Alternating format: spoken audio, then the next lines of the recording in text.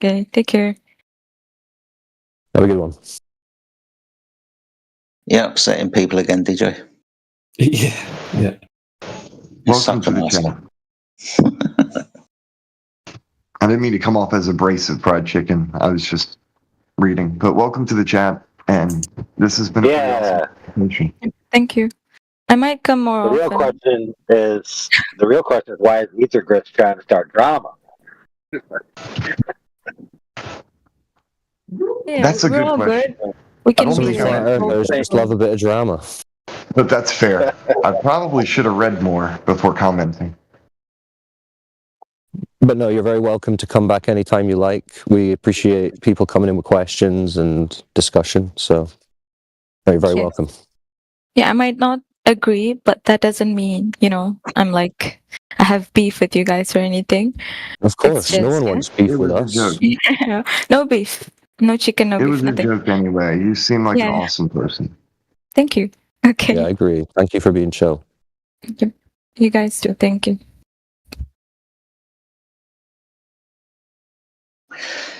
Is there anybody else, Cyclone? It's a good question. Who's got eyes on the chat? Not me. I've got eyes on football. By the way, Oh, I changed my name to Mr. Flat Earther, so everybody will know that I'm nice now.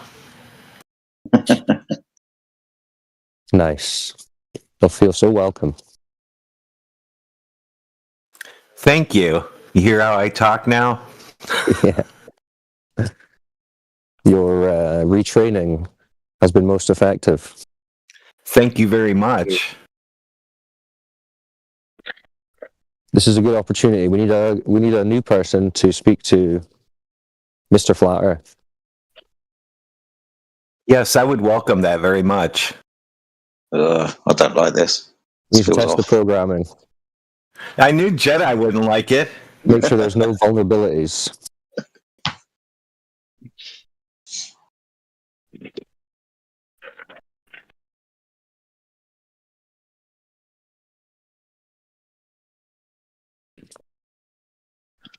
We got a Glober who thinks if you can see the bottom of the oil rigs, refraction is now bending the light up around from the ball so you can see him. He's having a hard time. He's had a hard time all day in here. This might be his hobby. How's that possible? Because you can see the reflections of the lights from the rigs on the water. And if the law of reflection dictates that the angle of incidence is the angle of reflection, then how could it possibly be behind a curve? Oh, man. Yeah. I don't think I'm going to get around that one. Yeah, see, the Globers don't realize that everything they see is a mirage until they come and talk to us. And then all of a sudden, they know that everything's an illusion. Everything beyond that 1.2 miles, all that flat water up to the bottoms of the rigs and beyond, all of that is just mirage. And you had to come to us to understand that. So really, you should be thanking us. Right. So, for example, Homeboy might say to me, well, that reflection thing don't matter because it's also getting refracted. Well, then you screwed yourself. Let me explain. Because the angle of the reflected light off the surface of the rigs is coming at you at one angle, and the angle of reflected light off the water is coming at you at the inverse angle. So how can the same refractive index result in both light reaching your eye? Not going to happen. So you played yourself. Sorry, you lose.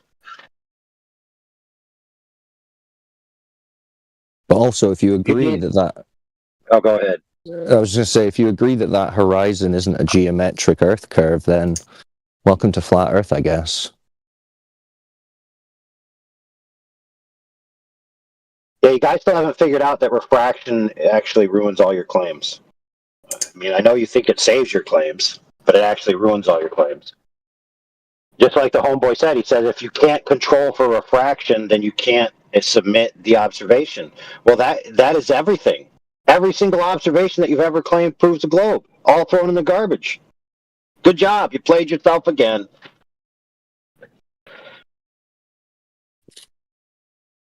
Yeah, because see, remember, the argument for the globe for forever has been, or at least in the textbooks that they're teaching the kids, they're saying for thousands of years, We've known the Earth is a ball because Aristotle watched boats disappear bottom up because they're going over a physical curved horizon. But now the Globers are coming in here telling us, no, that's not a physical curve of horizon. You can't see that. You never see the curve of the Earth obstructing things. It's always refracted. It's always mirage. But it's still a ball because all that light's bending up and around a curve that they've got no evidence for to begin with. Because it has to be. Because it just has to be that globe that they were shown in class, shown on TV. It has to be that. So that observable horizon that we're seeing, that can't be the case, can't be true, must be a mirage. Ouch.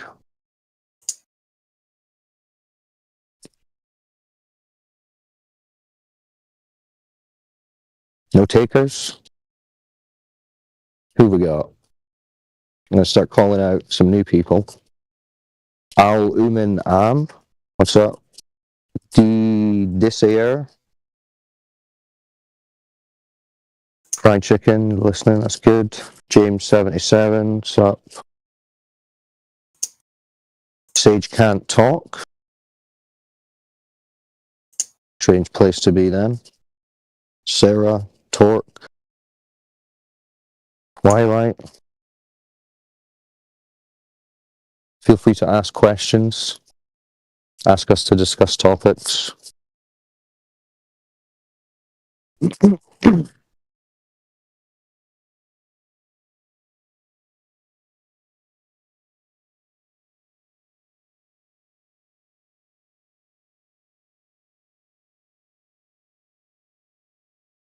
James77 is not interested in the asteroid home insurance. Well, good luck then. When one of these space rocks comes hurtling down, you're going to be wishing you'd bought Mr. Nice Flat Earther's insurance. So when you sign up for the insurance, we send you a set of curve detecting sticks that you can place in the ground, and you can go ahead and measure Earth curve with your 2 sticks.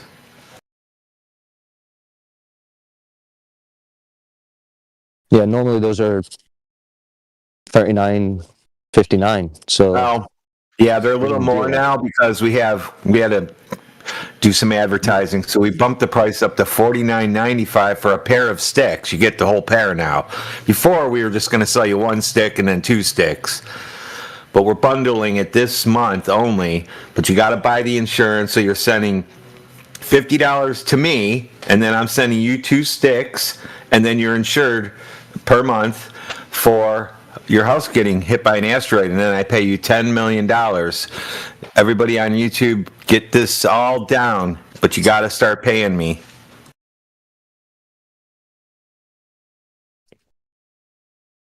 yeah, and we understand that might sound like a lot, $49.99 for those sticks, but think about it. Think about what you're gaining.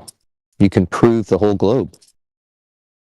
So really, that's nothing at all. You can come in here and say, hey, look, I got the sticks.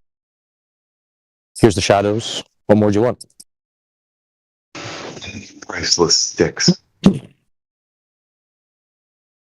So if you're interested in that, just let us know. I posted the ad. You can see you now get a pair of sticks for the I'm just throwing them in for free for the incentive of signing up for the new insurance program. So you get the sticks for free.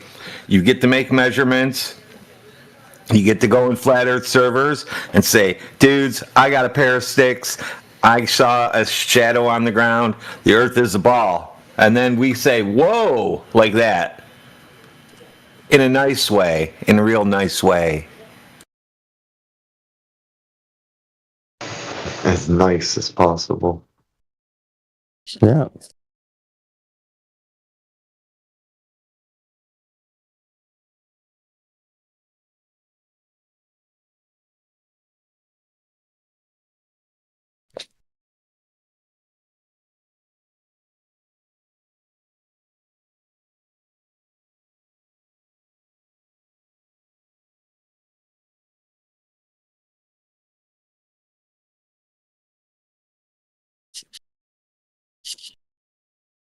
What's that saying? A fool and his money are easily parted. Well, this is not an example of that. So Don't worry about that. This is 100%. You can read it in the textbooks. You just need sticks to know that you're on a big spinning ball in a vacuum. And sure, you maybe have to assume that you're on a big spinning ball in a vacuum and that the sun's a nearly infinite distance away, giving out parallel light rays instead of the divergent light rays that we observe on Earth. But other than that, I mean, you're basically proving that you live on a big ball. So, anyways, they're there if you want them. They're really good sticks. Shadow's not included. No, we don't supply the shadow. You should know that. If you guys need help with your sticks, if you get us on here, we'll do it live with you. We'll tell you place a stick in the ground and look at it, and then we'll tell you to place a stick somewhere else in the ground and look at it, and then you get to say, look, sticks, and I see a shadow, therefore I live on a ball. Because if you're on a flat Earth, obviously you can't have any shadows. What the hell?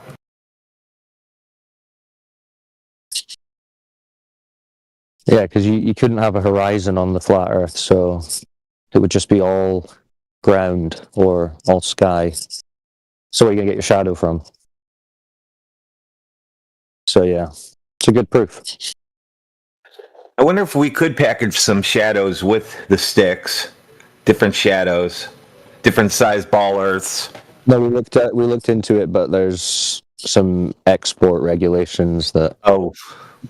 Yeah, well, I guess it depends on where the shadow comes from that we're putting in the box. You just can't use any shadow, I guess. No, you don't want to supply, some knockoff shadows or anything, so it was just going to be too much. There was that that's incident right. of Peter Pan. Remember the incident in Peter Pan where the shadows killed everyone? What? Yeah, you don't remember Peter Pan's shadow ran away and went That's right. psycho? That shadow And he was had to go unruly. catch it? That's right. No, I don't know that. Man, that's a whole part of the story, man. With shadows like doing its own thing, and he has to catch it and like merge himself back with the shadow, so it'll be his shadow again and not like its own entity. Yeah, scary times. Mr. Nice Flat Earther, you have not been keeping up with your institutional education curriculum and the fantasy stories written by creepy pederasts that have been subscribed to you.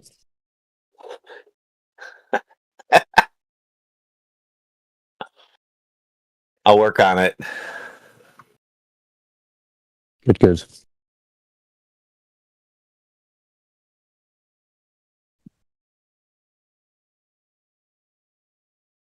We should set up a Glober Discord, okay, so that they feel like they can feel comfort and think that this is Globe 24/7, and we'll just go in there and pretend that we're Globers with them until we. But that doesn't make sense. If I put a shadow in the ground, a stick in the ground, and look at the shadow, and I put another stick in the ground and look at the shadow, I don't really get how that works. You can play stupid. We could probably get just as many people once they figure out that Earth's not a ball. You can make all the rooms you want. We got a threat today. They're going to go and make a 24/7 Globe Earth room in here. I encourage you guys to do that. I encourage everybody. Quick history lesson of all the venues we went to that have done that. Their 24/7 Globe Earth sections crashed and burned, and everyone that they attracted ended up in our channels because the Globe Earth channels are boring. Boring. Then they end up getting in trouble because they spaz out on their own damn spiral that they built for themselves. And some of them end up banned from the servers that they act a fool on. Yeah, because think about it. If you're going to talk about the globe, how is that fun? It's only fun relative to flat earthers being present. So when you're over in your little channel, the only thing you can talk about is trying to prove the globe to people who don't believe the globe, which none of you guys do, so you're all just preaching to the choir. That gets boring real quick. Now that's an echo chamber.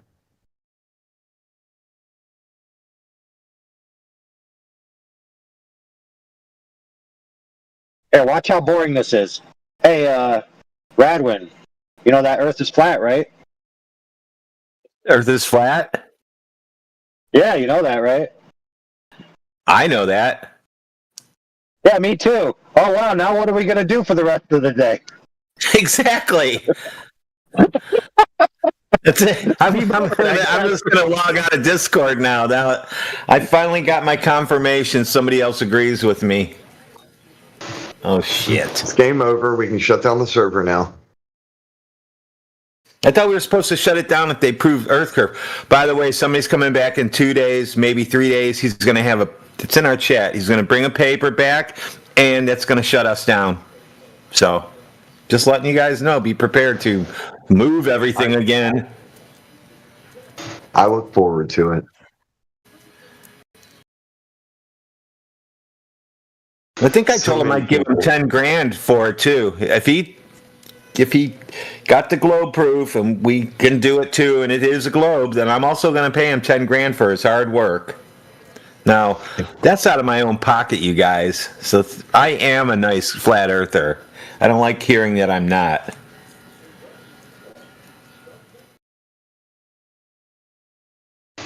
The nicest of the flat I am the nicest.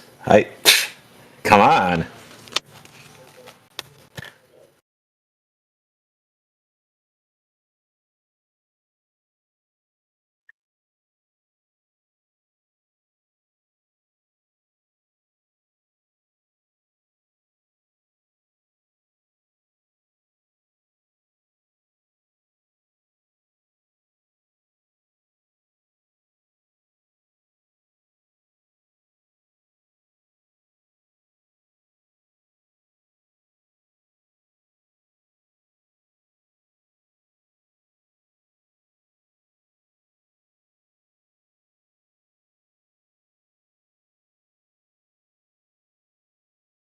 Oh, yeah.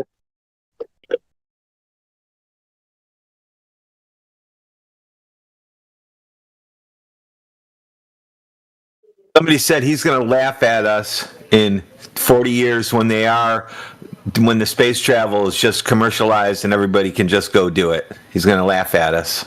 I said come back in 40 years and hit us up. Yeah, but they've been saying we were going to have a moon base 40 years ago. Yeah, that's what I was going to say. They've been saying the same thing forever. They hustle a ton of people out of their money, too. A bunch of folks, grandma and grandpa, got hustled out of money to go to a moon hotel that was never built. What? That don't sound right. That sounds naughty. Taking advantage of people.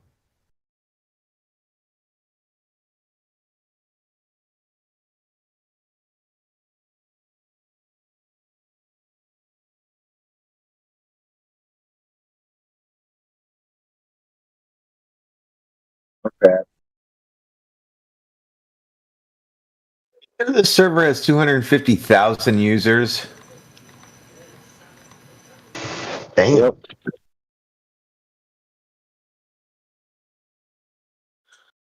Guess we'll keep the lights on. Or those stragglers.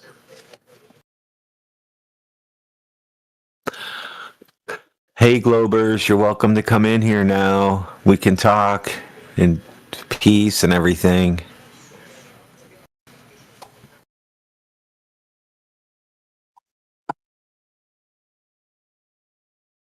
Oh, is this the kinder, gentler Radwin?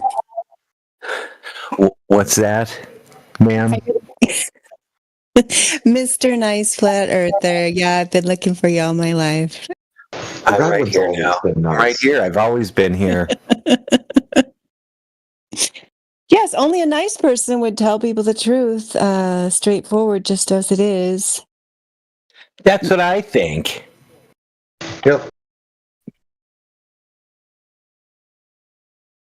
It's not very nice to lie to people. I know, that's really mean, especially if you do it like in a really sugary way and deceive them and stuff. Yeah.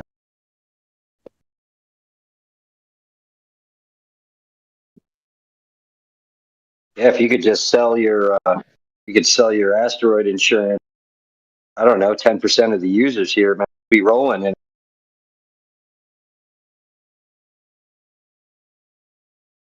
I'll have to put that in my profile directly. bro, Venmo it directly to me. What? You got to sell the asteroid insurance, and then they sell the asteroid insurance to 10 other people, and they get a bonus. And then they sell it to 10 other people and get a bonus. Oh, yeah. That is such a good idea. I can't believe I didn't think of that. It's called a triangle distribution pattern. Oh, a triangle distribution pattern. I get it. They used to call it pyramid scheme, but that's a negative connotation. Yeah, So we don't say renamed that it around here. triangle. Yeah, no, don't say pyramid scheme. That's not right. Come on. I know. Well, Globers think triangles can have curved side, and if we just finish that, we can create a circular scheme. Yeah, we could. We could have a red circle with 3 black dots on it and call that a triangle.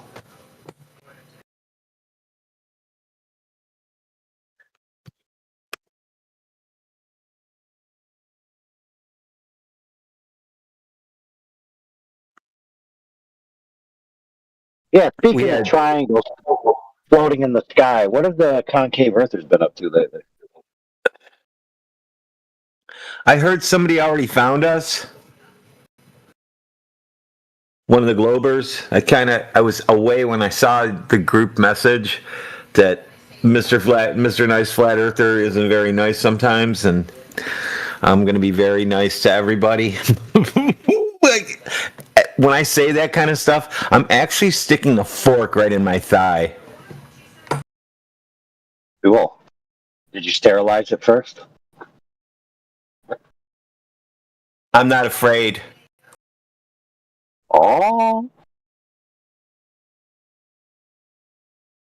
Me neither. I think your immunity is better when you do less antibiotics. Absolutely. I walk around with no shoes on as much as I can. Dude, I walk around in job sites with no shoes, and I get all kinds of nails in my feet, and then I have wicked awesome traction in the winter.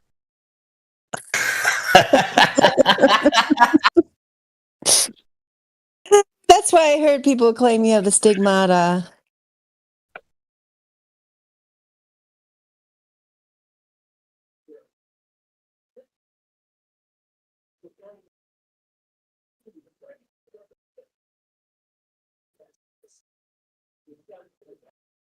Wow, this sensitivity is cranked on this mic.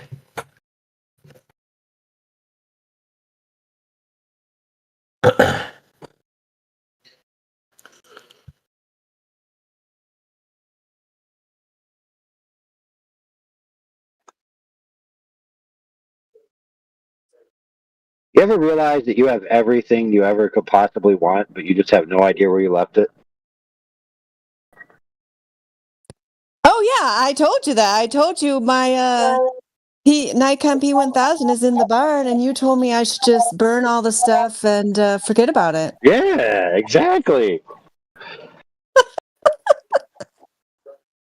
So I told him I was going to go through it over the summer and find everything that got put away in the storage, but you told me just burn it all. Yeah. Is this a bad Nikon P1000? Something we don't want to touch anymore? It's good. Yeah, it's perfectly good. Yeah, yeah. No, it's just one of those things that you know you have it. You know generally where it is, but then when you look in that direction, there's 5,000 boxes you have to move to find it, and you're like, nah. Oh, yeah, that's for sure. But speaking of P1000s, I'm taking the P900 to Cedar Point this weekend. Hopefully, I'll get some good shots over Lake Erie. I'm so jealous. Yeah.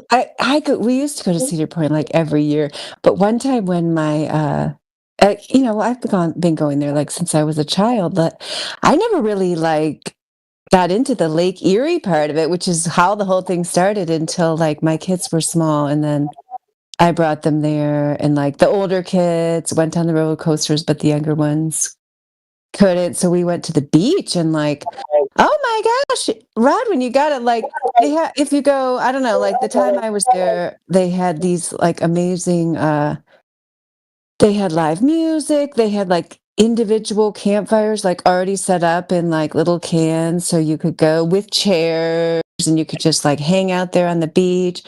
I had like one of the greatest times I ever had at Cedar Point, just hanging out on Lake Erie, only because I had the little ones, and but we had a great time. Yeah, you got to check that out. Maybe it's only on the weekends. You said you're going on the weekend? This weekend, Sunday. Oh, yeah. Yeah. Check it out and see if they still have the live music with the lit campfires for each individual group. It's very nice. I will check it out. Yeah. What was one of the things I have to go to the beach or near it if I have to get in the car, and so I live by Cedar Point. So for us to go there, it's just get in the car and we just go there whenever we want. But haven't gone in 2 years. So, but I have never taken anything except stuff to eat and money. Now I'm not doing that. Let the kids bring all their own shit and their kids, and then we'll just sit there like we're supposed to. Just sit there and go do what we want to do. Watch our stuff in the little camp area or whatever, or the picnic area, and then we'll be off on our way. When they get all tired out and they got to sit for an hour, that's when I'm taking off and go taking some good pictures. Hopefully, I easily can get the islands. Can I see Lorraine, Ohio from Cedar Point is the question. Okay. Yeah. How far across is it? Like, can you ever see Michigan from there or no? Oh heck no! You should bet a Glober first.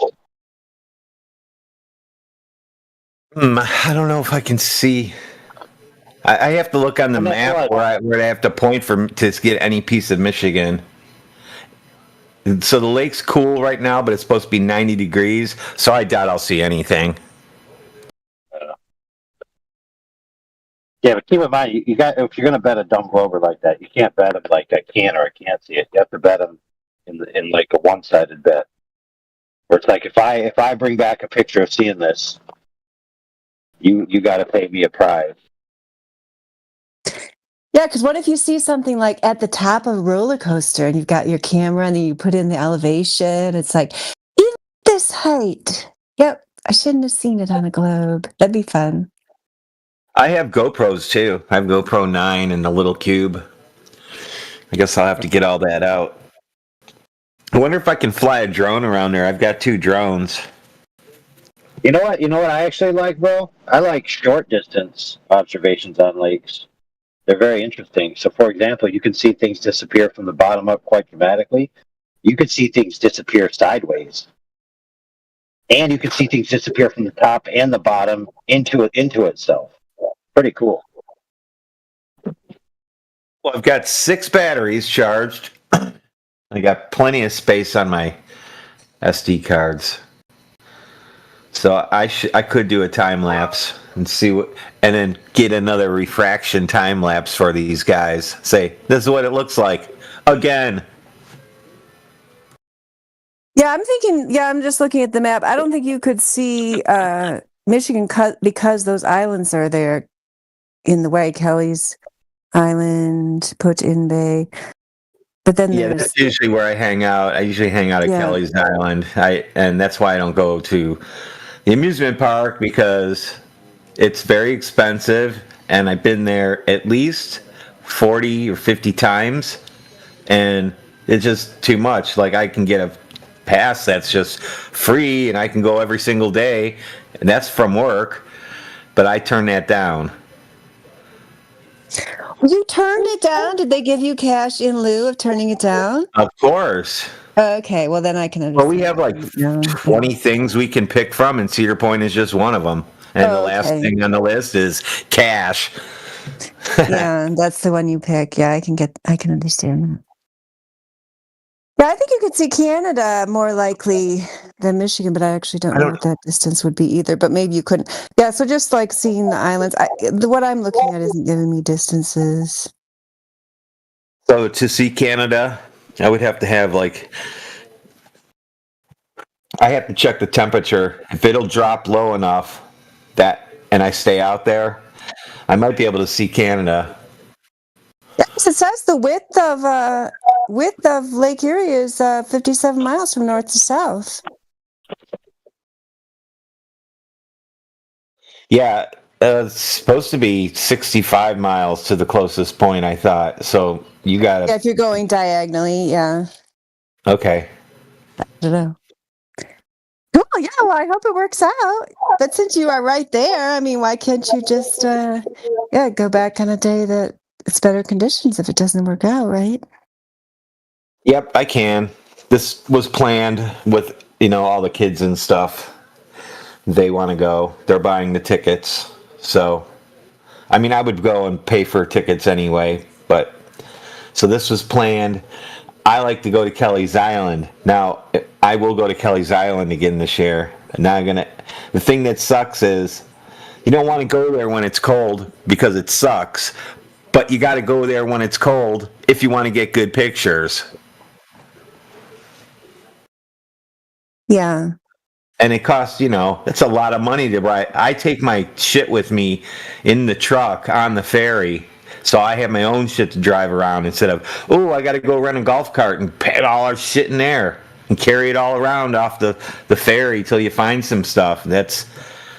I did that once and I said, nope, from now on, just paying for the there and back pass for the vehicles and just load them up.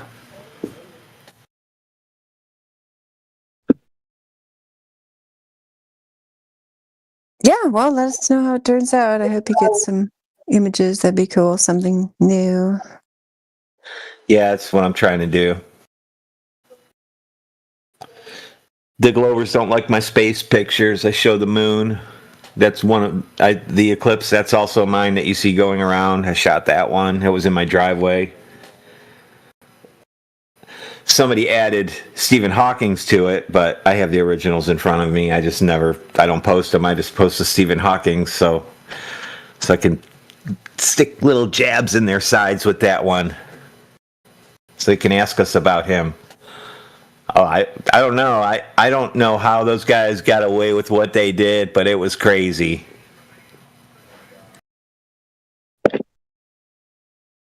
Yeah, so like this one guy, he had a daughter who kind of had what Stephen Hawking had, and he's like, "Oh, there's hope for my daughter. Look at Stephen Hawking, how great he is, and all the things he can do, and how well he can speak." So he went and asked, said, "Hey, where can I get one of those things Stephen Hawking has?" And they're like, "Dude, that's fake as fuck." Yeah, you can't. I am gonna have to go back and listen to and hear if that's an Apple like 2 voice, whatever they would be back then. Voice modules. These dudes be acting like Vegetable Boy can tell the computer what to do with his inflections of his heart pulse or something. It's like, whatever, dude. A twitching on his cheek. A twitch on my cheek. There's your new theory. Black holes. He meant to type in blackheads. I have a blackhead on my cheek, and they came up with black holes, and they're like, look what he wrote. DJ is telling you in the chat that he added Hawking's. Oh, is somebody asking a question? No, I was going to say, did you ever see the video that Jake the Asshole did? Debunking the Stephen Hawking. He had a translator. See that footage? I remember that video. But the original one, anyway. I made your circular scheme in chat, Radvin. Yeah, so he had an actual. So what Stephen Hawking's grunts meant. If you haven't seen that stuff, you gotta. That stuff is great. Simultaneously hilarious and disturbing. Yeah, he's like. That's what I'm saying. It's weird. Yeah, what he meant to say. Come on. So a guy I work with, he also got that same shot, And I mean, he got the almost exact same solar eclipse that I got. We put the pictures and compared them. That flare wasn't moving, not the whole time I was watching it, so I'm not sure what's going on with those little spikes on the sides. But they're there. I'm not going to say they're not there or anything like that. All I know is he got everything. When he showed me, I said, "How did you get my picture so fast?" He's like, "What are you talking about, dude?" I said, "Dude, I just posted that in Teams. How did you get it that fast? Like, I literally posted it 1 minute ago." He's went to his phone. He goes, "This?" I said, "Yeah." He goes, "Here's the rest of my pictures." And I went, "Holy shit." And then I said, "Send that to me." And we put them up. I wonder if I can, the conversation is probably gone by now. We kind of wipe ours every couple months or something. I can't look back in certain channels. Anyway, yeah, that channel's gone. But I might have this picture. I can't believe that. You would think that shit's moving around and he would have a different picture than me, and it's not. It's not different. Did you take that during the, last year Yeah. solar eclipse? Wow, very impressive. Yeah, I didn't even know you did that. My daughter and I, during the one before that, which was 2017 to 2018, we were like, oh yeah, it's going to be in Ohio. We're totally going to go. But then we totally didn't go because, I don't know, I didn't have much paid time off left and it seemed complicated. But now I kind of wish we had because it was so close. Where did you go to see it? My driveway. Oh my gosh, that's so great. Yeah, But even the places, huh? It was a full eclipse for Ohio, where I was at. Yeah, I know. I knew exactly where to go. I just didn't feel like dealing with the crowds because I don't really like crowds that much. But I don't know, some of the ones you saw where people were going, they were all tenting, it kind of seemed like they were having a good time. Probably would have been a good crowd. People who come out to watch the sky, they're probably fun people. It was just so eerie watching. I could see the houses. I'm kind of a little bit higher than the rest of the neighborhood, and I see a little bit farther in between houses than other people do as they're looking up versus me looking out. And I saw that shadow come towards us, and you could feel it just instantly get cold as soon as it hit us.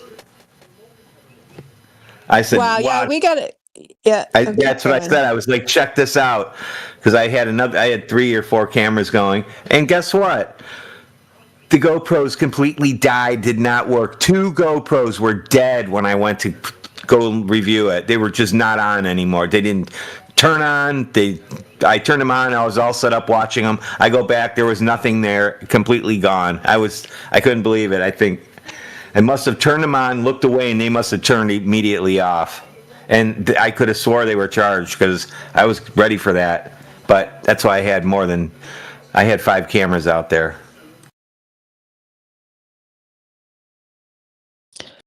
Yeah, Yeah, was we so could- ready, we could ready see it. for the eclipse, and it just was a cloudy piece of shit around me.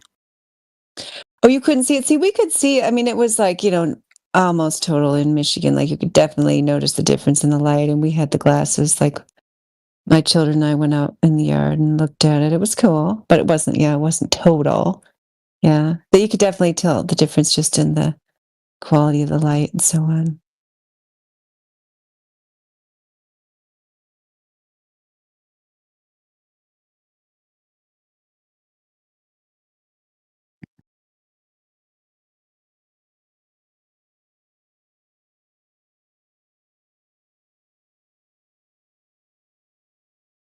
The last time before that, we used the cereal box viewer because we didn't have the glasses. That works too. You can see the shadow totally go across. I was standing out there in a welder's helmet.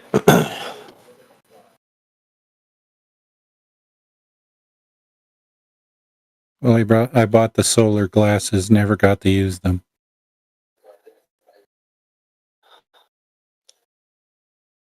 Yeah, that was a good gimmick. I wish I would have thought of that. One-time use, $29.99. Well, I only paid $5 each for my glasses, but I mean, Still a if you waste of can't money. get that kind of filter, you got to buy them. So if you want to look at it, if you want to look directly at it, you need something like that. So you don't really have a choice. Yeah, we got them I- for free at the library, and then I think the kids got them at school. There were way more this time than there were the other one, like 8 years ago or whatever. It was hard to get them before. They were selling them for outrageous prices on eBay and stuff. Yeah, thankfully there were some charities or whatever around here. They were selling them for super cheap. They were still making money off them, but not outrageous amounts of money.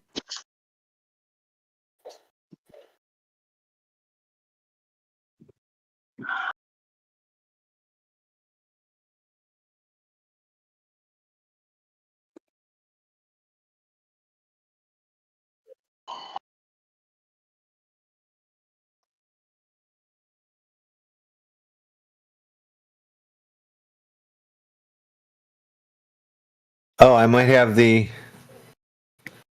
eclipse pictures here. Let me see.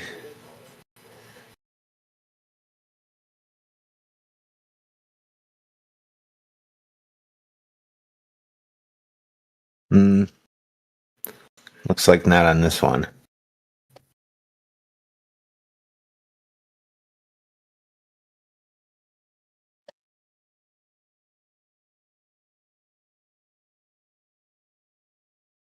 Daytime blue moon.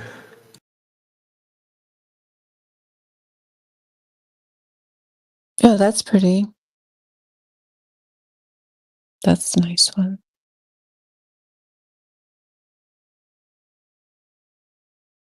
Here, I got to do these in the right order. It goes like this. Oh, come on. What's wrong with that one? It's huge or what?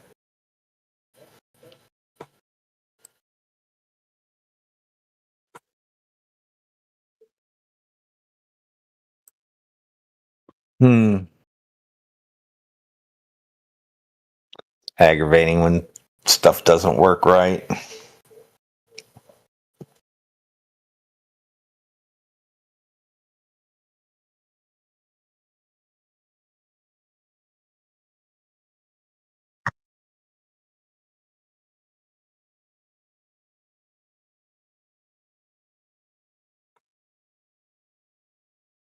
There's a good one. I took that one. It was hard to capture him with that deer in the headlights look, but I got it.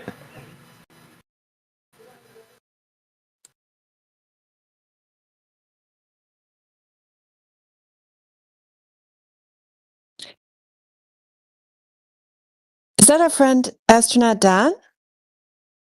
Yeah, yeah, definitely. That's, I whipped out the camera and caught him. I guess he really did go back to the moon in a nanosecond. Just looking at him, you can hear him talking in your head, and you know that all these Globers are just laughing on that side that are just putting him out there, and that him too. He knows he's an idiot, and he's when he's in private with them, like, what do you want me to do next? That kind of shit.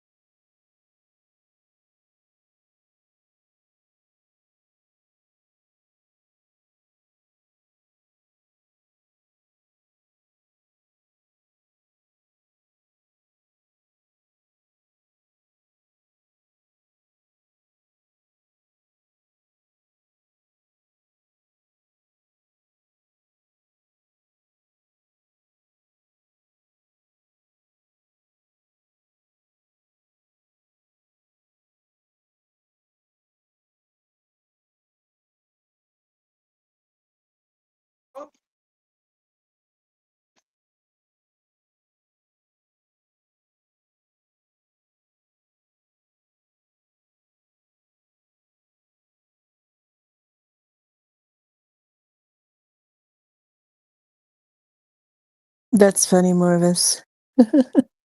I know, yeah. The brilliant astronaut.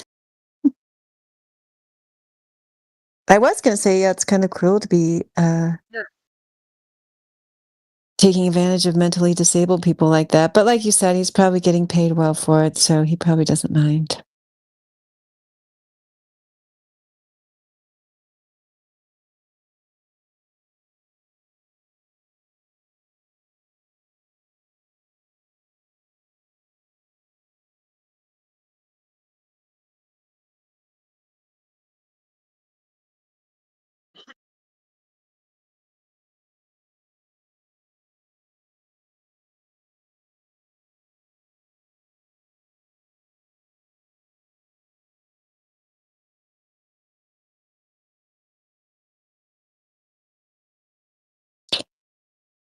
Does anyone here have a question about Flat Earth? Have you guys talked to these people like Sage Can't Talk?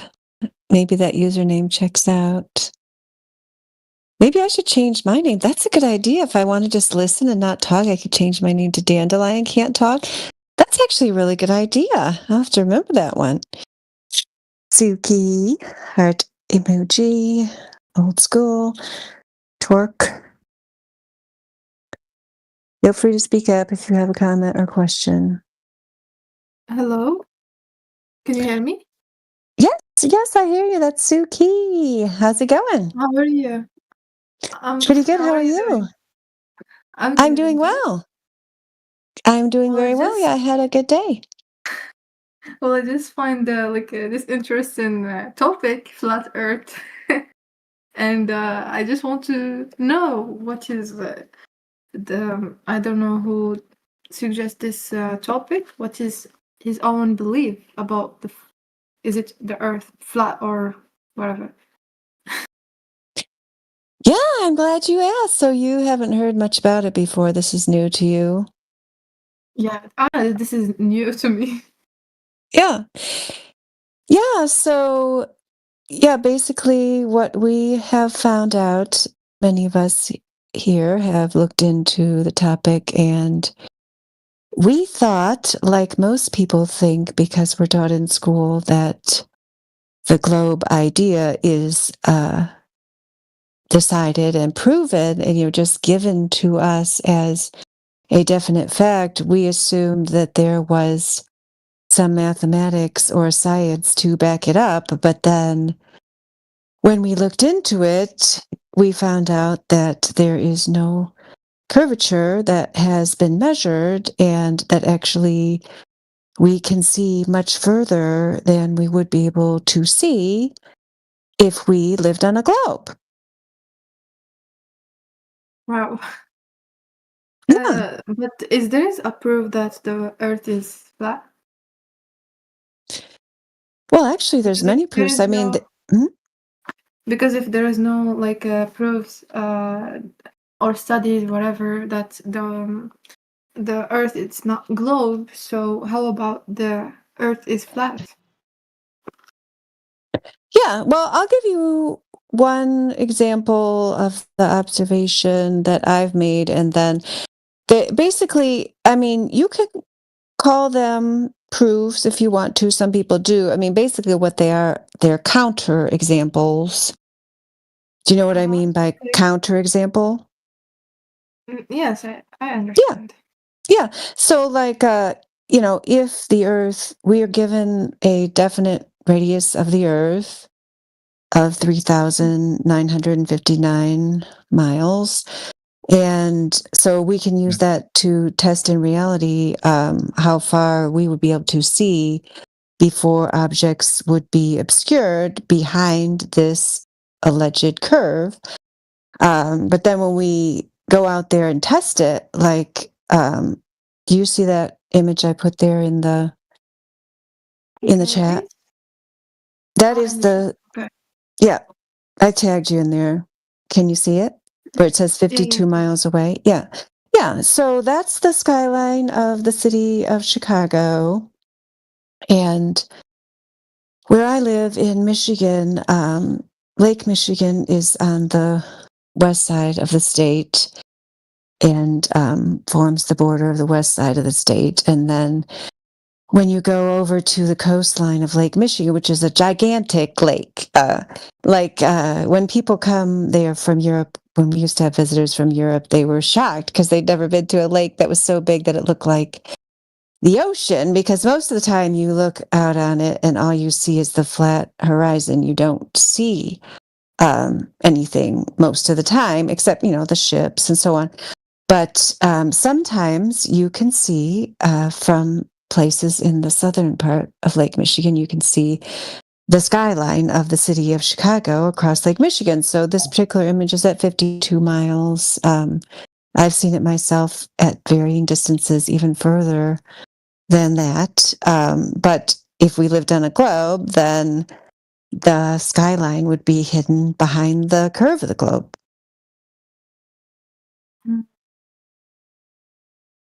Because I was when you show me that picture, I was thinking that this is just a one side view. There are many views. So for example, there is mountains, there is plateaus, plains. So there's different views. I don't know. I don't really see this. Can you repeat those last? I didn't understand the last things you said, where you For said there's example, different views and then you gave examples. Yeah, what were those examples? for example, mountains. So if you you were in the for example, if you were behind in front of a mountain, what you're going to see? You're going to see like a mountain. You're going to see a wall. So you're not going to you cannot have a whole definition or a whole proof that, because that you just look on one side on the mountain, and you can say the earth, it's not flat, and it's not a globe, it's square or whatever. So but if you go to another place, for example the ocean, when you look in front, you can see this this image that you sent. You can see that the earth looks flat. So your belief, is it based on just this picture that you've sent, on just this view, how you see the earth? Great question. Yeah, hold on. I was trying to find you another image here. Oh yeah, good. I'm still unmuted. I can't remember if I muted myself or not. Yeah, that's a great question, because mine is totally not based on just one image. I only gave you that one because that's the one I personally seen and studied the most. But I'm trying to find you this other one that's oh, here it is. Yep, here's one. Because when we're talking about the horizon. So yes, when you look out on the ocean, you can see much further than you would be able to see if you lived on a globe of the dimensions claimed. And yeah, this is only one. There are so many examples. I mean, depending on how much time you have, we could literally sit here all night and give you example after example after example after example.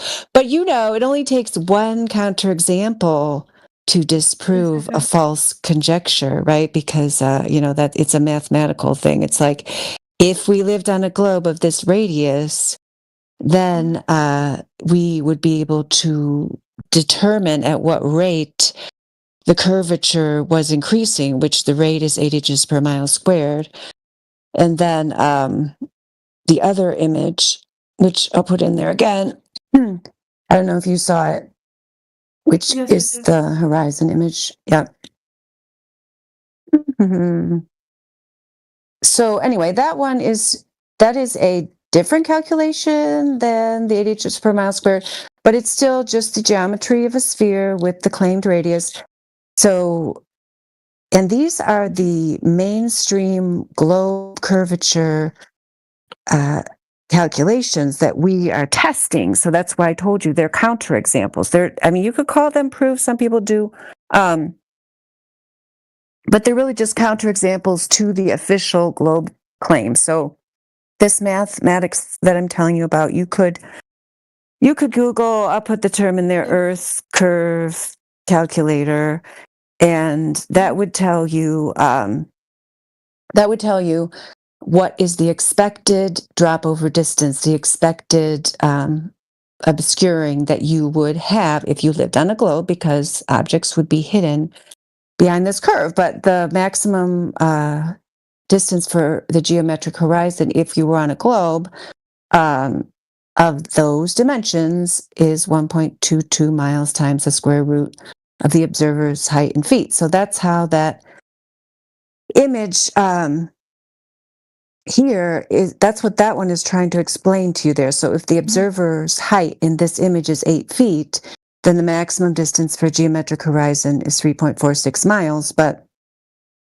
And this is one that's been studied a lot. I can show you the original video. There's so many of them from this channel where this observation has been repeated over and over and over, because we expect any kind of measurements, observations, tests, and so on to be observable, testable, repeatable, and verifiable, which is not the case with the globe. So anyway, then you can see the horizon is behind the furthest platform. The furthest platform is 10 miles, and the horizon is behind there, which is way further than the 3 miles that you would expect.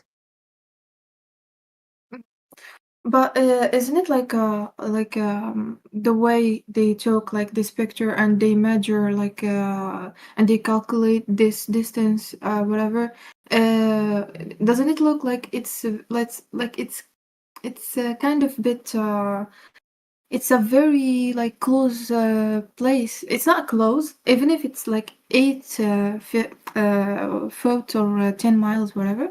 But it's very close to, if you want to measure the whole things. Because sometimes I remember I watch some videos of the people that they do skydiving.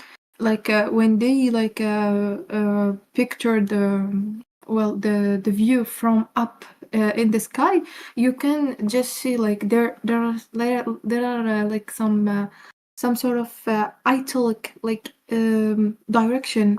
It looks like the Earth is not flat. So that's what makes me very confused about that, because calculating and measuring distance and the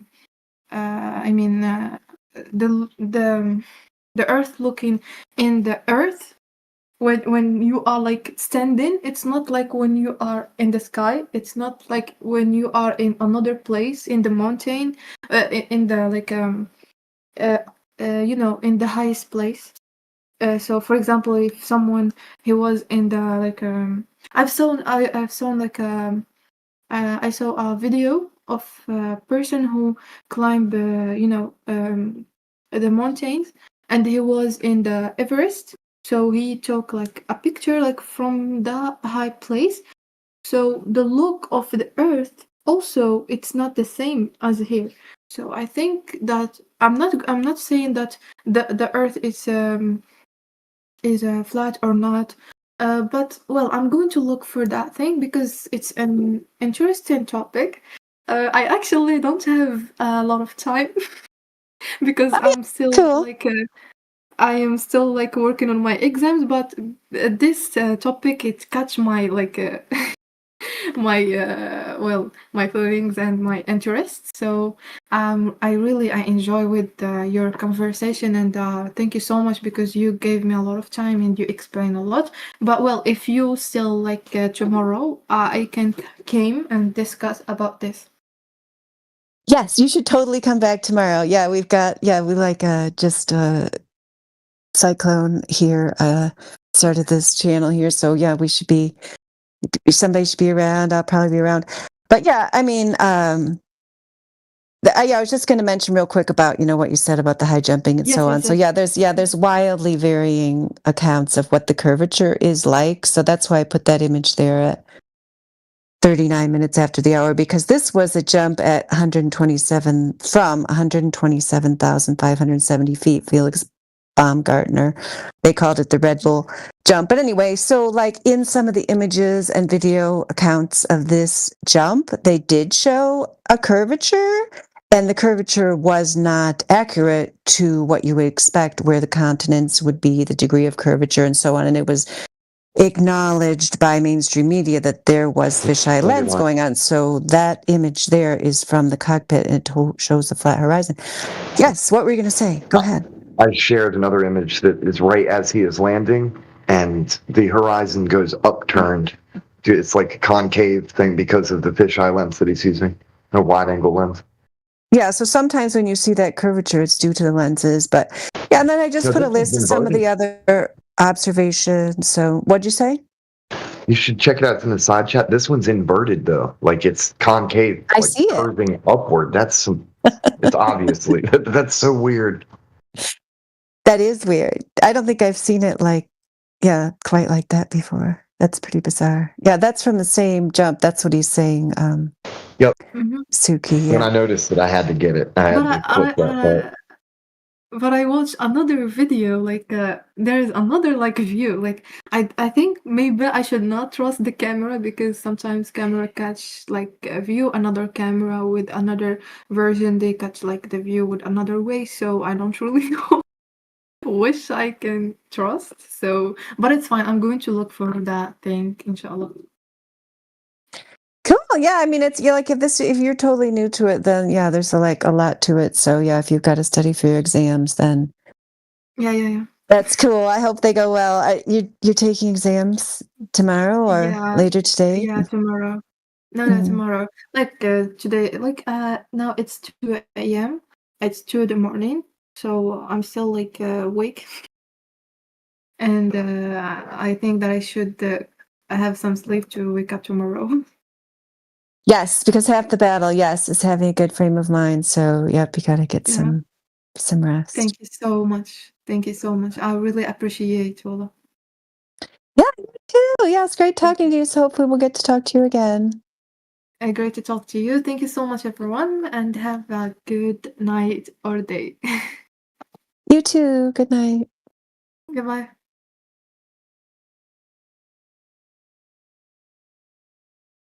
Oh, she was very sweet. Gosh, is that the kind of person we get to talk to here? I'll have to hang out here more. Yeah, for the most part, they're much more pleasant than the people over at Politics or PNR with daddy issues, but these people are much more reasonable.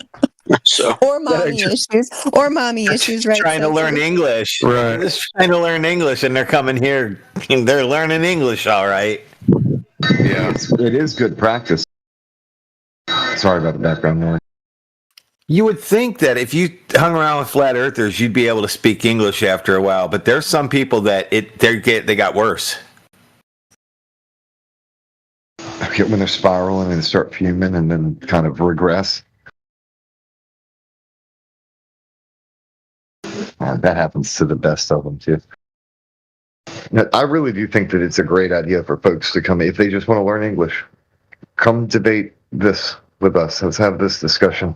It's great practice.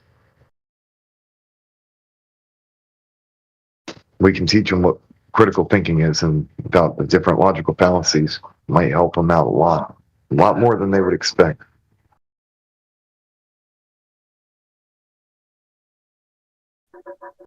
Yeah, that's also a good Dandelion. idea. All our Globe groupies are excluded from being allowed in here. That's probably part of the appeal for me. Yeah. So what are we doing with them when they show up? And they will show up. Because when one knows, they're all going to know. Well, if it's dead, see, the thing is, you could say if it's dead, talk to them, but then that diminishes the opportunity for other people to join. So it's better just tell them stay on Politics. That way we could have multiple active channels. If everybody just follows everybody to every channel, then we only have one channel. You follow what I'm saying? Yeah, I thought it was working yesterday. And then all of a sudden today, this is it. Yeah, yeah. Yesterday was popping off in both places, and then now it's like everybody's like, "There's only one place." Well, part of it too is we got to be disciplined to actually staff the other place. Yeah, I just looked over there, and yeah, they've got the YouTube bot too, and Videns is in there. So yeah, and Jenna Oldhouse, yeah, anybody but me can Well, we talk to him. That'd be routinely, great. yeah, we routinely have two channels going. It's getting 3 channels going. That's the real challenge. That's what they call juggling, keeping the balls in the air. How do you do it? Yeah, I think it's good. Yeah, because yeah, like Videns, yeah, I seem to like depress him and send him into a horrible funk. So I'm glad I'm not in there, and Jenna can talk to him, probably work out better. I like this idea that DJ had. Yeah, if we could get that tag, and but I don't know. I don't know if that like Indio doesn't like certain ones of these new features, like making it into a community server or something. I don't know if that's one of the things you'd have to do to be able to do that, but it'd be cool. Yeah, these little clickable roll tag things. I don't really know what that entails. I didn't know that's what they were for. You can click them and then you like automatically join whatever. Yeah, if you're in a particular server, you can get that tag, and then any other server you go into, people can just click it and it'll link them straight into that server that they got that tag from. So ours could have a little picture of a black swan or something and say like 24/7 FE or something, and people could probably find the server easily. Let me see if I can make that and then give it to Indio just to put in, and we don't have to worry about anything. It'll just That'd be be awesome, man. Straight clean bot, and you can look at the code. Yeah, that would be nice. So much easier. Yeah.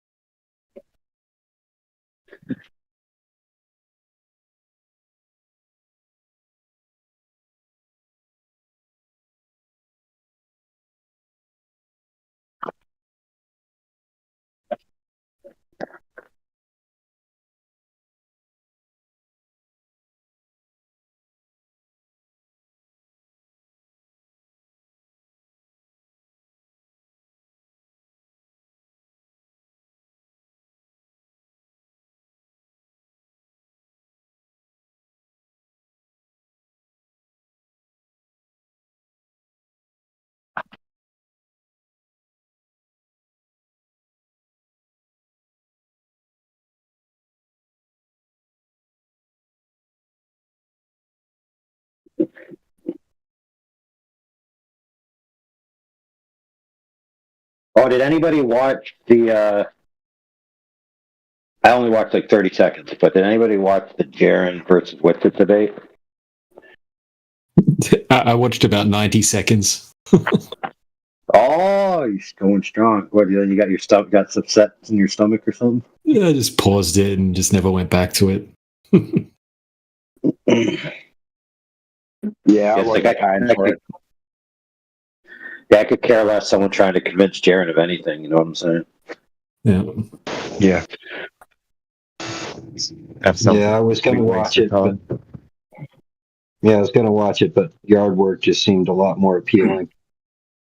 Yeah, that is for at best that's for it truly is for people that subscribe to Jaren to watch, not really for someone like me. Kind of big waste of my time, you know what I'm saying? Yeah, Jaren's opinions are like theory. Go ahead. I was saying someone else here came up with another theory that Jaren's probably lost a lot of money since he's gone the other way and lost a lot of subscribers, and this was more of a setup to for Witsit to help Jaren out to get some funds back into his account. Oh yeah, hook a brother up. Yeah. Well, You trying to tell me that his $300 man camp seminar isn't working out for him? Maybe not. I wouldn't take advice on Jaren how to be a man. Dude, if you ever need a good laugh, go and read the primer on that. So it's a seminar where he's going to one-on-one talk to you about how to be a man, and you pay him $300. But if you read like his pitch for it, it's hilarious. Do it for her. Go and have a look. Yeah, do it for her.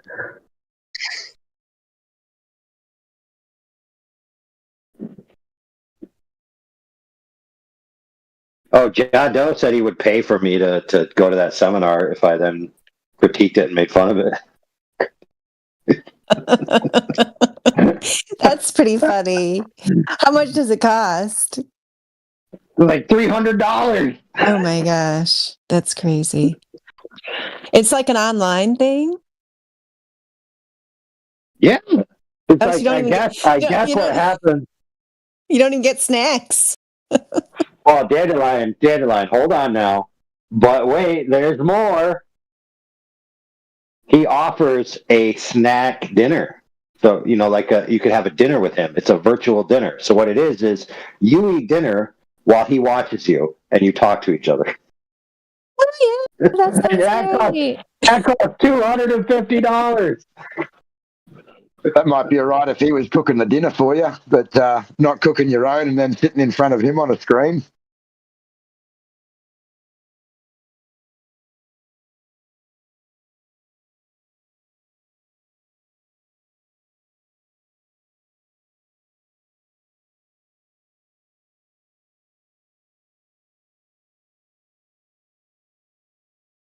Yeah, I was just curious if there was any, insightful things that were said that might have rung Jaren's bell or something, something of merit if somebody knew. But I guess nobody knows because nobody cares. I'm sure in about 2 weeks, QE will do a review of the video and every 3 words to tell us what. What was that? I said, I'm sure that QE will do a review of the video in a few weeks, or Nathan stop every. He did it today. words to tell us what they did wrong. Yeah. He did that today. On that debate. Yeah, they did that today. Ah, there you go. Dang. Yeah, they don't waste no time. The problem is, I don't think I can watch that. Yeah, I can't watch it when they stop every second bloody word and say the same Yeah, thing it's unwatchable. again. Literally unwatchable, man. Sad as it is. I miss when QE used to do the treatments on things by himself. And then that one time he had Nathan come on as a guest host. It was just him and Nathan. That was an awesome episode. Like the regular episodes, dude, I can't even be bothered to sit and wait around for somebody to make it through a sentence, dude. Like it takes 30 minutes to make it through one sentence. Like, no thanks.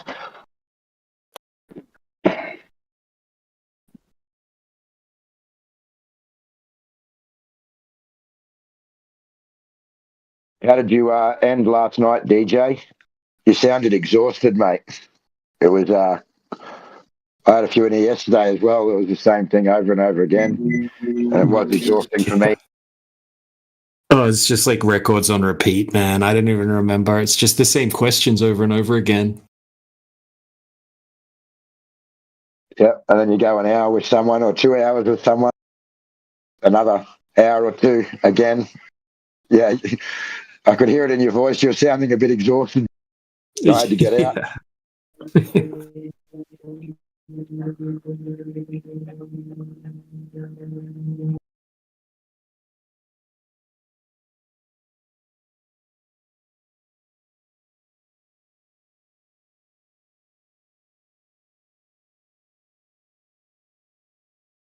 Yeah, I could probably recap it right now. Well, I said it was going to be a globe if I saw a 24-hour sun, and I'm always honest. So, I'm a glober now. Dude, he said that. Dude, I skipped forward like a few minutes into it, and he literally said pretty much what you just said right then. I got bored, and I skipped forward further, and Jaren was saying that we experience the Earth as flat, and we treat the Earth and utilize the Earth as flat, and that works perfectly on a globe. And then I just kind of paused it and gave up.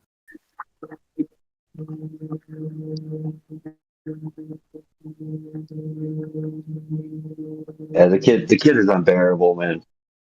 I just can't. I watched him in like 2014, and then I basically couldn't watch anything else he put out after that. It was just like it was over. Yeah, he got some good videos, man. He got some good videos back in the day that I still promote today, like the 200 quotes from the people that were involved with space, NASA, and the heliocentric model. Dude, that video is awesome. It basically shows how all that they're. Yeah, I mean, but people still got it mirrored, I'm sure. But the thing is, like, and those quotes still exist. You know, it's not. But a lot of those quotes were just the guys involved saying how they were making religious decisions, philosophical decisions. They were avoiding the truth of the science just to get their bias, you know, all that kind of stuff.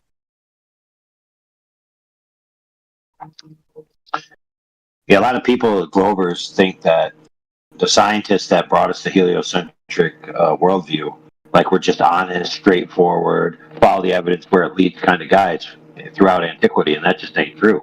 Man, they were dripping with religious predispositions that they were forcing up the butthole of what they were calling science.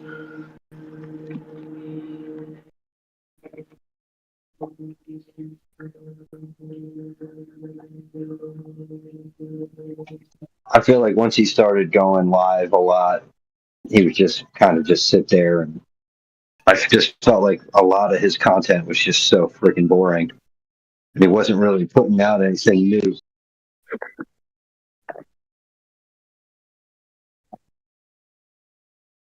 Yeah, what's always new, bro, even though it's the same content sometimes, it's conversations with new people. That's always new, because it's a new person.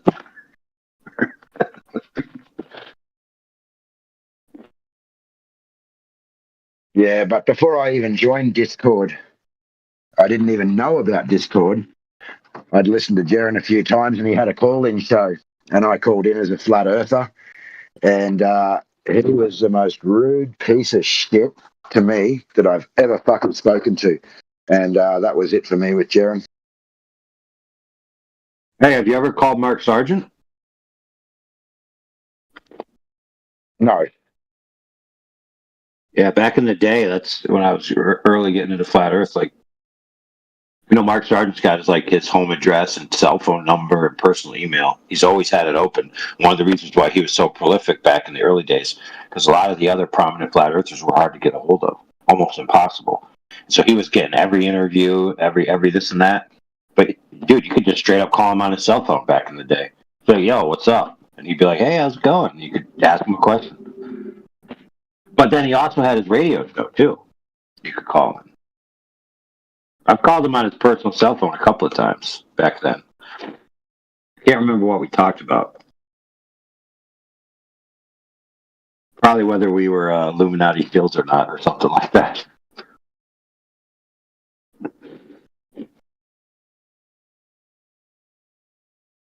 No, I haven't really nice watched guy. anything from Mark. Yeah, okay. I haven't watched anything really from Mark Sargent, so I know I've never seen that. But yeah, when Jaren had that call-in show, and you'd have to call up through Tiny URL or some other app or something.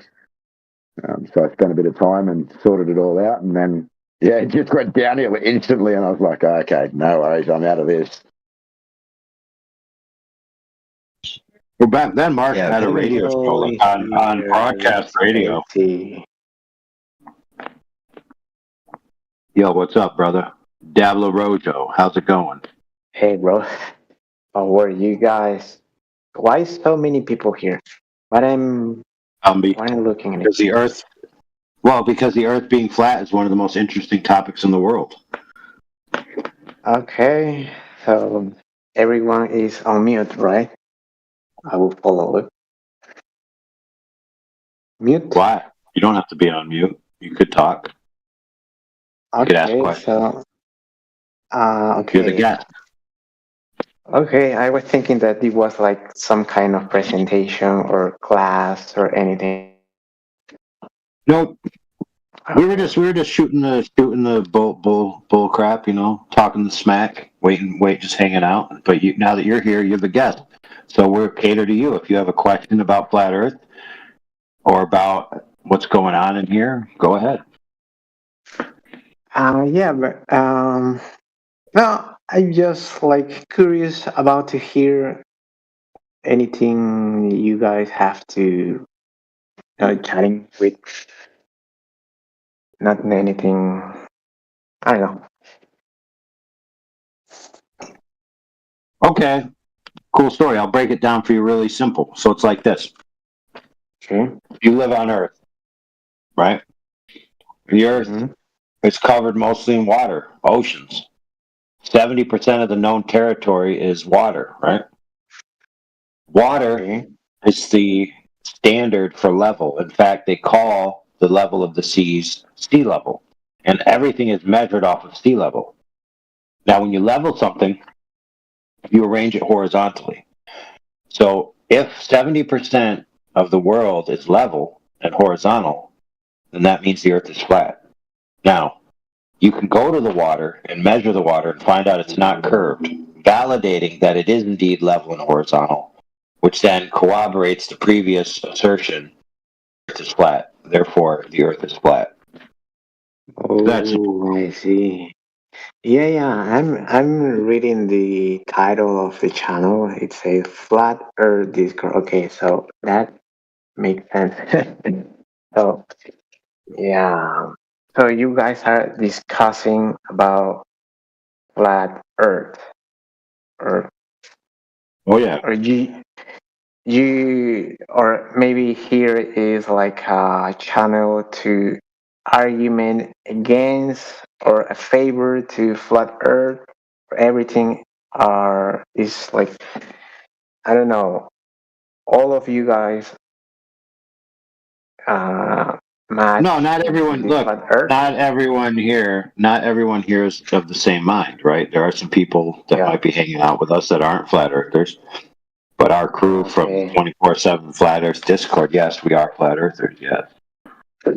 Oh, yeah, that's interesting. I was hearing a lot of like discussions between Go and Ford about flat Earth, and yeah, nice topic to listen to. Oh yeah. And you're welcome to listen here, but we also broadcast on YouTube, and we have multiple servers that we're in. So, for example, right now we're in another server called Politics, where we have some of our crew members there talking. It's being broadcast on a YouTube channel. So, if you notice right now, we have a YouTube channel, not a bot, but a character here called 24/7 Live, which is actually broadcasting this conversation to YouTube right now. Oh, okay. It's interesting. Something has changed here because I don't came too frequently. Like I was like very, very long ago came, and there were like different channels, like small groups, 5, 10 people. But I I see that there are topics, like group topics, different topics, and this is different, I think. So, hey, Diablo, how long you been speaking English, brother? It's not my mother tongue. That's the thing that I want to improve. Yeah, but No, I'm just curious how long you've been doing it because you're doing fairly well. oh, okay, thanks. And maybe I was like practicing like in and out, like I don't know, years, 2 years, 4 years, and yeah, I I developed maybe some fluency. Yep, you sound pretty good, man. You're doing good. Oh, thanks, bro. I appreciate it. Yes, sir. I appreciate that. Yep. Oh yeah, I will keep listening to you guys. What are you talking about? Flat Earth. Thanks for welcoming.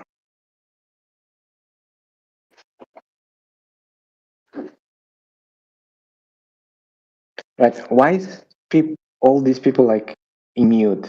They are doing other things. Just listen. No, some people are listening, but what we try to do here, because we're streaming live to YouTube, you're now a YouTube star, by the way. We like to keep the conversation very clear and concise. So if there's a couple of people that are having a discussion, everybody else will mute so that it's a clear discussion, and then someone else will take their turn, rather than everybody just talking over everybody, because that becomes a big mess and nobody can hear or understand anything. Yeah, absolutely. Yeah, it's many people trying to speak each other. No, it's crazy, but yeah.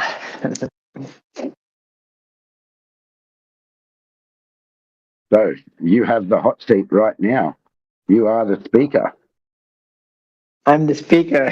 So I'm at the moment I'm getting streamed into YouTube.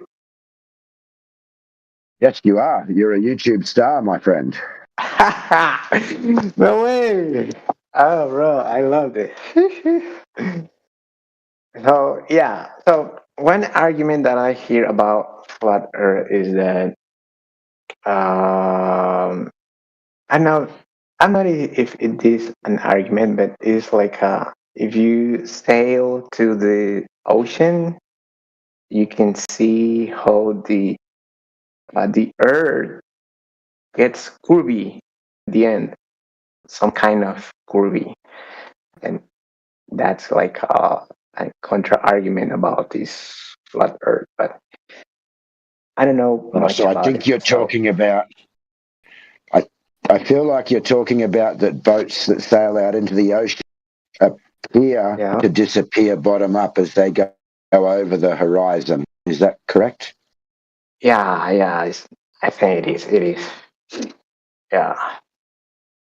Well, I'm sure one of the guys here can speak to you about it. I've got to run and do a few things, and I'll be listening as well. But I'm sure that AI or DJ or someone in here can help you out with boats over the horizon. Yeah. And I don't know. I don't know. I don't want to be disrespectful or anything, but I hear the arguments in favor of flat Earth are not too strong, right? I don't know why. I'm not an expert in anything, but that's what I see on the internet. That flat Earth arguments can be sustained in some way. Okay. That's a good thing you're here to hear the real arguments. Go ahead, says who. So you've heard one argument about the water. You remember the water? Yeah. Okay, so would you say that that's a strong argument or not so strong, that the 70% of the earth that you live on is water and it's horizontal? Would you say that's strong or weak? For me, if I see it, if I try to see it logically, it's a weak argument. And I will tell, because if I go to the space, if I look to the Earth, I can see a round thing is circle. So how can it be flat? And yeah, I don't want to be disrespectful with the arguments around flat Earth, but if I see it logically, it feels like a weak argument that flat Earth could be flat. Right. Don't worry about being disrespectful. You're not disrespectful. Believe me, we know what disrespectful is. But if the Earth that you live on is 70% water and that water is flat, how do you have a ball 70% of the Earth is flat? Yeah. Interesting. I don't have a right answer, but yeah, it's something to keep in mind and make some thinking process, and yeah. But I will need to hear like different perspectives, but yeah, it's interesting. It's interesting. Okay. Yeah. Mhm. So if I told you that everybody, including yourself, treats the Earth as flat and stationary, what would you say to that? Treat the Earth.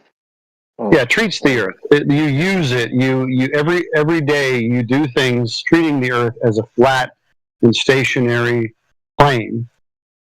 What would you say to that? Okay. Yeah, if I go around the Earth and do things around Earth, yeah, I could feel that every place where I go feels flat. There is no Right. a curve or round or anything like that. But yeah, I feel like it is like in the short term, it feels flat. Sure. So would you say that your entire idea of the Earth being round has only come from an external source, meaning somebody told you, or you saw a photo or an image of it, and it's just kind of what everybody else believes? Would you say that that is your only experience or exposure to the round Earth? Yeah, that makes sense. Yeah, because as you say, many of the exposure or the knowledge that someone can have comes from being outside of the Earth. Maybe in a plane or in space or a picture.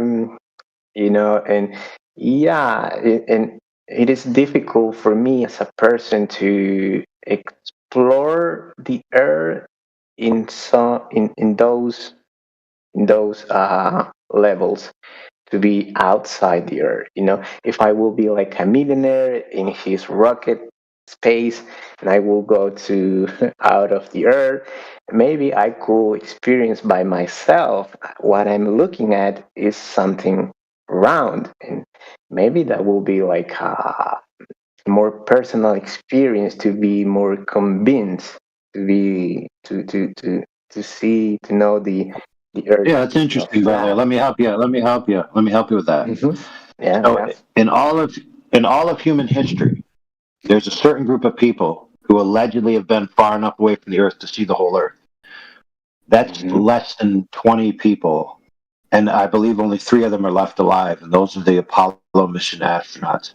No other human being has ever been far enough away from the Earth to see the Earth. Not even the ISS astronauts. Okay, interesting.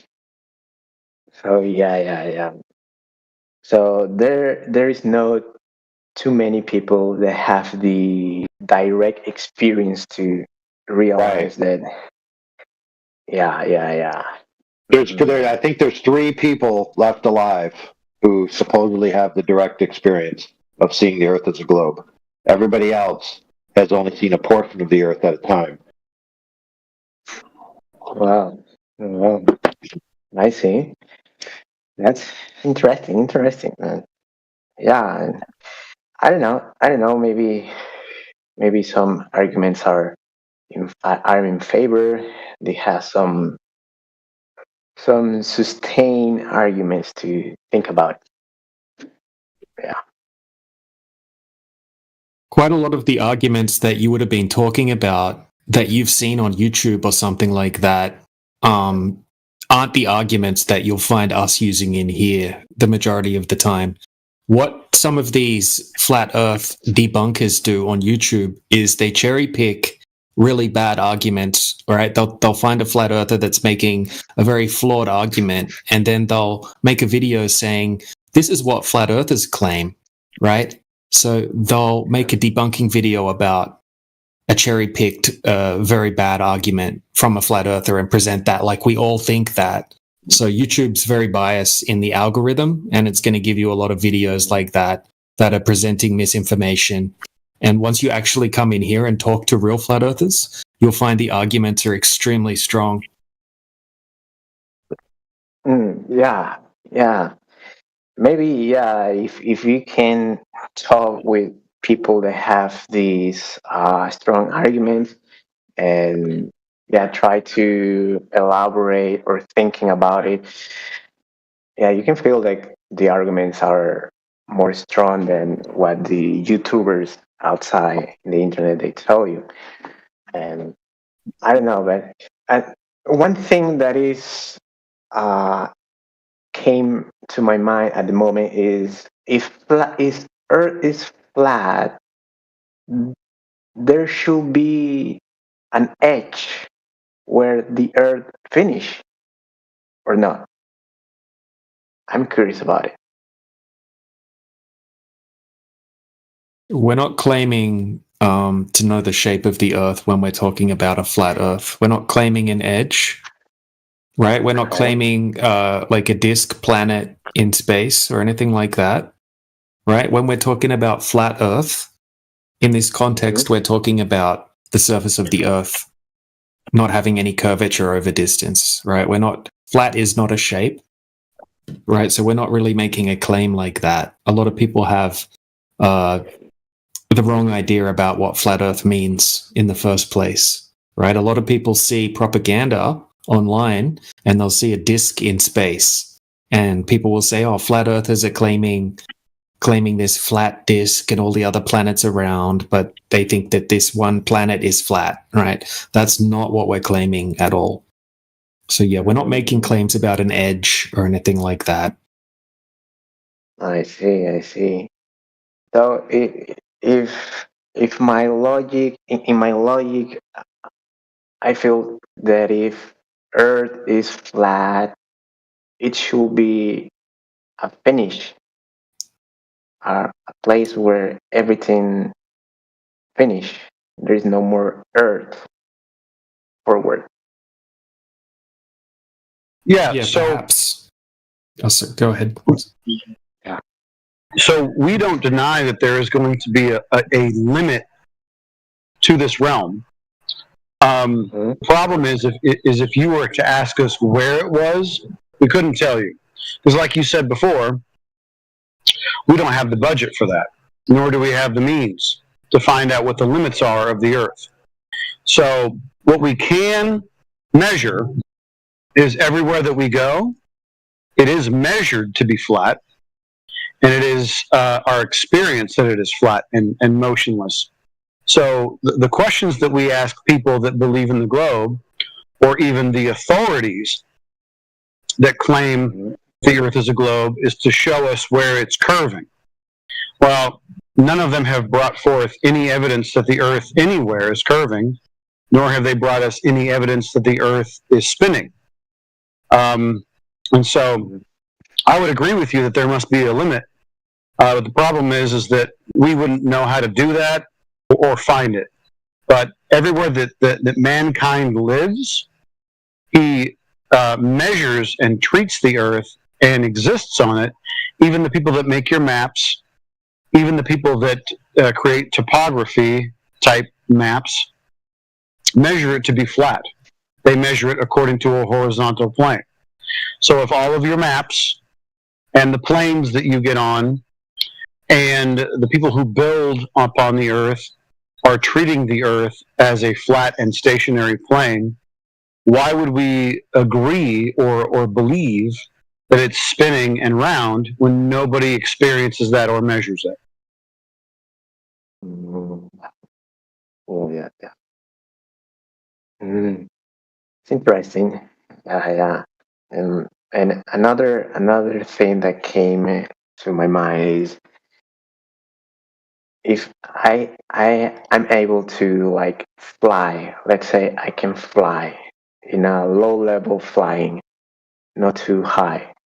If I fly just directly without an end, where in some point I will came to the same beginning point or maybe after a month, I will never touch again the beginning point, right?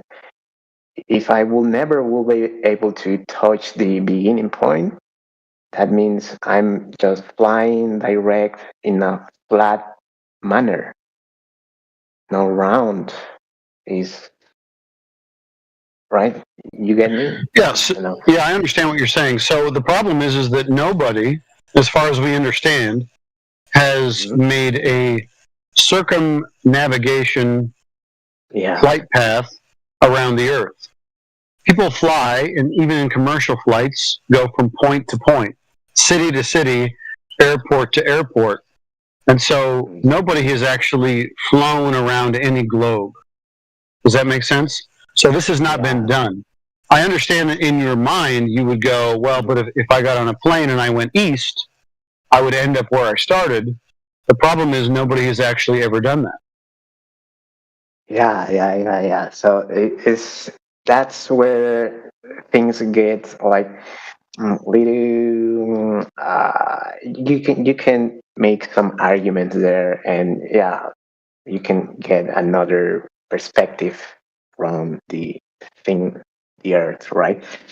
So yeah, I was just curious how to like um, push the argument limit around this flat Earth and everything. Yeah. Right. So one thing that we have that's a little bit more condemning is that it's been made publicly available to everybody. Black box data or flight data from some of these planes that commercially fly from point to point. And what's interesting about those particular sets of data is that the plane always flies 2 to 3 degrees above horizontal. So the instrumentation on the airplane is reading out that the plane itself is always maintaining an altitude and a pitch above a horizontal plane or a horizontal datum created by the instruments on the plane. So if the planes are actually recording that they are flying above horizontal, what would it matter whether we end up where we started or not? The plane is always flying level and flat. You see, there is another interesting argument there. Right. Yeah. It's an argument that makes you think twice about this Earth thing. Yeah, it's interesting. And yeah, very interesting. The fact that nobody ever really experiences any curvature ever. You see? Even the unbiased instruments on the plane, right? Because you can't force a mechanism to be biased. So the instrument just does what it does, and it records 2 degrees above horizontal for about 1,000 miles. Yeah. Okay. Yeah. And how this flat Earth can be relate with the Earth not having like I mean, sorry for my English, I don't have the right words to translate this or to convey this exactly that. It's okay, man. That's why you're here. You're here to practice your English, so go ahead. Yeah. Okay. Thanks. So my thing was what I'm thinking is that there is another argument about Earth, which is like not an argument. It's like a history which you can go to the center of the Earth, but the center of the Earth is just Mr. nothing Diablo. there. Yeah. Are you talking about Hollow Earth? I don't know the right term for that, but maybe it is. That's fair. But it's related to going to the center of the Earth, and there is nothing in there, and makes like no existence. And how this like center of the Earth will be related to the flat Earth? It doesn't. It doesn't. The hollow Earth idea or theory, whatever you want to call it, is not related to flat Earth. All that we are here for is to help people understand that a handful of things. Number one, if we were told that the Earth is a globe, the measurements of that globe don't exist, and that's true because we have yet to find a direct measurement of curvature of the Earth. Okay. Number two, as far as we can tell, the Earth is stationary. So everything that we do on Earth, we do according to the Earth being stationary. There's no measurement of movement as far as an axial rotation or the other three vectors that we would have to deal with as far as our solar system and the galaxy that we're in, and then ultimately the universe that we're supposed to be hurtling through. None of those have been measured by anybody. Don't just ask us, but see if you can actually find any measurements of those particular vectors or rotations. Number three, and this is going to be the one that probably will make you puzzle, is that the idea that the Earth is an open system to a vacuous space or an extremely low pressure environment called space that is supposed to be anywhere between 10 to the negative 6 to 10 to the negative 17 torr, does not exist because we have gas pressure on the Earth. Okay? So these are all things that we discuss. Anything about hollow Earth or concave Earth, there are people out there that talk about concave Earth, or even an upward rising Earth. It's flat, but it's going in an upward direction. We have no affiliation, no connection, no attachment to any of those claims. We're just talking about the surface and what we experience. Okay, interesting. Okay. So another thing came to my mind is that recently, from where I am, we are experiencing some similar to earthquakes, low degree earthquakes, like tremors, some degree. Low degree, excuse me.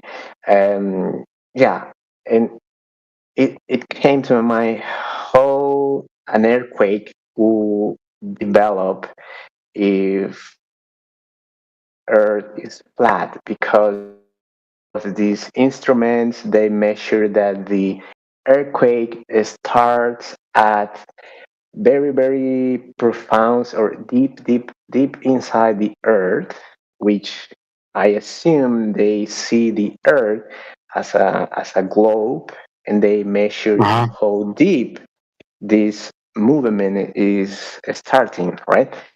So yeah, so my mind say, if Earth is flat, how do you can measure how deep these earthquakes are starting, right? Sure.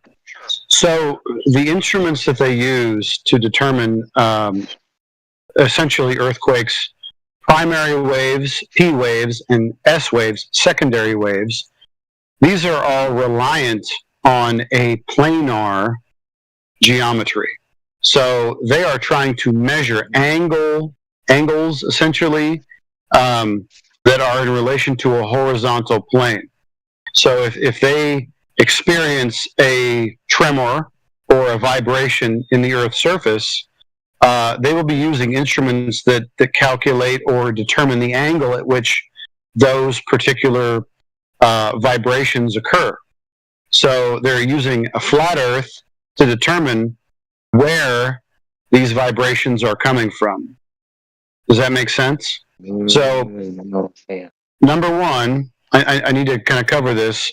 We don't know what's happening essentially 8 miles deep below the surface because, I don't know, 30 years ago, the Russians decided they were going to dig a really deep hole.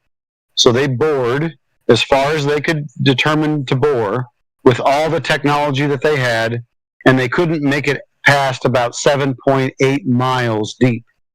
And if you're of the in kilometers, I don't know quite what that is. Let's say it's somewhere in the ballpark of like 13 to 14 kilometers deep in the earth. So we actually don't know what happens below 8 miles or 14 or 15 kilometers. Okay? So any determination about the vibrations of the earth, the tremors, the earthquakes, is all going to be determined using a flat plane measurement as far as the angles at which they receive those vibrations. And we also don't know what happens below 8 miles. So the Earth is supposed to be in radius 3,959 miles, nearly 4,000 miles. And we couldn't make it past 8. So there's no way to determine what happens past 8 miles.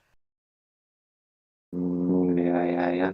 So you're saying like this Russian experiment, they dig a hole so long that they find like a stop, or they won't be able to go even deeper? No, they made it to about 7.6 to 7.8 miles below this. Now listen, 7 miles is a long ways underground. Like let's not poo-poo the idea that they actually went that far. Okay, that's a great achievement. However, as soon as they reached a certain limit, their tools could not work anymore. So they couldn't actually drill past that point. Why or for what purpose there is, but at about 8 miles, they couldn't go any further. So they stopped. And so that's all that we know. The idea that there is a crust and then a mantle and then a core, all of that is pure speculation. Nobody has any idea about any of that. On top of that, if that would only exist if the Earth was a giant gumball or gobstopper that had, that it was round. The problem is that we actually don't have any measurements that the Earth is round. So they drilled 7 miles deep. That would be a descension or down, all in relation to a horizontal plane. And so they failed at 8 miles. And so anything after that is just an idea. It's sort of a fairy tale. Oh, interesting. I see. Yeah. But the Russian have like they want to see until which deep they can go, or they wanted to, or they expect to pop up maybe in another surface in another country, maybe, I don't know. Well, I don't know what their ultimate objective was, to be honest with you. They attempted to dig as deep as they could. Now that depth is once again, I have to reiterate this, that depth is in relationship to horizontal, because you don't really, I don't want to say something incorrect, but depth is still usually in relation to horizontal. It doesn't necessarily have anything to do with a sphere. So they dug as far as they could down, right? And they didn't make it any farther than that. I don't know what their objective was. They did try to bring along some equipment to measure P waves and S waves, and then they wanted to predict what layer they would hit once they began to dig further. But it's interesting that all of their sonogram equipment that was trying to determine what they would hit next was incorrect. So they said, well, at this layer, we're going to go ahead and measure through sonogram, essentially vibrations, to see what we're going to hit next. And they would dig, and they were incorrect. So it was kind of I would say it was a failed test, but at very least they made it 8 miles, which is no small task. That's a pretty good achievement. 8 miles is a long ways. Very, very impressive. I never hear of, of that kind of experiment. If I keep my mind curious, and if I do the same experiment, I will try to, like, in some crazy way, I want to expect, maybe if I will dig here, maybe my instrument digging will pop up in the surface, maybe on China or maybe on another place, right? So, well, yeah. If that was the case, well, yeah, that's the thing. If the Earth was the ball, that might be an objective that you could achieve. But for the Earth to be a ball, the Earth would have to be curving. And so, after this discussion, a couple of things I would encourage you to kind of research. Number one is this expedition, or it's not an experiment, but this endeavor to dig as far as you can. It's called the Kona Super Deep Bore. So Kona, Kona. Okay, look that up. I'm watching somebody share a link in the chat, and I will dig up about it. Right. The other thing I would encourage you to look for, and do this, please, and then come back, is to find out if anybody has ever just measured the curvature of the Earth. Now, if you find that, come back and talk to us about it. But we've been asking for, we've been asking for millennia, thousands of years. If anybody has actually measured the curvature of the Earth, but nobody has come forth with any measurement that doesn't include some kind of assumption. So what we need is a direct measurement of the Earth's surface for curvature. If you find that, you won't see us anymore. No, I see. Yeah. So, that's interesting. Good research to dig on. So, guys, thanks for sharing some perspective with me. I was never getting into flat earth arguments or anything, and I won't be disrespectful about it or anything. And I was like any other person, curious about it. Listen to what people know about it, and just listen to its arguments. Yeah, man. Listen, Diablo, you've been great. Thank you for coming in. Please come back. We're happy to talk to you. If you decide to do any research, come back and tell us what you find, and we'll have a conversation about it, because you've been reasonable, and we're going to have a great conversation, I'm sure, in the future. So thank you. Okay. Yes. Okay. Great. Thank you to you. Thank you to all of you guys too. I will keep reading about this deep experiment hole. It looks interesting, very intriguing. Yep. Very interesting, for sure. All right, brother. Okay. Nice talking to you. Okay. Bye. Okay, bro. Bye. Cheers, buddy. See you guys. Cheers. Good evening again, gents.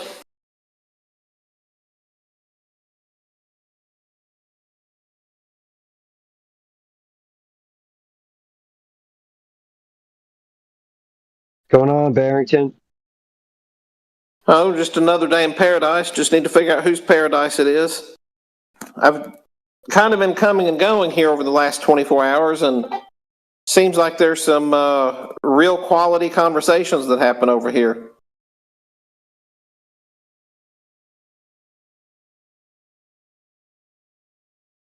Yeah, it's better than the drooling psychos coming in, calling people swear words. Yeah, no doubt. Yeah. So, Jay, what I'm finding is that if you want to talk to a Westerner, you're going to deal with some bullshit.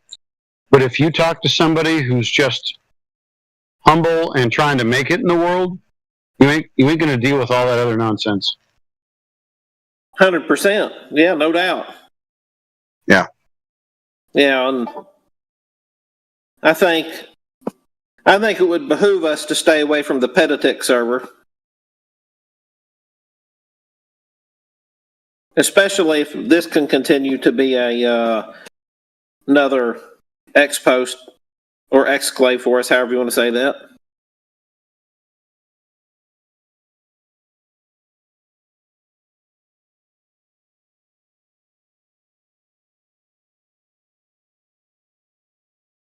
Yeah, because all day long I've been hearing people saying, "Wow, that I never thought of that, this or that or the other." Not that we've necessarily changed our minds, but to at least the concession of, "Wow, that is interesting." That's how you have a real conversation. Even if somebody doesn't ultimately agree with you, at least there's a conversation being had, and we're not having that in Petitics, and we have a little more of it in PNR, but Still like you few say, and far between. yeah, like you say, and with the entitled, grabastic, unorganized Westerners that we keep running across in those places, it drags us down. It doesn't build us up. Yeah. Wastes a lot of time too when folks gish gallop for a bunch of answers that they don't really care about to begin with. That we could answer every damn question, but at the end it's going to be the same exact result. All flat earthers must be wrong about everything. Like 9 times out of 10, that is what we end up getting, is some kind of crap like that. But every once in a while, it's like finding the diamond in the rough. I agree, my friend. I totally agree. I think, yeah, I'm very pleased with what I'm hearing around here. I know I've not been around it all day and all night, but where I've come and gone, I've not yet come to anybody that I thought was being unreasonable. Yeah. Now, there's always going to be a couple, but this server is a pretty good one.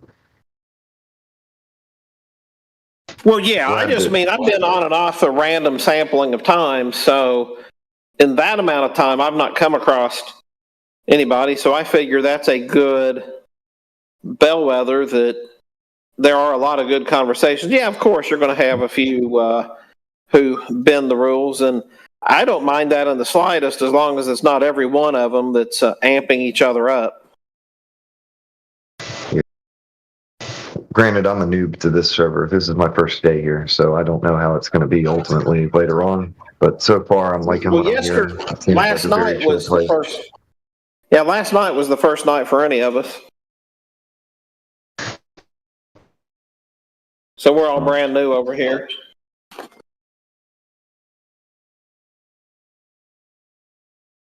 Awesome.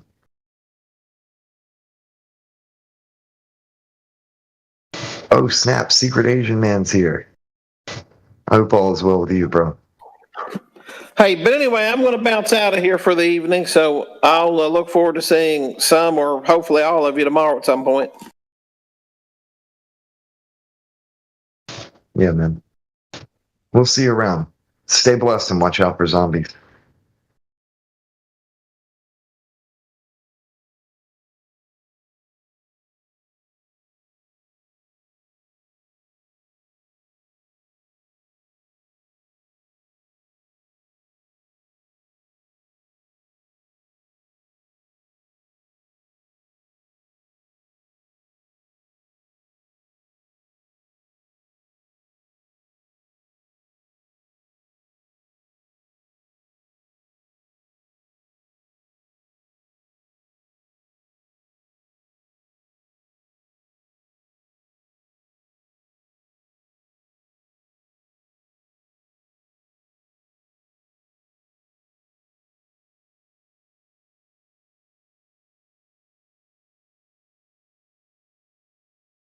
Oof, that got quiet quick. And then two people leave.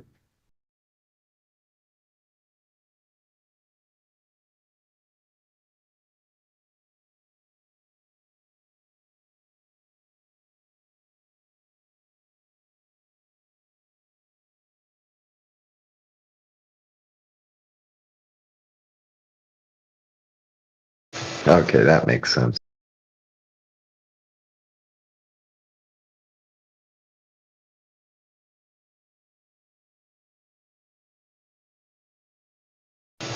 Welcome.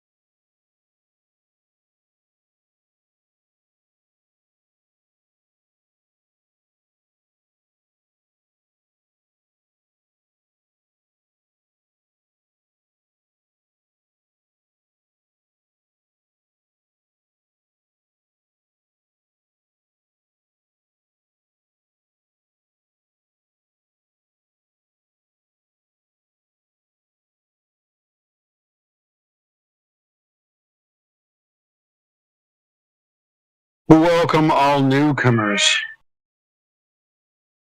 here to seek the flat earth truth.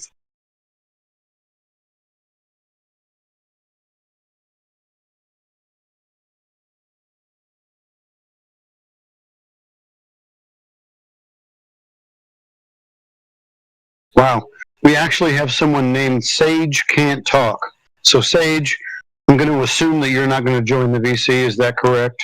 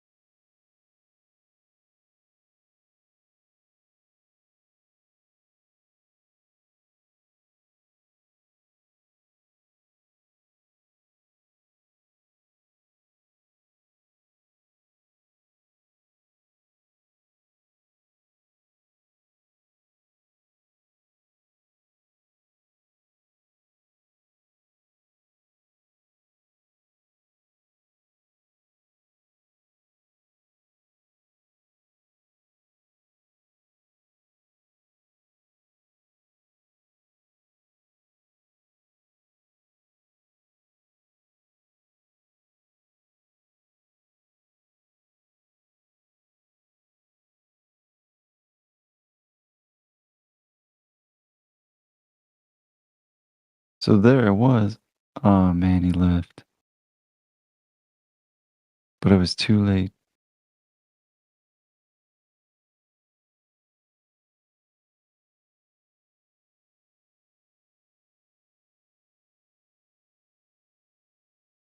Torque, what's going on? Welcome to the chat.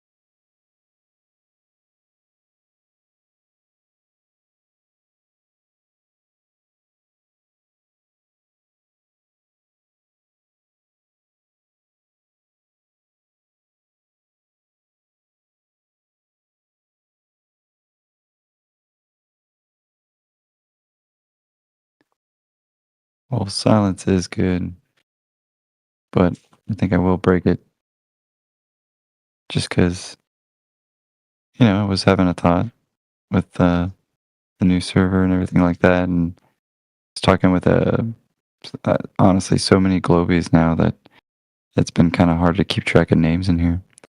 But me and AJ were going with this one guy, I guess 24 hours ago. And just comes in and goes, "No way, this is real," just classic, And it's funny. I've definitely noticed they're a little bit more cordial here, but it's the same rhetoric, It's kind of nice. It's a good problem to have, right? I mean, a bunch of newbie globies rather than just a bunch of old anti-flat Earth jerks. And maybe not old in age, but definitely old in their shtick. But yeah, it's been refreshing. So it's interesting, right, Flat, that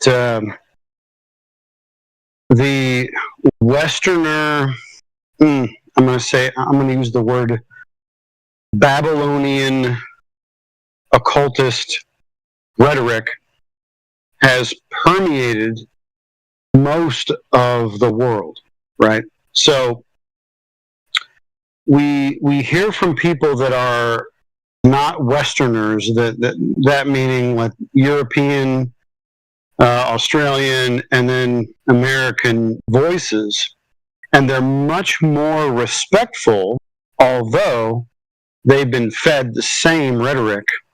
And so their incredulity is sort of the same, but they deliver it a different way, right? So, like, it is refreshing because you don't deal with the disrespect, I'm going to use it like the rage baiting, the shame casting. You guys are idiots. How come your dad didn't love you? Type of stuff. The master debaters who come in with 12 different names. Well, maybe not yet. Right. Maybe too soon to say. Right. But I feel like this server will be much more like, I think most of the mods and people from 24/7 are going to kind of like embrace this particular channel because it's just not full of the same disrespectful jackwagons that we have from the other servers because they're all Westerners. So it's a nicer place to land. It's like, oh, okay, well, you don't disagree with me, but you're not going to be a complete prick about it, you know? Bro, give it time. Matthew and the rest of the anti-flat earthers will sniff us out, and they'll come a call in because they're so obsessed with us they can't stay away. I totally agree.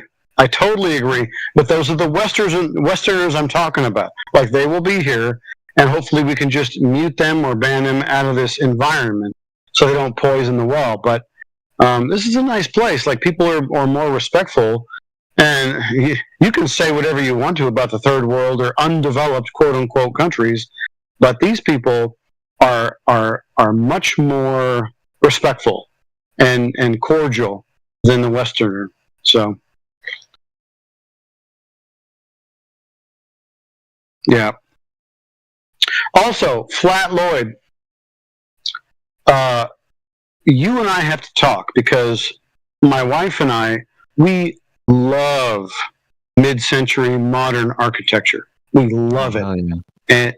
And like, so I have like a stack of home brochures from the 50s and the 60s, and even the 70s. Right. So it's like this treasure trove. Yeah. So like wonderful, beautiful homes, like that architecture and that design. We just love it. And so, yeah. Anyway, we'll have to talk, but you teach, right? Definitely. I'm teaching some summer classes, but I got a lot of time on my hands. Right. The only thing I ever like think about is like, so the mid-century design is very low profile, and the roofs are very low pitch and sometimes flat, which is interesting because you're Flat Lloyd. But I'm always like, how did they design the roofs on these mid-century homes, to mitigate the water or to just drain it away from the home? But anyways, we'll talk about that later. Anyway, yeah, no, I love your screen name, and I thought I should tell you, like, I am a mid-century modern fan. Appreciate that, man. Me too. Yeah. My wife's right up there, always getting, the clocks on the furniture, and we got a 1978 house myself, but not mid-century. But yeah, man, hit me up for sure. So we moved out of a model home in a development from our old town that we used to live in, which is states away, back in Colorado. But it was the model home for the development in the neighborhood that we moved into. It was built in 1962.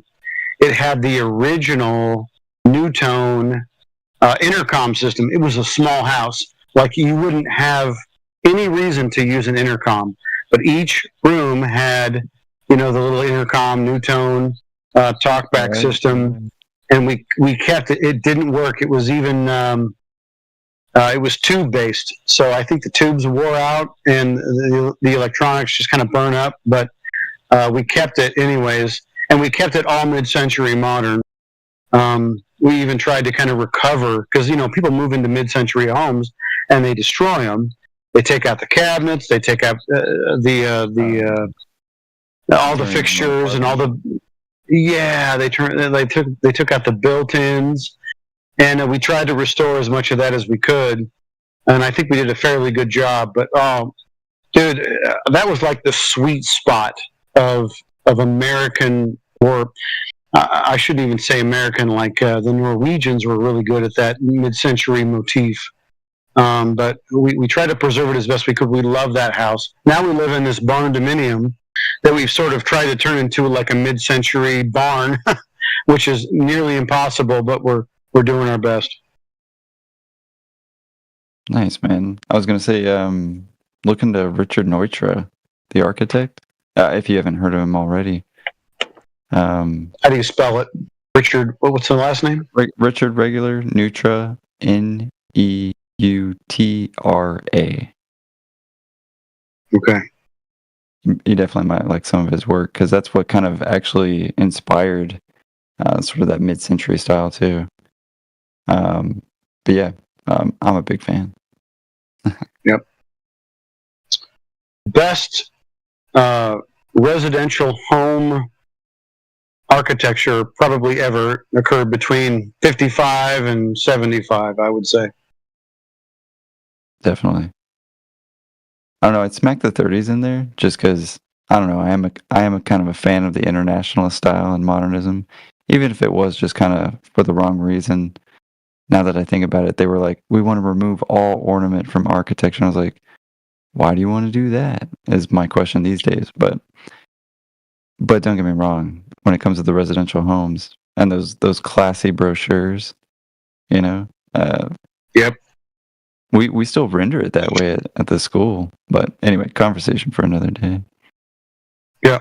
Well, listen, if nobody else is talking, I'll send you some photos from what I have. If I send you a friend request, it's because I'm going to show you some brochures.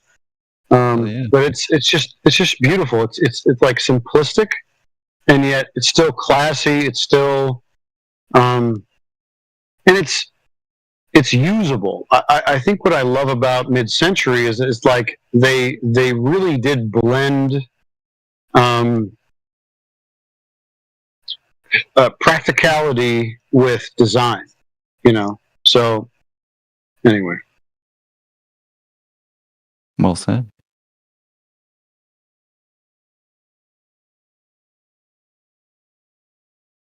this cookie cutter nonsense we're dealing with today, even though it borrows from that era, I don't like it at all. Oh yeah. Don't even get me started on spec homes. Yeah, right.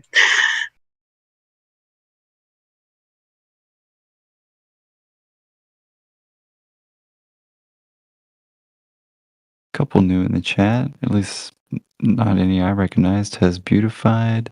Still got torque. And Nujin. That name seems familiar.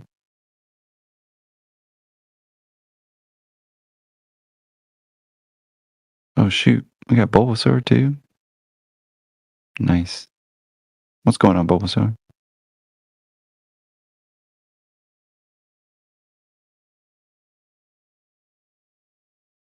Maybe he's in a battle.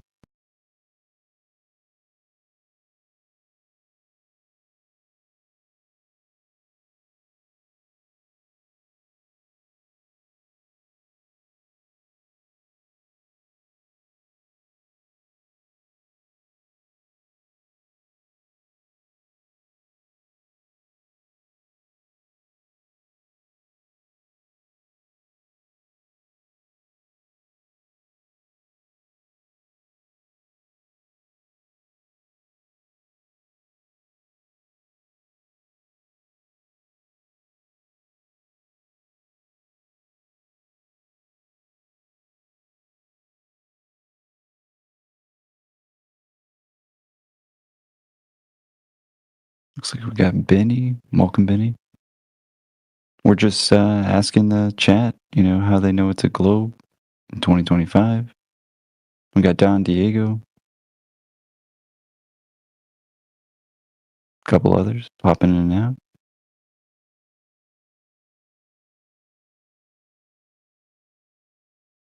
It's all right. You don't have to be embarrassed about the topic or embarrassed about your English. We're pretty patient 24/7. But yeah, the question stands. How do you know it's a globe?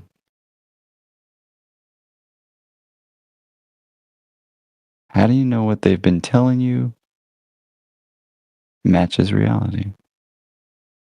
Or have you ever thought of it before?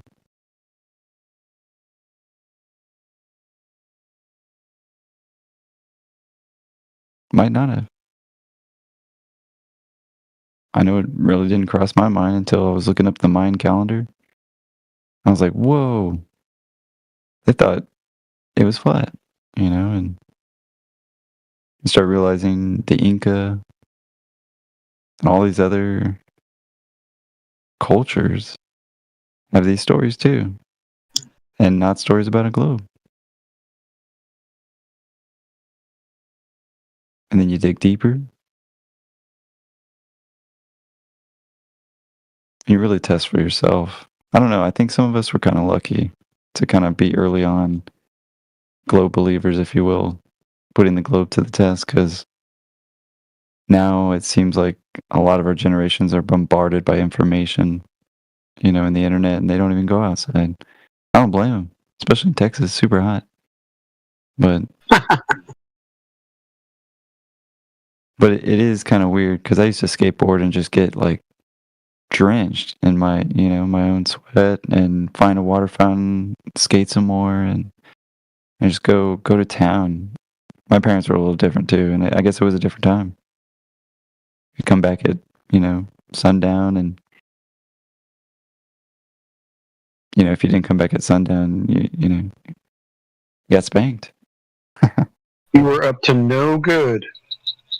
Exactly, no good happens at night.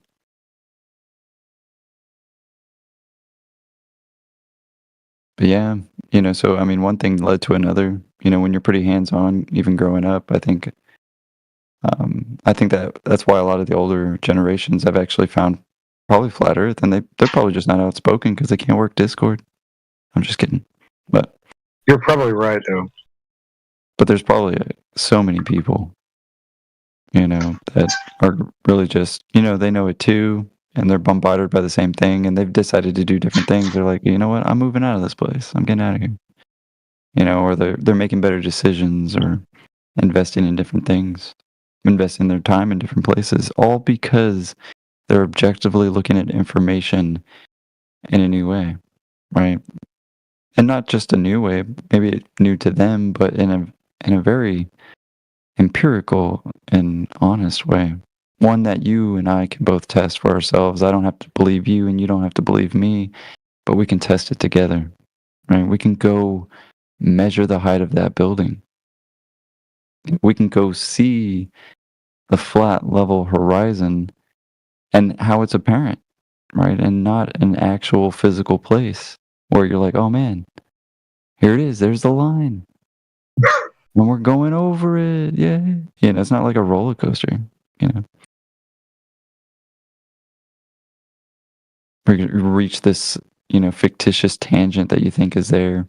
And don't get me wrong. I mean, they told you the globe from before you could barely even sometimes talk, before you could read.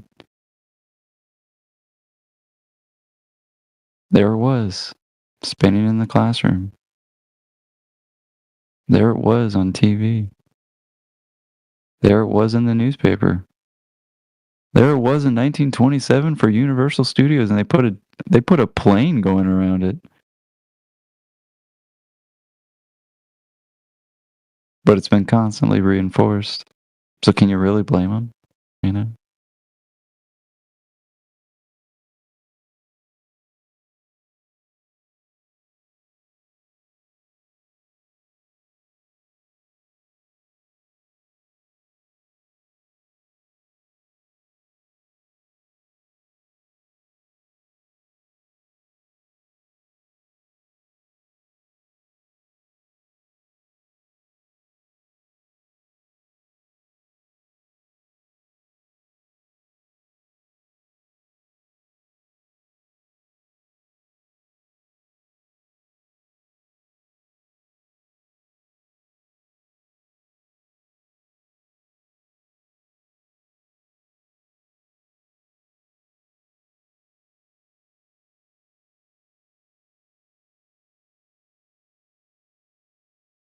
All right, so I'm going to apply more of a cyclone type challenge, but is there any evidence that the Earth is a globe? If not, I guess flat Earth stands as observable and demonstrable fact.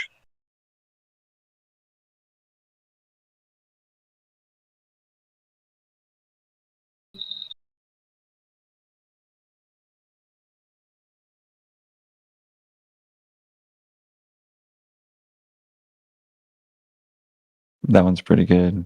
I was gonna say, I think I heard Roots earlier. He was like, or somebody, maybe it was DJ. They're like, yeah, if anybody in the room, if everybody thinks it's flat, and yeah, say anything, And one guy, I have a question. So let's just rip off all of the facade. If any of you who are not of 24/7 and you're part of this server natively, okay, if you think you live on a ball, do you have evidence for that? Like it's a serious question. So if you think that you do, please discuss it with us. Otherwise, your experience, our experience is the same. Stationary, flat, planar, enclosed is the axiomatic reality. And so we live on a flat, stationary, enclosed Earth. Period.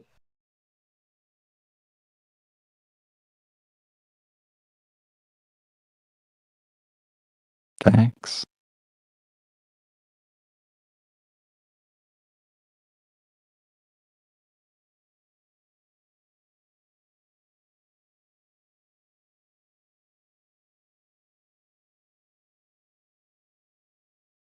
Okay, then. There you have it.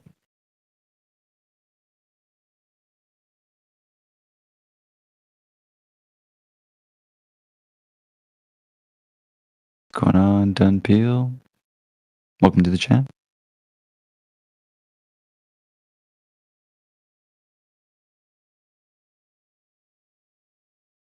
You been here before?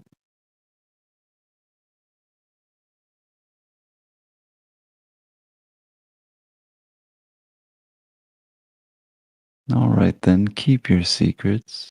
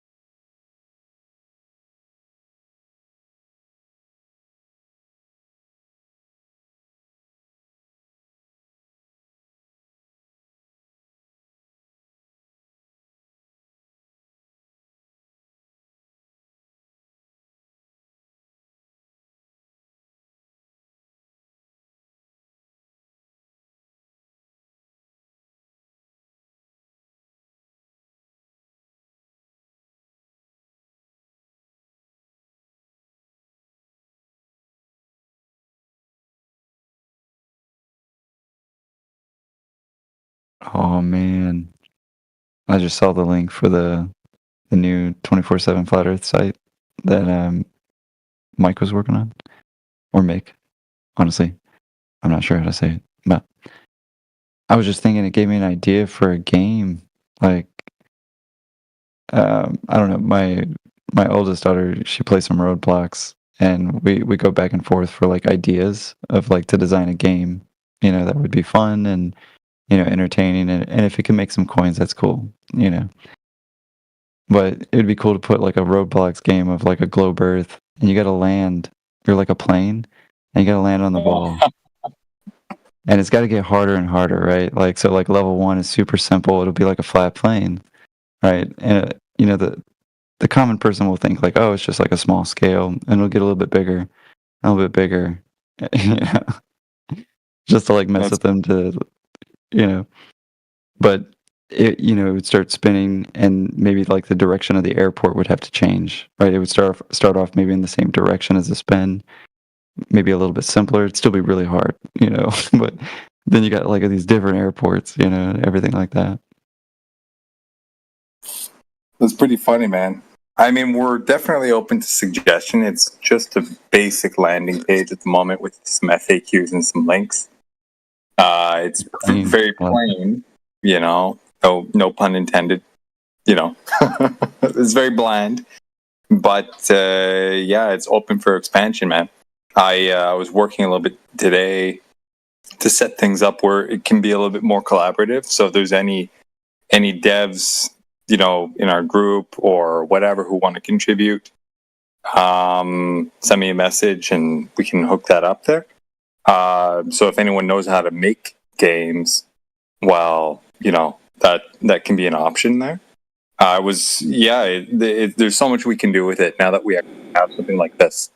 One thing I was thinking of, I don't think I ran it by anybody yet, but Drace, you know, all the music that you have, you know, that's definitely something that can be hosted there, for example. I don't know if your stuff is more private or anything, or just on SoundCloud or whatnot, but they can be linked up to SoundCloud or wherever you have it, or just directly on the site and made downloadable or listened to-able directly through the browser, you know? That type of stuff is what comes with, you know, having that type of infrastructure in our hands. So almost anything goes now. Yeah, I'm uploading it onto all the different mediums like Spotify and that kind of stuff. So you can use Spotify embedded players to have that like usable within the websites. Right. That's cool too. We just need to make a playlist with and collect together all the Flat Earth songs to make a really good Flat Earth radio there. Nice. Very nice. So yeah, it's all negotiable. We're just getting started. I think I made it a weekend project. Like I started like Friday or something, somewhere last week, and we're already here. So it's going by fast, and it can get quite big shortly. I think Radwin's talking about actually having a mobile app as well. So yeah, I'm not sure how we would make that available. I think, you know, going through iOS and Google Play can be a real hassle. It can be done, but one thing's for sure is the way what I got from our conversation is the way he's doing it. When you make an Android app, I don't know if anybody has Android or if everybody's iOS solely, but you know how you can download an APK from a website and install it directly? Well, us having our own site, you know, we can bypass Google Play and be able to host that application to be downloaded directly from the site. So, you know, it's pretty pretty much the sky's the limit at this point. So, fun stuff. That's awesome, man. Yeah, I've got some ideas, at least in terms of UI. Like, honestly, there's like a thing for architect firms where, like, you know, it's all about like who has the best website for some reason. Like, if you look at some of the major architect groups, they're very clean, pristine, like animated and organized. Oh yeah. You know, with portfolios and categories, and when you click on that building, it gives it construction and everything like that. So I mean, don't get me wrong, I know that's a lot of work, UI design and all that stuff, but yeah, so much potential just putting it all in one place. Being organized is, I think, really underappreciated. Like, I don't think a lot of people actually see the value of that, and there's definitely something about this community that's definitely taught me a lot more about that, and has actually strengthened some of the other communities in my local areas and what I want to be a part of, you know what I mean? So it's brilliant. to see the team to come together with all the talents. I mean, it always has been. People fall off here and there, but it shows the passion for sure. Yeah, man, you're right about the UI stuff. It can get very hairy. There's so many tools and technologies and options to choose from. But even just simple additions here and there, like, I'm going to add a border around this thing, add some contrast to the visuals. Not too complicated, but there's more of like a political thing behind that. Like, I want this way, I want it that way. So that's more the effort, right? Determining what is appropriate or like the way to go. You know what I mean? But it's all possible. So I don't know if you guys have like a means to like a discussion group or a back chat or whatever, like a channel where we can discuss more technical things and brainstorm and all that. But yeah, it's all there, ready for the grabbing.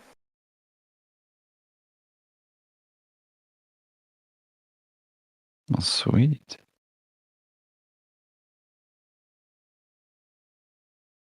Well, there you have it. Take care of business a little bit, but looks like we got somebody at the bottom. Really cool PFP, actually. A moon with a star being seen through it. Yeah. I've always liked that symbol.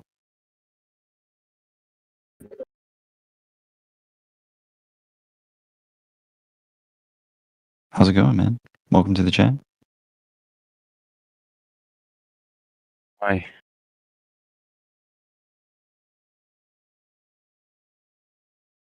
Quickest one yet. I mean, it sounded like a pretty good English. I mean, said hi. Bonjour.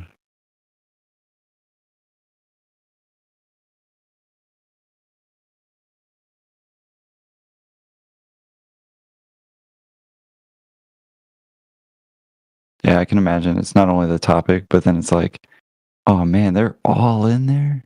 Are they all going to be talking? I don't know what to do. I got to forget I shouldn't say hi so quickly.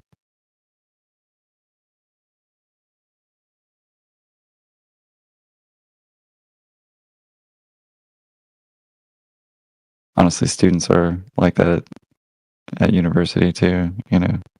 It's funny, you're kind of getting older, but they usually come in really generally the same time frame, right?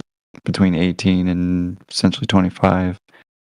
And it is weird to kind of see a pattern of absolutely terrified people. And they don't have to be, man. Especially for the place where you live. They shouldn't be frightened to talk about the earth. And yet they are. Maybe they subconsciously know that they don't know that it's a globe. That it's just a belief. I was taught the same thing, the same stories. All of us were, except Ildiko. Shout out to Ildiko. But actually, that was a good point that says who was bringing up too. We have a lot of more Eastern, maybe philosophy in the server. I'd be interested actually if maybe some of them, I've even heard of the cosmic egg model with the many layers and, I mean, essentially still a flat, stationary Earth, but with inside of essentially a womb, an egg. I tend to wonder the similarities myself. Not that it's speculation Sunday, of course, and by all means, we don't believe this, but I do find it odd the connection between a baby in a mother's womb and how it's, sort of flat and domed over it and has an eye towards the middle of it, and it gives all the nutrients, to the belly button. And how it kind of just continues in the same image over and over. And I don't know, maybe it's all in the creator's image. Hey, Lloyd, what were you saying about Ildiko? She was taught the flat Earth as a young child In school? in school, and I believe her parents as well. No kidding. Yeah, she's the only one I know. Yeah, the only individual I've heard of that that did that. I mean, not personally, but that what was her name there? The older lady that Flat Earth Dave interviewed in that home. Ruth. Ruth. There you go. Ruth. That's the only one. Yeah, that's the only one I had ever heard of.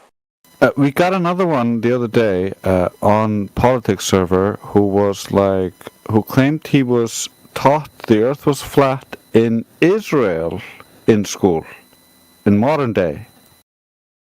Wow. No I've never kidding. heard that one. Did he give his age? Oh no, I didn't think about going into that. We went straight into the flat Earth topic. Okay. But was he implying like in recent or like 50, 60? Well, he sounded like he might have been like 40 years old, maybe. Okay. It was some kind of religious school. Interesting. They basically taught the Hebrew cosmology. Okay, gotcha. Damn.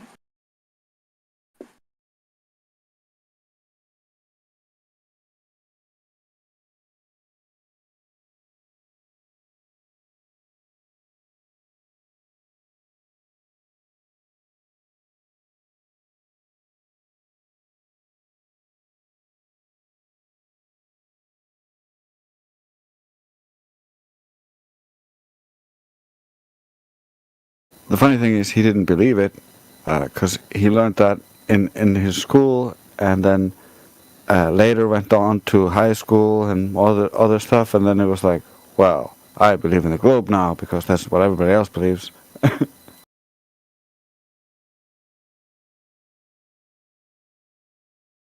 And I asked him like, well, what did they teach you about this? And he was just like, just what the Bible says and stuff like that. And I was like, okay, so there was no scientific basis. And he was like, no. So it's not like it was good flat earth education. It was just like more like of a religious school than a normal school. More emphasized on the religion. Everybody knows this is the only real flat earth school. 24/7. You got it. But yeah, that makes sense. That it would be more like almost like a Catholic school, at least that we have here, and they like kind of teach the Bible, but like. Yeah, still when the I was curriculum, young, they kinda mix it. I had one class was what I call Christian class, and the next class was like science class. And in one class, they were like, "Yeah, God created the world and all this stuff, and talking about Jesus." And then the next class, it was, well, the world wasn't created by God, and like it was so contradictory that it made me go like, "Why am I listening to these idiots?" Did you ever go like, were they ever like, oh, those guys in the other room? Don't listen to them. Big Bang.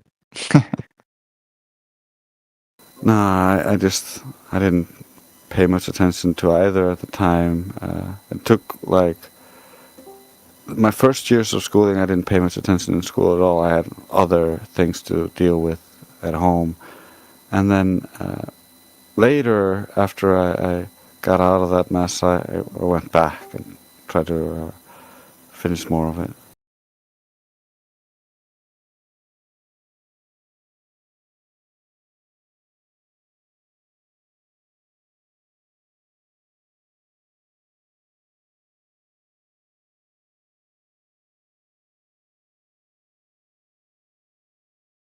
But I'm going to bed. I'm trying to fix my USB, and it requires the restart of my computer. So I'll see you guys later. See you, Andreas. Take care, man.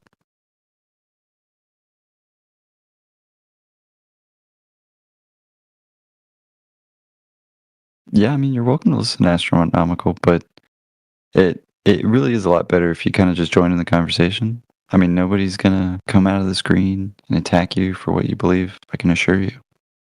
And I can assure you, most of us, except Ildiko, we're all taught this globe too, right? From a very early age, we know the stories, and we actually know the globe really, really well. I mean, we even know like the changing stories throughout the years, and to be fair, we can even help you understand some things about the globe that obviously don't work, right? And how we came about to find, because it's not a belief, right? We don't believe that the Earth is flat. We have realized that the Earth is not a globe, right? Through testing, right, over and over again for this curvature that a globe would need to have, right? However, it's more of a realization. It's more of a shedding of beliefs, if you will. But yeah, if you'd be interested in chatting with me, I could tell you all about it. And I'm sure there's, plenty of testimony here as well.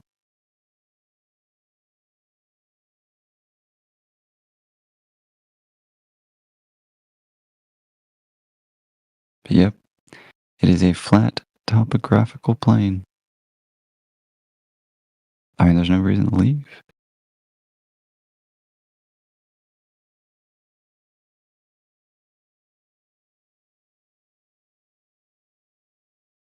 I mean, the first stage is what? Denial is like shock, right? You're like questioning everything. Don't worry, there's a couple more stages. It's all right. I know the first question is like, is this real? No way. It's 2025 and people think the Earth is flat? No. There's actually a large population that know it's flat. And there's probably a lot of believers too that have never tested things themselves, but maybe another story. But yeah, I would say it's knowledge you can obtain for yourself. It's there for the taking.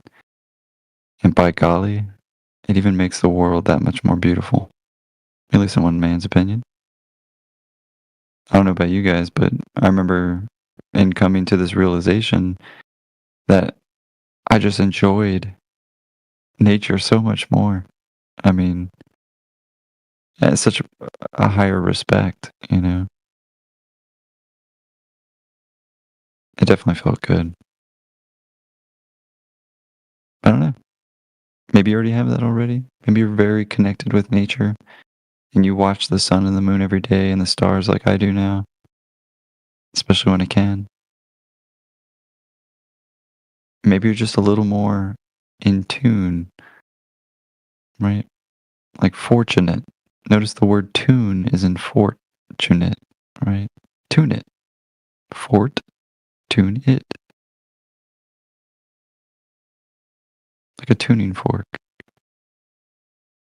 Resonating with each other. And when they don't, they don't vibrate. And when they do, even a good distance apart, So. Another interpretation of that etymology, if you will.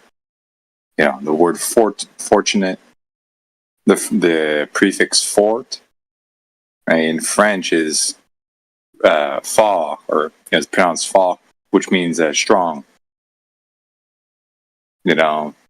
So however you want to wrangle that, pretty sure you can make a connection one way or the other. Oh, absolutely. I mean, I definitely don't think words are random. They're definitely well designed, and they even get mixed into the culture. I mean, maybe not words like Riz, but Starfort. When you look at that word, or planet, right? What is a planet? Why is it that you add a T to plane and it becomes planet? Or why did it come from the word planetos? And why did it actually mean wandering star, but they had to make sure to teach you that it was a gas ball out in the middle of a place that doesn't exist? You might have that question too. I mean, you're thinking to yourself, I mean, if you're globally listening anyway, you're like, why would they lie? You know? Yeah, I think the word planet's interesting too, because what was it in Greek where it translates to wandering star? Planetos. Yeah. Well, I mean, in most languages, you have any word with a suffix et, or at least, like for example, in French,ette, pronounced the same, but extra letters, is the the feminine version of the thing. So a plane, or a planette, it would be a masculine plane, planette, feminine, right? Or I think in other languages, it kind of refers to a smaller version of the initial word. So you have a plane, and you have a planette as a small plane.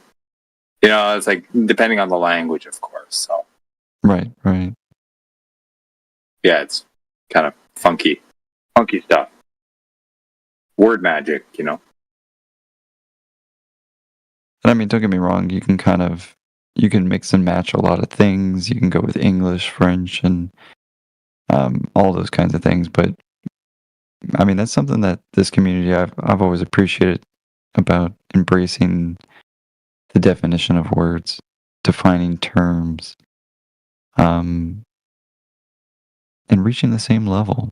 No pun intended, because we've even had hours and hours of argumentation of what does level mean in 2025. But maybe it's necessary. Maybe even such a place as an English server where you're learning English for the first time and you're looking at the word level and you're going, that's weird. It's the same frontwards as it is backwards, right? Like they're just trying to say something with the word. Or maybe you look into, I don't know, American Sign Language and you look up the symbol for Earth and you put out your hand like a flat plane and you put your other hand like a dome. Not to say that, that's the claim, but it is interesting that of all the shapes, that if you were trying to make a globe, with your hands, I don't know, right? So, I mean, don't get me wrong, you can get lost in the sauce that way and put two and two together, but I feel like,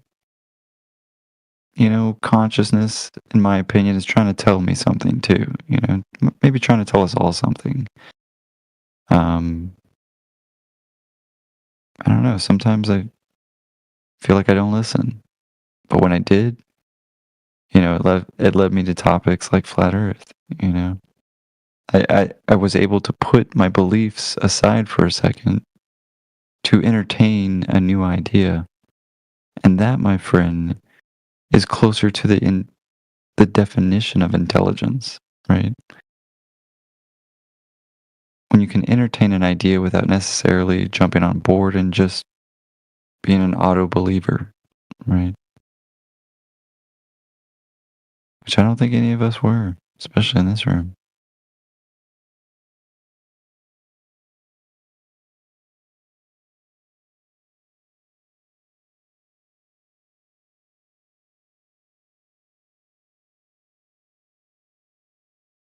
But yeah, if you're new, chime in.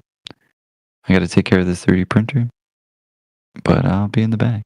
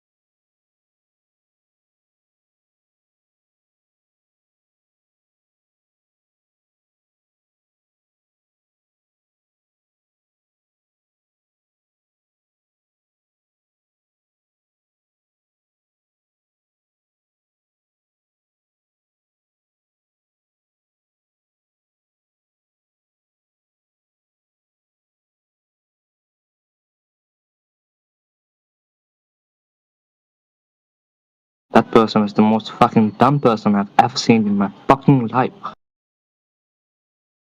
Thank you.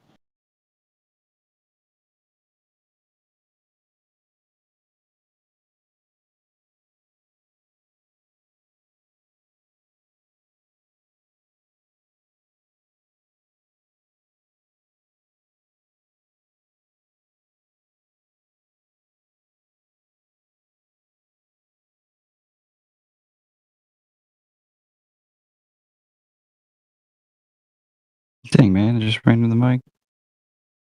That's all you got, dude? Come on. What kind of crazy person goes into a room and just says you guys are all jerks or retarded?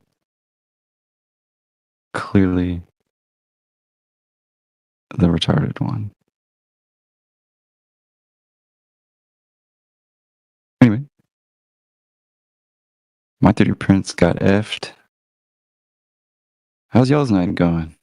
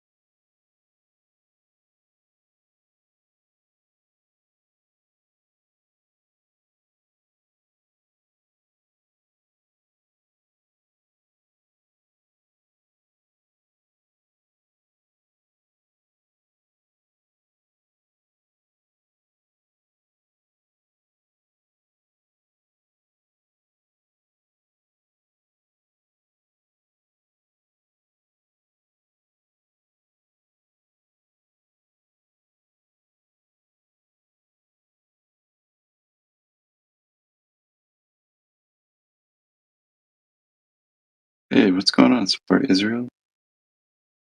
I remember you from yesterday. Briefly. Just that name, really. Yeah. What's going on? Good. How about you? Pretty good. Just fixing some 3D prints and, just chilling with the homies. Do you have a YouTube channel? I do. I do have a YouTube channel.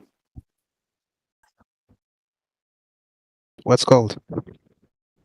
I think you could just type in 24/7 Flat Earth Discord and then FLW, like Flatwood, right? Honestly, it's kind of hard to find, and my YouTube spot isn't actually in this room right now, but as soon as I'm done 3D printing, I'll send it to you. Or if somebody wants to post it in the chat, that'd be great. Yeah. Is it like live? Yeah, yeah. Actually, there's a couple of links in our 24/7 bot right now. But yeah, it's live, man. 24/7, all the time.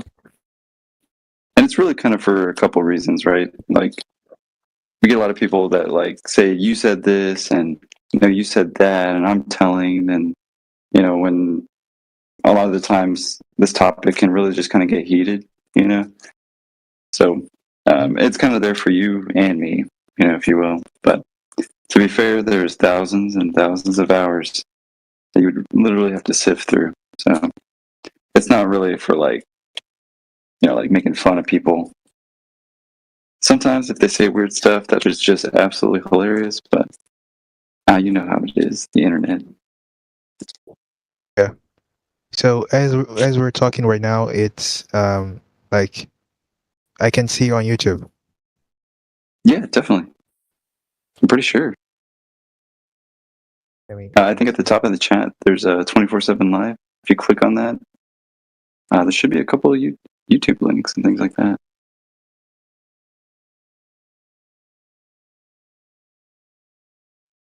There's also one in the chat by Secret Asian Man. That's the one that I run. We're team here, and we do have actually multiple rooms. So, we have multiple bots. That room is really different from this one. Yeah, different people, different rooms. He's actually more the OG. I just picked it up maybe about 1.5 years ago. What about the link to this room? To this room, yeah, that's at the top of the channel. So you'll see 24/7 live, and then like a red, recording dot.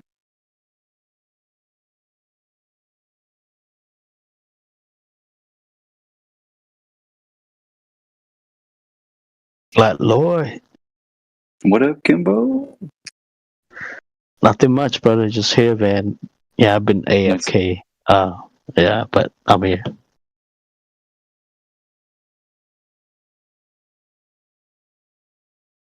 Yeah, it's pretty chill over here, right, Flat Lloyd? Dude, super chill. Yep. Especially the people. I was talking about it earlier, but it kind of reminded me of like the chillness that we had at you remember the Islam server? Oh yeah, definite. Like, they were so mad, but they were chill, Right. Yeah, well, I don't know what's gonna happen, man, but yeah, we left the Islam server. And then we went to the PNR, and now we got this one. Well, something gonna have to go unless we got more people willing to come out from the main server. Then we can spread out a little more. You know what I mean? But other than that, man, I do like this place. Yeah, it's awesome. I think exposure is good. Especially for a topic like this, where it's really hard to talk about for some people. So a platform like Discord, I think, could be pretty nice for your first time of kind of discovering where you live when you thought it was a ball the whole time. But yeah, man, I think there's nothing wrong with migration. Divide and conquer. Yeah, Yep. I mean, yeah, I've been listening all day, because a lot of OGs were here already. Just sitting over here. But yeah, I think it was so many great conversation that we had over here compared to, all those VC that, we've been in. Man. Yeah. So yeah, it's freaking awesome. But yeah, man, a lot of these people, they don't spiral too much. Maybe a few of them, or the chat skanking. But for the most part, man, I think it's freaking awesome. I'm loving it. Same.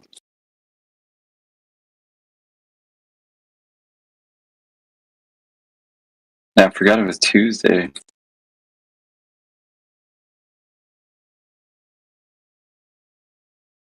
It is. I'm always trying to forecast, like sometimes the traffic in our channels, and I'm always like, okay, when's the next holiday coming up? We got Juneteenth. A lot of people are going to be off on Thursday. All right, we'll see what's up, Yep. But then you got like other holidays or people just home and things like that. But yeah, I mean, just kind of thinking in the background. That's cool, bro. I think we got somebody new just joining. Oh, that guy went deaf in. That's okay. Maybe you got a phone call. Like, phone a friend. Hey, man, I'm about to talk to these flat earthers. What should I do? You got any requests?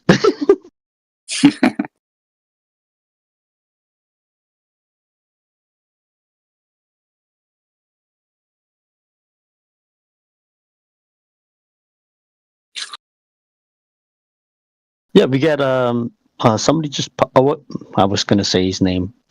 I was gonna call him out to open his mic. Maybe we can have a conversation. He took off. Dude, honestly, a lot in the last hour. Just like pop in, 5 seconds, nope. Absolutely terrified. Yep. Well, since this place, it's a like a English learning place, right? So a lot of time, I think they kind of scared to talk about this topic, or maybe they had preconceived notion that flat earthers are crazy because they seen the memes and all the anti-flat earthers videos out there. So they probably thought like that already. Yep. Well, I was thinking about that too. I was like, I mean, I couldn't imagine like joining a French server and being like, yeah, now argue the flat Earth or a globe or anything in another language. I'd be like, fuck. I know what I want to say, but they're just making fun of me in another language.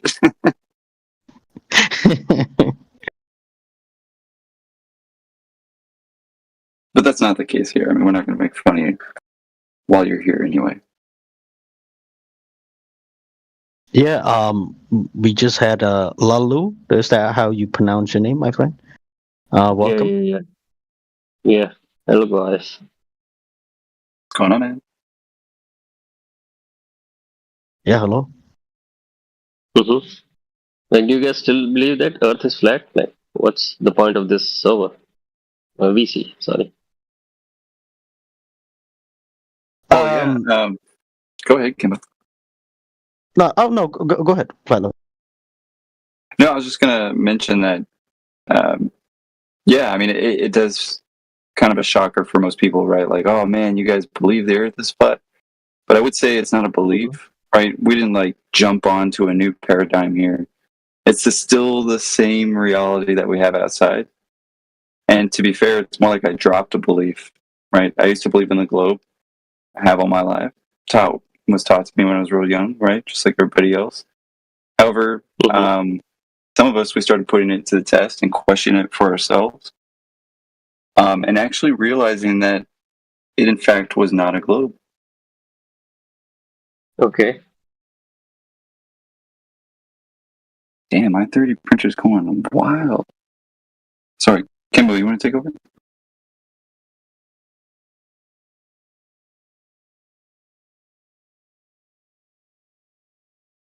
I'll just leave it where it is. But yeah, man. I saw the female cats. My bad. Yeah, I'm here. Oh, yeah, sorry about that.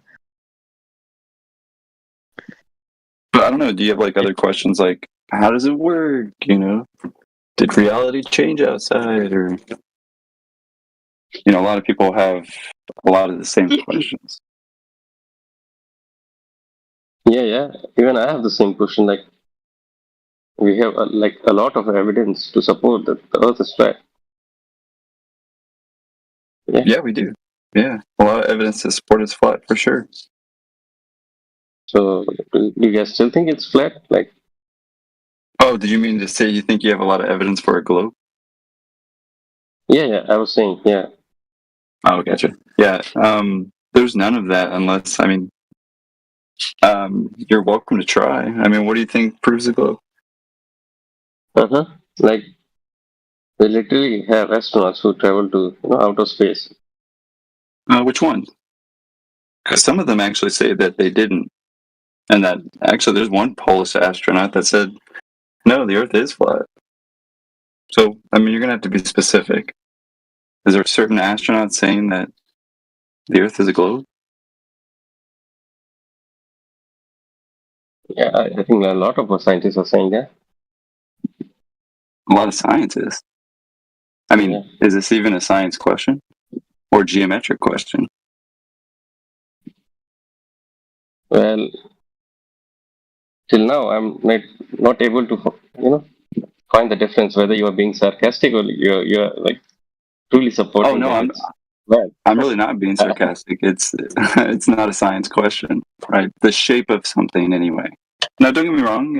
The globe was taught to us in science class, right? So I mean, don't get me wrong. That's why you probably think it's science, and I thought it was science too. But it's not. You know, the shape of something is, of course, geometry.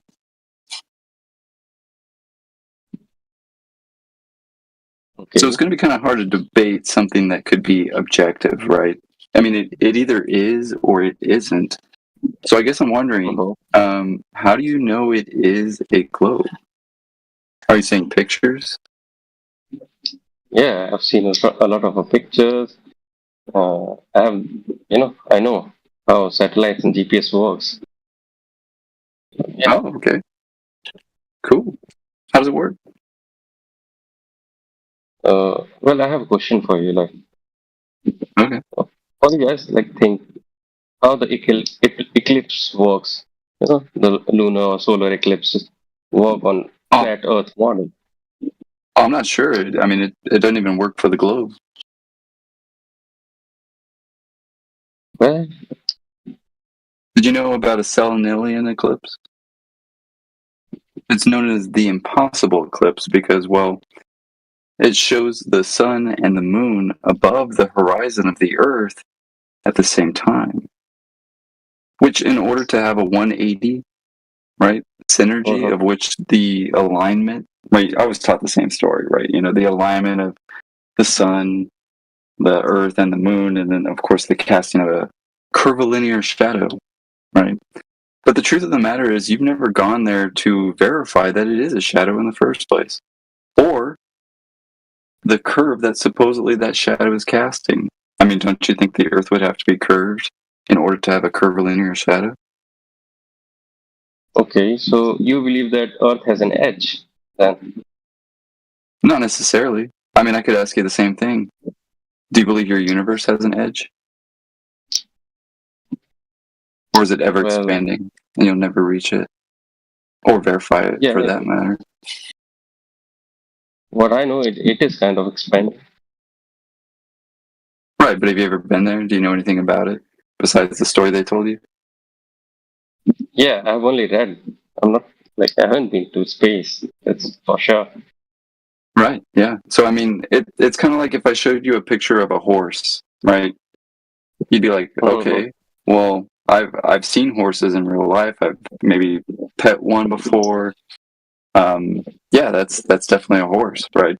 I can take a picture of a horse. We can both verify that this horse, is a horse, right?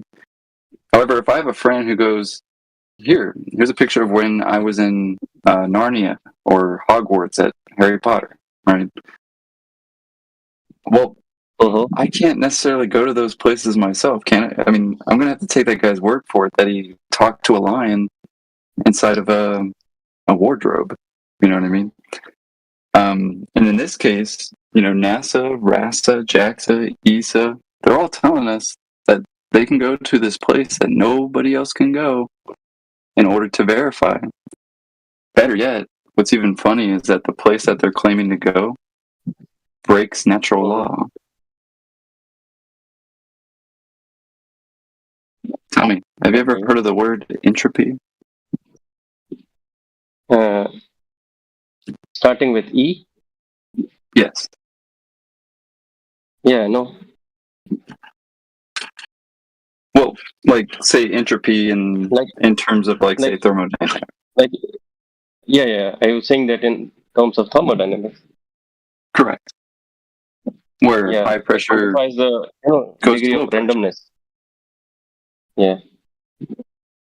So in this case, the globe claims that it's in an environment where there's nearly no pressure, right? No gas molecules near vacuum. Even. However, how do you breathe air then on a globe? Right? If you have, roughly 14.7 psi gas pressure, you and I breathing in this wonderful dynamic system.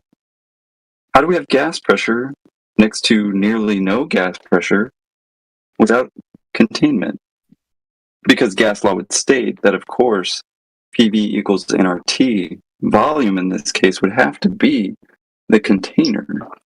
And last time I checked, there's not a glass ball or container in this globe paradigm. So how are you breathing right now? If it's a globe.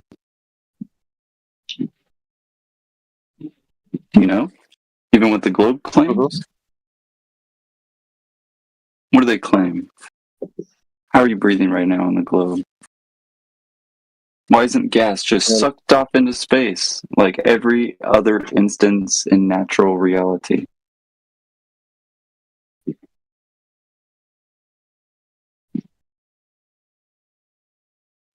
I'll give you a hint. Because there's no outer space vacuum next to us. In fact, I dare you to find a vacuum anywhere, naturally in nature. Just one.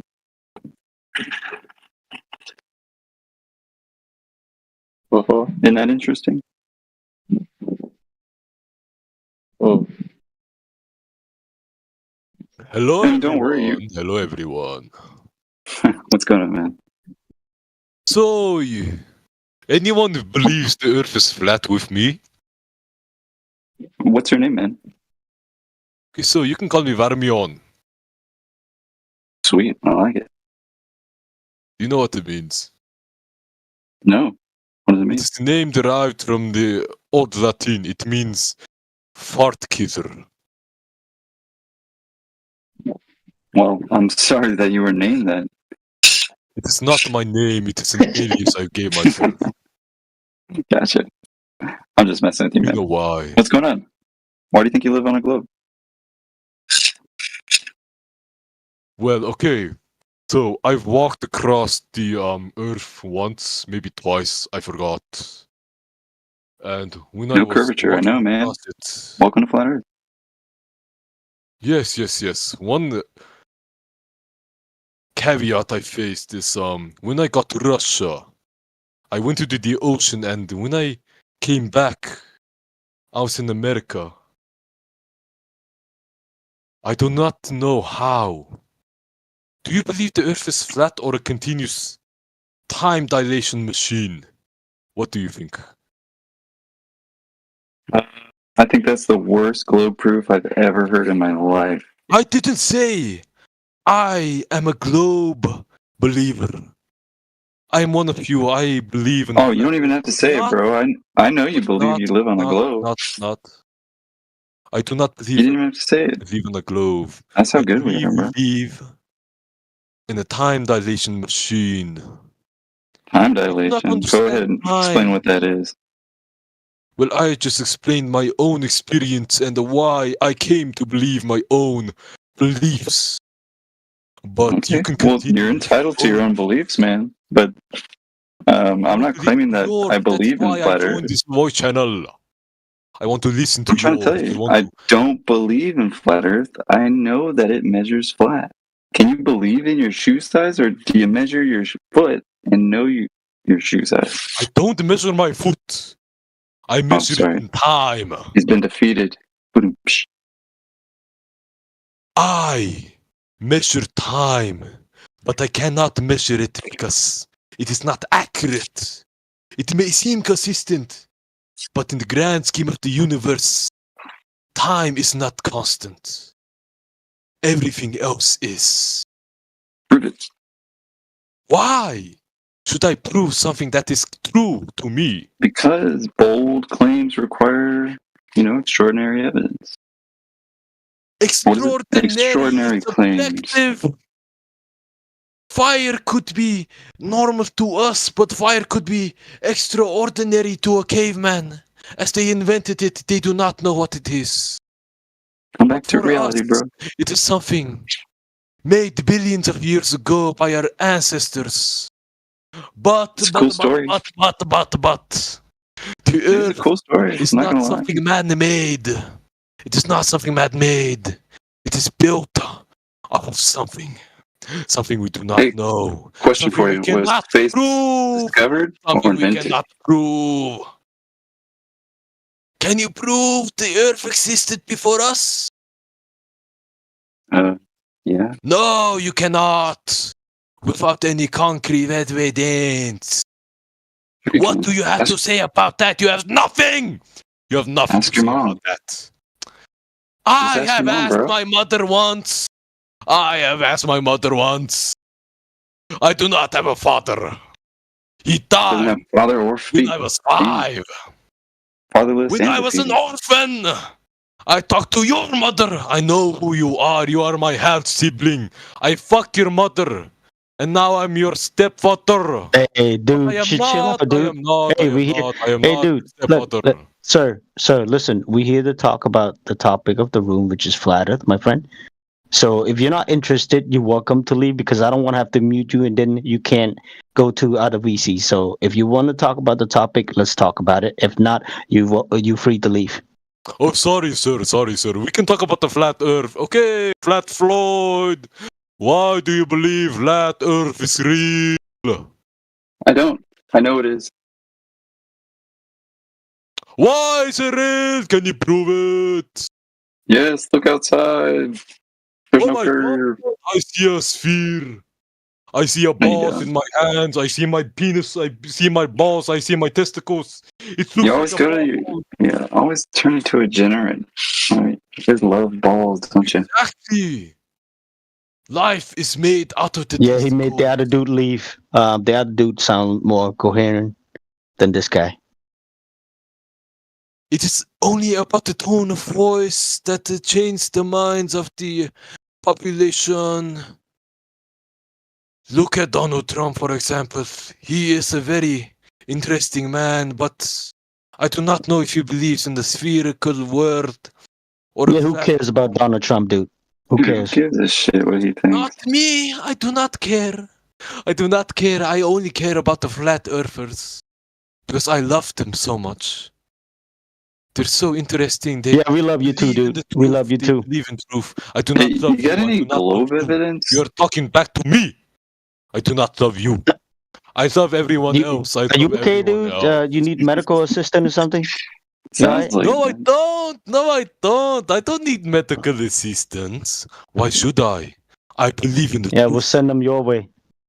But yeah, Send dude, them like my way. let's talk about Send the them globe my proof. Do you have way. any globe proof?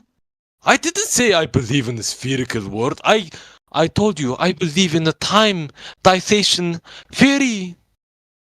But I love to listen to others about their own proofs, about what they believe and what they know is the truth. Because the truth is what they believe for themselves.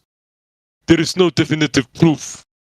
It is what we, as a humanity, as individuals, believe.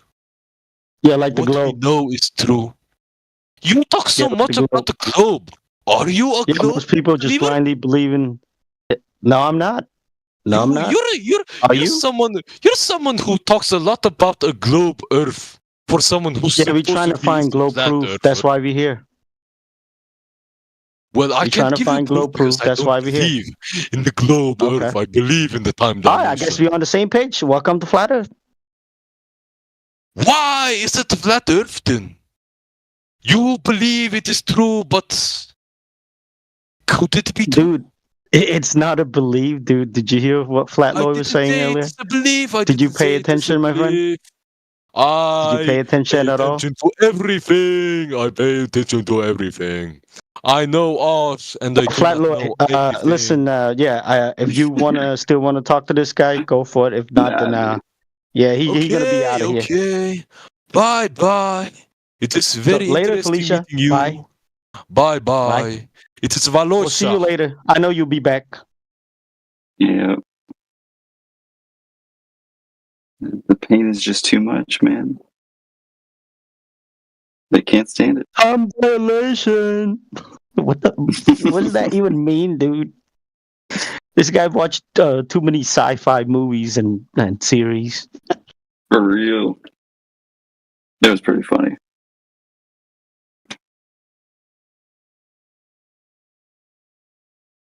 Yeah, I mean the other guy, he was actually pretty cordial. You know what I mean? Lalu, something like that. The one he just Yeah, that left guy was earlier. pretty Yeah, good. yeah. Hopefully he'll be back. But that's why those guys kind of come in there. They see something of like actually inquiring and they turn into Agent Smith.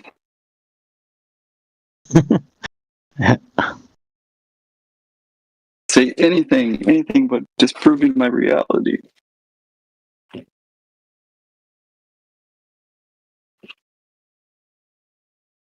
I mean, he even scared to claim a position, right? Which is the globe. Yeah.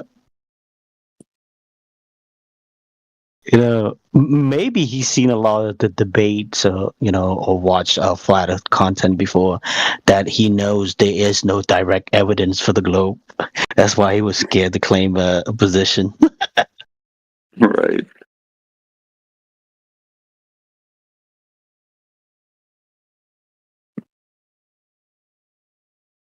Damn, my 3D printer messed up, dude. What did you do? What happened? I was making my next design for some spirals I had an idea for. But damn, I think it's time to get a new printer. Yeah. It'd be like that, bro. My computer slowed down too lately. I mean, I still got like a lot of space. Oh wait, now, oh, maybe not. Well, my drive C, I got about 131 gigabyte, and then I have my drive Hey, that's D. I pretty still good. have 2.7 terabyte left, right? But I'm gonna have to move the file from drive C to drive D.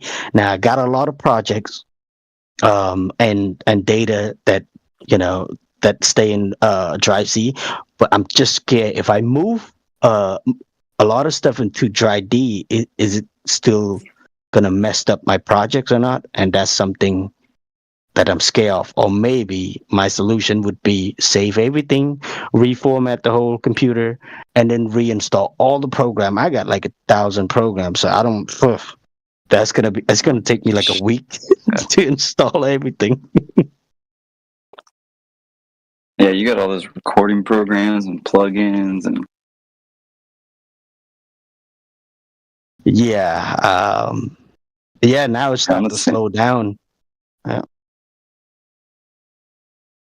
now that I think about it, 100 gigabytes isn't that much left. The funny part was last week I had about 300 and something gigabyte, right? And then I'm like, oh, I still got more space. Now I came here and checked. Wait a minute, I only got 100 something left.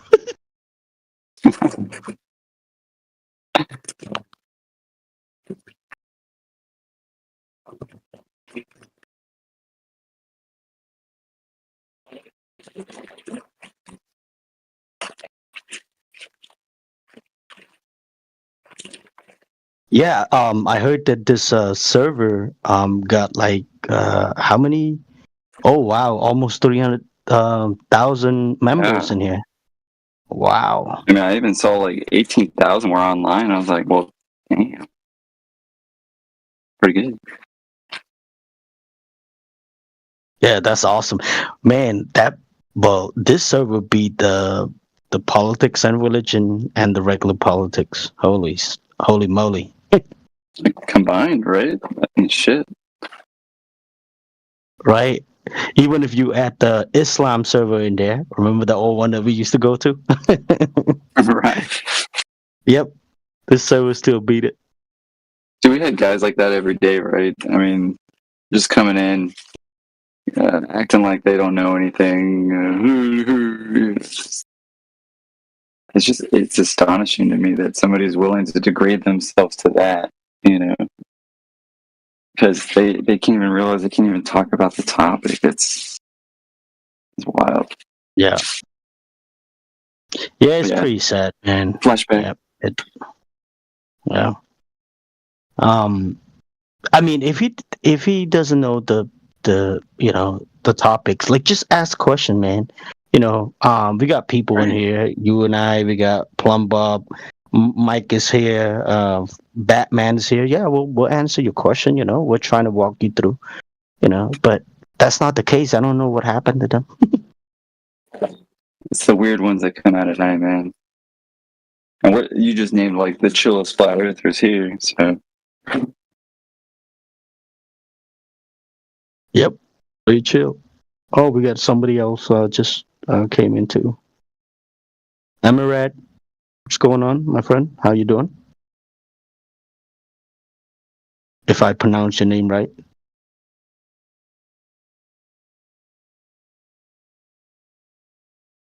Well, welcome to the 24/7 Flat Earth VC. If you have any question, feel free to ask.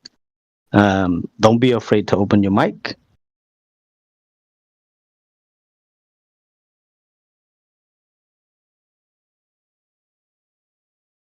Yeah, we don't bite, but we'll chew you up. No, I'm just kidding. No problem. Yep. If you can right now, maybe later, or you can come back later. That's fine. No problem. But yeah, well, good to have you here. Just chilling. Welcome.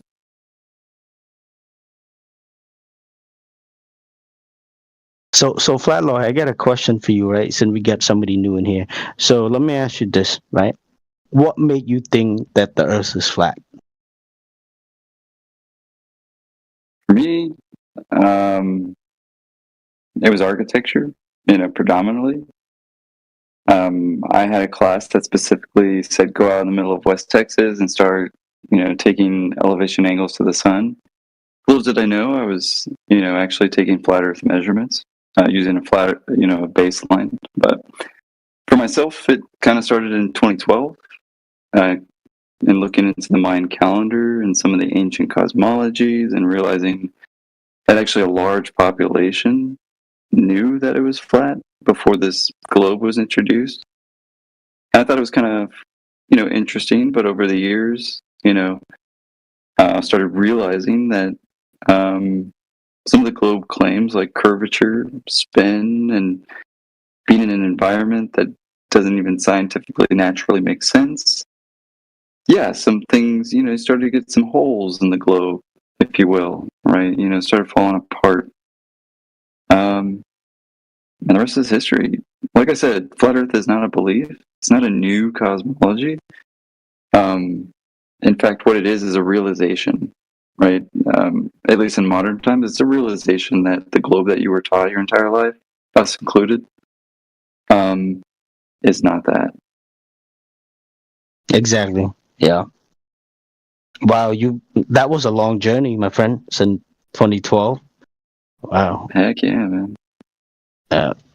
Yeah, I woke up around maybe 2015, late 2015 or 2016, early 2016. But I heard about flat Earth a long time ago, since maybe even 2013, 14. right? But I pushed it to the side. I said, no, Yeah. this is too crazy for me. Yeah, but it took me some time.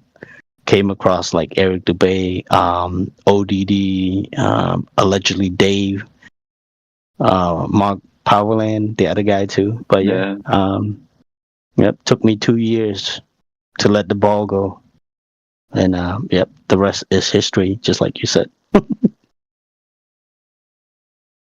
you have a good point, you know, because like even when you're questioning the globe, especially with the internet these days, it's really easy to find some sort of flat Earth figurehead right on X or TikTok, and they're saying some ridiculous stuff. I would agree with you, even though I'm a flat earther. I wouldn't claim something like there's more land, right? Because well, that's a pretty extraordinary claim, and if it's gonna require some extraordinary proof, and unfortunately, to the best of my knowledge, all we have is hearsay, right? With Admiral Byrd and ridiculous books, actually. But to be fair, you know, no flat earther in this group is going to even claim a model, right? Because I hate to break it to you, you were taught you have a model your whole life. I mean, they even put it in the room, they spun it around for you, and you believe you have a model. However, if you put it to the test, you quickly realize that you've never had a globe model. You've never seen it in reality, and you never will, besides your TV screen. Exactly. Yeah. And most people just blindly believe it, and just like the rest of us, at one point we believe in it. And yeah, it took us a lot of time to break away from that globe religion. I mean, and all we doing here is just here to share information. If anybody interested, we have all kinds of information in the home server. Or you can just, DM me or something. I can just send you the information, the basic Flat Earth 101. Yeah, that's why we're here. But really, we're here too to, especially in the room, to ask anybody else, what makes you think that you live on a globe? Do you have any scientific evidence of this globe? Do you have any evidence of this globe? I mean, why would anybody think they live on a ball in 2025? Exactly.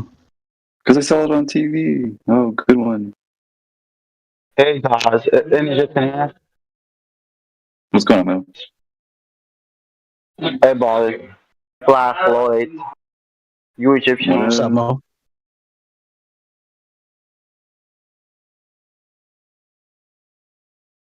Yeah, what say you, Mo? How do you know you live on a ball?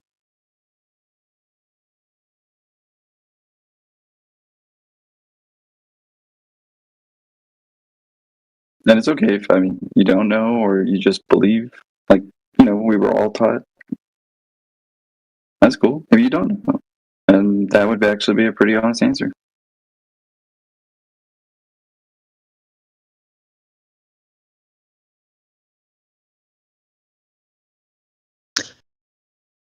Maybe he got cut off. Maybe he got to fix his satellite.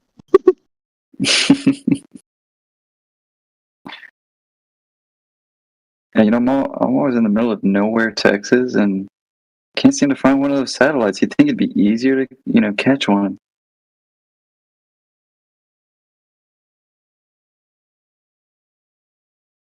Yeah, have you seen that footage? Flat Earth dude, Kenny.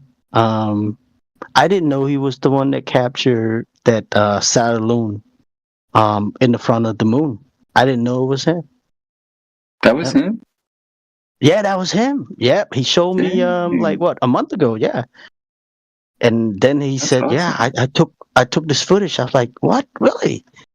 And we seen it a long time ago. Yeah. Yeah, I know Flat Earth dude's been around for a while. Huge supporter, always there at the meetups. Great guy. That's what it takes, because, to be honest with you guys, I don't think anybody, wakes up and is like, you know what, I want to be a flat earther today. Which is why I'm trying to tell you it's not a belief. It's a realization. It'd be like, I don't know, have you ever done something, super inefficient, it took too many steps, but then you came across a realization, and then suddenly you're like, oh man, I only have to do this one thing. I don't actually have to do these 6 things. That's kind of like this, right? I don't have to worry about an asteroid hitting me. I don't have to have any fear about, resources and things like this. Or, honestly, you could kind of release this whole, everybody's lying to me too. Because honestly, I think that's a globe thing, not really a flat earther thing. But in our case, I don't know, knowing the truth for yourself or being able to find it for yourself without having to watch the TV is a pretty dang good skill in 2025. But hey, maybe just one man's opinion. Yeah, and it's funny too. Like when they ask this question, oh, what is this gonna do? I still have to do everything. I still gotta go to work. I still gotta do whatever. They don't understand. Being live for all your life, right? And you finally know the truth, right? If that doesn't, if that is not a good thing, I don't know what is, because in general, nobody like being lied to. I don't like being lied to, right? And when you found the truth, and if flat Earth is the truth, don't you want to know about it, right? That we do not live on a spinning globe in a vacuum of space. We actually on a stationary plane. You don't want to know that. And another thing too, they don't understand that. Oh, what's gonna happen if the Earth is flat?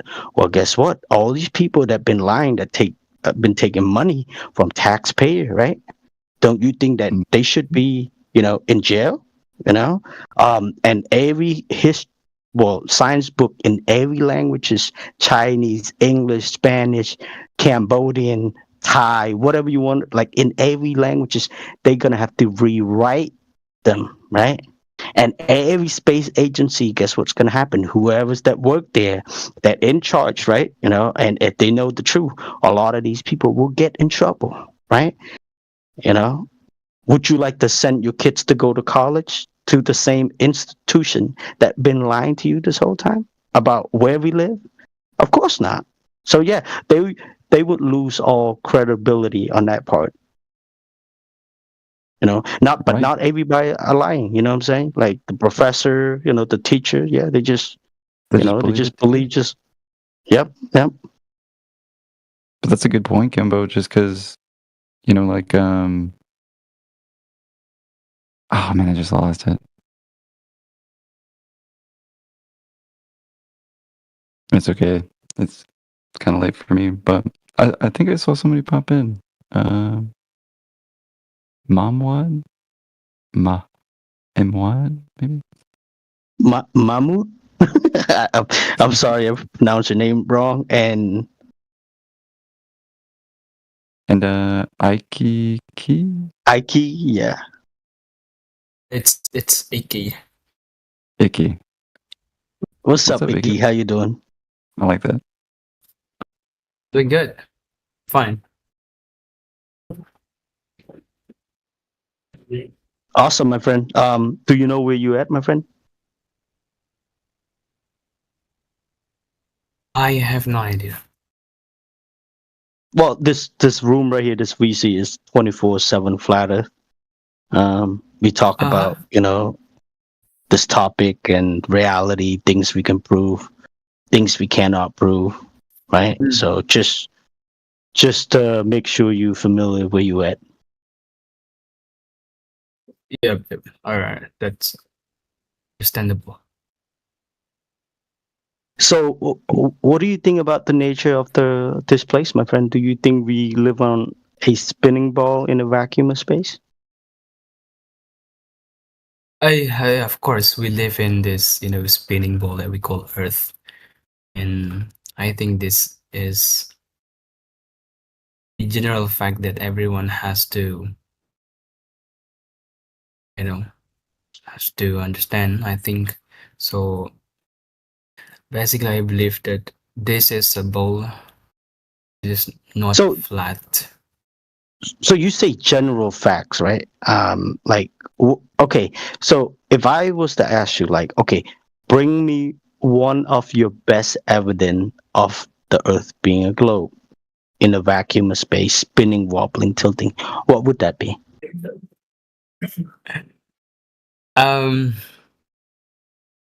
Yeah, my teacher used to tell me that if you're staring at the sea to the farthest line that you can see on the sea, I mean, if there's a ship sailing to the opposite directions, then the ship will be disappear gradually, because it's like there is a curve of the bowl. So I don't know how to say this, but yeah, I think you understand that if you So you saying the ship going over the curve? Is that what you're saying, my friend? yes, that's what I mean. So do you know the distance, like how far it's supposed to disappear from your eyesight?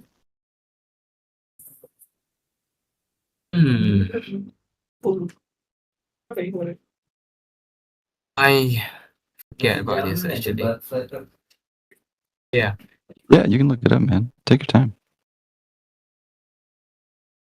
Yeah, and after you get your answer, I do want to show you something about the ship disappear over the curve, right? I can show you something after, but go ahead, go find your answer. Yeah, but go on, just show me. Well, you can type in Earth curve calculator, and it's going to be based on the observer's height, right? Well, according to a globe, there should be a drop, right? There should be this curvature, this drop over distance, and it should actually be increasing in slope, right? Because that's what a sphere geometry would do, right? However, NASA and JAXA and RASA, they all give us the same formula, right, of 8 inches per mile squared.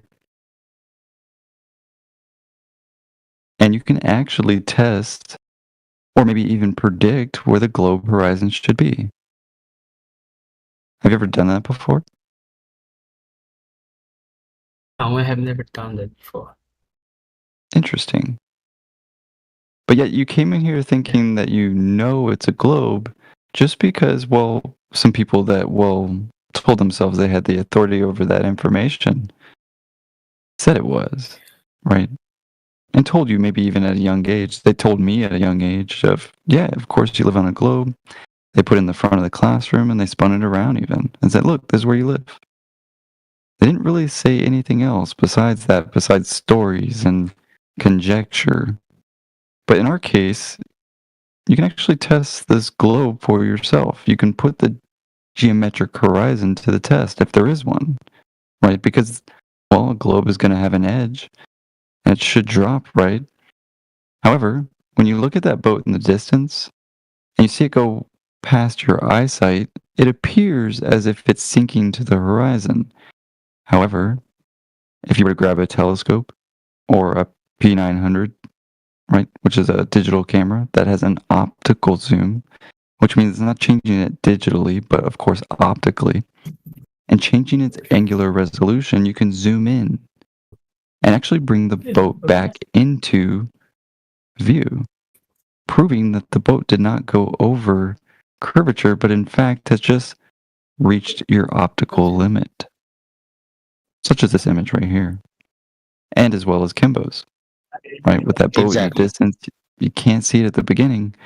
However, upon zooming in, it comes right back up, proving that it is not a geometric horizon in this case, right? Because if it were physical, it would have to be hiding it. Yeah, I'm sure you do. They always do. Yeah. Yep. Oh God, the Earth's flat. I gotta go. Yeah. Yeah. Well, guess what? We also have somebody new in here too. I think Baki Hama. Is that how you pronounce your name, my friend?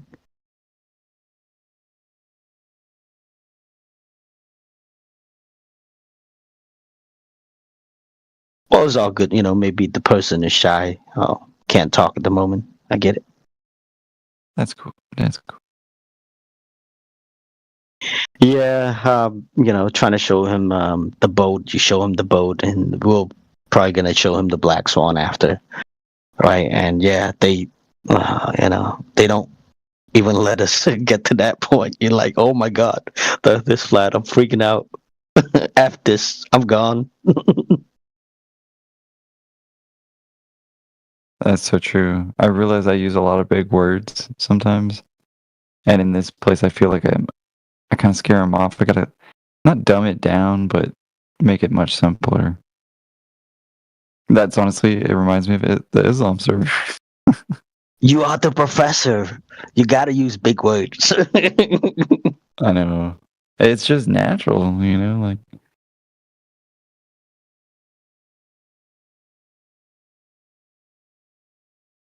Yeah. Yeah, I guess maybe a lot of them don't understand certain terminology or certain vocabulary. So, but yeah, well, they're here to learn English, right? They don't just to get to learn English. They learn English and logic and the truth, right? It's 3 in 1 Oh, you're or gonna 4 in learn 1, today. right? But yeah, you're absolutely right, man. There's a lot to learn in this topic for sure. Yeah, you're probably gonna have to unlearn and relearn a lot of stuff.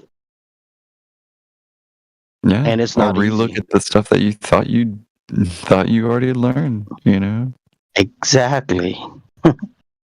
Exactly. Yep. I got like And 80 you know Globies what? in the room. When was gravity discovered? Newtonian gravity. Anybody? No flat earthers allowed. Well, we got Emerald, I'm Dondi. looking at you. Diego, I'm looking at you. When was Newtonian gravity invented? I mean, discovered.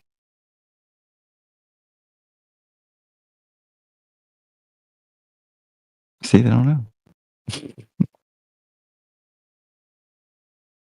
1666. If you can believe that garbage. Yeah, that's a lot of 6, bro. Just a coincidence, bro. I mean, don't you dare look at how fast the sun is supposedly going around, everything, and don't you dare look at how fast the Earth is going around the sun, and don't you dare look at all the numbers involved. 1969s. You flip all those the 2 nines number. What do you have? The globe is tilted, right, on a 23.4 degree. yeah. Its complementary angle is 66.6 degrees. Hey, but Flat Lloyd, guess what happened? So a few years back, right? I checked the information on Google, right? It was 23.4 degree. Guess what they do now? So a lot of flat earthers been calling this out, or maybe maybe TikTok flat earthers, maybe us, whatever, right? They changed that on Google now. Now it's 23.5 instead. Bro, there's a lot of information that being changed for the past few years. I'm telling you. Yeah. Gravitational waves, we got them. All of a sudden, right after flat Earth. Yep.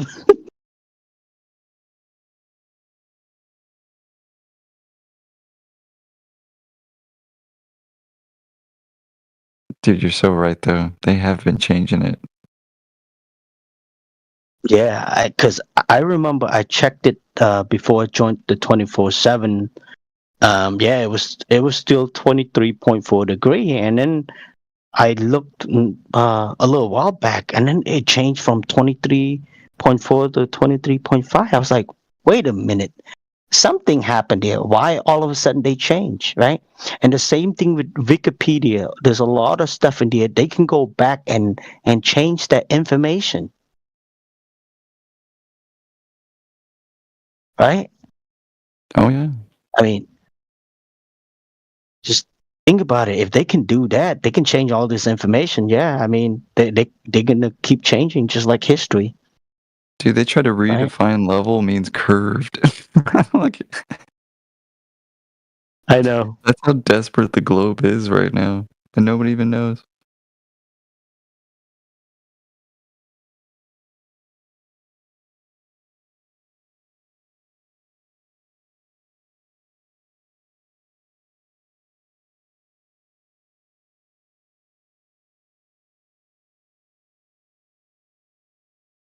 So what happened to Plum Bob and Mike and Majin? What's going on, guys? I don't know if you guys still around. Yeah, bro, I'm here. Just listening, you know. Yep, same here. Just hanging out, having to listen. Awesome. Quiet now. Yeah.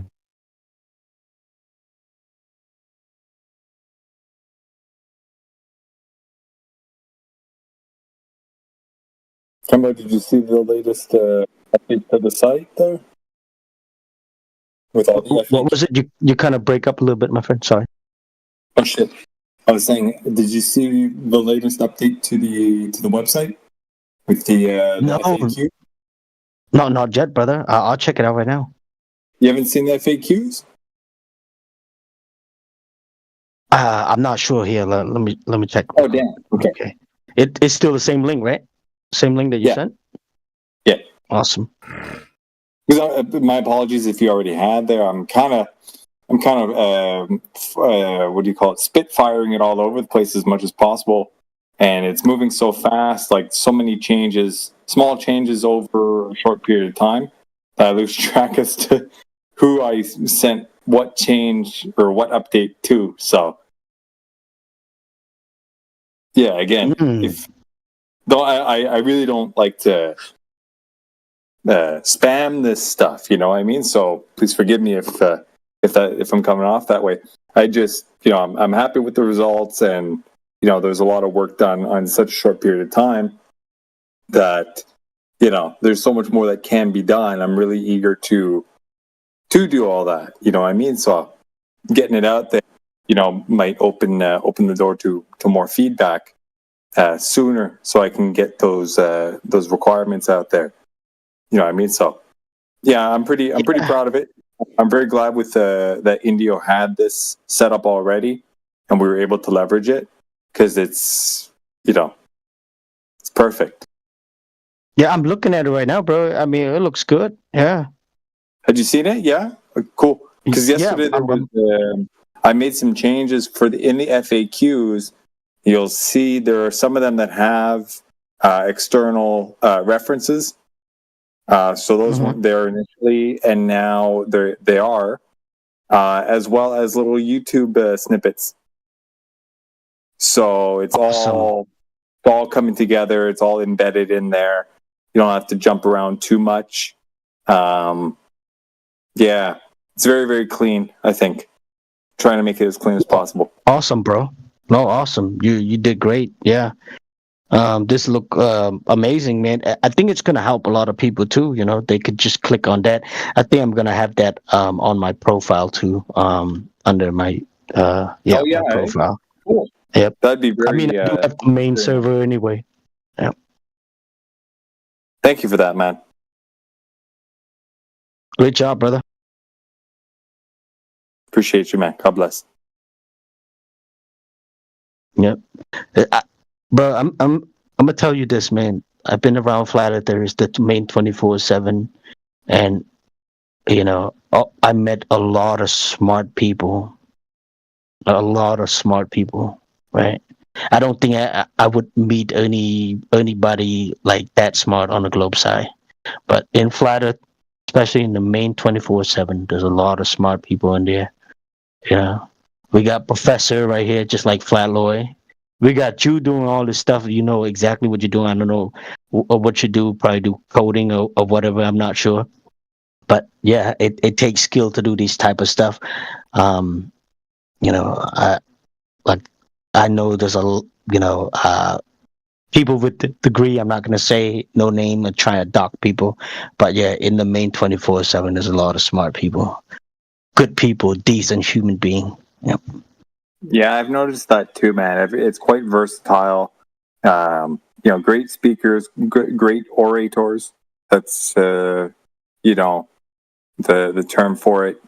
They articulate their points very well, and everyone has a different background. So it's not like, oh, we've all got a degree in geology, so we know for sure. It's like you don't really need that, and everyone brings their own thing, So for me, yeah, I write software for a living. It's my shtick, So why not bring that to the table here too? I mean, with everything that everybody has done, going on 10 years now, or at least upwards of 10 years of research. I don't know how long this group has been kind of formalized or anything, but nevertheless, even if it's been like 2 years, certainly greater than a year. I've only been around for a year.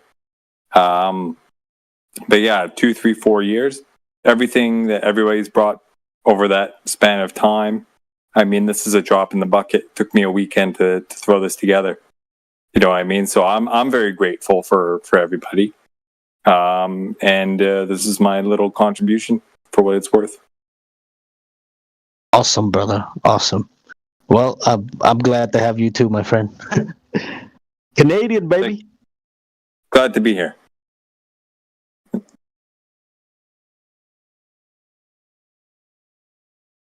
Yeah, how's the weather over there, my friend? Mike, how's the weather in Fucking Canada? hot. Humid as shit. Yeah, not great. It's summer though. Yeah. It's to be expected. Yeah, see, you haven't had Texas heat yet. Texas or Arizona heat, man, is a whole different, yeah, I don't know, man. whole different really hard. experience. It's really hard to compare because up here it gets, so they give us the temperature. So let's say, 25, 30 degrees Celsius. I don't know what that converts to, like 80, 90, in the 70 to 90 range, let's say. But then you tap on the humidity because it's very humid around here. It bumps it up by 5, 10 degrees or something like that. Let's say 5, to be conservative. Celsius. So it's easy 90 to 100 at worst, but it's heavy. Oh, wow. You know what I mean? Or I mean, I could be, forgive me if my conversion's off, but it's a significant jump when you tap on the humidity.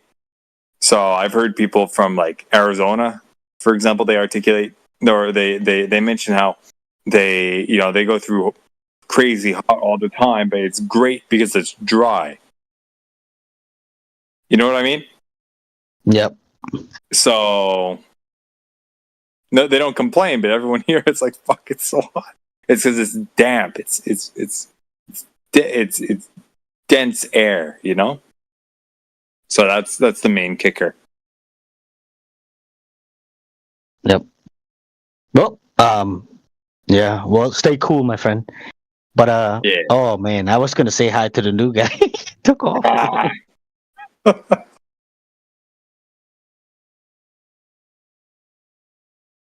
Yeah, but yeah, Dondi, if you wanna, chime in, my friend, you can just open your mic. You can ask any question. Feel free, man. We don't bite at all, man. I'm just listening in because my English is not that very good, It's like my third language. Oh wow. Okay.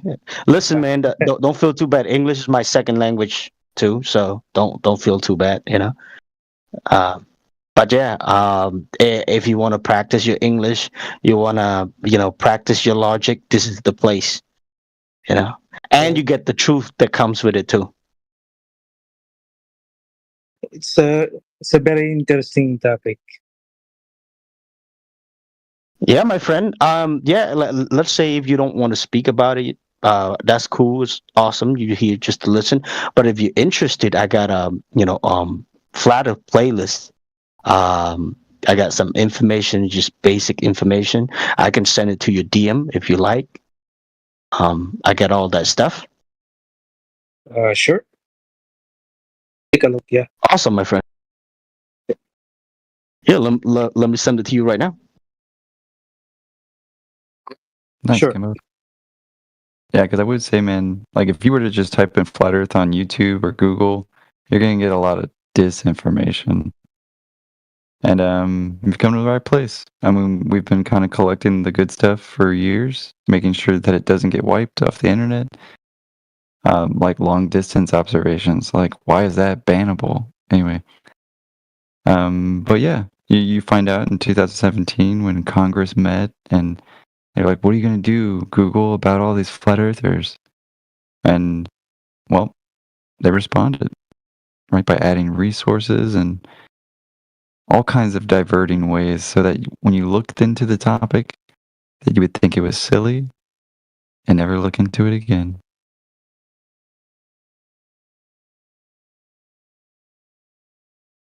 But it's not.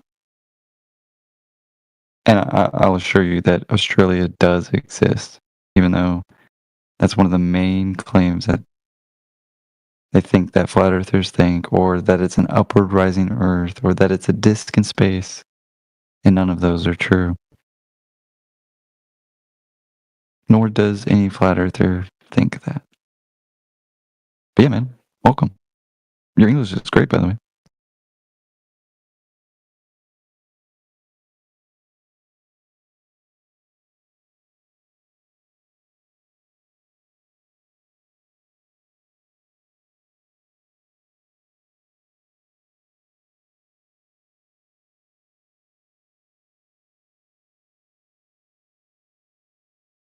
Yeah, Dundee. Yeah, I just sent you like 2 links.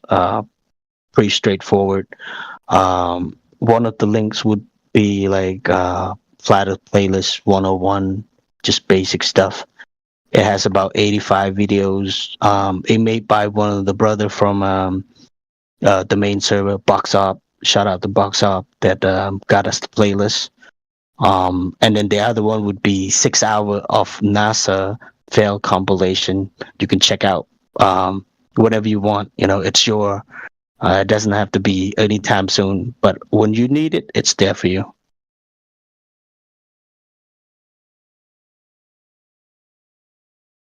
Thanks for sending it. Yeah, it's cool, bro. And let's say hypothetically, right? Let's say like after like 2 months, you finish everything, right? You want to know more, you know, or you can just come to this, VC and just ask us for the link to go to the main server, because in the main server we store all kind of information over there. It's like I would say terabyte of information. It's like library, in a sense. And if you want to learn more, just come back over here.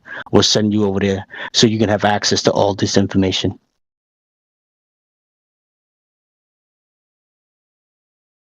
Okay, sounds good. But first, I'll take a look into the links that you send, and then, like you said, after 2 months, we'll see. Hey, you never know. You might finish it in like 2 weeks. I'll try. Yeah. It's all good, brother. Welcome. We got somebody new in here, Lewis and Axum Goat. I don't know if I pronounced your name right, my friend. Hello, welcome.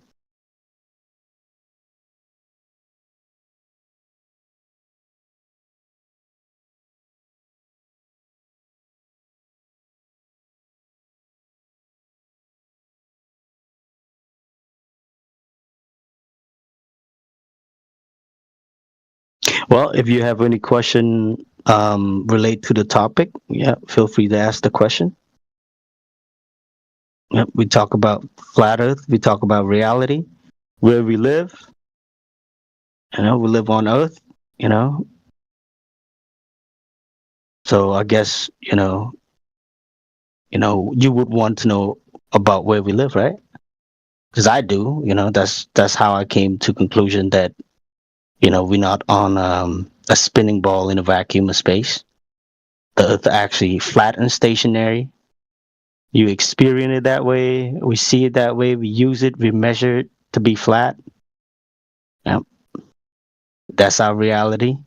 And it's not a floating disc in outer space. So you got to get that idea out of your head. It's not floating, wobbling, tilting, none of that stuff.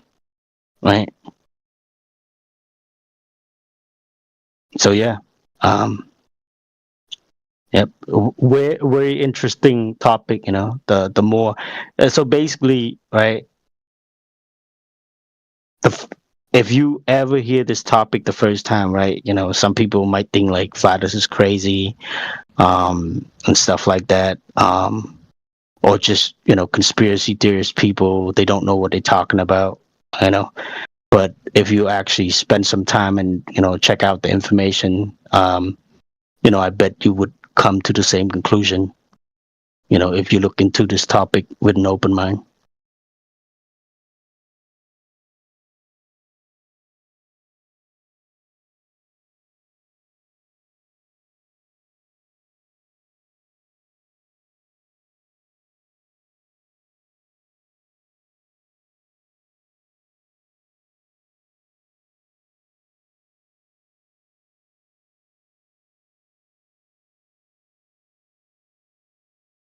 Yeah, Flatloy, it's almost time for me and you to go, right? So we are waiting for maybe the Australian, European to take over. Yeah, man, I'm hanging on by a thread. But I want to welcome the new guest and everything, and yeah, I mean, there's still a couple of us in here, and to be fair, there's always Effie Batman. I think I can take them all, but I'm always here. He's a warrior. But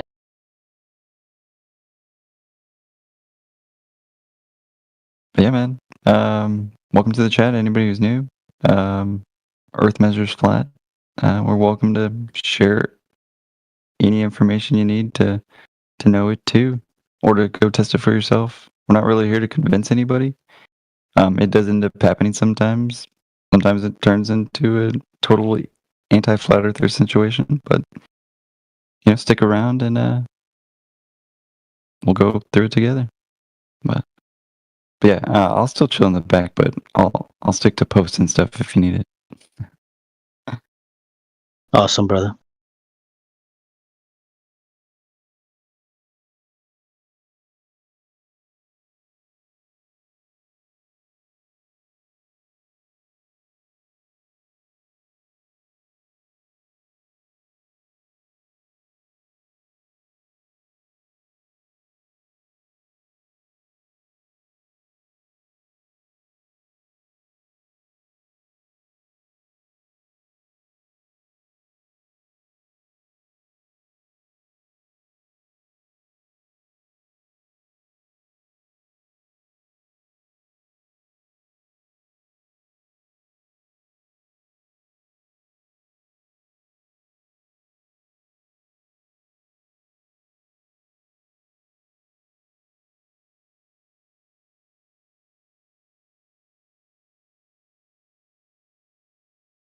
What do you mean? Make it more interesting? What's more interesting than being lied to your entire life? Everybody's been lied to about this globe Earth. And you got people in a Discord in 2025 telling you, no, it ain't. Right? But I mean, don't get me wrong. If you go on like TikTok or X, yeah, there's crazy claims, right? I mean, there's like flat earthers saying that supposedly there's more land and rainbows prove that the Earth is, that there's a dome, and those are some pretty ridiculous claims. I'm not gonna lie. I'm right there with you. I wouldn't use that to prove the surface property of the ground either. In fact, it is actually kind of a boring topic if you think about it. It's pretty simple. All you got to do is look at water and go, huh, if they tell us 70% of the earth is covered in water, what does that make a ball filled with water? 70% flat. How do you have a It's a 70% flat ball. ball? Yeah. Well, the answer is you don't, right? Turns out it's not a ball, but if you're locked into a paradigm where you don't think you can really leave, and maybe it's if I push your dream of leaving into outer space, and you can never really grab it, then I don't really have to worry about you leaving. You can just consume and reproduce, and I just keep sucking the wealth right off of you. Maybe to the tune of 60 million a day if you're in the U.S. A little bit less if you're in other countries, but if you got a space agency program in your country, I mean, I don't know about you, but I could use some extra cash. I bet the rest of the world could too. I mean, what would you do with $60 million a day? And you had to spend it, right? You couldn't save it. Wouldn't you Definitely. maybe go to different things? I mean, wouldn't you like help the poor? You'd maybe solve some other crises in society, right? The things in the very topics, that some people love to and enjoy to talk about, right? Some real issues, they call them. However, leaking or lurking at the very top of what's stealing all the money, if you will, from all these different countries, selling them cartoons, stories. And they believe them too. That's the worst part. It didn't even have to be a massive lie by thousands of people. They could just believe the lie too.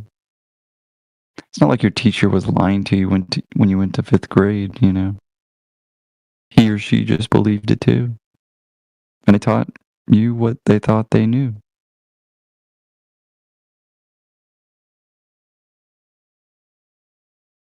You gotta ask yourself, $300 trillion worth of debt to who?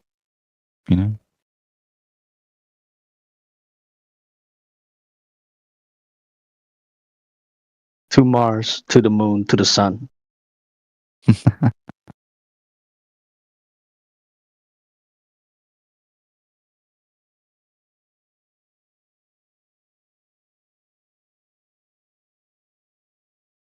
But yeah, it looks like we have a couple new people. Welcome, guys. Looks like we got Sam. We got Lewis. Hasn't spoke up yet, but we got Foxy, Axum, Emerald. A lot of listeners tonight, but you guys seriously don't feel intimidated. We kind of have like different crews. Everybody kind of has a different style about how the way they introduce even this topic. And you've definitely probably met more of the chill group here, right? You got Kimbo Beats, you got Plum Bob, myself, Mick. Some OGs for sure. That are super chill. We got a day crew. Yeah, they can be a little abrasive. It's a good English word. Kind of like sandpaper sometimes to the ear. Sometimes, right? If you're not ready for that kind of character. But hey, they're not going to jump out of the screen. They're not going to hurt you for thinking it's a globe. Because guess what? We thought it was a globe too, and we were wrong. However, we're the ones telling you we were wrong.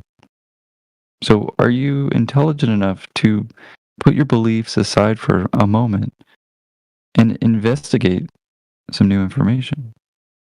Because that would be a mark of intelligence. Back to you guys.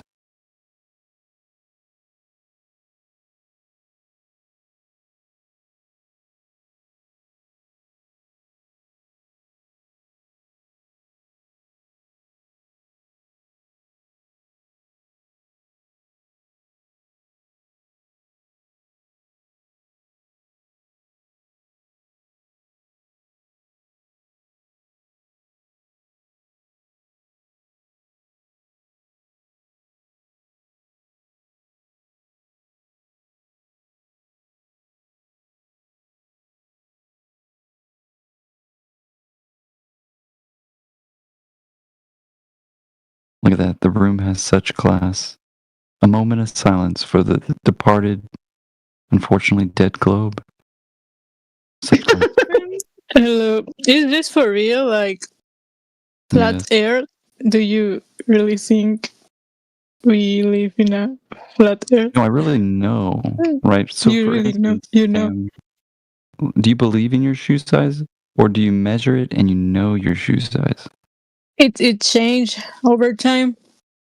Right, but it's going to stop, right? Or you're good. I mean, how would you verify that? You'd have to keep measuring it, maybe over time.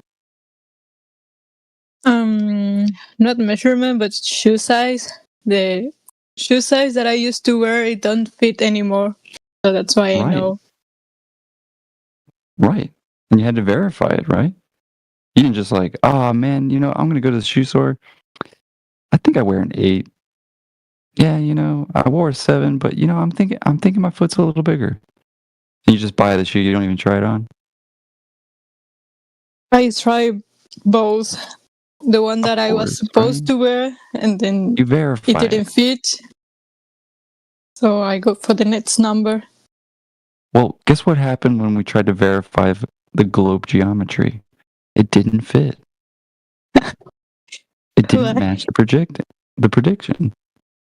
And guess what? We went to another spot on Earth, and then we had tons of people actually start to find the curvature of this globe claim that NASA and RASA and JAXA give us. And guess what? It didn't fit. Now, that doesn't magically tell us the shape of the Earth, because flat is not a shape. It's a surface property, sometimes of a shape, right? You can have a flat penny, right? For instance, flat and round aren't necessarily mutually exclusive, right? I know that's a high dollar word for English, but they don't necessarily need to be connected to each other, right? You can have a flat record, right? That is both round and flat. You can have a penny that is both round and flat. What we're trying to tell you is that flat Earth is not a shape claim. Nobody thinks it's a disk in space. Don't get me wrong, I know why you're laughing. Because if you type in flat Earth in Google, right, it shows a ridiculous image of like a weird little pizza or like I don't know what that thing is, right? But it's floating out in space. And I can assure you that outer space vacuums are not real. They actually break the second law of thermodynamics known as entropy, in which we observe high pressure go to low pressure always. So you got to ask yourself, how are you breathing 14.7 psi gas pressure, the air that you and I are breathing? How do we breathe that if supposedly this air pressure is right next to a near vacuum? Wow, the one instance in history where suddenly entropy forgot to be entropy, right? Why isn't the gas just sucked off into space? Do you know what the globe has the answer? What? Do you know why the gas that you and I are breathing isn't sucked off into the vacuum of space? It has different density. It is true, yeah, we do have a gradient. But the gradient alone doesn't magically stick to Earth, right? It's like They got a I special know if word it's the for it. same. I know if it's the same, but why it's colder out in the space if we are closer to the sun than here in the Earth? It's not something similar. Not quite. I think what you're trying to say is if you increase in altitude, that it's going to get colder. Is that what you're trying to say? Even though you're actually getting closer to the sun and have less atmosphere supposedly, and you should be getting hotter. Yeah. Right, because there's nothing protecting you. Those little tin cans that we call satellites are melting out there in the thermosphere. It doesn't make much sense, does it? You'd think something made out of aluminum would actually melt at the temperature that we all know that it melts at. but it doesn't. And you'd think, you know, we'd have some more proof. I mean, it would actually be pretty simple to prove a globe, right? I mean, if it is the said geometry that it is, right, of say what, I don't know, they claim 3,959 mile radius. Now, that's a pretty extraordinary claim because, well, that means you measured it, right? I mean, who measured in any time in history the curve of the Earth? Anybody? Not just Sam. We don't have to just ask Sam.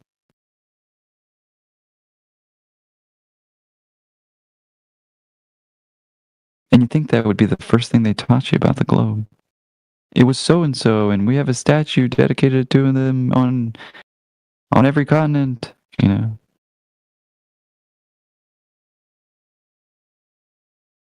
You'd think there'd be more hype, right?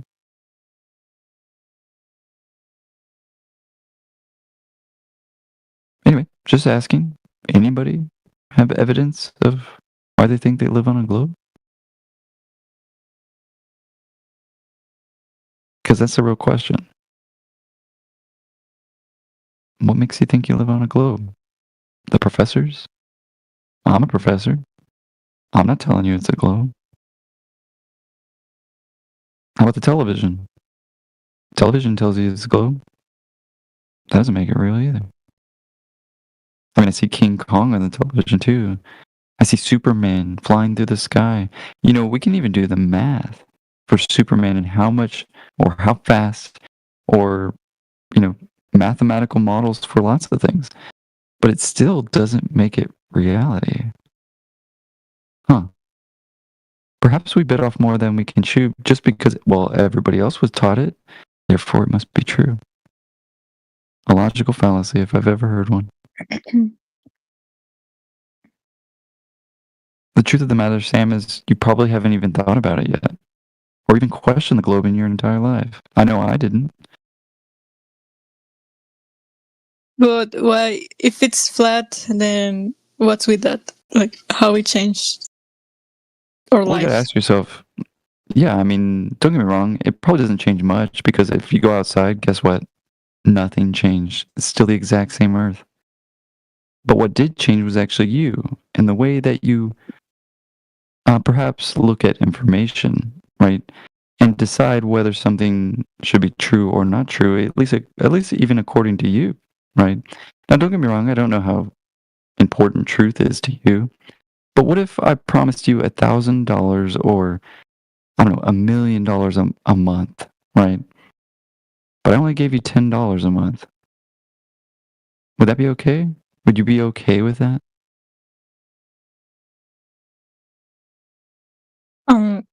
Yeah, I guess. Or would you call me a liar and be like, hey, you said you'd give me $1 million a month? Yeah. Right, you'd be kind of mad that somebody's telling you they're going to give you something and they maybe do the opposite, maybe don't, right? And what if next month came, right? And they said, don't worry, I know I gave you $10 last month, but I'll give you $1 million this month. And what if they gave you $10 again? Are you going to trust maybe that they're going to give you that money? No. Probably not, right? And to be fair, don't get me wrong, this isn't a trust issue with like authority because it's not, right? To be fair, there's certain authorities in your life. I think my parents are a pretty good one of my authorities. Yeah, I don't listen to everything they say, but I do, I do take their information to heart. However, in this case, NASA, RASA, JAXA, they have a claim, a geometric one about this globe. And if you tested it over and over again and you found that there was no curvature, well, what would that make the surface of Earth?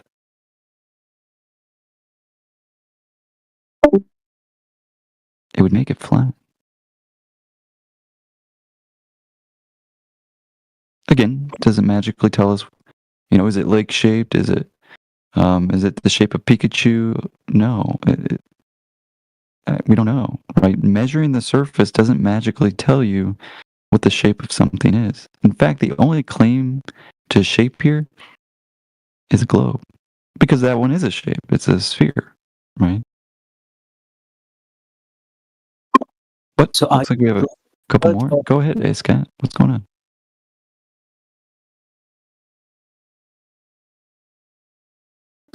Sorry, are you pro flat Earth or are you proving the Earth is a sphere? Oh no, I've tried to prove that it was a sphere a long time ago. It's definitely not. Why do you think that is?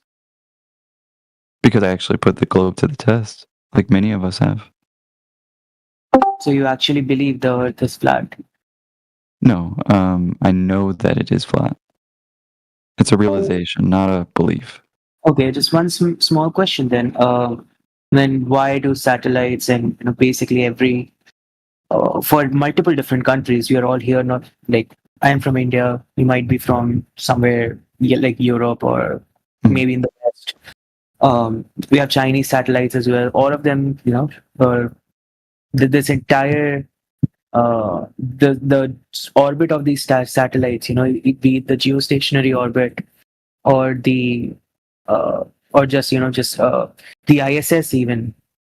All of them are taking circles around the Earth. I'm not finding the exact word. English is not my first. Yeah, I get what you're saying. Yeah, like what about satellites? Absolutely. I've got So, something like- actually in the side chat for you. These are all the different kinds of satellites and the high altitude technology that we have above the sky. Yeah, or sorry, above the Earth, right?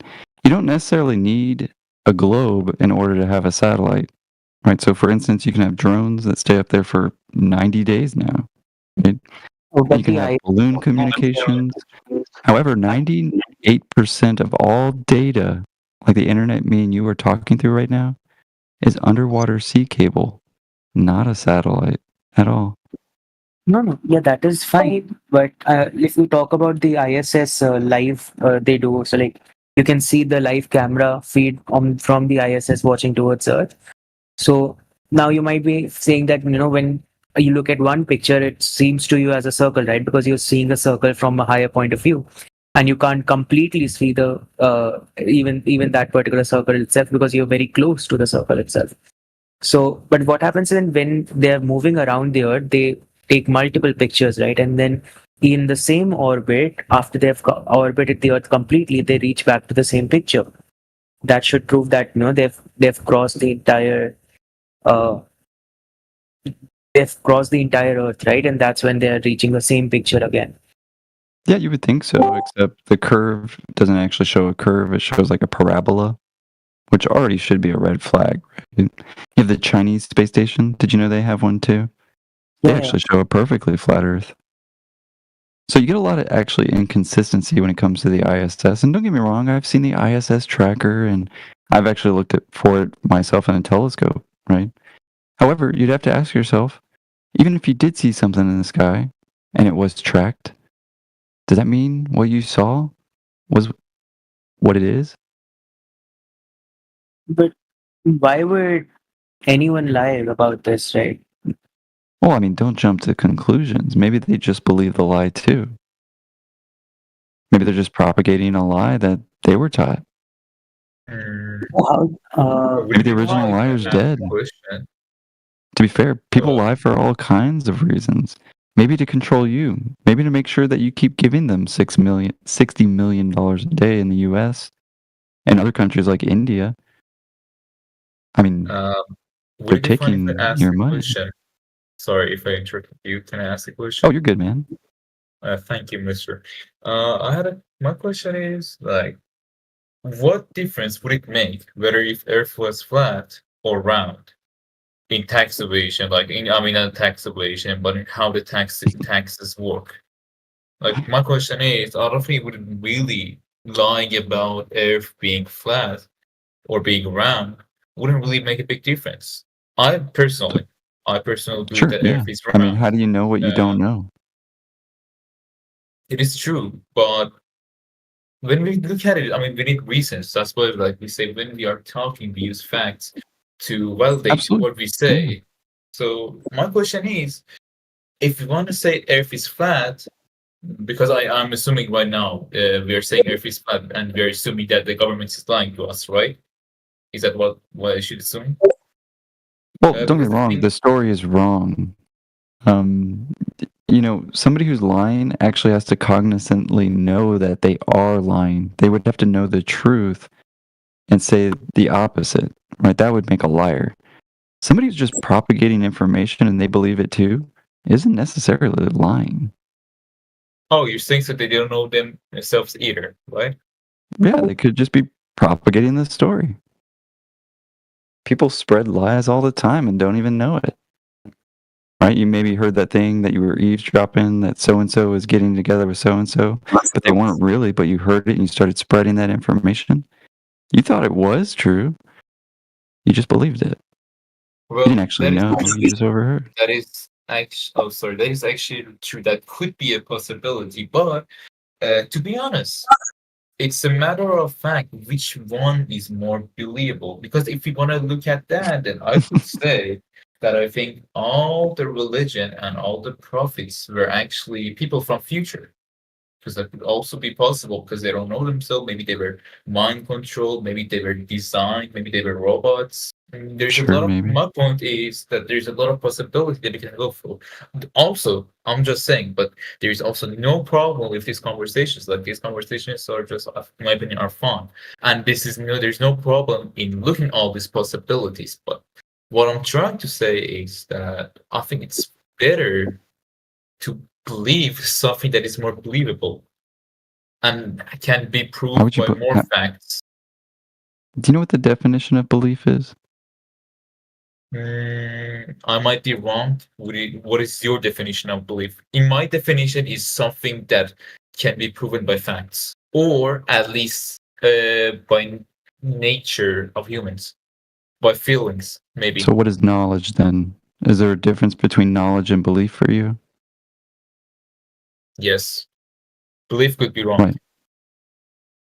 Well, a belief would be a knowledge claim without evidence, right? Without empirical, testable evidence, right? You could say, I believe that there's going to be meat at the store when I go there, or sorry, I believe there's going to be rice when I get there at the store, but I don't know that until I get to the store. I ask the manager, hey, do you got rice? And they go, yeah, we got rice. Now I know they have rice. Okay, But before, I had to believe if they do or didn't. I didn't know if they did. I was just believing it that they had rice at the store. Does that make It sense? is also it is true, but it's also fact that usually and more likely grocery stores contain rice because they're grocery stores and they usually have it. They're big grocery stores, so it is believable. It is more likely to believe Yeah, that they have yeah, rice. and that's great. So what about the curvature of this globe? Right, it should always be there, right? Yeah, I mean, If it is a curved ball, you know, right? when you compare things to daily things we do in life, it is really there are some stuff that you can't say they're completely the same. Like when it comes to Earth shape, how it is shaped and how it is shaped, I believe that it is round because of physics, how the physics is made and what is it made of. Because the whole nature of physics is based a lot of things in physics, like bombs. Ballistic missiles and a lot of things are Sure. based on. However, physics is actually more of like a science, right? In this case, a shape is not even a science claim; it's a geometric claim. You're not going to test a cause and effect relationship for a shape, are you? You can't compare these differently. You can't say that shape is mathematics when you're trying to prove the earth is flat, right? You would also have to corroborate that Again, evidence. is mathematics science? No, but Or when you're does it talking just about, use mathematics as a language pattern? when you're talking about the shape of the earth, right? In which case you would have to corroborate that with scientific evidence. You can't pull science away No, from you that. can't science a shape, brother. Go ahead, science and square. Okay. Let's say like the earth is flat, right? So what about No, no, no. You said you can science shapes. We're gonna have to break down what science is, guys. If you don't know. Shapes. So why do you think Earth is flat? There should be like a reason like Earth is Because it measures that way. And you're gonna have to wait your turn, Why are sir. you questioning the Nah. obvious? The Earth is flat. What the fuck? The obvious. Go outside. Where is Yeah, the prove it globe, then. bro? Okay, I have a very simple Let's just keep it observation. simple. Yeah, very simple observation. Like, if Guys, you- hold on. One at a time, my friend. One at a time. Wait till your turn, then you can ask the question. But right now, Flatloy is talking to AK right now. Yeah. Okay. So I have a very simple observation, right? Like if you go and what explains like the movements of the stars themselves.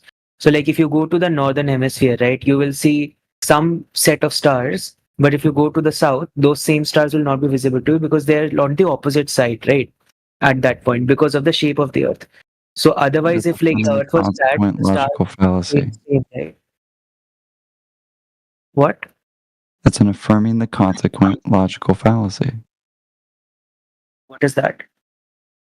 Well, you're fallaciously saying just because you can't see a star in a certain area, you're already pre-assuming a ball.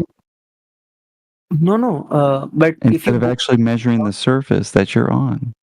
but if you go from Instance, north to imagine south, a gigantic store, right, where you can't see the other side of the store, right?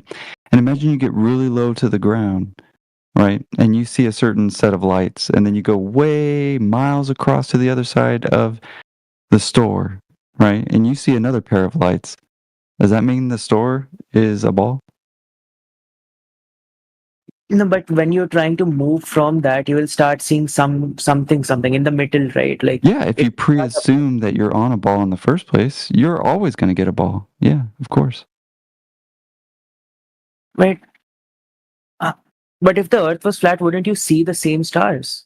That's the point. Like no matter where you are, you would see the same stars. Outside doesn't change, brother. We're not claiming a model. We're claiming outside right now is not a ball. But you're saying it's flat. It measures flat. So if it is flat, then again, like if we assume a flat Earth model, the sky would remain the same, right? Why would the sky move then? No, the sky does the exact same thing it does for you, brother. You just think it's a globe.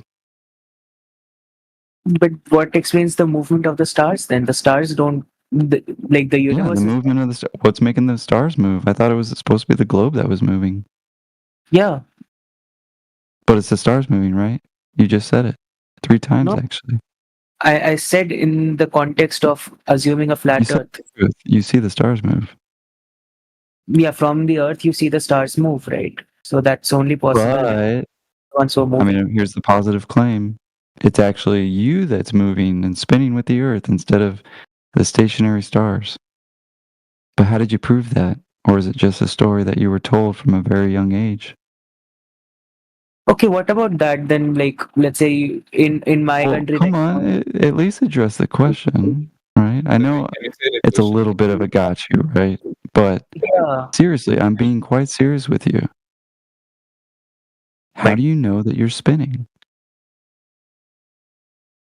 Do you feel like I you're would spinning? farm it. I would farm it if I'm spinning. Then you may want to get checked. but what happens if a meteorite strikes then? Like, Sorry, what was that, AK? like we are spinning, I believe, from east to west, right? In that What is circular spinning, direction. brother? West to east, sorry. That's the direction we see the sky go, yeah. We see the Yeah. stars go from east to west. Whether we're below the equator or above the equator. So some guy also mentioned like the Coriolis effect, right? Yeah. So it's only possible about when we are spinning, right? Do we even account for a Coriolis effect? When do we account for a Coriolis? I'm not exactly sure what that is, so it's not my That's what you field. mean. I've actually got a pretty good GIF that explains that pretty well. I'm kind of a visual learner myself. I I blame architecture, but if you see it for yourself, you'll realize that it's an apparent phenomenon, right? Because of the vantage point that you're looking from. The reference point is sometimes as it's referred to. But in this case, if you were to maybe change your perspective, you'd realize that what you thought was an apparent force acting upon an object was in fact just an apparent one. But actually, I have 2 gifts for you. As soon as they load, my bad. Until you send those gifts, can I ask a question? Yeah, is anybody else in the chat? I know there's quite a few of us here. What I'm really wondering right now, like I'm thinking about it, is then what would happen in your opinion, in your belief? How do you explain the ages of the? Why don't we have the ages? Then we should have ages. If the Earth is flat, then we should have some ages. Then Edges. I thought you said ages. Oh, yeah, my bad. No, Oh, you're good, man. ages. You're good. Yeah. Right. Why doesn't it have edges? Well, I don't know. Can you fall off the edge of a lake? Or do you just go to the shore? You can? When you fall off. Holy cow, man. Don't go to any lake. You can't fall off a lake, right? You're just going to hit the sand, right? Or the rocks. Who's to say that there is an edge at all, right? I mean, what if I asked you about, what about your edge of the universe? Have you been there? No, actually, there's a Do theory. you ever think about it? I thought about it, actually, yes. There is a theory. And what It's a happened? theory that says. Right. I mean, don't get me wrong. That's all we can do about places we can't go. We can theorize. But I'm not here to pull anybody's leg here. I'm already telling you that the earth is flat. I don't want to make some claims that aren't true. Right? I really have to watch what I say because, well, I don't want to say something that's not true or can't be proven for yourself. Oh, no, And the edge is definitely not one, right? I don't know if it's infinite or really, really, really, really big, or I don't know, maybe it does cut off, right? Just, I don't know. I mean, to be honest, I haven't been there. And to be fair, there's an Antarctic treaty that you should look into if you haven't heard of that yet. No, it was no country is allowed to. Because nobody's even allowed to go there without millions of dollars in permitting. And actually, a bunch of countries, right before the forming of NASA, they all decided that this was off limits for the entire Earth. I mean, when it comes to flat Earth, whether it's Earth being flat or not, it's more of a whether it is more of whether if it is or it isn't. It's not like a personal opinion of someone who may have. So what we're doing here, obviously, that way. What we're doing here, we're just like saying facts and checking facts and just understanding the other people's views. Yeah, checking with reality. If you make an untrue claim, you aren't gonna be punished for that. So go on, maybe I just want to know. Well, no, I mean, I hold myself to a high standard. I mean, that's just me. Maybe it's the professor and the architect in me. I mean, if I one wrong number, your truss could break, your floor could go through, and there you go. There goes your house. That's also true. So you better be objectively true in my profession. And so I treat it with the same amount of accuracy. You could also see it as a practice, but for me, I see it. I'm just talking to some strangers who I'm trying to present their view. For you, it might be something else. So I can't really talk about that. But what I really wonder is if the Earth is flat, then a lot of things should be explained another way, like the magnetic field, how the carbon dioxide and the global warming works. Because then you need globe for global warming. Global warming. I mean, global warming. Or isn't it called climate change now? They took out the globe. Yeah. Well, it's when the global, we all know because of the carbon dioxide going to the atmosphere and actually blocking the sun, the UV. I think it was called the UV rays. I don't know, the one. Yeah, I was told the same story. I couldn't verify it. How did you go about verifying it? Did you go back 400 years and you're like, oh shit, it's colder? Well, well, actually, we measure it. We keep measuring it. We have. Did you see they're still? Did you see they're still building? The seafront property in Miami. I guess nobody told them that the sea levels are going to rise and they're going to lose all their investments. I mean, I think somebody should probably tell them about climate change. They keep investing billions of dollars into these locations that are supposedly supposed to be underwater 30 years ago. Well, you know what? You're actually right. Don't get me wrong. I think somebody's lying, bro. And this is You're why this is actually so right about such an that. important topic, because you won't fall for stuff like that if you objectively know what's going on in reality. But I can't do that for you. That's something you're going to have to test for yourself, right? But I can only you're right lead you to about the that. knowledge. You have to think. I can only lead you to water. Can't make you drink. You're right about that, but the thing is, this is only the thing that can be proven over time, and it has been proven over time. I don't know why they were building, and I think the reason they're still building, investing in Miami, even Yeah, no, though it's more that one likely. kind of got you hung up, huh? Wait, what? Keep going. Keep going. This is a fact that the sea levels are rising, at least to what we know until now. Well, unless they're lying, which is another story. But That's what what I you were don't told. know Yeah. And it is a story. You're right. yeah, it is a story. It could be a story. It could be fact. We don't know yet. But to my belief, not my belief, but I think it is been proven. Actually, I'm sure about it. It's been proven that the sea levels are rising. I don't know why they're still investing in Miami, even though it's gonna be there's more like that it's gonna go underwater in some years. But what I know is that the sea levels are rising, and that's because of the global warming, which It's is not, brother. because In fact, there's tons of actually pictures of the same location showing that the water is at the exact same level that it was as early as 1820s. it was different for 1820s. I don't agree with that, to be honest. Okay, And well, you it's can look into because it for I have seen yourself. it. Fine. Me, Like I myself, said, you I've can actually believe experienced whatever it. you like. I'm not here to change any belief. What I'm trying to tell you is the fact, the objective reality, is that we use the Earth as a flat and stationary plane every single day. You have. You've never gone outside and seen curvature, and you never will.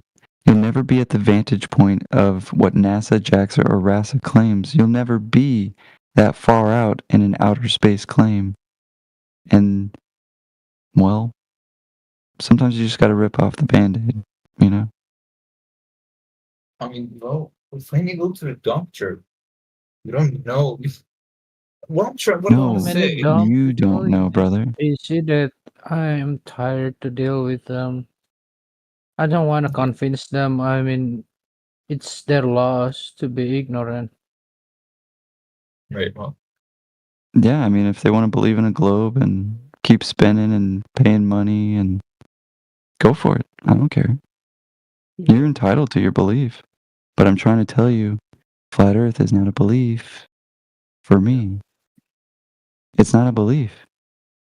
It'd be like somebody going, "Oh man, I used to believe in Santa Claus, but you know what? I think I'm going to go back to believing in Santa Claus." No, dude. 100% sure. I believed in the globe all my life. And I realized after picking and pulling and testing its claims, it doesn't comport.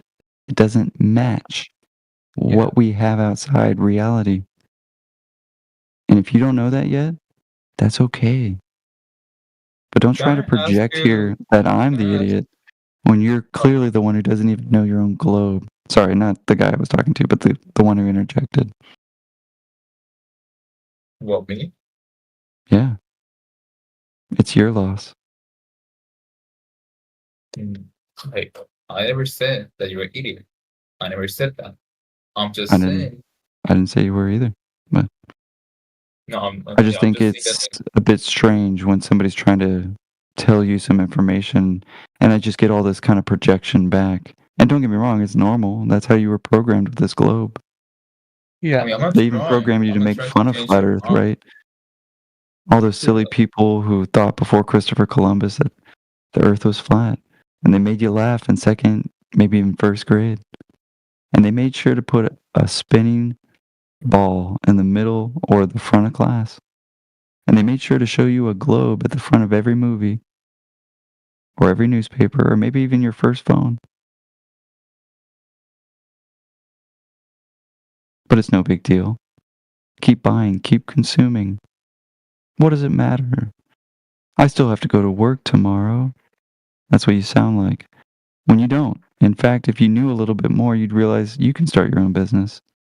You don't have to work at all. I choose to work because I like working at the university. It's easy. Fun teaching everybody objective reality. But anyway, I'm a little tired, guys. I've been talking for a while, and it's pretty late for me.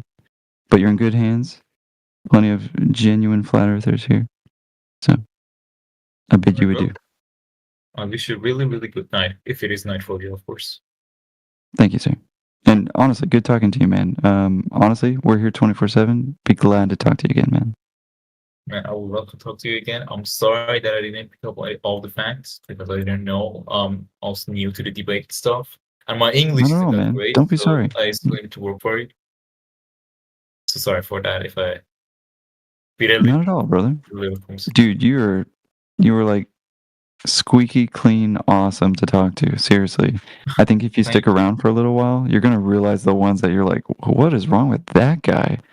And let me tell you, this topic can make usually a Globey kind of explode. But hey, everybody's got their own path, you know. Yeah. But, thanks, man. All right. Later, guys. So, see ya. All right, later, Flatloy. Take it easy, brother.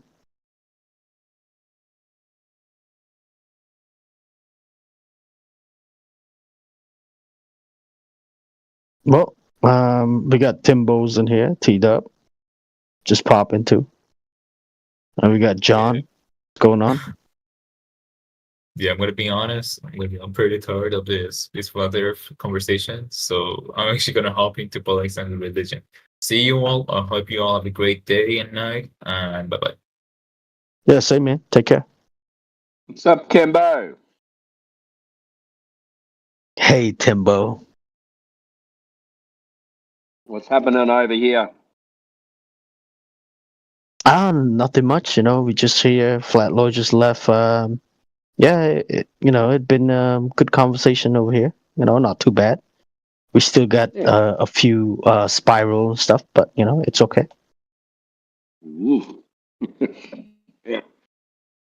I was just over in politics, trying to keep it up. Got to be That's quiet. awesome. I thought I'd pop over and see what's going on.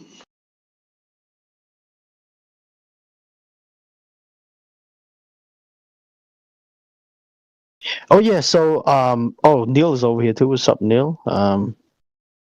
And I do have a question. I'm just gonna call you not D. I don't want to call you not dumbass or whatever. So, you know, I heard you interject the conversation earlier. So let me ask you this: if I ask you, like, what would be your number one globe proof, right? What would you say? Bring me your best globe proof, just one.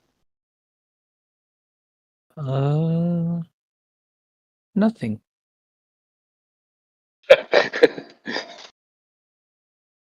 Oh, you don't have believe- none. Okay. Okay. Really? I'm a Come on, flat. man. Oh, I can't Yeah, you know. imagine, like, how should I suppose to believe someone who teach me for nothing? Since I was at a very young age.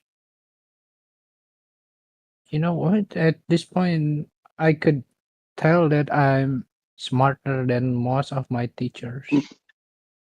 And why should I believe them then? I mean, that's a good way to look at it. But my question to you is this: were you trying to, were you trying to advocate for the globe earlier, or you were just saying stuff to the other guy, the other globe guy, the player? Yeah, no, I'm not. I don't believe in globe thing. I'm a flat earther. I got no proof about the globe. Oh, okay. What makes you think it's flat? Don't ask me the obvious, man. It is flat because I've never seen such things like a space or anything outside of this earth. Yeah, but you could still have space on a flat Earth, right?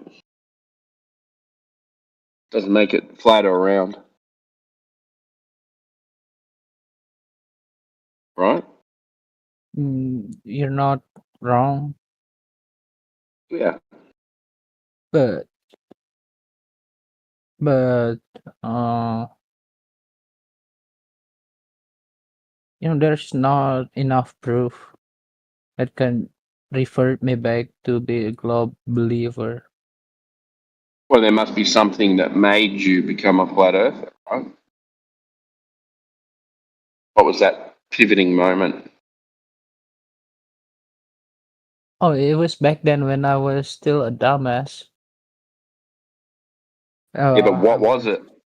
I watched this documentaries back in 2011, and they all starting to make sense and nesting in my mind that What it just information? make more So, sense to me. Like what made more it sense? is, think there are hella proofs, right? That I can't remember everything on top of my head. But one thing that I would love to emphasize is the space and space exploration, particularly, is not a real thing. Like it is just a media for the corrupt government to get your money into their pocket.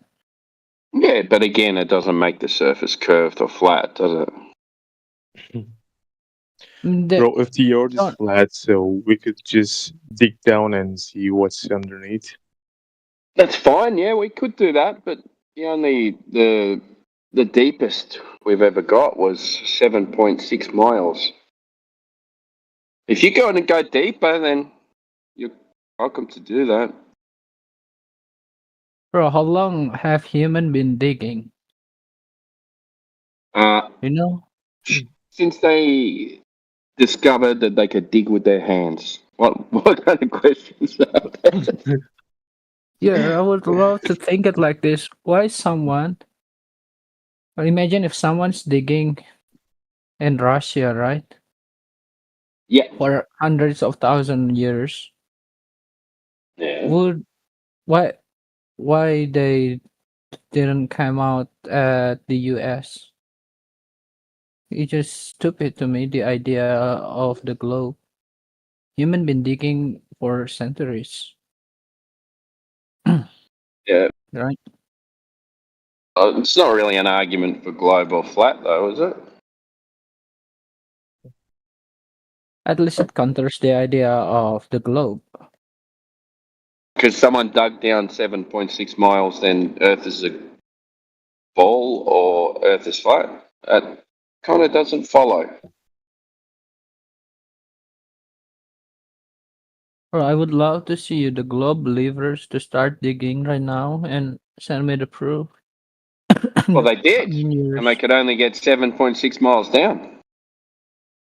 Yep. Took them like 20 years. Yeah.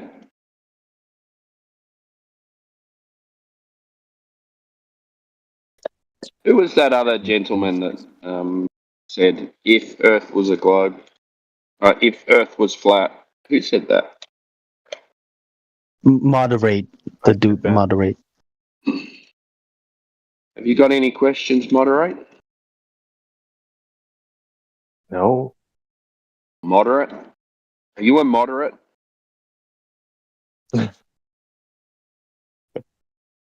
No. All right, then. I have a question, okay? Would you like to answer? Go for Well, if you've got a question, then we can answer. Okay, so why do you think Earth is flat? Because it looks that way and it measures that way and we use it that way. are you against Earth flat? I mean, are you like, okay, so can you prove that? Prove what? That we use it that way? No, like prove Earth is flat. Yeah, we use it that way. Nah, so do you think like gravity kind of thing exists? What do you mean? Down and up and down? Theory. Would that be gravity? No, I think you are like, trying to troll people. No troll. So what's your experience of gravity, right? No, so I don't want you to give like a Hang on. reasonable answer, okay? I will give you a reasonable answer. So your experience of gravity is straight down or straight up, right? Do you agree with that? No. Your experience of gravity is not going into the center of a ball, is it? No, because gravity doesn't exist. I didn't say that. You just said that. You asked me a question about gravity, and now you're saying gravity doesn't exist. Why'd you ask a question? Yeah, it's a curvature. Okay, can you show me? You show me a measurement of curvature, i.e., drop over distance. All right, so Earth is flat. Okay, so let's assume that. And when I don't know hang on. it creates a curvature. Why are you jumping all over the place? You're jumping around a lot. Can we just finish the first thing that you said, right? All right. What's your most important question that you want to ask? Right, without jumping around a lot. So does gravity exist? If like exists, then okay. Even if it exists, does that make Earth a sphere? No. No. Right. So it's not an evidence for a globe. So do you think that the Earth is in the center of the universe, and like every star is like spinning around the Earth? I know it's kind of speculation, but I think that Earth is all there is. To tell you the truth. What? There is no space. Space is fake, dude. Okay, so you believe that there is no space? Well, put it like this, right? So either there is the vacuum of space, and that would mean that we have a container, or there's no vacuum of space, and then we don't require a container. No, that's just a hilarious explanation. What? Why? It makes sense, doesn't it? Yeah, it isn't. It doesn't make any sense. Why not? Because it doesn't. Okay, so we have gas pressure, right? The air we breathe, that would be gas pressure. So, what do you think about the space exploration? What? No, I want to know. Well, I just told you space doesn't exist. So why would I get into a conversation about space exploration when I just explained to you that space can't exist? And you said, no, that's rubbish. You said that's ridiculous. And I said, why? And you said, because it's ridiculous. So you haven't told me why it's ridiculous. It was ridiculous because, United States, like spending a lot, billion of dollars on space exploration. Because someone says they're spending a lot of money, then that makes it true? Yeah, that is kind of hilarious, you just said. What's hilarious about it? It is, because, like, because it's hilarious. It's hilarious because it's hilarious. Okay. Yeah, absolutely. Yeah, that's your argument, though, isn't it? All right. You said it's hilarious, and I said why, and you said yeah, it's hilarious. Yeah. No, yeah, okay. Your argument is it's hilarious because it's hilarious. Yeah. That's not a very good argument. I mean, you are the person who's saying like that, okay? Because you're not giving any reason. Okay, you could ask me. You could ask me why. It doesn't exist. Yeah. So, I mean, if that you could ask me why I believe that, right? The sun outside. Are you going to spiral, or are you going to ask me why I believe that? All right, then answer why you believe that. Okay, because we have gas pressure, right? We have gas pressure, which is air that we breathe. Now, if we were directly next to a vacuum of space, then the pressure would equalize, and all the gas would fuck off into space. So No, that is why we have like an atmosphere, okay? And it like act as a silt, okay? So when you like breathe air inside there, it doesn't like go up and like go outside of our Earth. The atmosphere just blocked it. So that would be gas, containing gas. So have you ever seen, like if you put a vacuum, get two containers and just block it off with like a valve, right? If you suck all the air out of one container and leave the other container at room pressure, then what happens when you open the valve between the two containers? Well, if it equalizes, right? So it violently goes into the other one with no pressure. To equalize. So if there was a vacuum next to air pressure with no barrier, then the air pressure would violently equalize into the vacuum of space. There would be no air pressure, there would be no atmosphere, like you said. We can prove this by experiment. Yeah? Yeah, clarify your experiment then. You haven't seen that experiment before? To lower pressure and a higher pressure? No?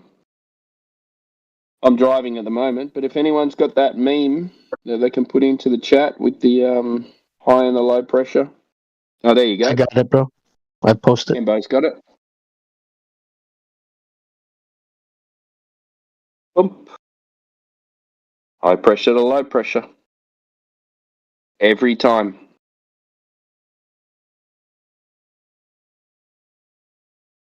Every time.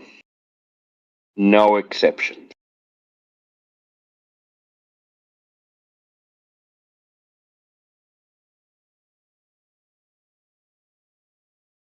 Or Earth is all there is. There is no vacuum of space. And we don't require the container. Either or. Whichever. I don't mind. Alright. Not a globe. Yeah, but it's not a globe. In the vacuum of space. I know the question, okay? So why do like those people who believe in flat Earth have a different perspective?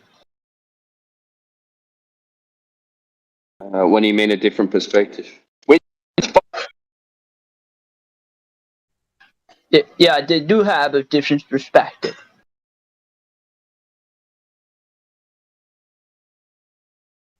So what do you think about that?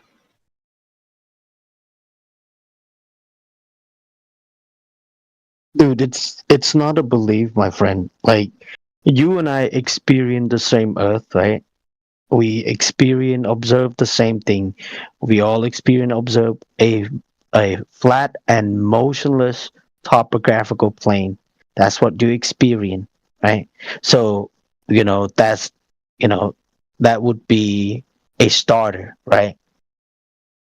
Something you experience. So it doesn't require any belief at all. Now, that doesn't mean that it's really flat, right? We can actually go out there and test it, right? With the dimension that they gave us, the circumference, diameter, radius, right? But we can actually go measure it. And every time we measure it, guess what? It shows zero curvature. There's tons of laser tests. There's tons of long distance observation, world record, right? That are taken by just regular people, regular photographer are not flat earthers. They can see over 300 kilometers easy from one country to another country, right? So the only long distance observation destroyed the globe, right? You gotta understand that in order to have your your globe, right? Well, the radius need to be correct, right? The curvature needs to be there, right? Because everything is based on the radius, the distance from here to the sun, to the moon, all the celestial body, right? So if we falsify the globe radius on the surface over and over again, you have nothing, zero, no curve, no ball, my friend. It's that simple. But that doesn't answer my question about how like they have a different perspective about this. What do you mean different perspective about what? About the reality? No, about the flat earth thing. Oh, you saying other flat earthers have different perspective? Well, that's on them. Us over here, the main 24/7 crew, we are empiricists, right? We only talk about the things we can test, we can verify, and we can measure, right? Any other speculation, we're not gonna go through it, right? And if you become a flat earther and you want to go into the speculation, that's on you. We just showing you to be logical. We just showing you evidence. We just telling you that all this information that you've been taught, right, about outer space and the globe and all that stuff are just fairy tales. That's it. Anything beyond that, we don't know, right? And we're not going to speculate about like more lands or what's beyond Antarctica and all that stuff. You know what I mean? So that would be on you. If you find out the Earth is flat, right, and then you want to look into a little bit deeper about what's beyond Antarctica and all the stuff, that's on you. Some other flat earthers do it, right? But the main 24/7, when we talking to just new people, globies, or just new people in general, we like to talk about the things we can test, verify. You understand? Okay, so you mean you cannot answer what's beyond the Antarctica because you don't know about the Earth as. I'm sorry, what? You mean you don't know about what is the Earth as or what lies beyond the Antarctica? Yeah, we're not claiming that Antarctica is an ice ring that surrounds all the other lands. Like, it could be, like, for all we know, we don't know. Like, we're not saying it is, though.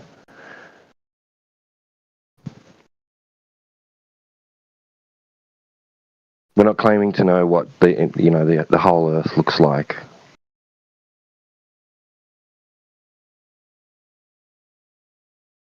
So where are you from?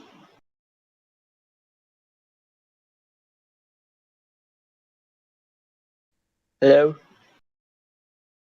Yeah, yes, we hear. Yeah. Yeah, where are you guys from then?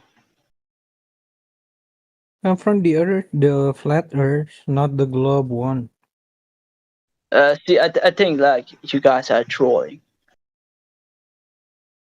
No, sir. No, we're not trolling. Not trolling. No, You said that before, and I explained why we weren't trolling.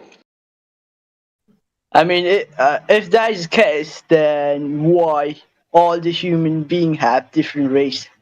Like there's like a black race, and there's like a white race people, and there's like Asian people. I think you're trolling.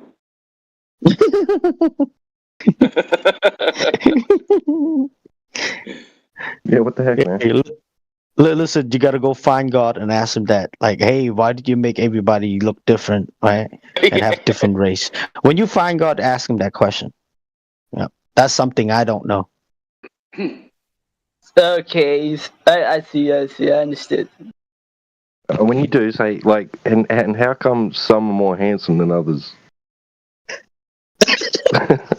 I'm kidding. I'm kidding. And how come some are better at sports? Particularly basketball and math.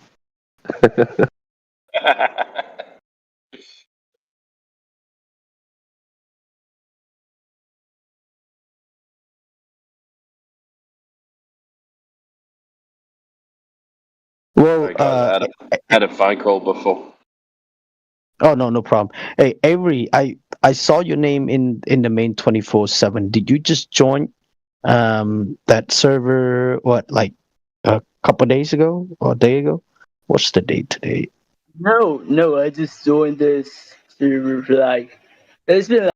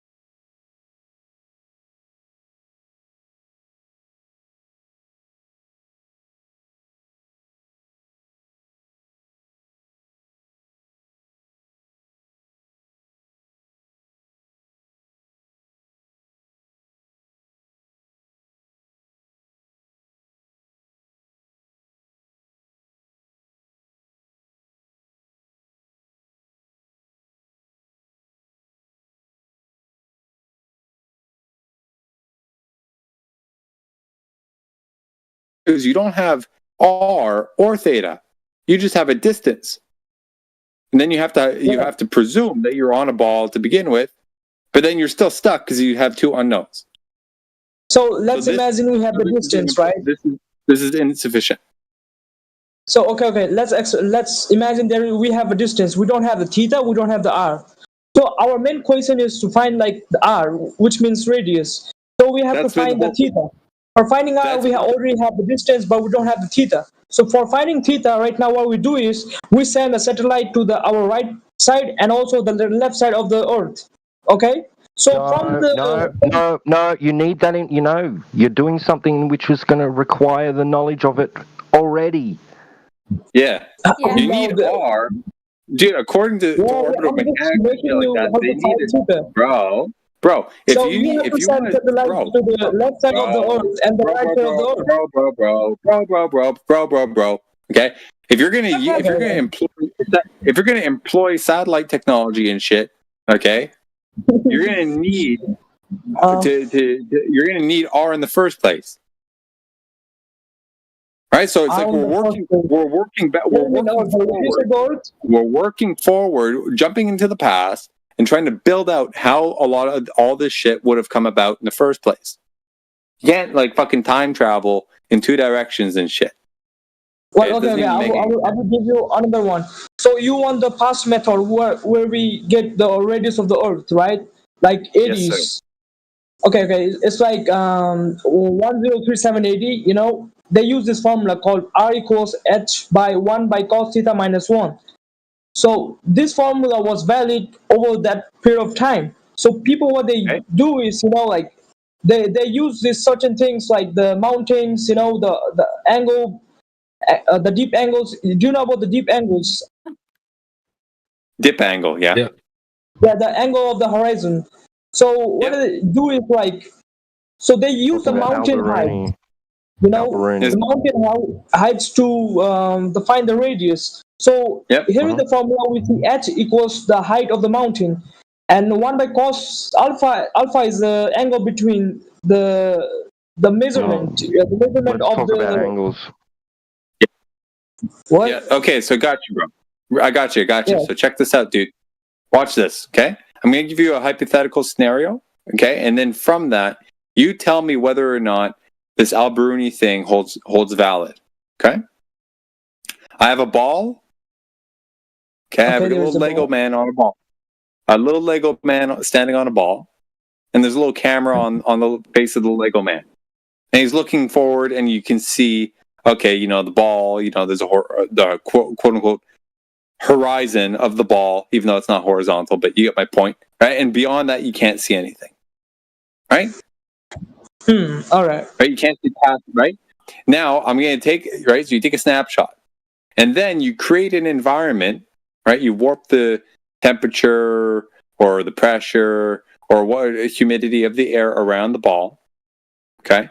Such that what that camera sees looks planar. Okay, I think it's called the looming, right? Creating a looming effect. Okay. Now I give you another scenario where I take a little Lego man and I put him on a table. Take a snapshot. Table looks flat.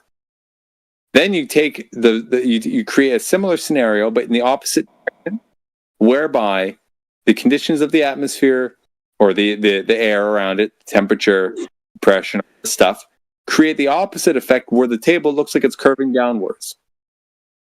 Okay? You take these two snapshots, you compare them with each other. So A versus warped B or B versus warped A. Unless I told you the parameters of the air, how could you tell the difference?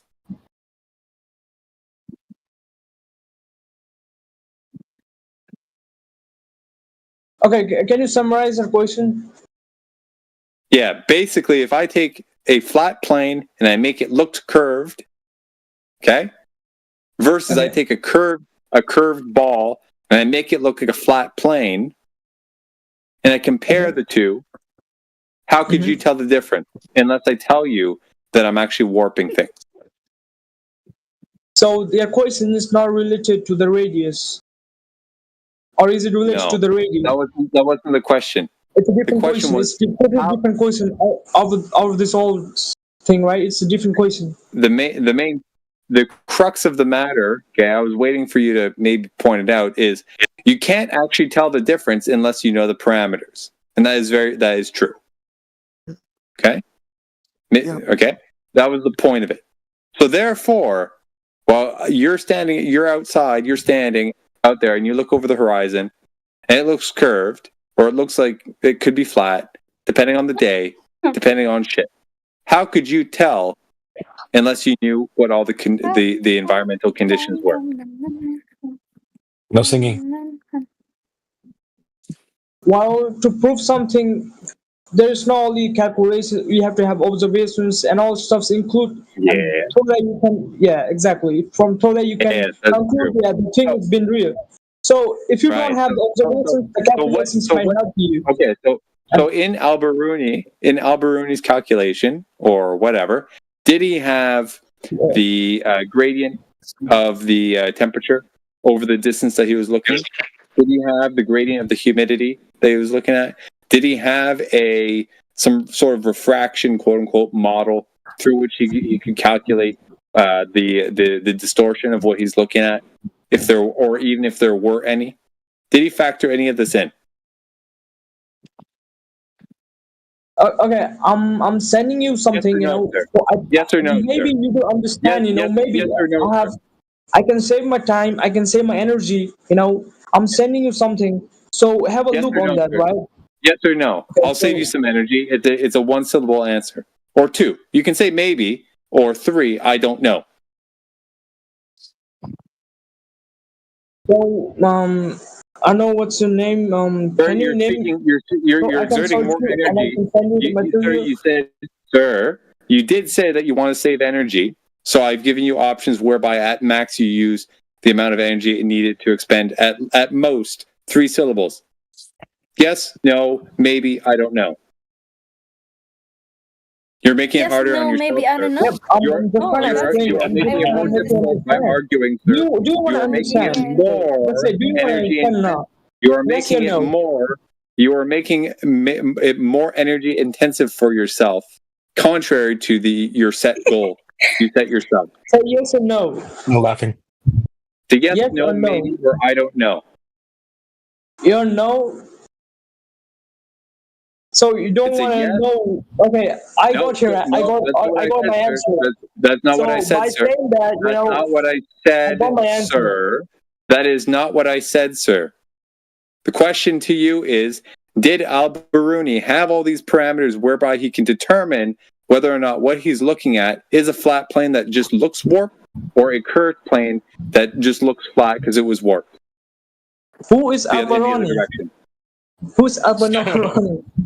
You don't even know who Alberuni is. The example that you were talking about a guy taking some angle measurements and dip angle and all this shit, that's basically Alberuni's thing from whatever hundreds of years ago or something. Right. He was an Arab mathematician who is purported to have calculated the radius of the Earth using the methodology which you were detailing. Right now, for a start, for the first thing, right, that he did was to get the height of the mountain using trigonometry, which requires a flat Earth.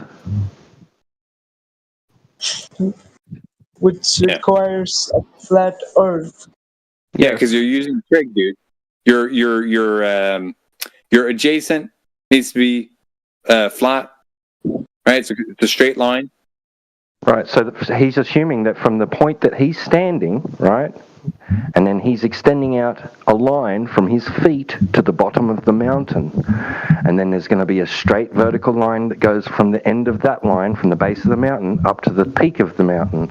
That's a right angle triangle. That's a right angle, right? And then he's got his line of sight, or a line which extends from his feet in the vertical towards the peak of the mountain. That's a right angle triangle. All right. So he's assuming that the elevation at his feet is going to be the same elevation at the base of the mountain. That's going to be 0. That is not an arc. That's a flat plane. Yeah. Now, he could have argued, right, or attempt to argue that, maybe this ball maybe this ball is just so big such that this arc is so insignificant that we can just ignore it and treat it as if it were flat. But that would kind of go against his entire argument, because he's trying to say that it is a ball in the first place of unknown size. So he can't necessarily, in advance presume that the arc is insignificant. So it's a bit of a quandary, quantum.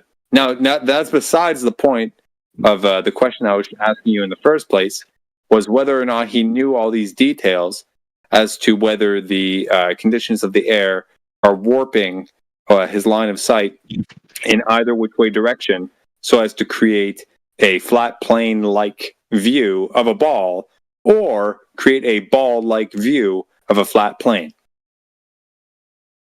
Therefore, this entire argument is null and void. Period. Exactly what I mean. So can you name yourself? Exactly. So okay, so you can scrap your entire argument. I can say because you're not don't want to understand. I always tell you about the latest method where we used to calculate the radius. Like our satellites, they used to calculate the radius and all space. They don't do that. Ray, that you want the oldest method. All this is fun. The people using all this. Ray, you're gonna have to calm your tits. Calm your tits. Okay, you're skating past the entire point. Is that we're trying to work backwards, or we're trying to go back in time and work forwards, I should say, right? From very base, primitive, bits of information to build up to where we are now, right? Because we're trying to uncover or unravel the entire stream of knowledge that would have led us to where we are in the first place. From where we are now, from the onset in the first place. They didn't have satellites back then, right? The knowledge of the radius is needed to actually create satellites that we have now. So we're trying to figure out from base principles. Yeah, so we have the satellites now. So it's very easy to calculate the radius. So that's your assertion. That's your assertion. That's your assertion. So we want to go back in time and build it now without losing it. One sec, Mike. He really needs to understand that in order for you to appeal to your satellites, that will have required the knowledge that you're claiming the satellites are going to gain for you in the first instance. It's circular reasoning, all right? We have these measurements, and we know that they're true because the satellites, right? The satellites, to put your satellites into orbit, you need to know this information already before you put the satellites into orbit. You don't need the satellites to as proof of what you're talking about. You need whatever was done in order to get the information in the first place before putting the satellites into orbit, since orbital satellites are going to require that information already. Do you understand?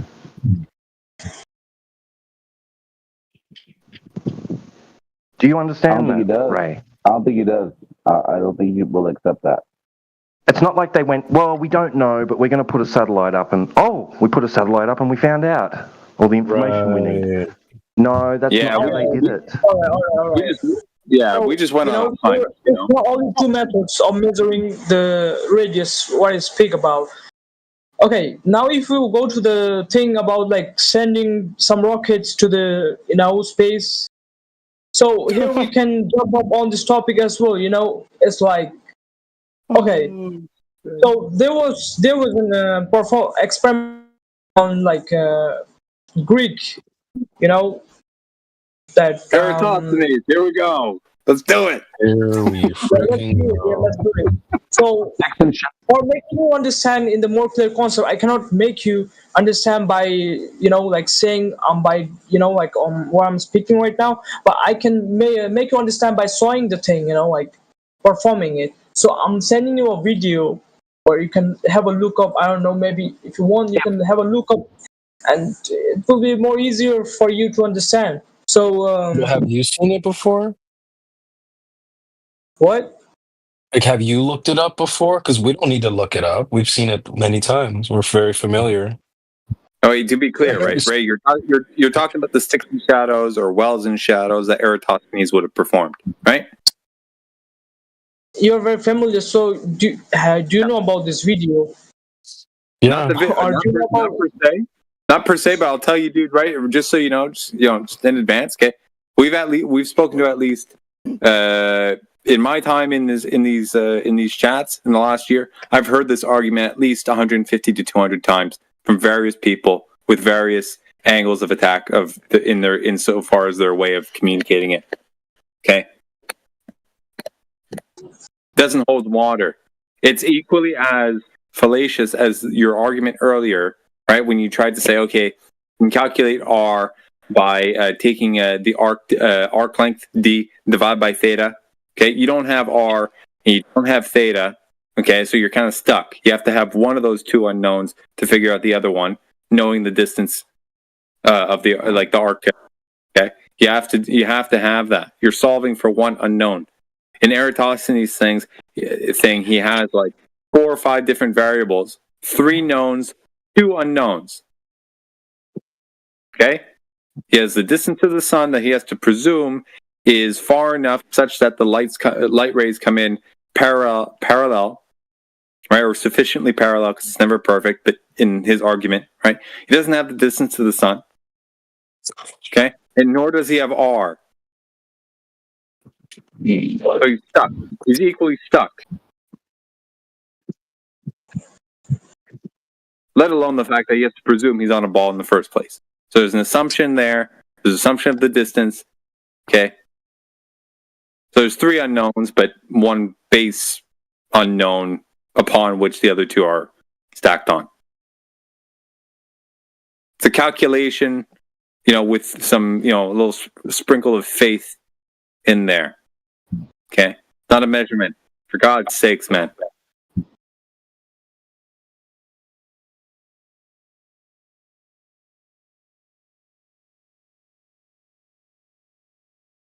You'll catch on eventually.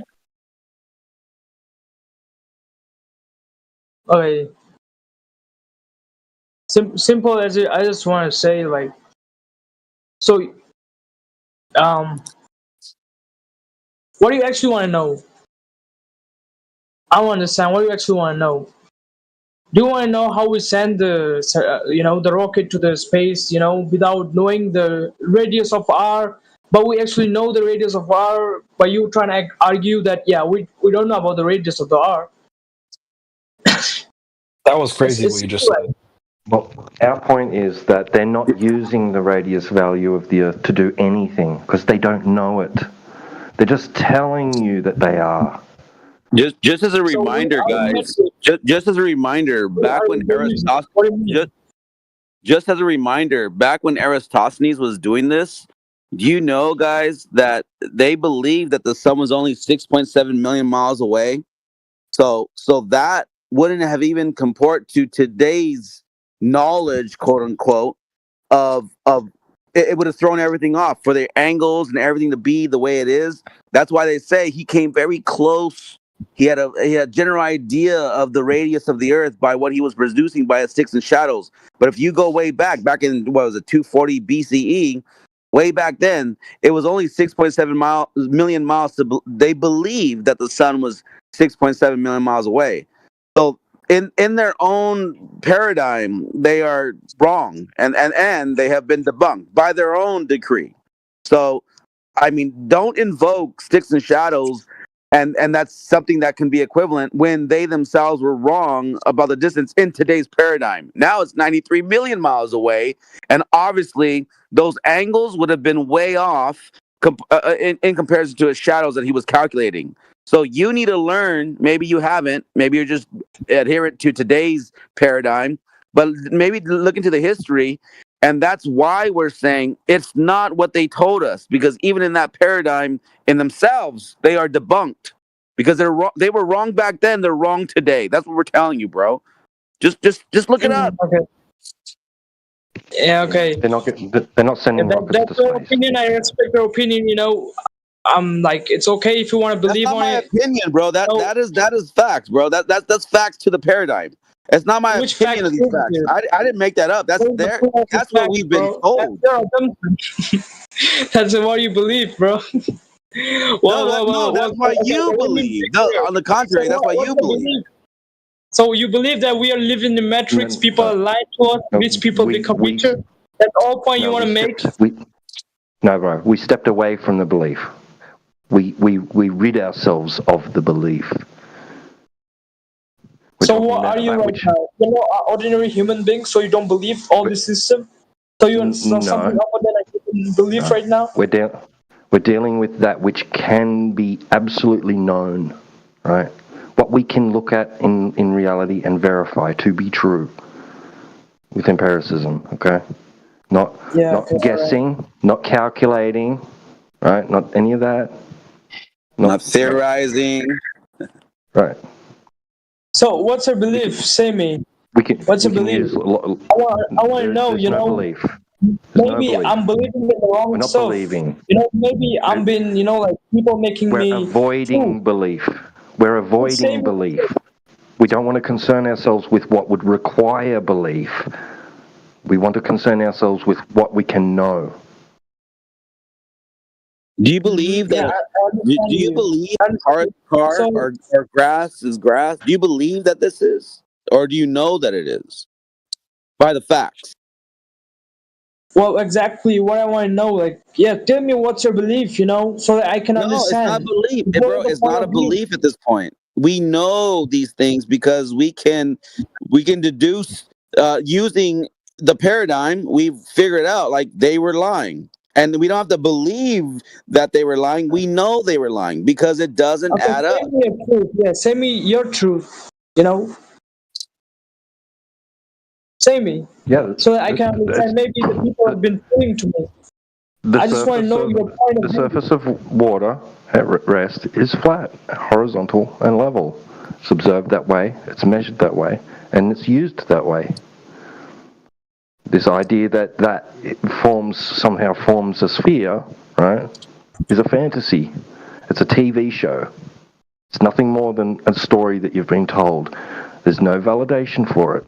There's no empirical validation for the story that you've been told that you live on a giant sphere. It's fantasy. So what's the surface of the earth? It's planar in nature. It's flat. It's planar. So there's topography, right? So that will be measured, just like you want your friend with the height of the mountain, right, was using that methodology, right, from the ocean surface to the bottom of to the base of a mountain. That's a straight, flat, plain line, right? It's not a curve.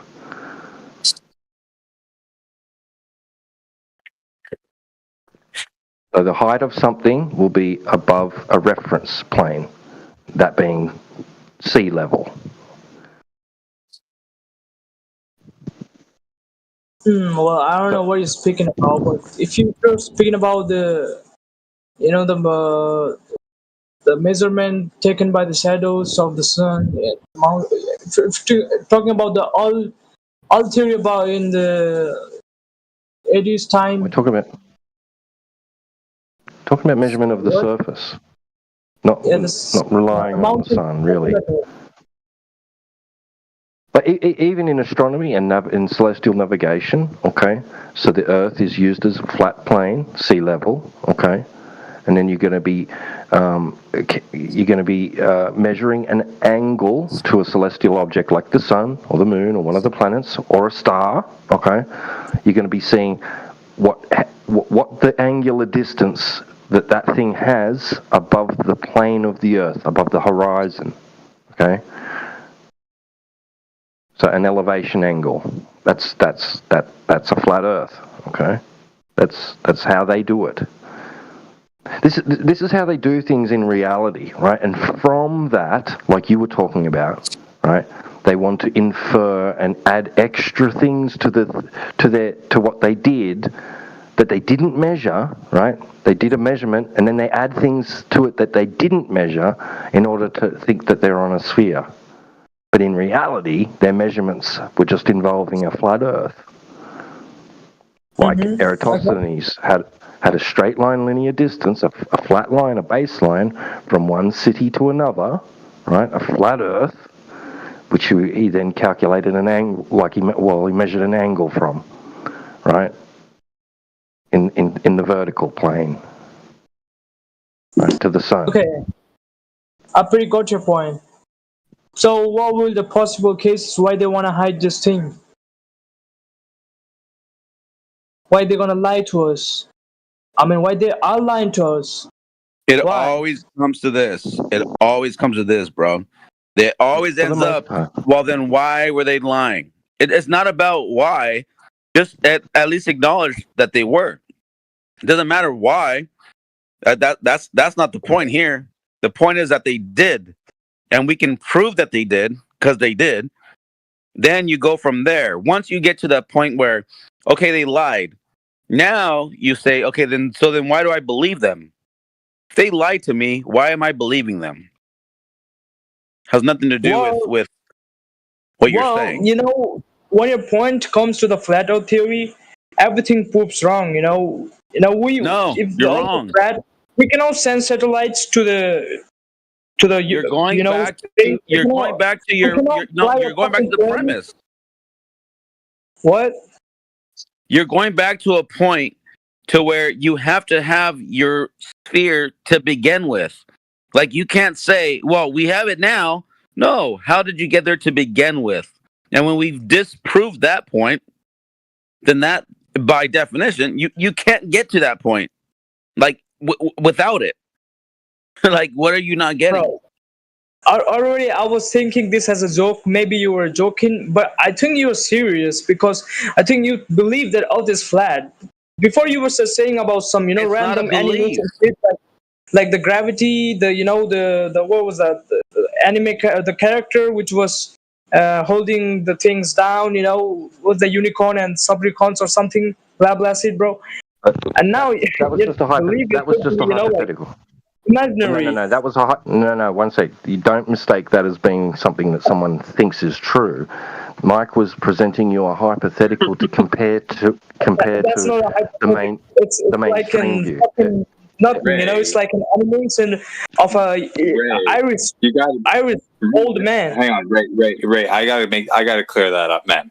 Right? You either totally misunderstood the reason why I was saying all that, okay, or my communication was faulty, okay, dude. All I was pointing out to you, okay, is that a statement such as the one I made, which was obviously absurd, okay, is equally as absurd as any other claim made about the situation, right? Because you couldn't prove either way.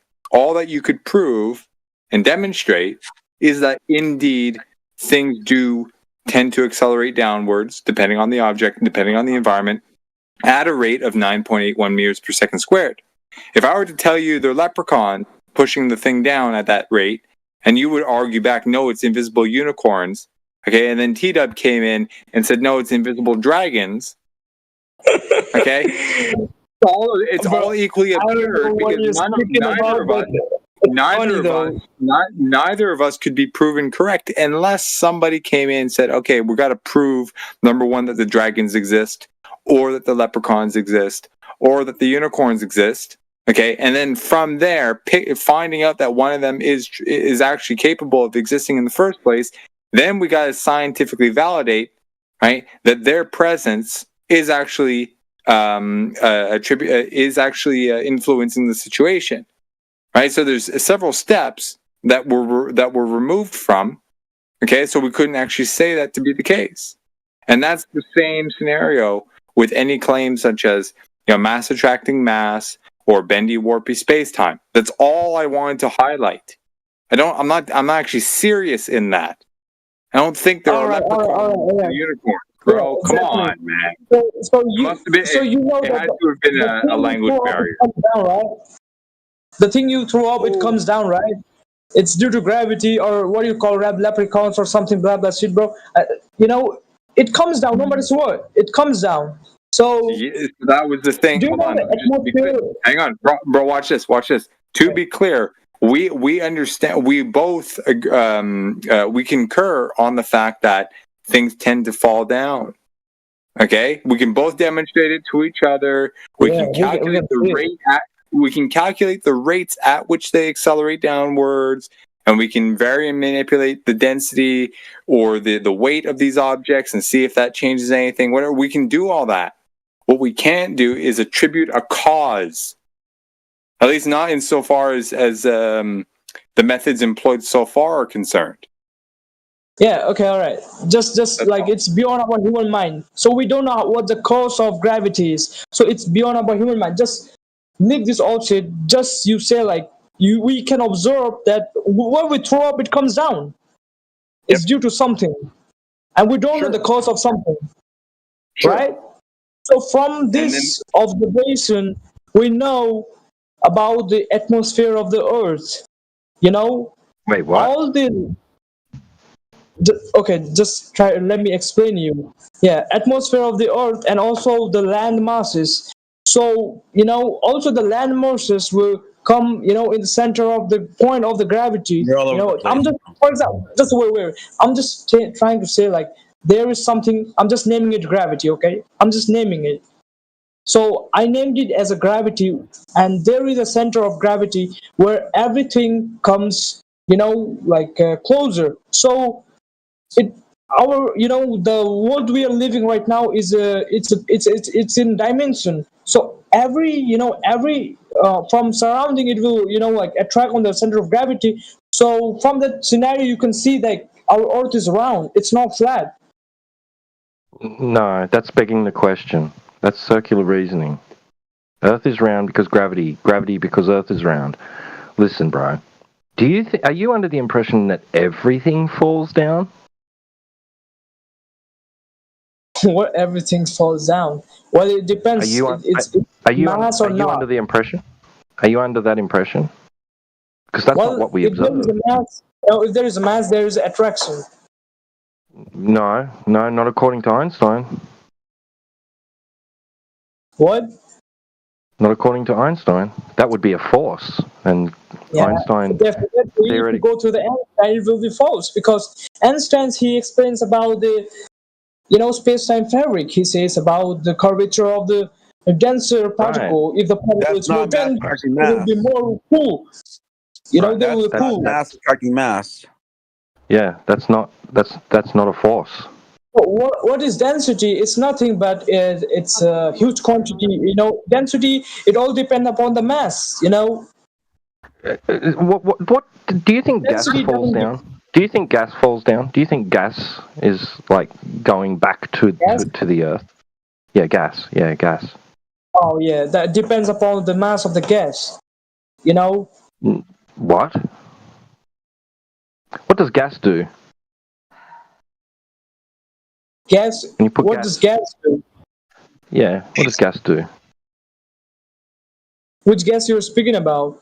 There is nitrogen, oxygen, CO2. Which gas? Any gas. All gas shares the same properties. There is specific gas, such as helium. Bro, whoa, relax, bro. Gas, in general. All right, I'm ready. Okay. Relax, man. Now you're not. Which gas? Hey, relax. Just say which gas, bro? No, relax. Gas in general has typical properties. Okay, doesn't matter what type of gas it is. They will all share those properties. None are exclusive. None have exclusive tendencies. They all behave the same way. No. Which is what? Yes, they do. They all fill the gases available behave space. the same way. No. Yes, that's what defines it as a gas.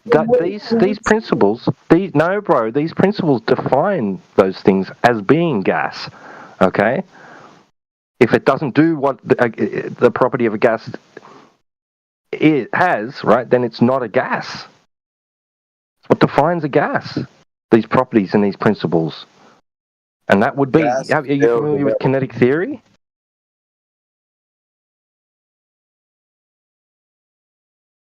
Would you agree that gas fills its available space? Yes or no? Listen up. First of all, gas doesn't behave on this. All gas bro, doesn't behave on the same. would you agree? Hey, listen, would you agree? First of all, let me answer this question. It's not like you will ask, you will just pop up a different question. Let me explain this question. Gases have different behaviors according to what kind of elements they're made up of. Like for example, let's take a helium. Helium has low density, so it will try to come up with other densities. You observe that a helium, if you let's take an example of helium balloon. When you put helium on a balloon, it goes up. Why? Because it's less denser than the gas which is in our surrounding right now. Okay, So let me ask you something there. Okay, let me ask you something. What about when helium, right, is not exposed to any other types of elements? It's just all by itself. What does it do? So you want to make a scenario where there is no other gases, there is only helium. Right. Right. What will it do then? What will it do then? What will it do then? It will remain, if there is no gas, there is no atmosphere. If there is no atmosphere, there will be a helium atmosphere. No, the helium. Look, what all gases do is expand in all directions to fill available volume. What's volume? Exactly. There are lots of gases in our planet. Okay, what's volume? What's volume defined by? So what's the definition of volume? Yeah, what defines volume? You asked me the question, now send me your definition. It'll be a fixed area, right? All right. Right. So what is so you've got a certain amount of gas, right, which we live inside of, right? We breathe it, right? Come again? Right. What is it? What is it? Come again? There's an amount of gas that we live inside of, right? There is an amount of gas which we live inside. What are you speaking? We live inside, like inside the earth. Inside of it. No. Right? We're surrounded by gas, right? We're surrounded by it, right? Yeah, we are surrounded by gas. We're breathing it, right? It's filling an area, isn't it? It's occupying an area. Yeah. A volume, right? What's defining that volume? What's defining the volume of the gas that's surrounding you? It's containment.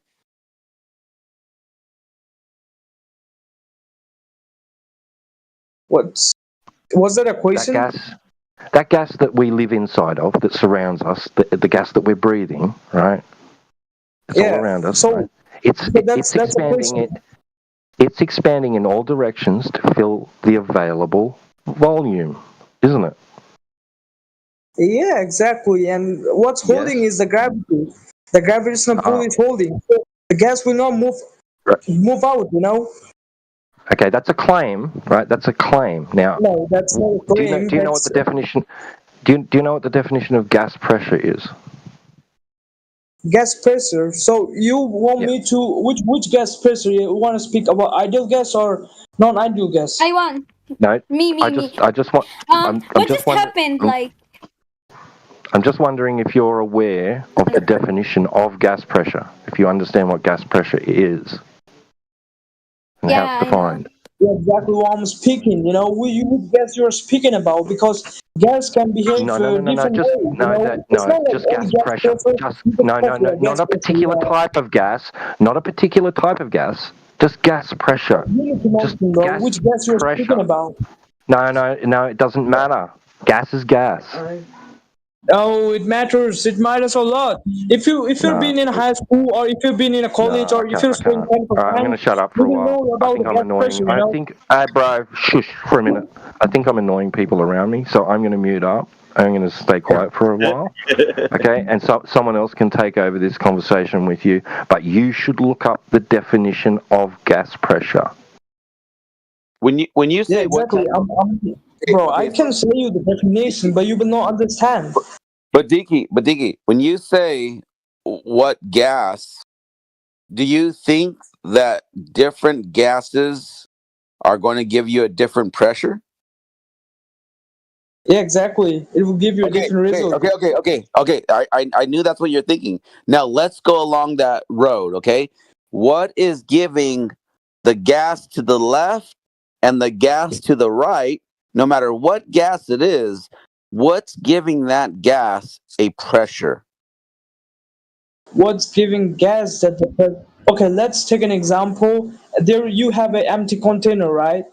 And then you fill the empty container with gases. Let's take an example of a gas called let's take oxygen, right? You have oxygen on the container, and now you are trying to increase There the you go. pressure No, of the gas. you said it. Perfect. You said it. Container. Why did you say container? I'm just making so that you can understand. So I just gave you an example of a container. Okay, so would you agree that to have pressure, you need a container? Yes or no? To have pressure, you need a container. Well, Yeah. no, I don't agree totally. You need something to hold the gas. Okay, so if what is by definition? So by definition, when it says that gas pressure is something that we can calculate because of the rate that the gas is pressing upon the walls of the container, then do you realize why we are walking you down this road? Because you have to have containment. Not specifically. If you're speaking, they're putting the pressure on the wall. So you're going to guess the definition of gas pressure? Gas pressure's definition. No, I just want to explain you like it doesn't depends upon like you're having a container or not. It depends. No. You can't. No. Do you understand? Be, no, wait. Hey, do you understand? Hold on, just real quick. Do you understand that you can't have pressure without a container? Do you understand that? Yeah, that's exactly what I'm saying. You can have pressure without a container. Can I mention one thing quickly, Apoc? Go ahead. So just in the side chat, I've posted a little diagram, right? And this is Avogadro's law, right? And it shows that if you have different density, gases, can you hear me? Exactly what I'm saying about this. Hold on, let me finish. Just let me finish. I just want to say one sentence quickly. Okay, so if you have the same amount of gas molecules of different gases at the same temperature in different containers, you'll have the same pressure in all three containers, right? So it doesn't change because you have different types of gases. All the gas particles behave the same. And that's Avogadro's law. You can look into that. That's all I wanted to say. Thanks, Apoc. No, good stuff. Like, he has to understand that gas So what's pressure... your argument? The argument is this. Gas pressure is something that is calculated, determined by the way the gas molecules in their excitement, right, their movement, they're gonna be able to move at a certain rate depending on its containment. As they bounce off the walls of the container, that's what's going to give you a pressure reading. So if you had measurement. So if you had a big container, it will allow those gas particles to bounce at a greater distance, and then that would give you a low pressure. Now, if you compress that, and then those little gas molecules are bouncing off the walls of that containment more rapidly because you've decreased the size of which they can travel, that's going to give you a higher pressure. This is science. This is something that we can manipulate and have variables with, and we can study it. And this is why we're trying to tell you that this is how we get gas pressure in the essence of it, the fundamentals of it. It has to have a container. So that way you can register the pressure that is being calculated or measured.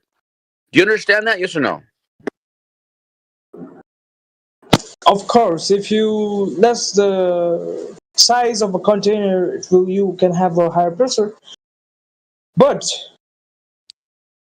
here is, the point.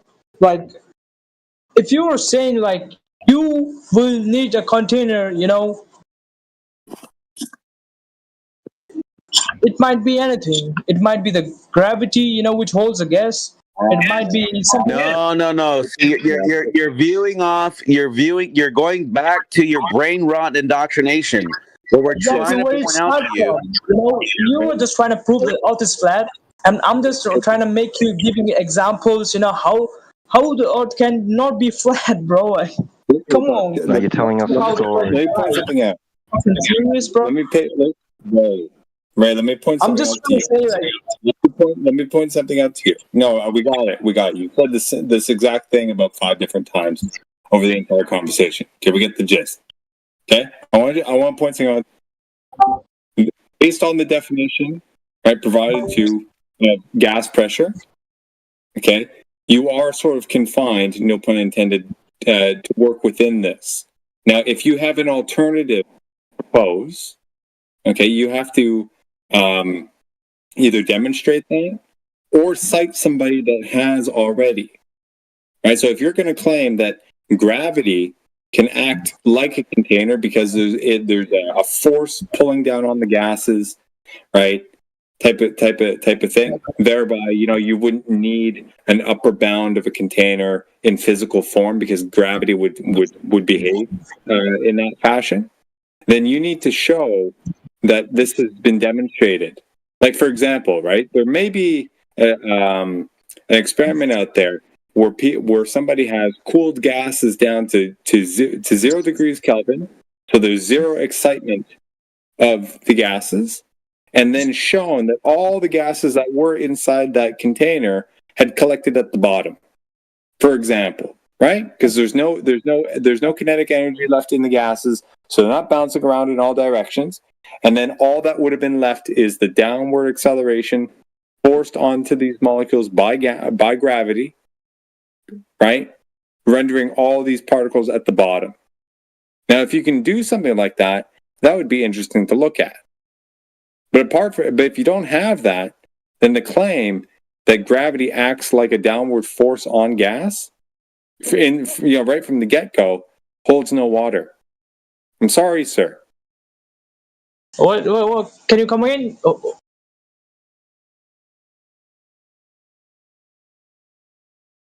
Are you hot miking?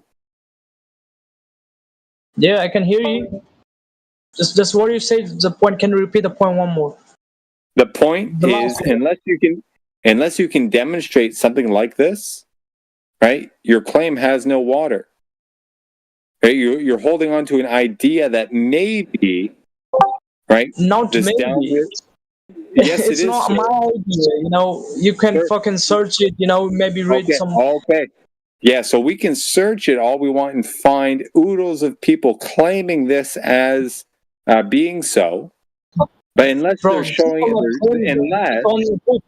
unless they are providing a citation or a demonstration themselves, right? A citation to somebody who has done this demonstration, that, for example, gravity is indeed being pulled down, that gases are indeed being pulled down by gravity, right? Conclusively, like, for example, if they had a setup like I described, whereby, they have a sealed environment and, they cool the gases down to 0 degrees Kelvin, and then all the gases collect at the bottom of the container because all they have in there is the gravity pulling on them. Right? You follow? Unless they have something like that, it's your claim is just theoretical, dude.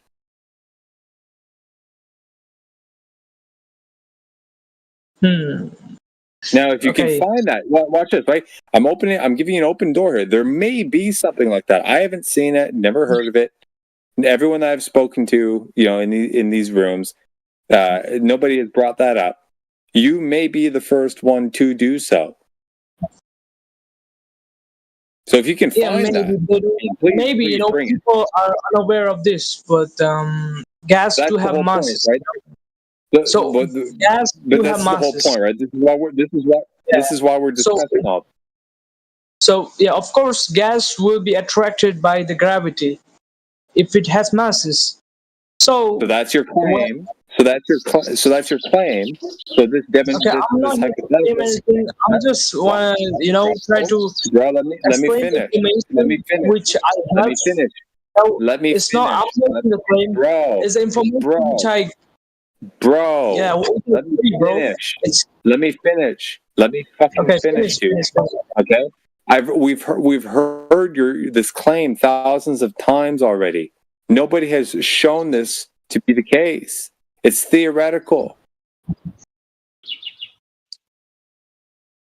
You have what? You have.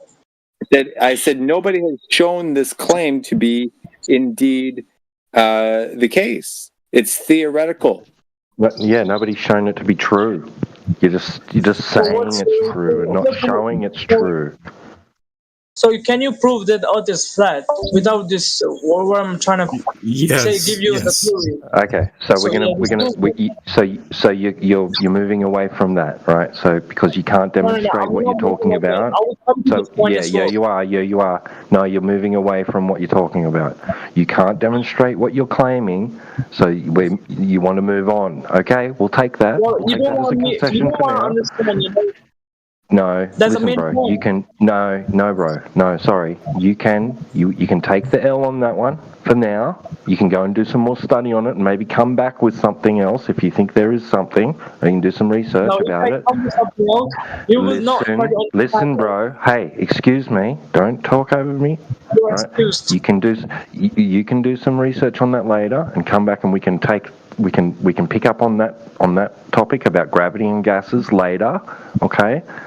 Now we're going to move. You want to move on? Okay, we're going to move on now to a different thing, which is the surface geometry, right?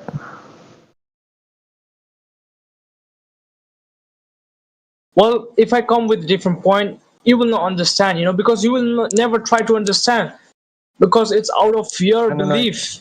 You don't believe that, so you will never understand that. Do you think we were born flat earthers? You were born, but something changed your mind because of this Evidence. Right. So that's what we're going to get into right now. That's what we're going to get into right now. What do you make believe in? So you want me to change my belief? Like, okay, bro, you need to believe in flat earth. Okay, yeah, just come in our community. We used to believe the same thing. We used to believe the same thing as you. Okay. Right, we're going to talk about that now. I think maybe DJ wants to discuss something with you. Yeah. Hi, Ray.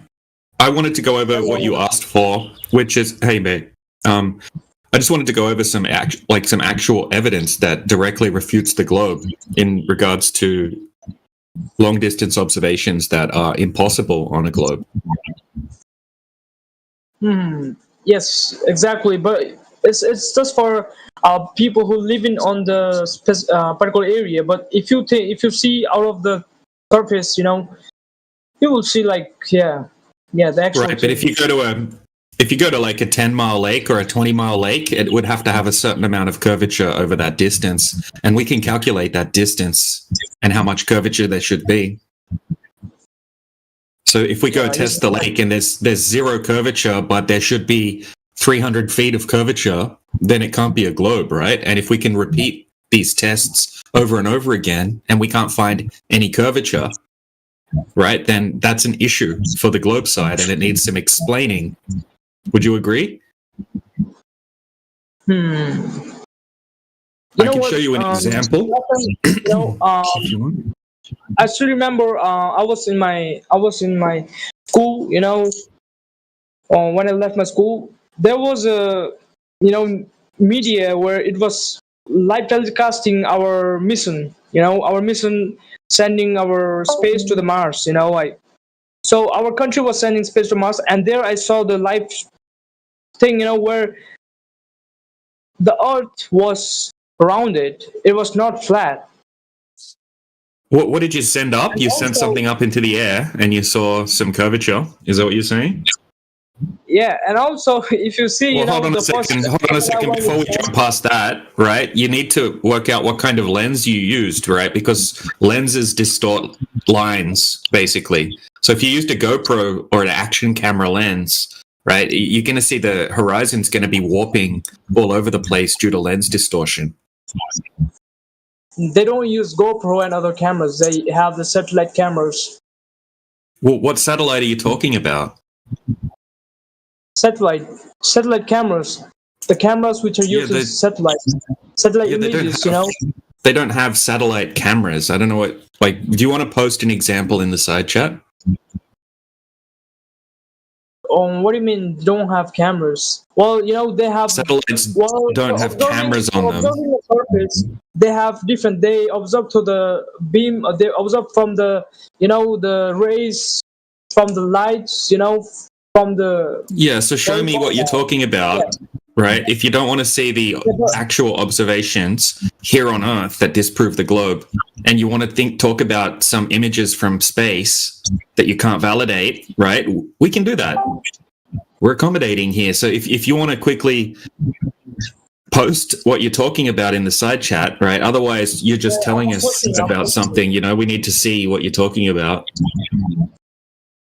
Okay, I'm posting it. Okay. How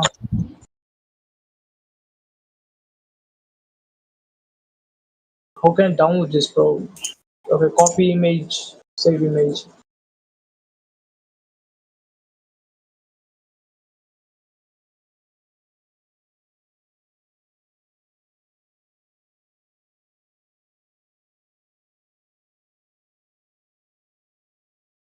Okay, can you quickly say your name so I can search and send the pictures to you?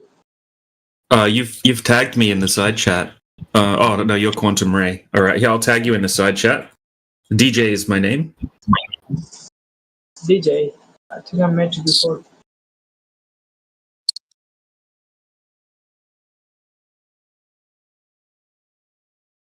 Yeah, I've tagged you in the side chat.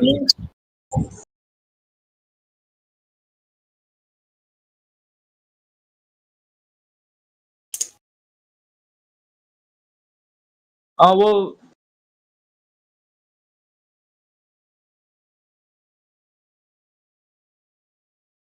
can you send me a quick message? Yep.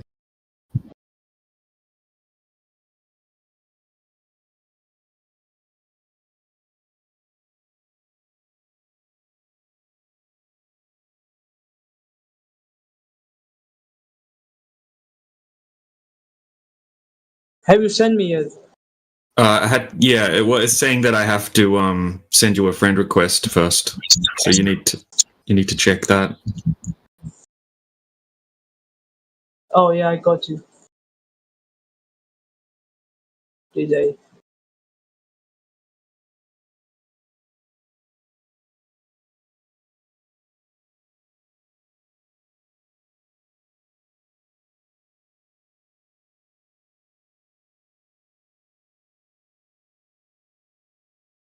Yeah, I send you the picture of satellite.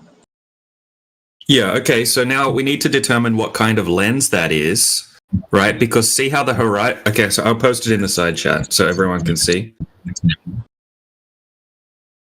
Okay, so now we need to know the source that this image was taken from, what's the satellite, and what type of camera was used, and what's the altitude. Right, because this just looks like a wide-angle lens effect, right? This is exactly what we expect to see. When the horizon's above the center of the frame, you're going to get convexity like that due to the lens distortion. So we just need to check what type of lens was used, what's the satellite, what's the altitude. Is there more footage? Is there a video? Etc. Okay, all right. Right, so I'm just posting what he put.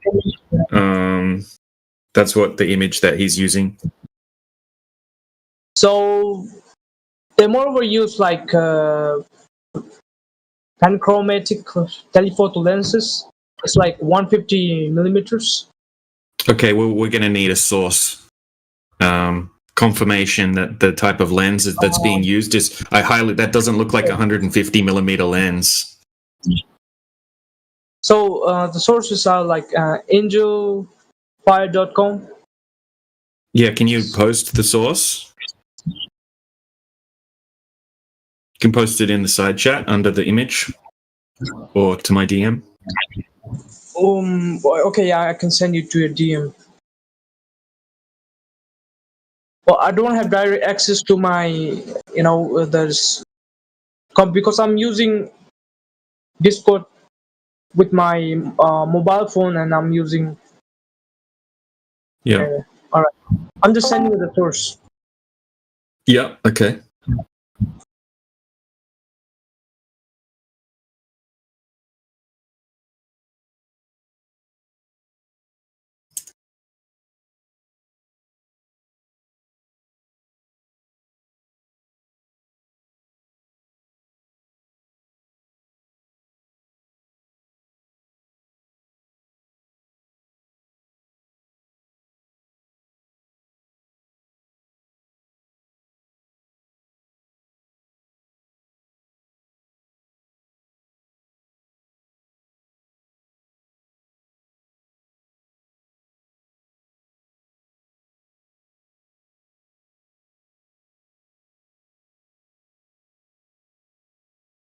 Well, where's the evidence that this camera that in the source is used in the image that you're showing now? And what's the satellite that we're looking at? Where did you find this image? Where did I find this image? I just Googled it, bro. Yeah, but we don't know, like, what's the altitude, right? What's the altitude of what's the name of the satellite? What's the altitude? Whoa. What do we got going on here? From screen to the ring to the pen to the king, with my crown and my bling all Kratos? Yeah, you're going to get server muted over the entire server. And deafened.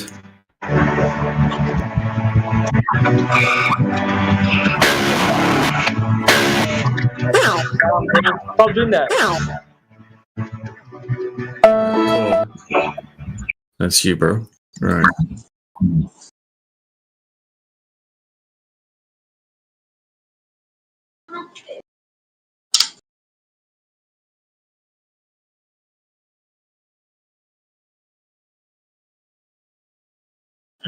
Okay. I'll have some more. Sorry, guys. I'm in the middle of something. I can't do anything. No, you're right. I got it.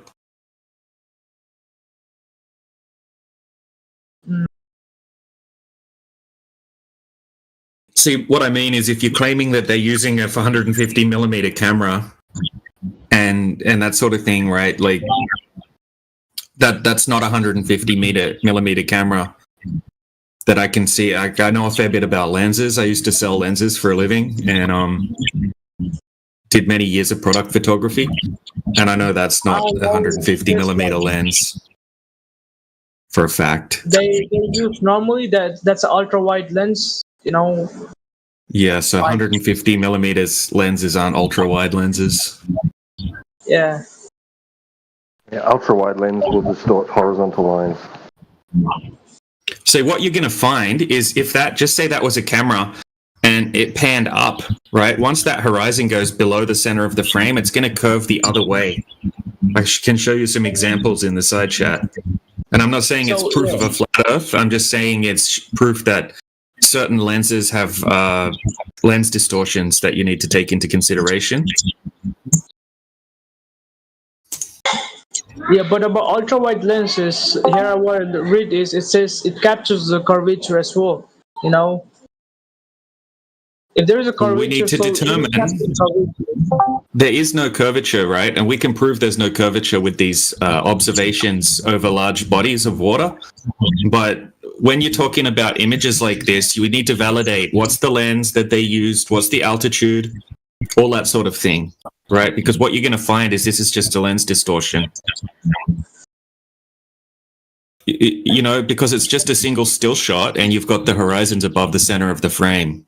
You know, we need another shot where the horizon's below the center of the frame, or a video. We need to know the name of the satellite, all that sort of thing. I mean, this is perfectly reasonable information to request if you're using this as evidence.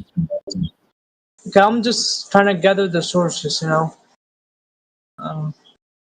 Just like to say in the moment, thank you for not being like that other guy, Quantum Ray. Appreciate you like being so chill and cool about all this, you know, like just having the conversation with us. You've been pretty good, you know. Yeah, thank you. I mean, I really appreciate, you know, because it's really nice. You know, I'm trying to practice my language as well, and it's a very nice topic, you know, because I was pretty bored right now. And one of my friend, he recommended me this server and join. Like, it's very fun, you know, like people have lots of energy. It's a good It's really server. good. Yeah, we're new to the server as well, and we're enjoying it. And the people here, like yourself, are fun to talk to. So yeah, that's good. Shout out to the community, man. Well done, y'all. Yeah, it's a good Yeah, place, but, and it's a good place for people to learn English as well. I mean, this is a great topic. You can learn English and learn about the Earth at the same time. Yeah, exactly. But maybe the beliefs are different, but you know, the energy is good, you know, like, which makes people more, you know, curious. Exactly, and you actually learn a lot about the globe. Once you start looking into flat Earth, you'll learn more about the globe as well. Right? I learned so much about the globe being in these debates. Exactly. So here is one more source. I don't know. I just Google it. The link address.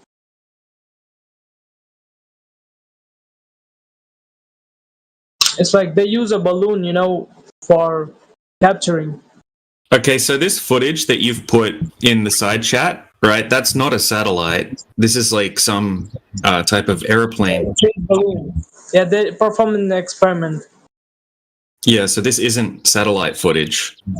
And you wouldn't see the curvature of the Earth from that height. This is just a lens effect. So what do you think, people? Why the people will, you know, try to fake that the Earth is round? No, most people, they're not faking it. Most people are just believing it because they were taught it at university. They were taught it from a young age. Most people are just regurgitating or repeating the information that they learned, right? Where they never went out and actually checked if the Earth is actually a globe, right? They just learned all about the globe at school, and then it's a belief system. So they will go out and tell people that they know it's a globe because they read about it at school and they were taught about it by their professor. Their professor wasn't lying to them because the professor was also, you know, he got that job because he's very good at repeating the textbooks to people. So usually it's just passing on information and people like reusing that information without questioning the information. You know what I mean? Yep, I understand. But how about the science, what we use in our real life? Like the path which satellites follow, the elliptical path, you know, it's not possible if the Earth is flat. So it must be, I don't know, can you say something about that? Yeah, there's a guy called Sporadic E. If you see him in here, he's a flat earther and he knows everything that there is to know about satellites, the technical details. He can answer your questions. I'll try to tag him because I don't know the technical arguments to the level that he does about the satellites. What I know is that we can't validate exactly what's going on with the satellites. It's like they follow the elliptical path. It's like same as a planet, you know, which follows. Yeah, I understand that, but yeah, that's the claim, right? They're claiming that they're in outer space and that they're orbiting around the Earth. Now, that's not something that we can validate, right? They're telling us the exact distance these things are. but we can't validate that. We just have to believe them, right? Yeah. How about the sun and the moon? Do you think they are the same as Earth? No, they don't share any similar characteristics to the Earth, right? It's kind of like having some lights on your ceiling and then comparing them to your floor, right? They have no relation, right? So it's completely different things. Because this is what it comes down to. If the Earth was a globe, then it would have to have a certain amount of curvature over distance. Now we've gone out and tested, and there is no curvature. So that's why I wanted to show you some long distance observations, because this isn't something that you need to trust or have faith in, like the satellites, right? This is something that you can actually repeat yourself. You can this is real world practical demonstrations right here on Earth without having to go up into the sky. Which thing you mean? See the straight line? Yeah, this is what you wanted to know. The evidence for flat Earth. Again, if you see a circle, if you zoom the circle, you will find a straight line. Which doesn't explain if you hang on a sec. Wait until you've seen the evidence. Why don't you take a look at the evidence that DJ wants to show you first? Which evidence? Right, well, I'm going to show you some observations. Yeah, I'm not sure if he's going to take in the information. Let's give it a try. Yeah. All right. Okay. So look, do you realize that the horizon should be at a certain distance away from you if the Earth's a globe, right? So if you're 6 foot tall, the horizon should be 3 miles away from you if you're standing at the ocean. Do you agree with that? Well, specifically, can you explain me more, right? Yeah, sure. So depending on the height of the observer, the horizon would have to be a certain distance away from you on a globe. So anything that goes beyond the horizon should start to be hidden behind the curvature of the Earth. Now I'm going to put a link in the side chat.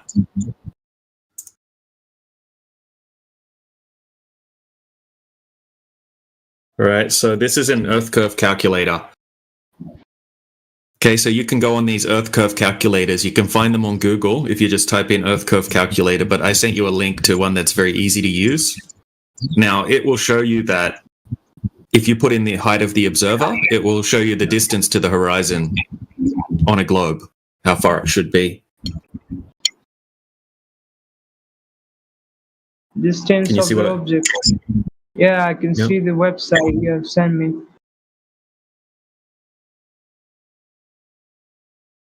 All right, so we're going to show a demonstration now.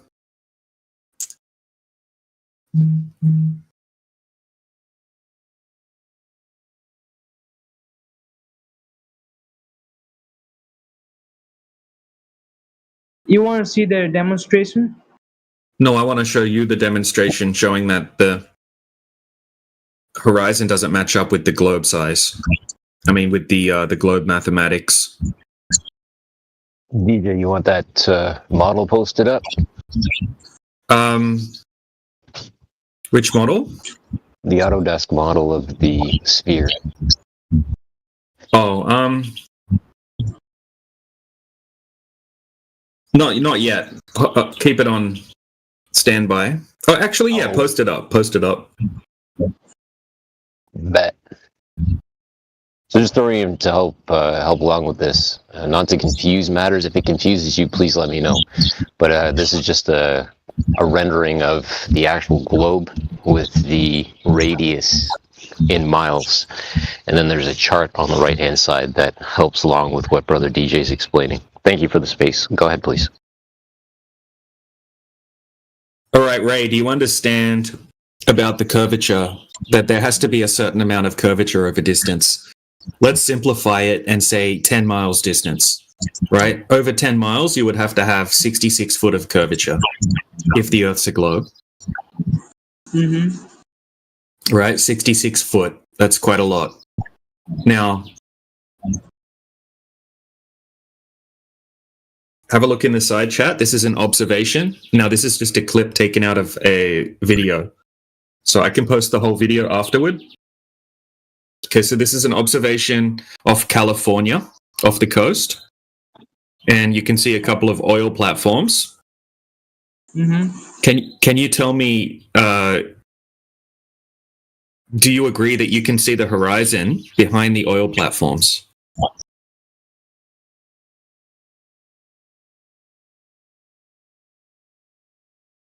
Okay. Yeah. Okay. Horizon's behind the oil platforms, right? Okay. So, it's just a video. Okay. Yeah, this is an observation.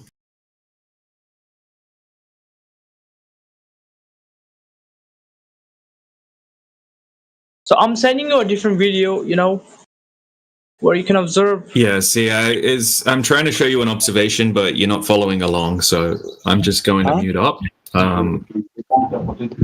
Yeah. Okay. Hold on, though. But if someone else wants to take over, if someone can't follow along with an observation like this, This is key, though, brother DJ, and I want to jump in on this just to say what is really key about what you posted in this GIF is that this is what happens when a boat sails away from us onto the horizon, right? The claim is made that when the boat disappears, it's actually going over the edge. Now, what brother DJ just posted in this GIF is we're looking at the actual structure, right? And now we're zooming back, and that structure is disappearing. So I'm going to ask you guys, we know that platform is there because it's a stationary object. Now we are zooming out from that object, and all of a sudden that object is disappearing. So the question remains, if P then Q, right? If there's a geometric edge there, how come we're able to zoom in and zoom out from that object? And that's a question. Is that hitting? Making sense? You guys tracking on that?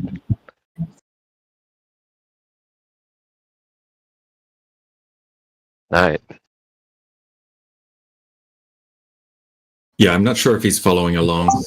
All right, so look, Ray, this observation debunks the globe. Right? That second oil platform is 10 miles away. Right? It should be hidden behind.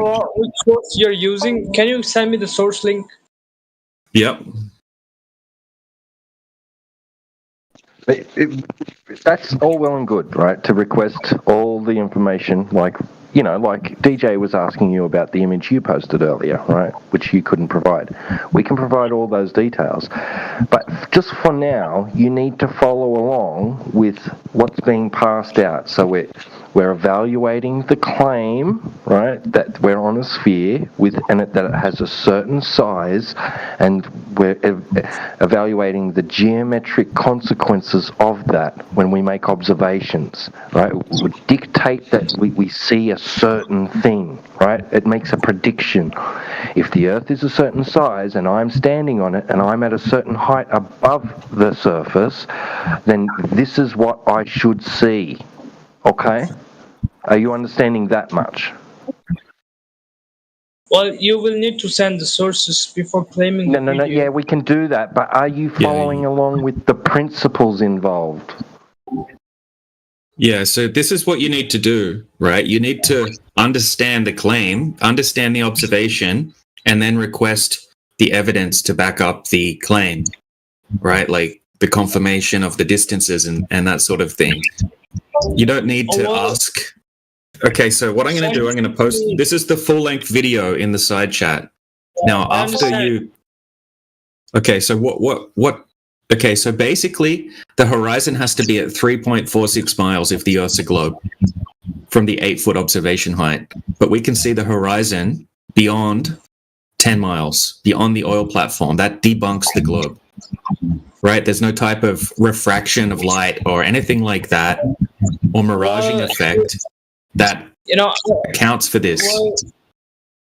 The video you have sent me, it's kind of, you can see the reflection on the water as well. You know, I don't know. It also debunks the globe, right? So the reflection on the water further debunks the globe, right? So that reflection on the water, you shouldn't be able to see that reflection on the water because that should be hidden behind the curvature of the Earth. Well, you know, the video you have sent me, it makes no sense. Because it makes no sense if you're on a globe. It makes no sense if you don't pay attention to the explanation and to understand the observation. What do you think makes no sense about it? Because the top must, you know, the roof must show up first, you know, not the bottom. You know, you can't see the bottom if you zoom in out. And Yeah, you can see the bottom. Okay, hold on a second. The horizon is behind the oil platforms. Right? So they're not hidden behind the horizon, and you can see the bottom. In fact, you can see the light on the oil platforms reflecting off the water at the bottom of the oil platforms. Anything else, you know, I just want the One sec, Quantum Ray. We just need to. We need you to confirm with us that you understand the geometry involved. Okay. Are you following along with the geometry? Yeah, that's why I said, you know, before making any claims, I just want the source link where he get the source. No. We need you to understand the geometry claims involved. Okay, that if you are on a sphere that has a certain size, then an observer at a certain height above the surface of the sphere should only be able to see so far before it forms a horizon. Do you understand that much? That there's a distance you'll be able to see across the surface before you can't see any more of the surface because it's a sphere and because you're of a certain height. Are you understanding that geometric principle? Just confirm with us that you understand that much. If you don't understand, that's okay, right? Just say, no, I don't understand what you mean.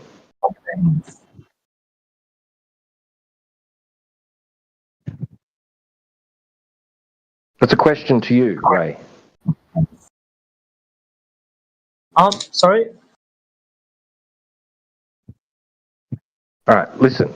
Do you understand that if you are on a sphere and that sphere is a certain size, then an observer standing on the sphere should only be able to see so much of the surface before they can't see any more of the surface, forming a horizon? Do you understand that? On the surface, well, if you speak specifically on the water... I just need you to say if you understand that or not. Say, yes, I understand, or no, I don't understand what you mean.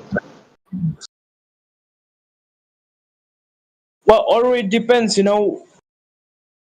I understand what you say, Ray, you know. Ray, just tell me if you understand that or not. Just tell me if you understand. Do you understand what I'm saying? Yeah, I understand what you're saying. Okay, good. That's because that's the main thing about this, is that if you're an observer of a certain height standing on the surface of a sphere, right, then you should only be able to see so much of the surface. Okay, you'll only see so much of it before it's curving down and away from you. Essentially, the surface is blocking itself from view. Right. All right. Right. So your line of sight would be a tangent plane. You know what a tangent plane is? Yeah, tangent. Yeah. Yeah. You know what a tangent line is? Yeah. Okay. So your line of sight, standing on the sphere, your line of sight would be a tangent line to the apex, to the top of the sphere that you can see in the distance, meeting the horizon. Right, and that line has a specific distance, and how much of the surface you can see has a specific distance. So we're talking geometry here. There'd be a geometric consequence, right?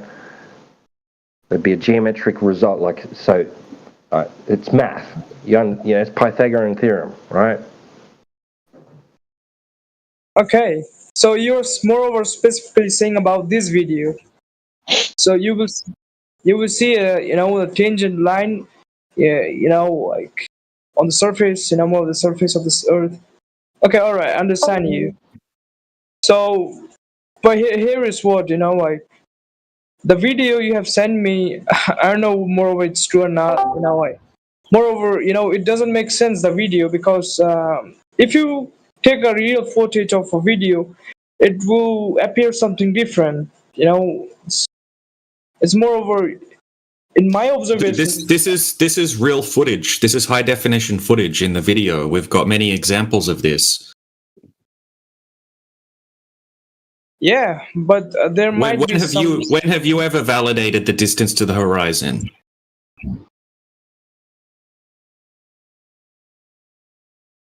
Never. Yeah, there's an equation that goes with it too. It's 1.225 miles times the square root of the observer's height in feet. Or if you like the metric system, it's I think it's 3.2 kilometers times the square root of the observer's height in meters. I think. Don't quote me, but I think that's roughly what it is. So yeah, Ray, it is kind of hard to wrap your head around this argument at first. So it's understandable, right? But the thing is, the Earth has to have a horizon at a certain distance if it's a globe, right? And anything that's beyond that horizon should start to be hidden behind the horizon. Now, we can see the entire oil platform at 10 miles away, and we can see the horizon beyond the oil platform. That doesn't match up with the globe math. And it's not just a little bit, it's by a lot. I have a different observation here that might be easier to follow along with. Okay, first of all, just send me the source link, I just want the source link. All right, so it's going to be in the side chat now. Right, so this is a clip from the video. Yeah, so you're gonna watch the video before you want to talk about the observation, because you can do it that way. That's actually probably a better way to do it. Right, so it's in the side chat there for you, and I send it to your DM as well. Okay. Thank you. You're welcome. This shows a 21-mile lake, 21-mile distance. Right, there's no curvature at all. If the Earth was a globe, there has to be 291 foot of curvature over that distance. Level water. Wow. Yep. 21 miles? Yeah, 21 miles. And the law of nature states that water seeks its level continuously. So here we are looking at over the surface of level water, looking for a drop over distance that isn't there for your spheroid. I thought you heard me talking, but I'll stop. Right, what's your question, Ray? So the picture you sent me, here's what, if you, first of all, from this question, I'm just saying about look at the left side of the picture. Left side. Yeah. If you zoom it out, you will see the top of the mountain, right? Yeah. Like top of the mountain. Mm-hmm. I don't know, bro, about this picture. The mountains don't have anything to do with this, right? So this is over that 21-mile water, right? So over the water, it's 21 miles to the other side. Now you can see the shoreline on the other side, and you can see the town on the other side, and there's no curvature. There's nothing blocked behind any horizon, right? There's no horizon. That's impossible on a globe. You would have to have a horizon at just 3 miles. Yep, we can see 21 miles. I don't care about the picture because it's a full high definition video, right? So you can watch the entire observation, start to finish if you want to. It's just a 12-minute video. If you want to go watch it, you can come back and talk about it. And no curvature, okay. Yeah. This video. Yeah, 21 miles, no curvature. Yeah. Odyssey. Which platform is it? Odyssey. I don't know. Yeah, it's on a bunch of different platforms. It's just a person uploading it to different places. Okay, let me search the same video on different websites. You can probably find it on Rumble or on YouTube as well.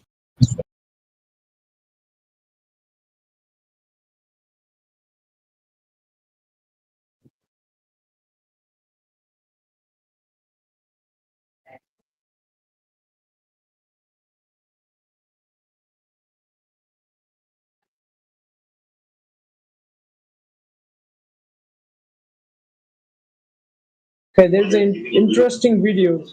Here the person is explaining the Otis flag.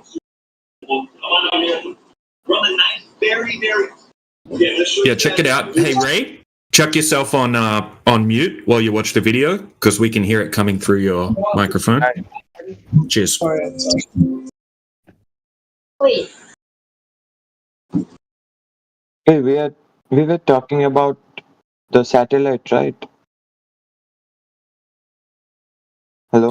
We're talking about long distance observations now, but Yeah, if but you had a before- question, before we were talking about satellites, Yeah, so I mean, first of all, I have given reference the Voyager one, and you said it is like Photoshop to you, and you were asking. No, I didn't say that. I said we can't validate it. If you're talking about the image where you can see a tiny little blue dot, right? I'm just saying it's not really. It's something. If you want to believe that, it's not something you can validate. You're just going to have to take their word for it. You can't validate the image. Okay. You know what I mean? So how? I'm not saying it's fake. I'm not saying it's fake. I'm saying we can't validate it.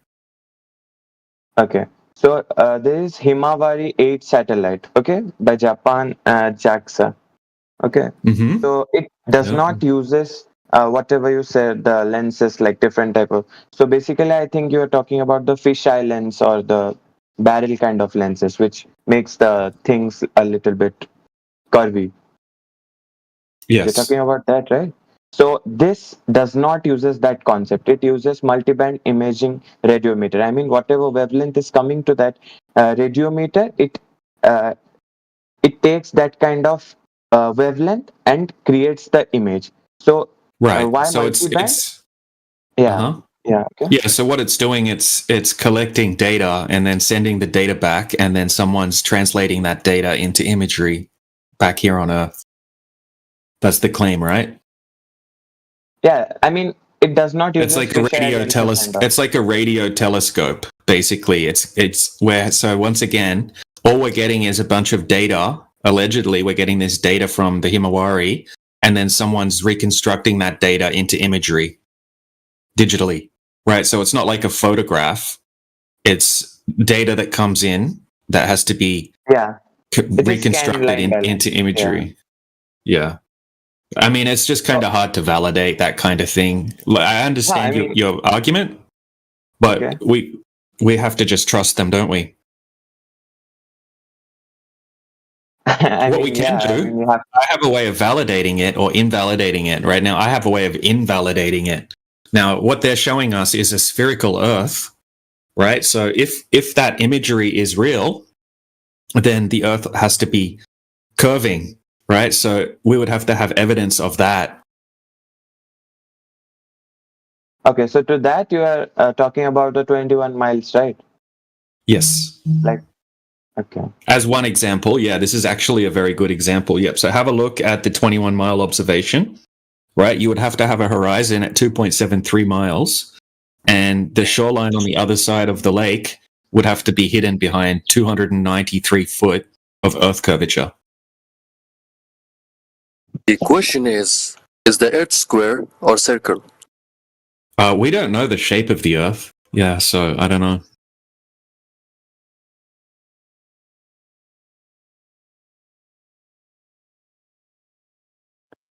It's always good to actually share this knowledge with a lot of these guys that look into, or should I say, they hold up the satellites as proof Like, it's good to inform them that it's been proven that the satellites themselves have a baked in curvature in their calculations as they present this data.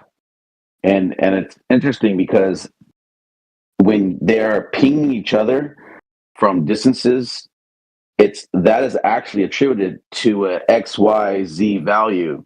So in other words, there's a planar baseline of a flat plane, and then they're deriving their height and distance according to that XYZ. But in the algorithm of them, they comport it they formulate it to be a sphere, but it's only a mathematical construct. So it's good to inform these guys that maybe they haven't looked into the way satellites derive this information. I'm just saying. That's a great point. That's a really good point, actually. Yeah, that makes a lot of sense, right? So when they get the data in from the radio telescope, right, and then they're converting it into a spherical coordinate system.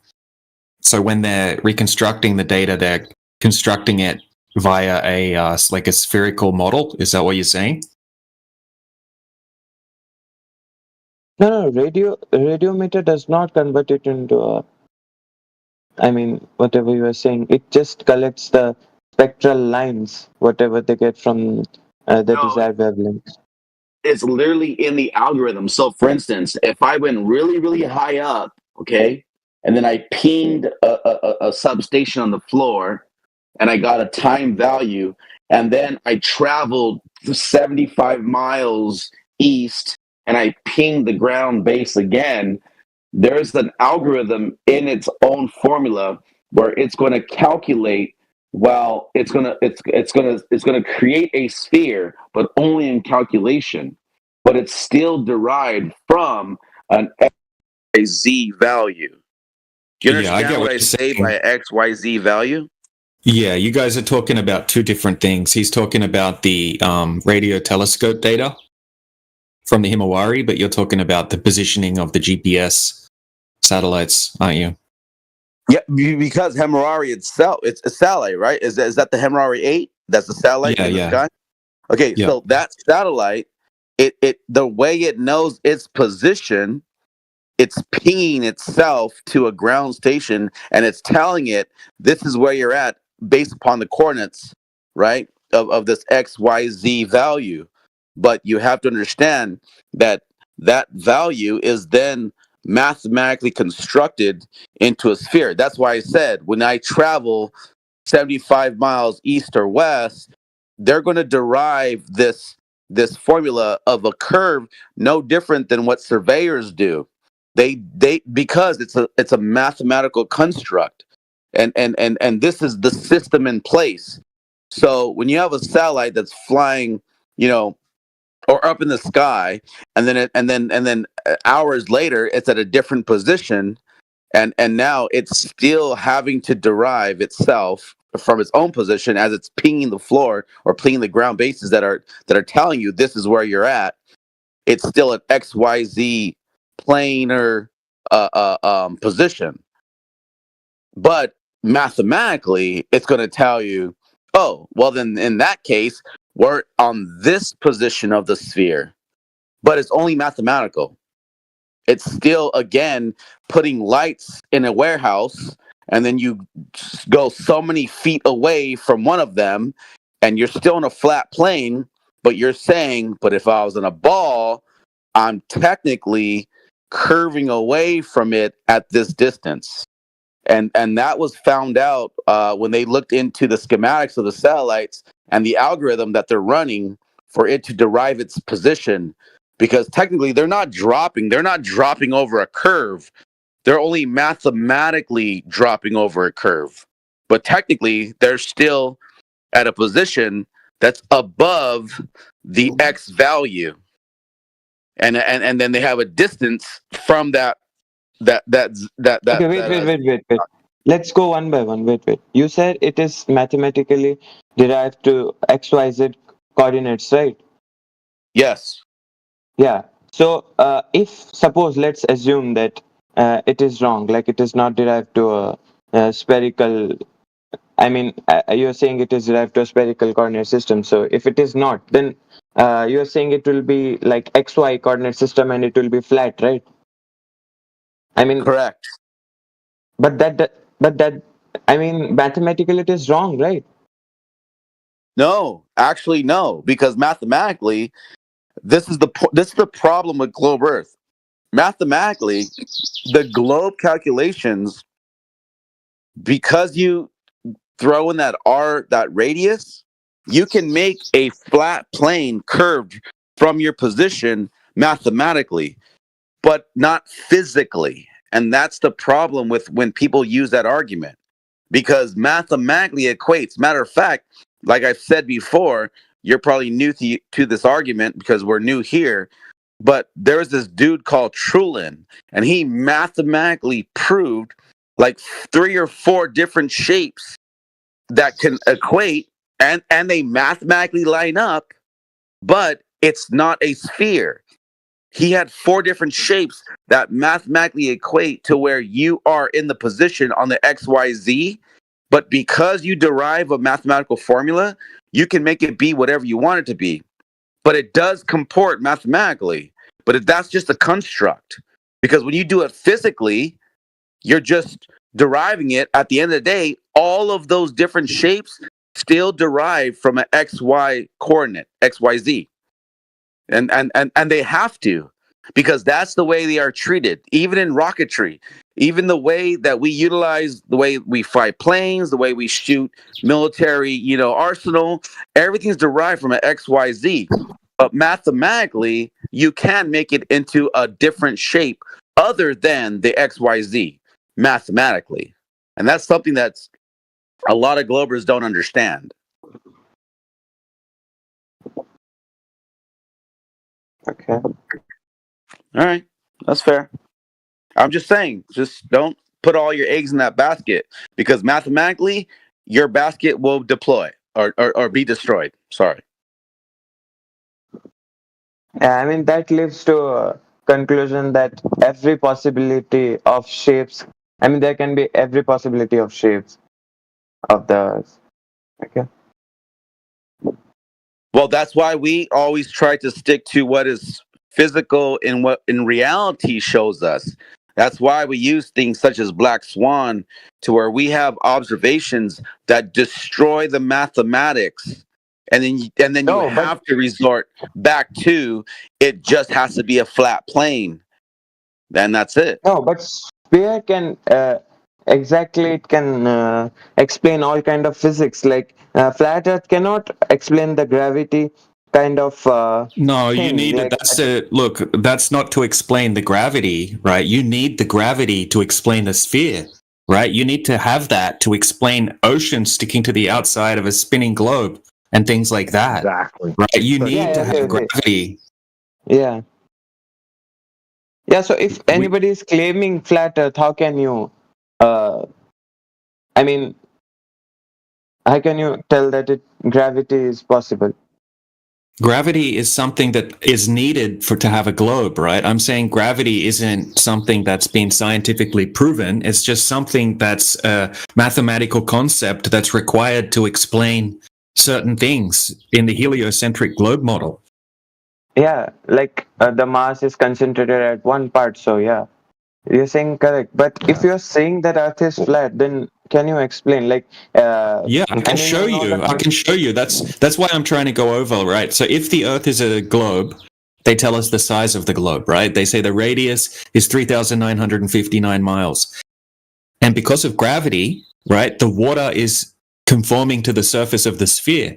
That means that if you go to any body of water on the Earth, we can calculate how much curvature there would have to be over that particular distance. Now, when we go out and test for the curvature, it's completely flat over 10 miles, over 20 miles, over 30 miles, right? And we have an accumulation of different types of observations and tests, and we can't find any curvature.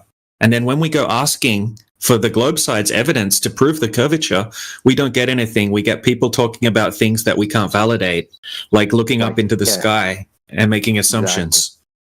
Giving us explanations for things without evidence, without demonstration. So we have empirical evidence and practical demonstrations showing that the Earth cannot possibly be a globe. That's why I was trying to present the 21-mile observation, because over 21 miles, you have to have about 290 feet of curvature over that distance. That's a 29-story building. That's like a skyscraper, right? That's a huge distance. That means you shouldn't be able to set up the camera at 5 foot and zoom in and see the shoreline on the other side of the lake. That would be impossible. You would have to have something 300 foot tall on the other side of the lake, and then you would only be able to see the top of that. Right? Everything else should be hidden behind the curvature of the Earth. You have to have a horizon at a certain distance as well. But there's no horizon over the 21-mile lake. It has to be there if the Earth's a globe. First of all, what test you have given, it is not a repeatable. It has been repeated. That's what I mean, right? It's not. I understand. That's why I made the point to say that these have been repeated over and over and over again. Different locations, different weather conditions, right? And we're never finding anything that's anywhere close to the globe Earth mathematics. We're not finding any curvature. It's not like we're finding 50 foot of curvature, but there should be 300. Wait. We're finding zero curvature. Wait, you said there is no one found any curvature, but the FECOR flat Earth groups, I mean, they tried the laser test, right? And they found that the FECOR, FECORE, and FECOR is just another group that did some laser tests, right? But that's not what I'm talking about right now. But they confirmed the curvature. Yeah, FECOR couldn't find any curvature either because there isn't any curvature. So we have a huge accumulation of evidence. We can't find any curvature. And then when we go asking for proof of the curvature from the globe side, they also can't find any curvature.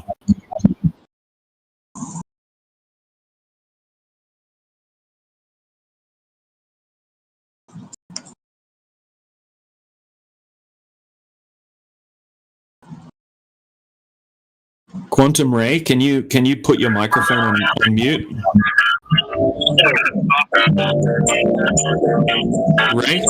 Ray.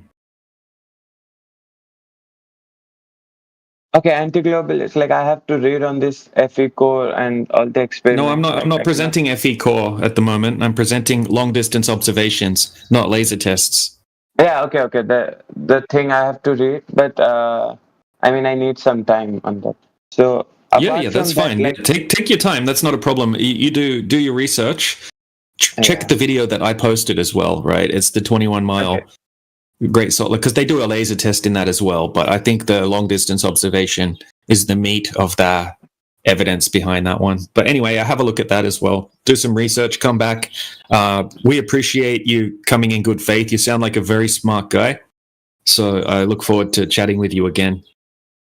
Yeah. No. Okay, but before that, I had another question, like regarding the flat Earth. So if you're assuming a flat Earth, then like in sphere, we know at the equator there is some like calculation of gravity. It is I forgot. I mean, it is around 9.6, I guess.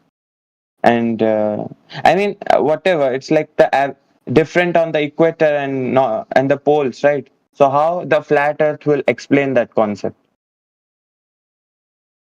Well, you're saying someone would weigh less at the poles and weigh less at a different weight at the equator? Yeah. Yeah, I haven't seen any evidence of that. I mean, I've heard the claim. I understand the claim, but I've never shown it as mathematically calculated. Yeah, it's mathematically calculated. Now we need to check that the mathematics matches reality. That's what I mean. All of the claims from the globe side are just calculations based off assumptions. I mean, there has to be a YouTube video. Let me check. Yeah, that's why I looked for it. I've looked a bunch of times and I didn't find anything that was good. I found like one person showing, they said, look, in Indonesia, this thing weighs different than what it weighs somewhere else, but they didn't show any proof of where they were or anything like that. There should be hundreds of videos of that if it's real, I would think. And actually, Neil deGrasse Tyson came out in recent times saying that, no, he figured it all out. You'd weigh the same everywhere. Yeah. Yeah, because the centrifugal force or whatever would like average it out or something like that. Right, yeah.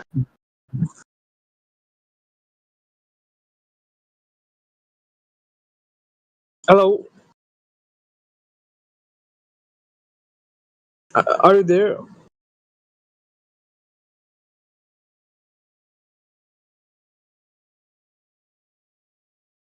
Can you hear me? Yes, mate. Fine. Yeah, we can hear you. Yeah, you're good. Yeah. So basically, I sent a video on the on the chat. Yeah. It's a Nikon F1000 horizontal zoom test. It's just a random video. I just it's like send you on chat. You can see the video over there where you will observe, observe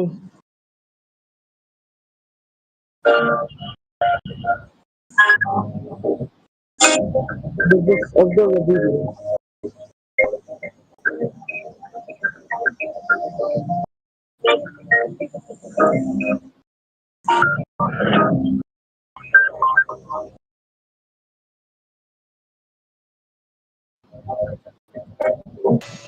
Welcome.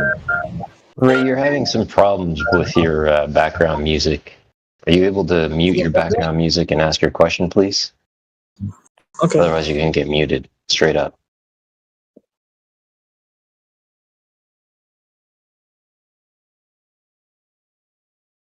So, Ray, what's your question? Be able to adjust that a little bit so that the background noise doesn't get picked up.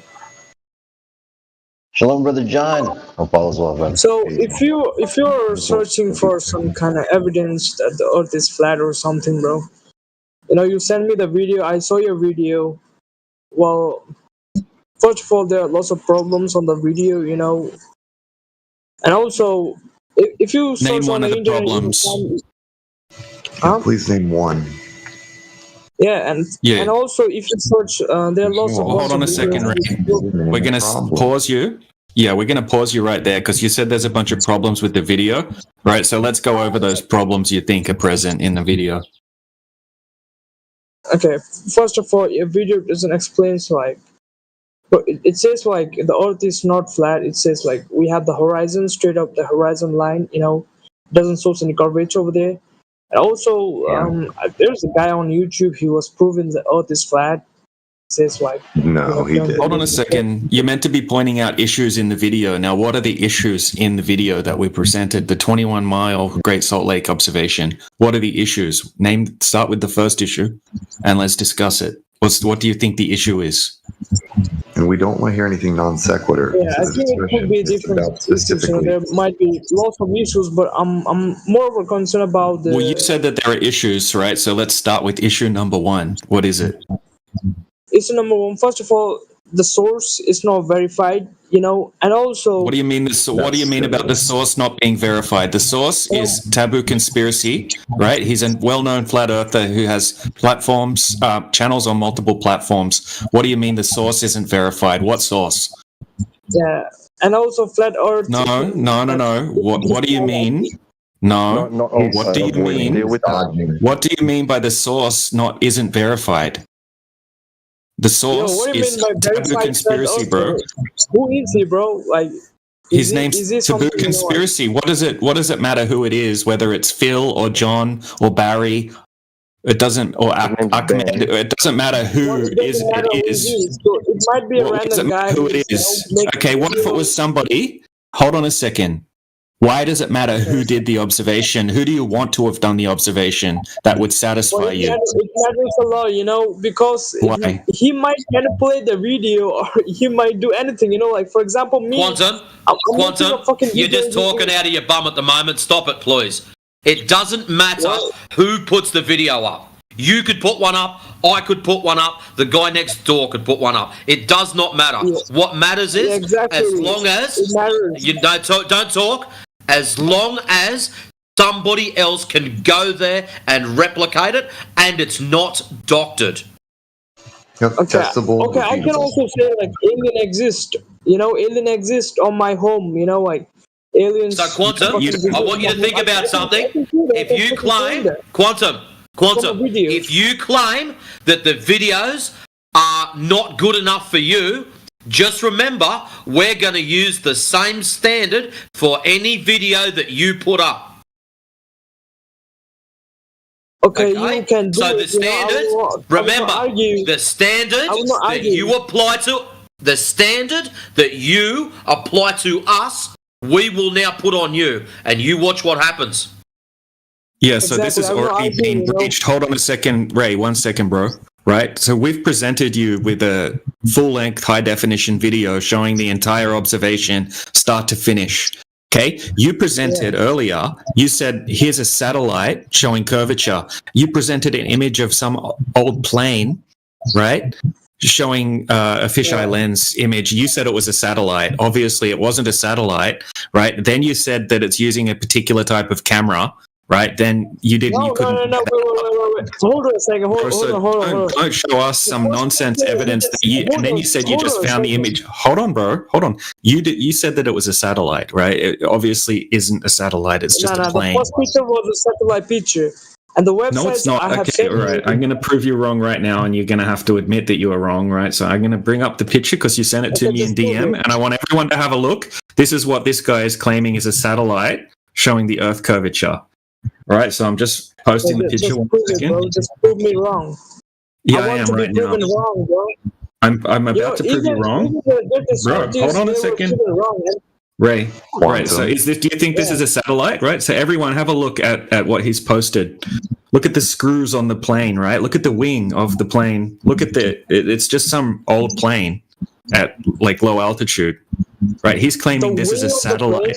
This is a satellite in space taking an image of the Earth with a 150 millimeter camera. Right, he can't confirm the name of the satellite. Obviously, it's not a satellite. Right, so Ray, you're not being intellectually honest, bro. You know, you will just get the image. This is what you presented this, bro. You presented this, and you said it's a satellite. You presented this as a satellite.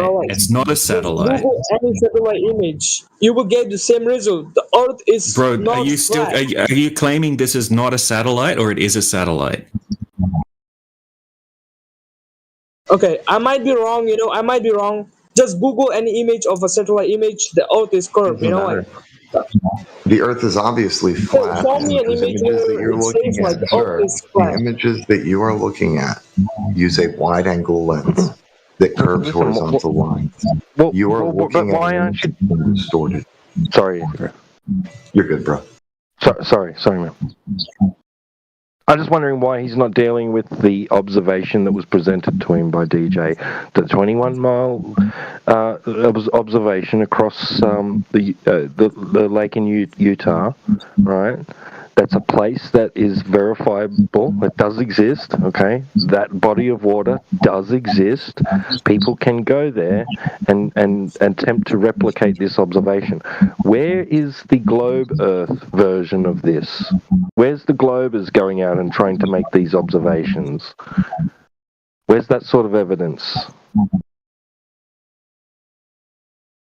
Geometrically speaking, right, when you look across such a vast body of water, like that lake in Utah, you would have to have a horizon from 5-foot elevation above the surface of that water. You'd have to have a horizon of water at about 3 miles, or about 2.7 miles. Okay, there's not one there. I send you a video. You know, I send you a video. You can see. You know, why isn't there a horizon in the video that DJ posted? Why isn't there a horizon? Why isn't there a horizon? No, I'm asking you, in the video that DJ posted of the Utah Lake, why isn't there? I'm not saying about his video. I'm saying about my video. Look at my video. I'm asking you specifically about that video that DJ posted. Why is there not a horizon at 3 miles? I don't know.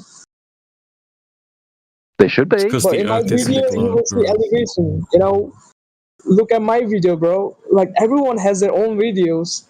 Everyone will, you know, like say, okay, the reason we're not looking at your video yet, Quantum, please slow down, don't get too excited. The reason we're not looking at your video yet is because you quite clearly said to DJ there's multiple issues with his one. Now, we've only covered one issue, and it was barely one at that. So what other issues do you have with DJ's video that he put up for you? The video, in my knowledge, it doesn't make sense. That all issue I have, It doesn't make sense. Yeah. Okay, I'm going to help you make it sense. Do you believe you live on a ball, yes or no? No, I don't want explanations. I just want to say stop. Do you believe you live on a ball, yes or no? Ball, no. Okay, if you say a rounded figure, yeah. Hey, send us up. Hi. Alright. Okay. I live in a ball. Anyways. So, hold on 1 second. Go ahead, Matrix. I was going to say, if you think you live on a ball, Quantum, there would be associated mathematics with that ball. And I know you love mathematics because you were talking all about formulas and everything earlier on. Yeah. Yeah? Exactly. Right. So there would be associated mathematics with it. Now, if you are 1 foot off the ground, how far should you be able to see? 1 foot elevation. How far should you be able to see? Wait, can you come again? If you have a camera, 1 foot elevation, how far should you be able to see? How far? Correct. Well, let me check. Let me check. I think it's like. I find it interesting. Someone who loves the globe so much doesn't know something as basic as this. Do you know what the Earth's radius should be claimed as? Well, bro, I don't love globe or something, bro. You're just a preacher. You're just a preacher. You keep preaching the same thing we learn at school. We all learnt the same thing as you. The difference is we woke up one day and went, I'm going to test this. And we went out to try to check and see if the information's given at school match up to what happens outside. That's all. That's the difference between you and me. You have not gone outside to test the claims given. And I would much appreciate it if you did. Which test you are speaking about? Long distance observations. Which test you are speaking about more specifically? Can you mention it? Long distance observations. Long distance observations. Correct. Well, I would not have to, test it because it's already mathematically, if you want to find. That's what I want to know. It's already been mathematically validated. But the problem is, at some stage, you have to associate that mathematic with some reality. So, for example, the given radius, 3959 miles. How do we verify this? How do we prove this exists in reality? How do we do this?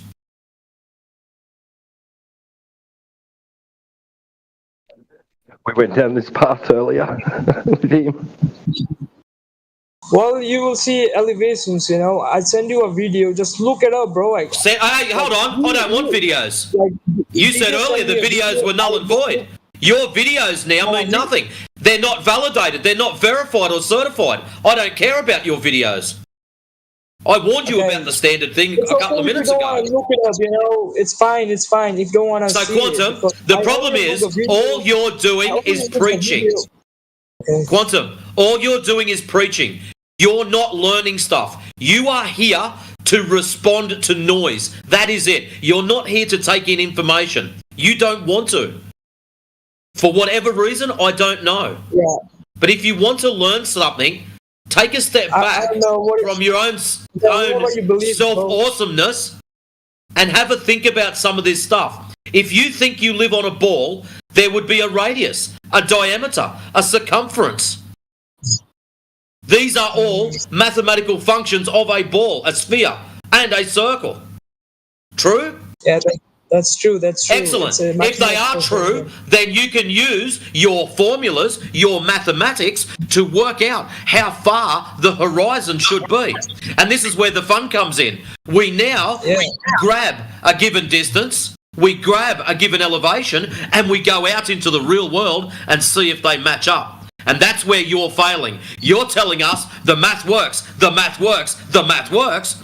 We know the math works. Math always works. Anyone can make any math work. It's not hard to do. But where it doesn't work is when you go out to the real world and you assign those numbers to the physical. And that's where you're failing. You cannot comprehend, you cannot accept mathematics getting assigned to the real world. And until you do, you will never ever get it. Anyways, guys, floor's yours. All right, bro. I'm just saying, you know, how much is the distance? It's like 500 feet. Oh, sorry, 550. You know. Okay, you want to do it the easy way? Yeah. You want to do it the real easy way? 50,000 feet. All right. Type into Google. Right? Type into Google Earth curve calculator. You don't need to Google it. I just Googled it. No. Earth curve calculator. It is a very specific tool. That is why he is citing it. Please just look it up. Bro. I just send you a video. I think we need to see if anyone else wants to chat. This guy's a bit of a waste of time. Yeah, it is a waste of time because, bro, there are lots of stuff to do. Quantum, you are only hearing to respond. You are not listening to anything that anyone is saying. And what you are doing is very rude. Yeah, Ray, you gotta chill, bro, right? And try to follow along step by step with the conversation. You know, I just want to share some we can have a chill conversation, right? But we need to, like, slow it down a bit. Exactly. Yeah, I mean, you asked for flat Earth proof, and when someone was presented to you, you didn't have any rebuttal against it, except to bring up other things which aren't related to what we presented. Yeah, I fully respect your presentation. You know, you send me a video. Okay, I will take the video. Where I put a video, you know, like it's like same thing. You know, you have to look the video as well. Like you have to see the other side, what they mean, what they want to say. You have to understand. You know, that's we came from the other side. We came from the other side. It's not like you can show us anything that we're not aware of already. Yeah, dude, I was at Globe Earther for longer than you've been alive. Yeah, I don't know, the guy, he was shouting, you know, like he was like mad on me because I don't believe on flat Earth. No, bro, that's just how Matrix talks. I'm not mad on you, bro. You're not mad? Okay. That's just how Matrix is, bro. He's a super chill guy. That's just how he talks. Just so you know, Quantum, I have got an exceptionally loud voice. Damn, bro. That's good for you. I don't know, Not my friend recommended me. I think I find this server amazing, you know, like my friend, he recommended me the server. It's a cool server. And I just joined the server. Yeah, so look, just quickly, right? The video that you presented, I've seen that video before, and there's massive waves in the video. So if a ship's going away and there's big waves, obviously the ship's going to look like it's disappearing. Right, have a look. Even this is a screenshot out of your video, right? Have a look, bro. Look at the video. You'll see that as the ship starts to go out, the weather conditions are changing, and it starts to get very windy, and big giant waves start to come in, right? And when you have big giant waves and you're low to the surface, obviously things that go beyond the waves are going to start getting obstructed because of the waves.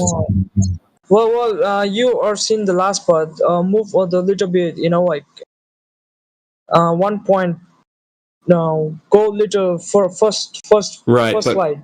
what I showed you was a lake that's There's no waves at all, right? It's very still conditions. Now, what you showed, there's waves. There's Not waves. about the wave. I'm saying about the boat. Look at the boat. Yeah, it's going beyond. It's going behind the waves slowly as it goes out.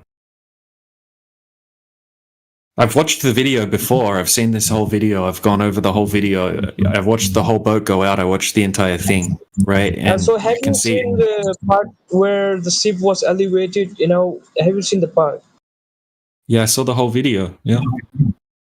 Yeah, so you've seen the ship was elevated. It was a little bit downward. Yeah, but we need details. Like the details that you were asking for. We need those details too, because this is what we're trying to pass out to you earlier, right? This has to happen, right? So if you're going to use the example of something appearing to be like a ship or a boat appearing to be, like you can't see the bottom of it. Okay, we need the distance to the boat, right? We need the distance to the horizon. It's not enough that you just say, see, and then that be it, right? See, you can't see the bottom of the boat, therefore the Earth's a globe, because you're you're ignoring any other potential possibilities like DJ pointed out, the crest of a wave, right? Or angular resolution, perspective, right? Weather conditions, mirages, etc., etc. We can't rule out these other things. That's why if you're claiming it's the curvature of the Earth blocking your view, and that's why you can't see the bottom of the boat, then we need the specific details. It needs to match the geometry that's claimed. That being a sphere with a radius of 3,959 miles, the observer's height, and the distance to that object and the horizon. Yeah, hey Ray, you need to turn on noise suppression. You know how to do that, right? Because we can hear a lot of background noise. Do you know how to turn on noise suppression? I don't know. It might be for I have logged in my account with 2 different devices. I'm on my phone. See, we respond to you, and we're not sure if you comprehended and understood what we say. You just go silent. You don't say anything. It's like, are you even listening? Like, I'm just left wondering, did you even understand what I said? Yeah, I understand you. So you want me to give the details of, weather conditions and all stuffs. Like, look, here's what, Well, you don't really need to, because we can see that there's big giant waves, and we can also see miraging effects taking place. Yeah, as the boat's going out.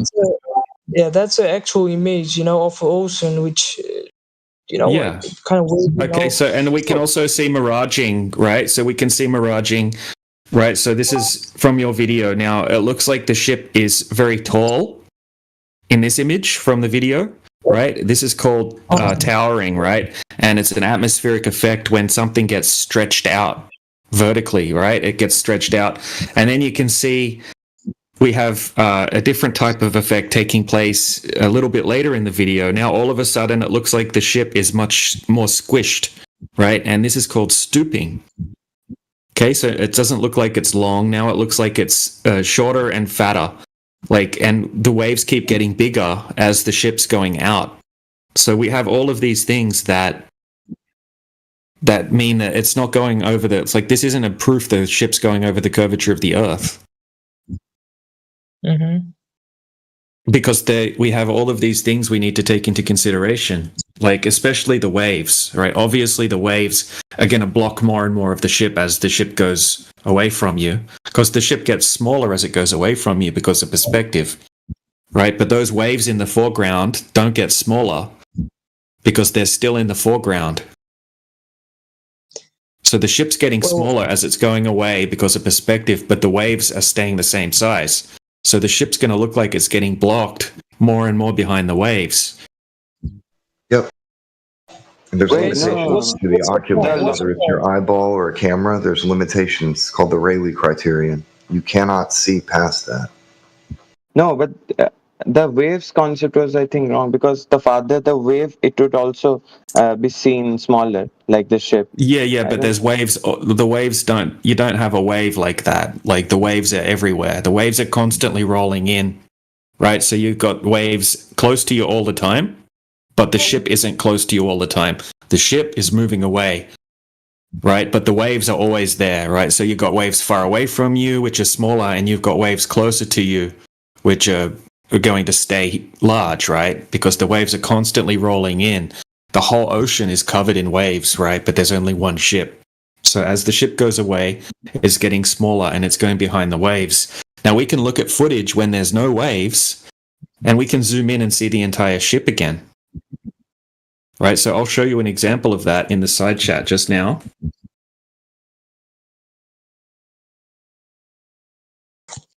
Right, so this is a giant ship as well. One second, it's just uploading now, right? So this person, when he's zoomed out, you can't even see the ship at all. Right? There's no waves, it's a nice still day. And you'll see it's only when he zooms in, you can see the entire ship again.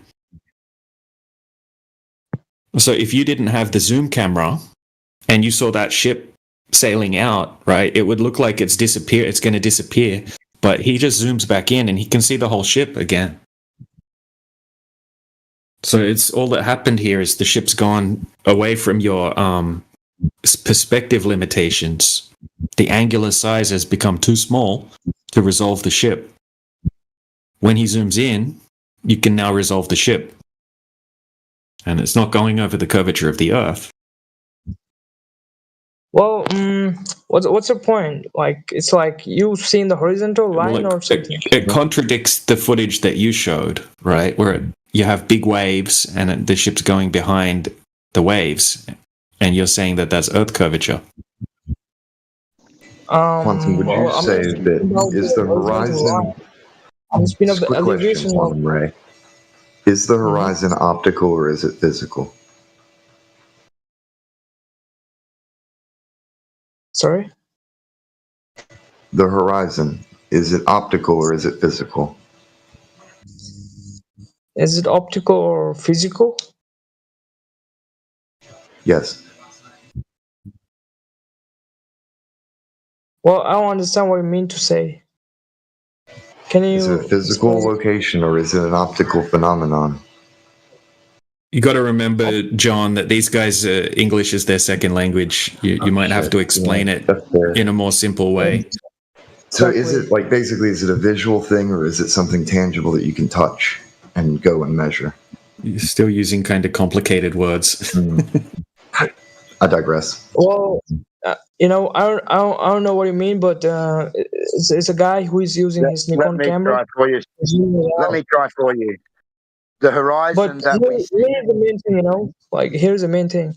It's like the ship is elevating, you can see the deck of the ship, like if he zooms it, like it explains a lot. The Earth is like curved, like it's not like the sideways, the horizontal you're speaking about, the left and right. It's like up and down. Do you understand me? There's giant waves.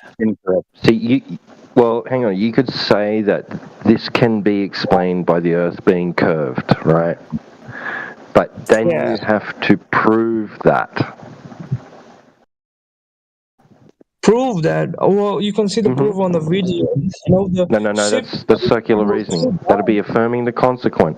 If the Earth is a sphere, then I expect to see a ship obstructed from view bottom up. I see a ship obstructed from view bottom up, therefore the Earth is a sphere. That's a logical fallacy. It's illogical reasoning. You can't use that as an argument. You have a claim. You say, I can't see the bottom of the ship because the Earth is curved. Okay, that's the claim. Now you have to prove that's the reason why you can't see the bottom of the boat.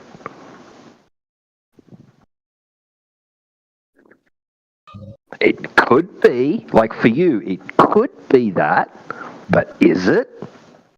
You see what I mean? You can't just declare that's the reason. Yeah, you need to have knowledge of the Earth's surface to begin with. That's why we were talking about specific geometry involved. Yeah, height I of hope the you already observer, know. the rate of curvature, the size of the Earth, all that stuff, right? Okay, so I hope you already know about like if something is elevating, you will see you will see the top first, like not the bottom. You will see the top view first, and then when you go more near, you will see the bottom as well. Like from the far distance, you will see the top one. Do you get my point?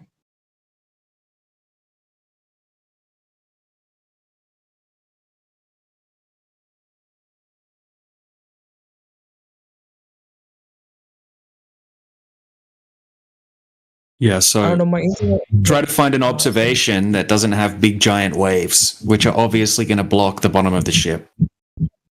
Then we'll talk about it, right? So there's certain things that you need to take into consideration. Obviously, big waves are going to block the bottom of something as it goes beyond them. That's not something that we need to debate about, right? It's something that's obvious. It's not due to the waves. It's like more. Why? What do you mean it's not due to the waves, bro? Bro, there's big giant waves. Obviously, it's due to the waves. Yeah. Exactly. I just consider there is a wave. It disturbs a lot, but still, though, if There's not a wave. There's waves. Waves come in constantly, right? There's not just one wave, right? There's constant waves coming in, and you can see it in the video, right? It's over a long period of time, the video, right? And you can see the weather conditions change from when he started filming it to when he finished filming it. And by the time he finishes filming it, the weather's terrible and there's giant waves. You know what? Like, I want to stream it on my PC, but there is no microphone. You don't need to stream it. I mean, it's in the side chat. Anyone can. Yeah, we can't give anyone streaming permission. We don't have that ability to do that. Okay, but if you see the video, like you will see the tilt. Like whether or not if the wave is moving, the boat will move as well. Like the fluttering of stuff. But if you see the wave is tilt, like it's not like you will see. No, you see waves and you see the ship going behind the waves. That's what we see. I'm going to repost the video for you so anyone else can have a look at it. I'm going to post some more screenshots out of the video as well. All right, it's very obvious what's happening here. Where you can see the behind the scenes. Yeah, it's all there, right? So it's all in the video. There's no behind the scenes, right? He's showing just some images of the ship. CGI images of the ship. Right? Without any waves. CGI? And then, yeah, CGI. Let me show you. All right, I'm going to show you what I mean by CGI. Computer graphic. Okay, so photoshopped images, essentially. Yo. Okay, so I'm taking a screenshot. Nobody's going to deny that this is CGI right now. Which one? Just in the side chat, right? That's CGI, obviously, right? CGI. Yeah, CGI. No one's saying that's real, right? So he's taken a little clipping of the boat, right? And he's photoshopped the background out, and then he's applied the little grid, right? And he's showing you like a little animation of how the boat should look. Now, in the actual observation, there's giant waves. Right, so obviously as the boat goes away, it's going to be obstructed behind the giant waves. It's not a good observation as a globe evidence. Right, so here's a shot from the video showing the giant waves. Right, no one can deny that. So anyone can just go and watch the video and they're going to see that there's giant waves present. So that's going to cause something that goes beyond the giant waves to become blocked. That's not proof of Earth curvature. I kind of agree, but what if you zoom the camera it's in? Not. And it's not going to let you see through the. Bro, when the camera zooms in, you just see it closer up. You just see the same thing closer up. Yeah, but you don't see through the waves. You just see the waves closer up, blocking the bottom of the boat. Okay, yeah, exactly. But what if you? Yeah, if you so it's not a globe proof. Let's believe that the Earth is flat, right? If there is a boat over there, and also you see that the waves have been moving, but you will see the same ship. Not it's like not deeper. It's like upwards. The deck of the ship is on upwards. It's not like It's optics. okay, it's on the bottom. And my friend, this is not a belief. The horizon itself is not a belief. Okay, it's your belief what you want to believe, but my answer Would is you gonna be the agree? same. All right, It's let right. me hold on 1 second, man. Is your height a belief? You measure yourself and you read off that number. Is that a belief, or do you now have knowledge of your own height? My height. Well, more specifically, my height. Yeah, I can measure it. So that would be knowledge, right? The units, That's not just a belief, because you can confirm it repeatedly. A belief is something that just makes people happy or glad to think about. It might be confirmable, might not, could be unfalsifiable. But knowledge, you can test that and repeat that.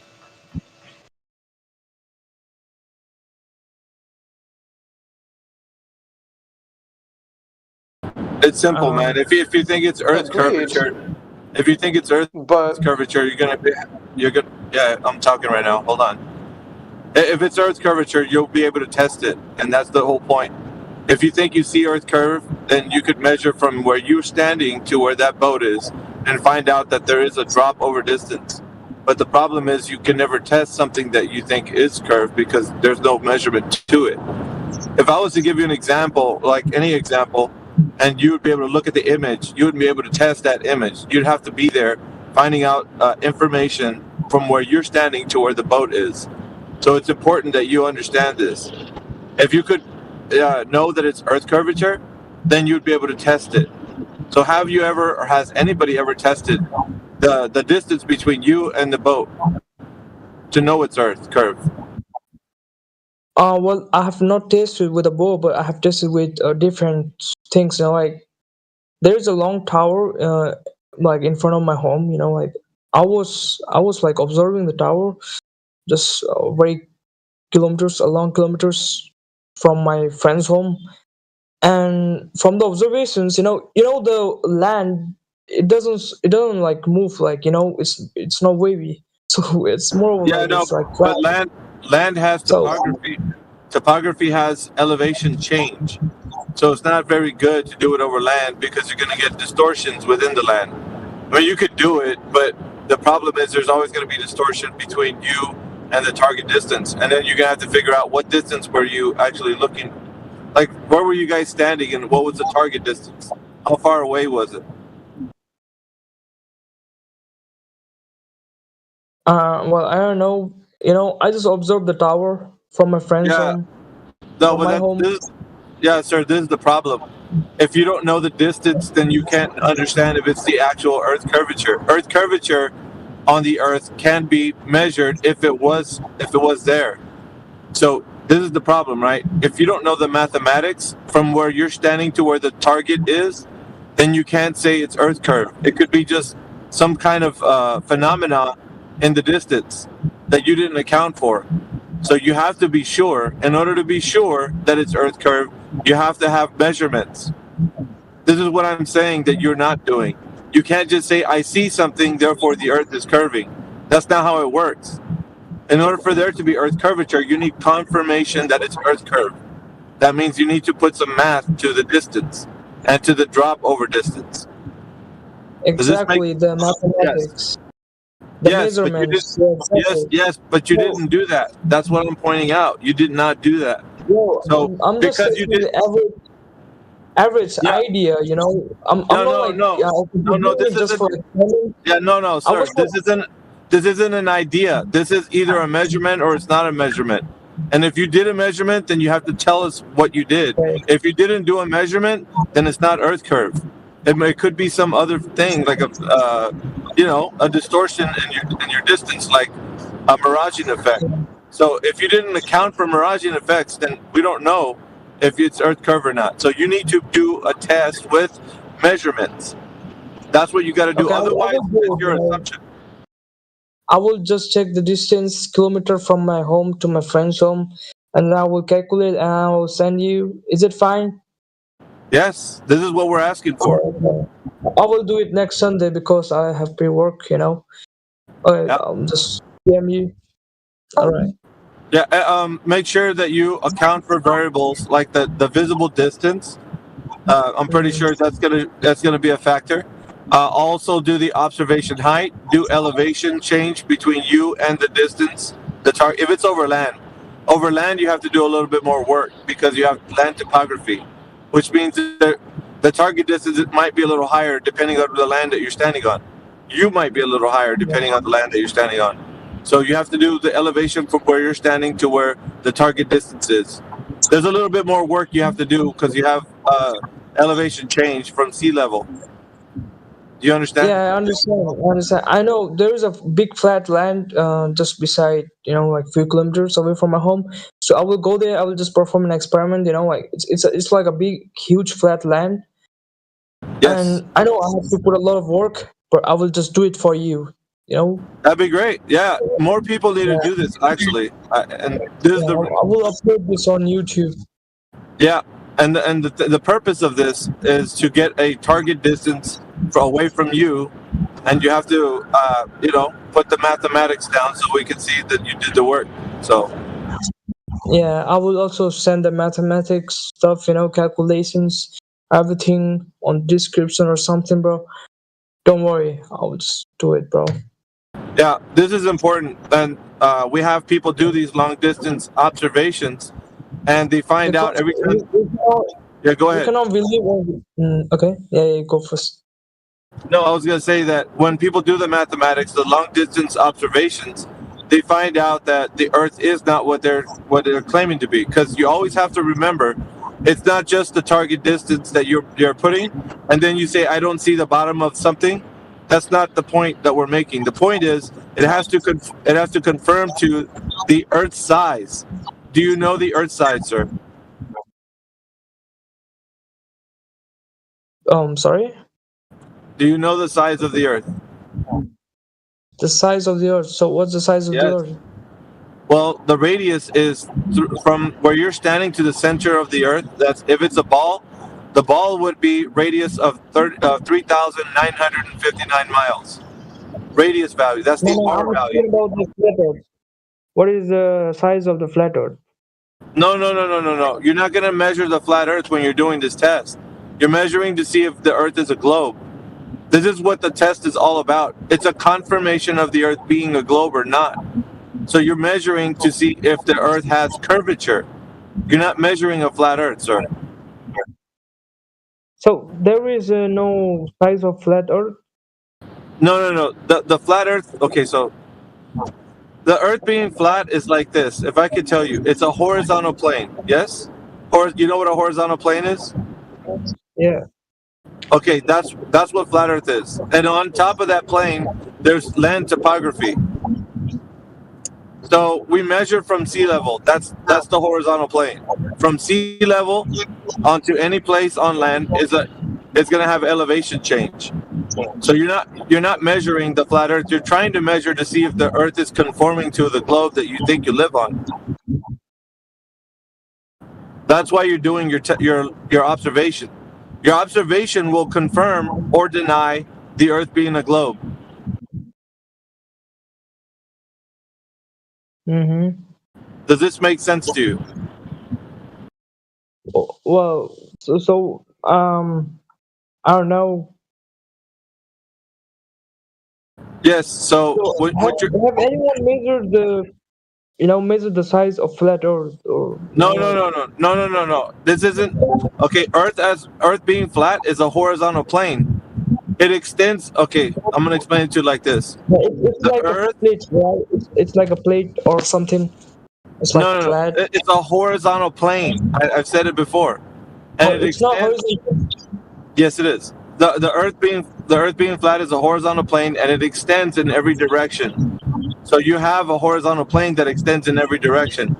And if you're gonna measure on land, like I told you, any elevation change where you are on land is going to be due to the fact that you're measuring from zero. The horizontal plane is sea level, mean sea level.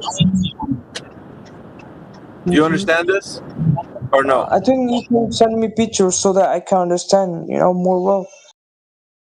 Okay, mean sea level is mean sea level is just the average of the height and the depth of the rise and fall of tides.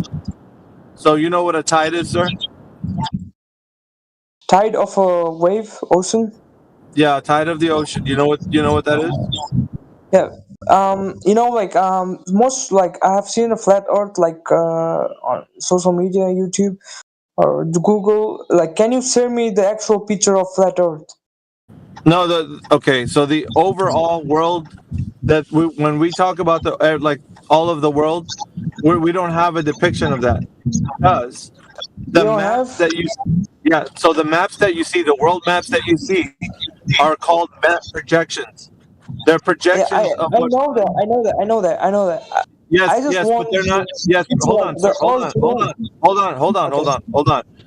The map projections are not the actual orientation, nor are they the size of the continent. Those are just projections. That's what people think they look like in a whole world, like in a world view. But that's not the. Hold on, I got some background noise. I know what Hold you're on. saying. Sir, Still, though, just wait a second. We got background noise. Can somebody mute their mic? We got background noise. Yeah, it's Quantum Ray. It's your mic, bro. You need to try to turn on your noise suppression if you can, so it cuts out the background noise. Oh, it's a guy. Right. So, yeah, it is. It's been happening all day. So Ray, you need to go into your settings and turn on noise suppression by Crisp. It's called noise suppression. Just turn it on. Yeah, it's really bad. Or just pause whatever you've got playing in the background. Is it okay right now? Yes. It's a little better. Yes. But it seems like every time I talk, I don't know what it is, man. It's really bad. Oh, okay. I have to log out the account with my desktop, so I think that's a problem. Yeah, we'll wait for you when you come back. Definitely, we want to talk to you, but yeah, that thing is really horrible.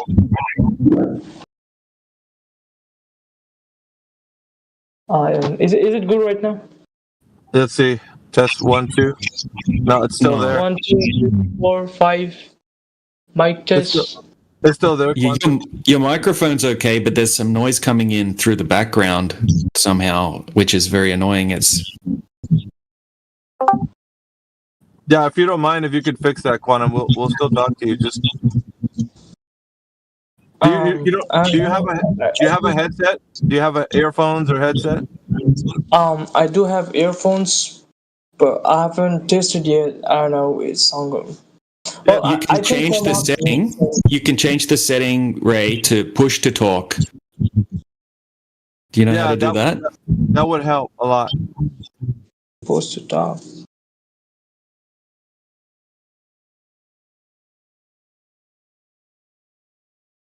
Sorry, AG. Can you please answer my question, though? Yeah, I think we can answer you, but like we have to take care of this background noise that Quantum's.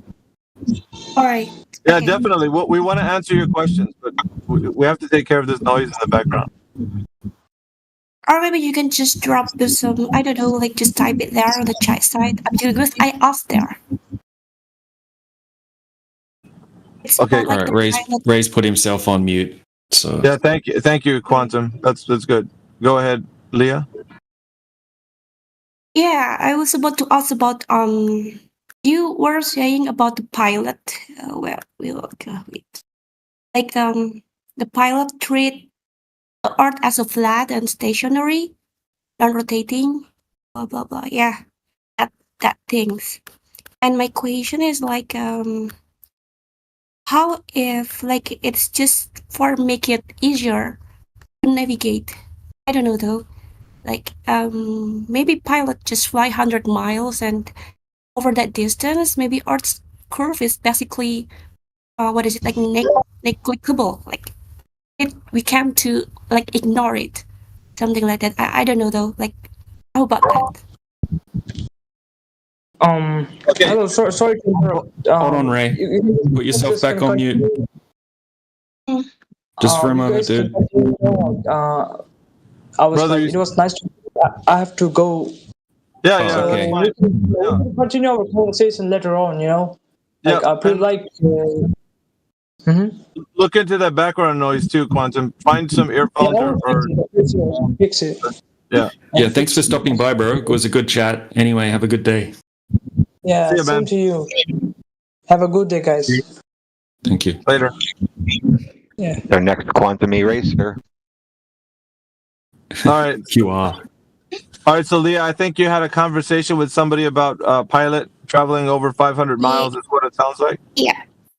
Okay, I think Yeah. I think we can answer some of your questions. But was your question why doesn't the pilot take into account over the 500 miles, or did somebody tell you that the pilot doesn't take into account over the 500 miles the curvature of the Earth? Which one was it? You talk to somebody, or are you asking a question? No, I just asked the question though because AJ, like he was telling us like pilot treats the Earth as a flat and stationary. How if they decide to do that because of just to be like easier to navigate, you know? So we treat it like flat. Because when we Yes. treat it as the air.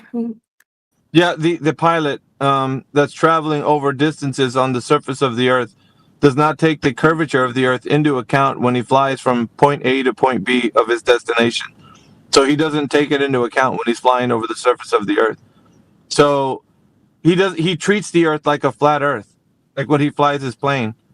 So every pilot knows this. They that's the way they treat the Earth. Even if the pilot thinks they're flying over an Earth that's a globe, they don't take the curvature into account when they're flying. They just fly their plane as if it was a flat Earth.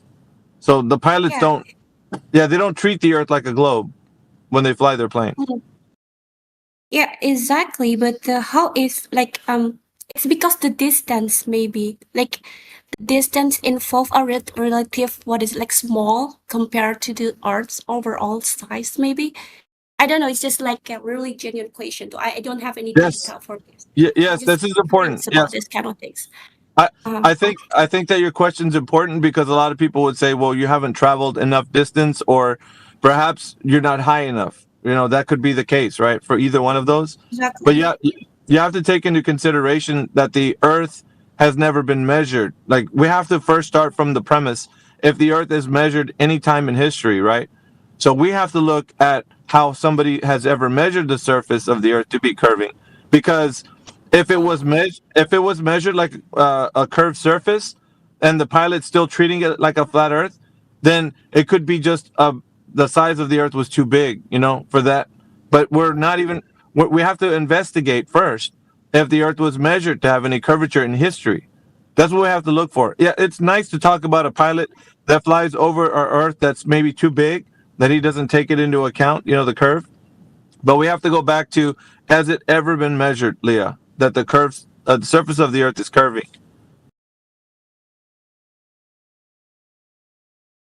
Do you know of any time like that you can research? You have to do some research to find out if the Earth's surface has been measured to be curving on the surface, like a globe.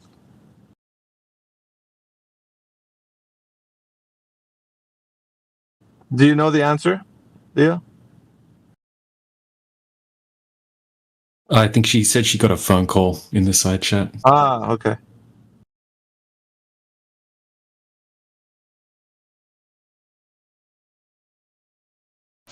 She says you could drop the question in the side chat. Well, requested that you wanted to do that. Oh, I'm not really a text person, so. Is this whole thing a joke or is for real? I promise This is for real, my friend. Yeah, that is real, dude. Real, really for real. If you want us to ask some questions or answer some questions, please go ahead and ask a question. If no one else will ask, I was just wondering, how does meteorology work with only flat Earth assumptions or beliefs or facts? Right? Yeah. Because meteorology clearly uses globe-based reasoning. No, actually, I want to correct you on that. We have a meteorologist friend that comes and visits us, and he doesn't use the globe for anything. So that's just a really quick for you. he comes in every now and again, and he talks to people that think that the Earth is a globe, and that they think that meteorology uses the globe, and he never does use the globe. So he actually there's a like kind of like an AE map that he uses that presents the Earth, like all the continents on the Earth, like as a horizontal plane. So he doesn't use like a globe for anything in meteorology. Hey, I'd be very interested to see that map. Yeah, but it's the map projection because it's providing. Yeah, I understand that, but it's providing useful information that'll provide accurate meteorological data. So please. No. It's not providing. No. Okay.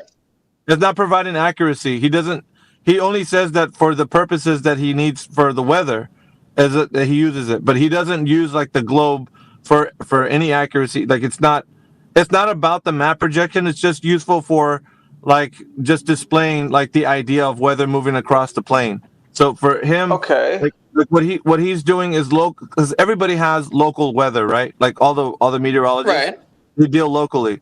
So with local weather, they don't deal overall. So it's not functional for them to talk about the entire world, like in that way. But they use it. But they use it to categorize like weather phenomena in different regions, right? Different local regions that they have like to deal with. They use it for that purpose. So it's not that the globe is not like a handy tool for them to use. It's not the globe is not useful. They just project. They project on the globe. They project it on the globe because that's what people think the Earth is. But it's not like necessary for weather. For weather patterns, you can just do it locally because that's what they need. And you see, wait a minute. So you're saying they just take all the regional weather calculations and then average them out to do long range predictions over a large area? Yeah, you're getting it. So it's localized. So every like they send balloons up, right? He says they do it every morning. They have a balloon that gets sent up to like the highest level of the troposphere, which is what they're concerned where the weather happens, right? So the altitude that the balloon gets sent up every morning is measuring in situ the weather in that specific region. So the region only covers, I think, a certain amount of miles within like a radius, right? So the radius of that region is only the weather they're concerned with, but then other meteorologists that are in other regions are collectively, like all together, bringing up weather data of their specific local region, and then they kind of that all gets put into basically what would be considered an array, and then they do the calculations. Yes, you understand. Are you a meteorologist? Are you studying for this? No, I just know a lot. Yes. No, but you are correct. That's exactly what he said. Like it's along the lines of what he's exclaiming. It's the same thing that you're saying. Yes, you're right. You are correct. So this is true, right? This is how they do their job. So functionally, for them, they do local weather to the best of their ability with all the information that they can gather within those regions. So that's what they study. But they stitch together, like the way you just said, different weather from all the data that they can gather from different regions. So they're extrapolating. Yeah, they're extrapolating outward. In other words. And just out of curiosity, this is just a random aside, but what do you think satellites are then? I'm just very curious. Like, are they just? Yeah, I mean, I don't know. I want to know how those work because I mean, like, we can. Think about it like this, man. There's technology that's above our heads, right? We all agree with that, right? There's planes, there's drones, there's different types of stuff with there. But then there could be technology that can be utilized to be in the upper parts of our sky that we probably aren't privy to. Maybe it's got it's proprietary military tech. We don't know that. Like all we can go on is what we see, right? We see lights moving up in the sky, but we don't know what those lights are exactly, what type of tech that is. So whatever, unless you put one up there yourself, or whatever tech it could be, right? So in the conversation about this, when we talk about flat Earth, we don't deny the fact that there's technology that can fly above our heads. But what type of technology that is, or what it utilizes, that's another topic. Maybe we're not privy to that information, but what we're getting is this idea that these satellites are using some type of propulsionary tech that we're not privy to. We just hear the story about what they are and where they are. That's all we get, right? Is the story? That's a little bit confusing because can't you put your own like satellite and shoot it up there? Yeah, but the problem that we're having right now is that if, let's say, you were to get that satellite tech put together, you're not the one who actually releases the payload in that region where they say that it is. So you're basically giving that to another company that will take that tech to the place that you think it's going to be going to. So you're not the one that actually puts it there. You get what I mean? I mean, as far as I know, the main problem with launching a satellite yourself is that it's expensive and that you have to get permission to do it. Yeah, and so you have to go through certain people that are going to actually put your tech into the sky where you think it's going to be. So it's not like no. I mean, I meant fundamentally, as an individual yourself, could do it. Yeah, you just have to. Yeah. Do you know do all the anybody that's stuff. done that? Do you know anybody who's done that? What you just said? Yeah. I know. But I have a question. Yeah. Wait. Hold on. We got a positive claim here. So who do you know that's launched a satellite from, like what the gentleman's saying? I am pretty sure that Earth is round.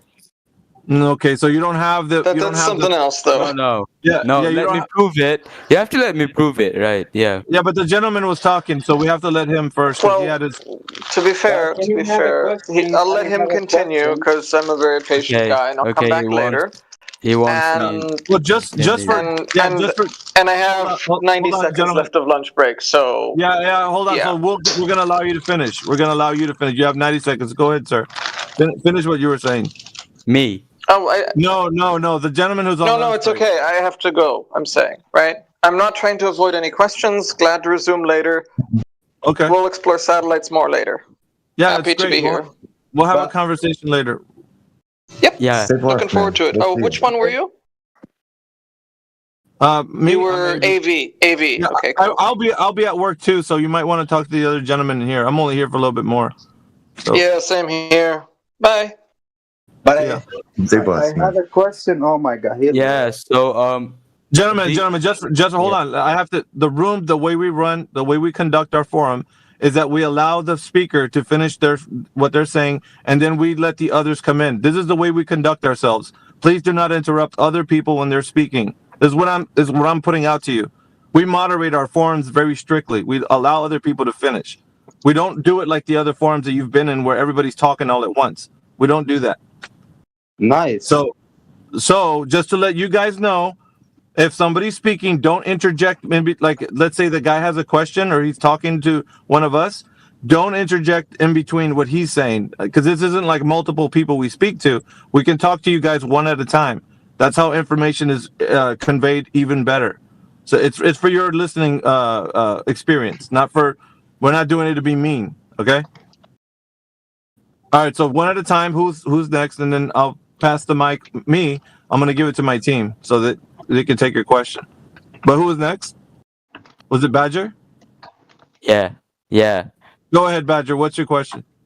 Yeah. So it's not my question. It's just that I want to prove that Earth is round. Yes. Go ahead. Yeah. It's the thing that it's the curvature. What I want to say is my shunga bunga is. Come on, man. Okay, can I ask the question now? Yeah, he was just a child. Go ahead, ask your question. So, if Earth is flat, why can't we see sun at night? Well, the sun is at a far distance away from you geographically, so its light doesn't prevail through the air.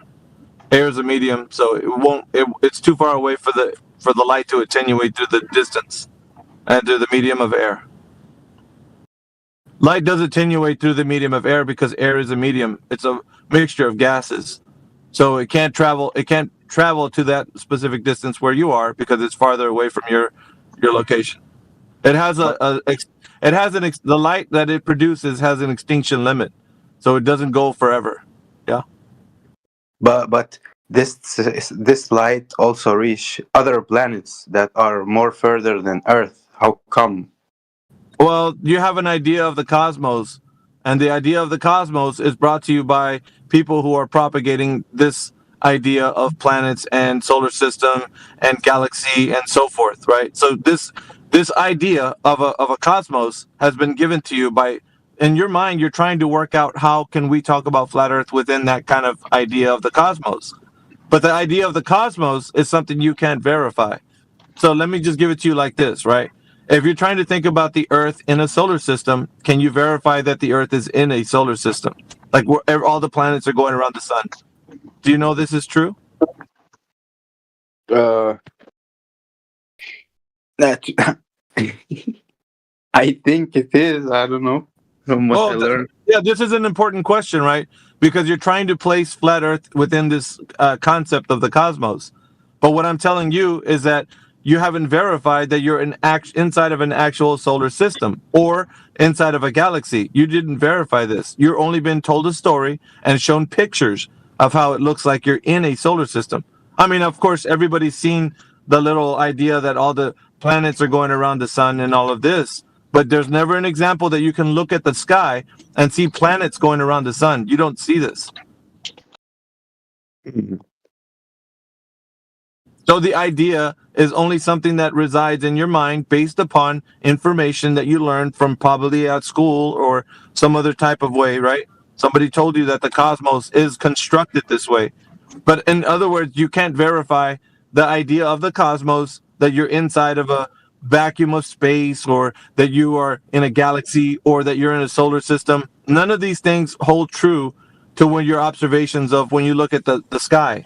So when you look at the sky, either the daytime or the nighttime, you can't verify that you're inside of the cosmos that they're telling you you are in. This is a problem. That's the reason why you're asking this question, because you think, how can flat Earth fit in the cosmology that you think of? Okay, but they have stronger proofs than flat Earth. Well, let's test it, right? What do you think has stronger proof? Give me one instance of something that in the cosmos that you can provide that is a strong proof. Did you bring in 4K image of a flat Earth? No. Wait. No, we're talking about the strong information that they've given you that you say they have. I want you to talk about one strong thing that they have given you that you can rely on.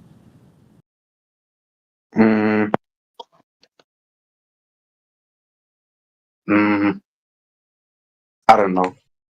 That's correct. Well, I know that's correct. I'm giving you the floor to realize that there is no strong evidence for this cosmology, right?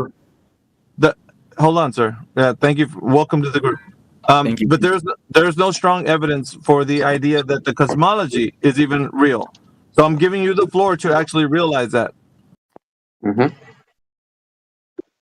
Okay, so now that you can't produce the information of how the Earth is in a cosmology like the one they told you, would you have any other questions? No. Okay, maybe there's another speaker that would like to come in here. And also, I'm going to hand this over to somebody on the 24/7 team because I got to get going to work. So it was good talking to you. I'll be on listening mode. Stay blessed, AV. Watch out for zombies.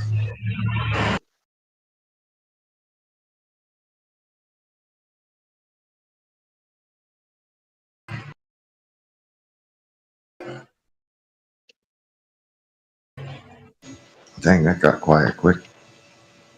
Does anybody have any questions or subjects that they would like to bring up that are related to this?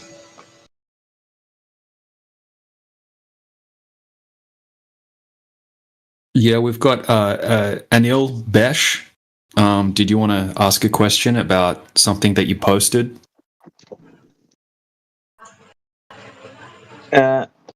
I mean, the questions, I mean, yeah, I have asked you in the... You want me to ask it again, like in the VC? Yeah, what specific rebuttal did you have to the 21-mile observation? And did you have something else about Lake Pontchartrain you wanted to talk about? Yeah, I mean, the Lake Pontchartrain was just leading to the Odyssey one. So first, if you want to talk about the Odyssey thing, what? Okay, so if you want to talk about the Odyssey thing, I mean, what It's just an about? observation posted on the platform called Odyssey. Yeah. What about Yeah, it? yeah, I'm just taking the name. Yeah, yeah. The Odyssey things. Mm, oh yeah, for so role of atmospheric refraction. Right, but So it's very how? clear conditions, right? There's no miraging taking place that's visible.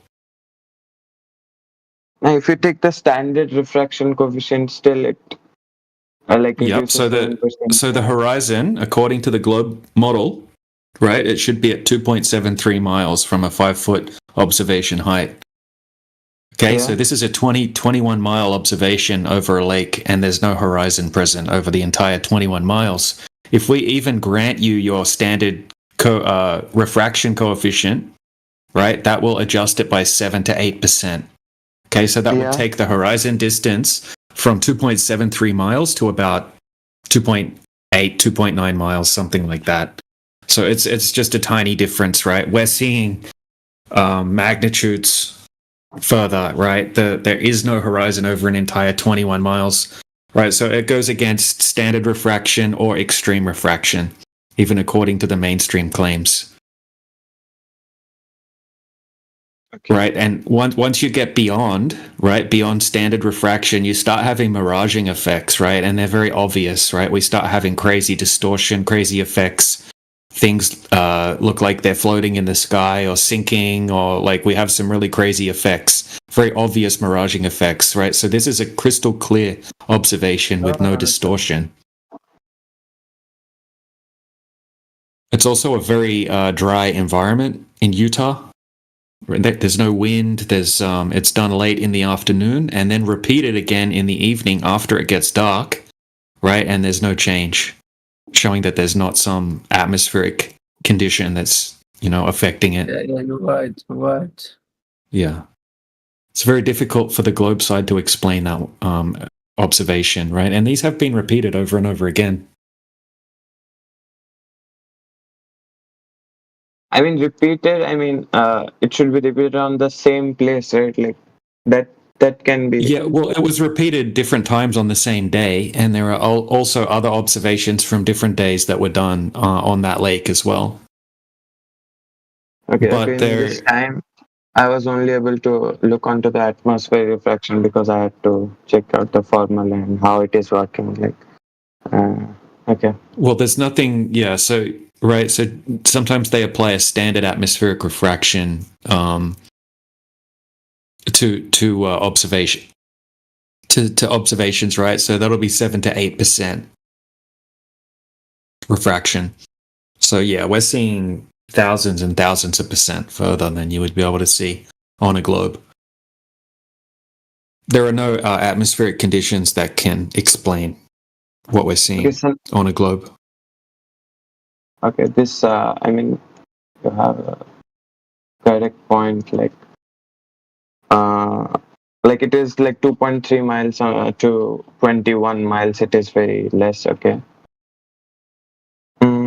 Sorry, what was that? No, you described the calculation, so yeah, it was right. Like yeah, it should be the horizon the horizon must be right. The physical horizon must be at 2.7 miles away from a 5-foot observation height. Yeah. Yeah, so I have to look. I need more time to look onto different. Yeah, that's fine. Other points. That's fine. Oh, we got Star Life in here. That's hilarious.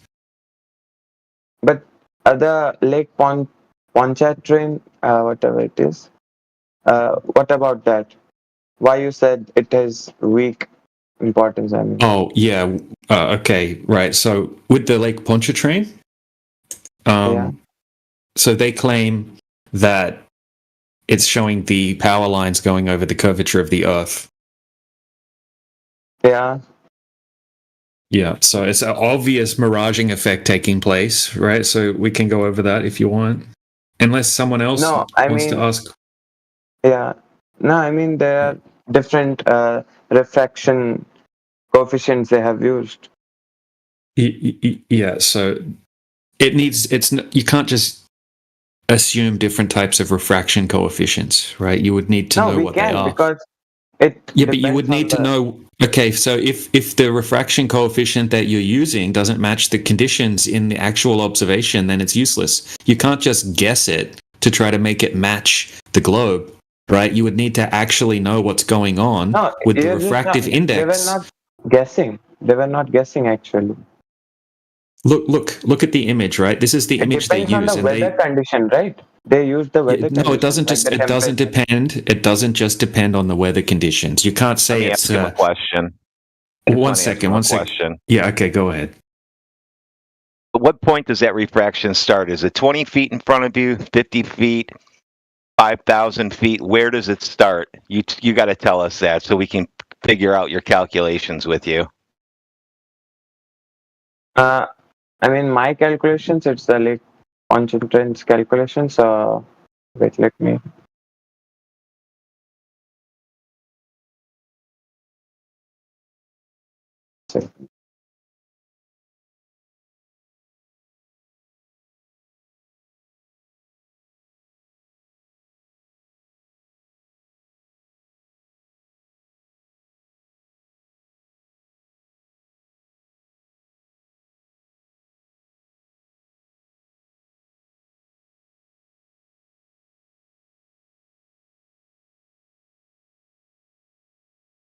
That shut the room down, asking one simple question.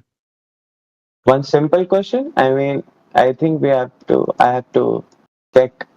I have not. Yeah, you better go research this again since you don't know anything that you're talking about. No, I mean that makes the thing like you don't even know your topic, I guess. I mean, if you just make some statements like that, it does not make any sense to me. Oh no, I asked you a question. I didn't make a statement. That's why we're in the English channel. We're learning English, how it works. So you guys are going to learn a lot from us.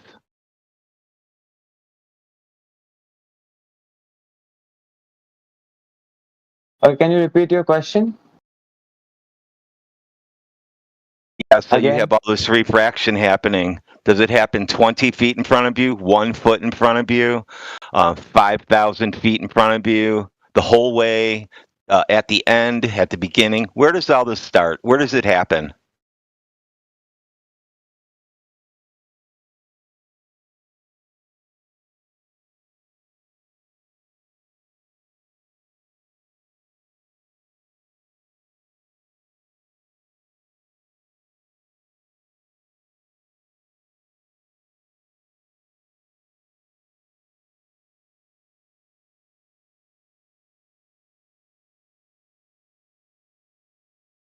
It's the beauty of logic. It just shuts people's brains off.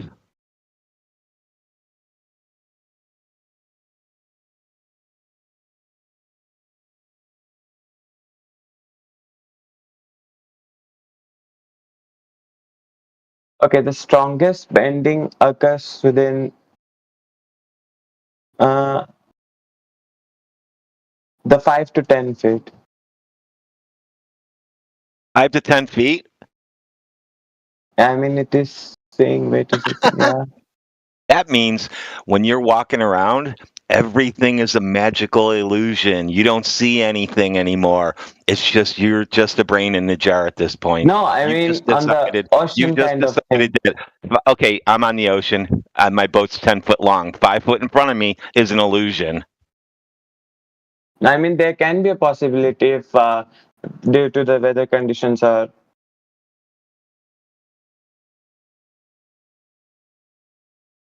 Yeah, right. So you don't have any answer for me, do you? Just say, I don't know, and I shouldn't have brought it up. That's really what you should say. Okay, do you know what where it starts? You have the answer? No clue. I mean, no clue. You're saying physics also has no clue, right? Okay, then I have to search it. If you don't know that, I mean, you cannot. You're just testing me. What if I do know and I don't want to tell you? Would that bother you?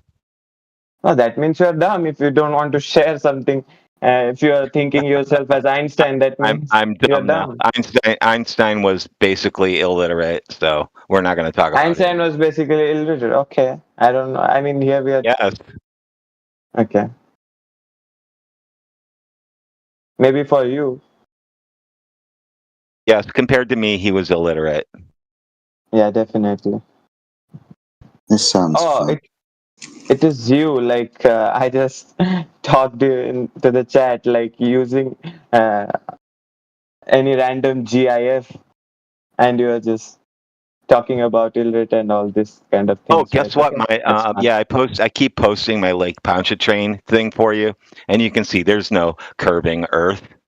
Isn't that crazy? I have given you the site, right? Haven't you checked it? First, read and go through all the calculations what they have done, and All then talk you to can me. show us is a still picture, and we show you actual video, and it shows you that it's not curved. You just like to take one quick shot of when you're moving a camera, and you get that effect, and call that Earth curve. That's your problem, not ours. There is nothing problem. I mean, bro, if you just keep questioning No it, one's been able to repeat that picture. No one has been able to repeat that picture. Say that. Say it back to me so I understand you know what I just said. Hello? Who said that no one has been? No, I mean they have. Go ahead and find me a bunch of them. Go ahead and find me a bunch of them. You won't be able to find any more.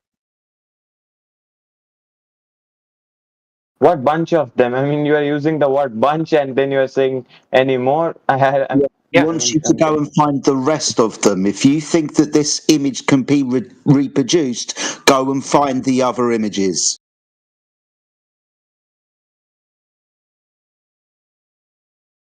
Or DJ, take over. I'm at work.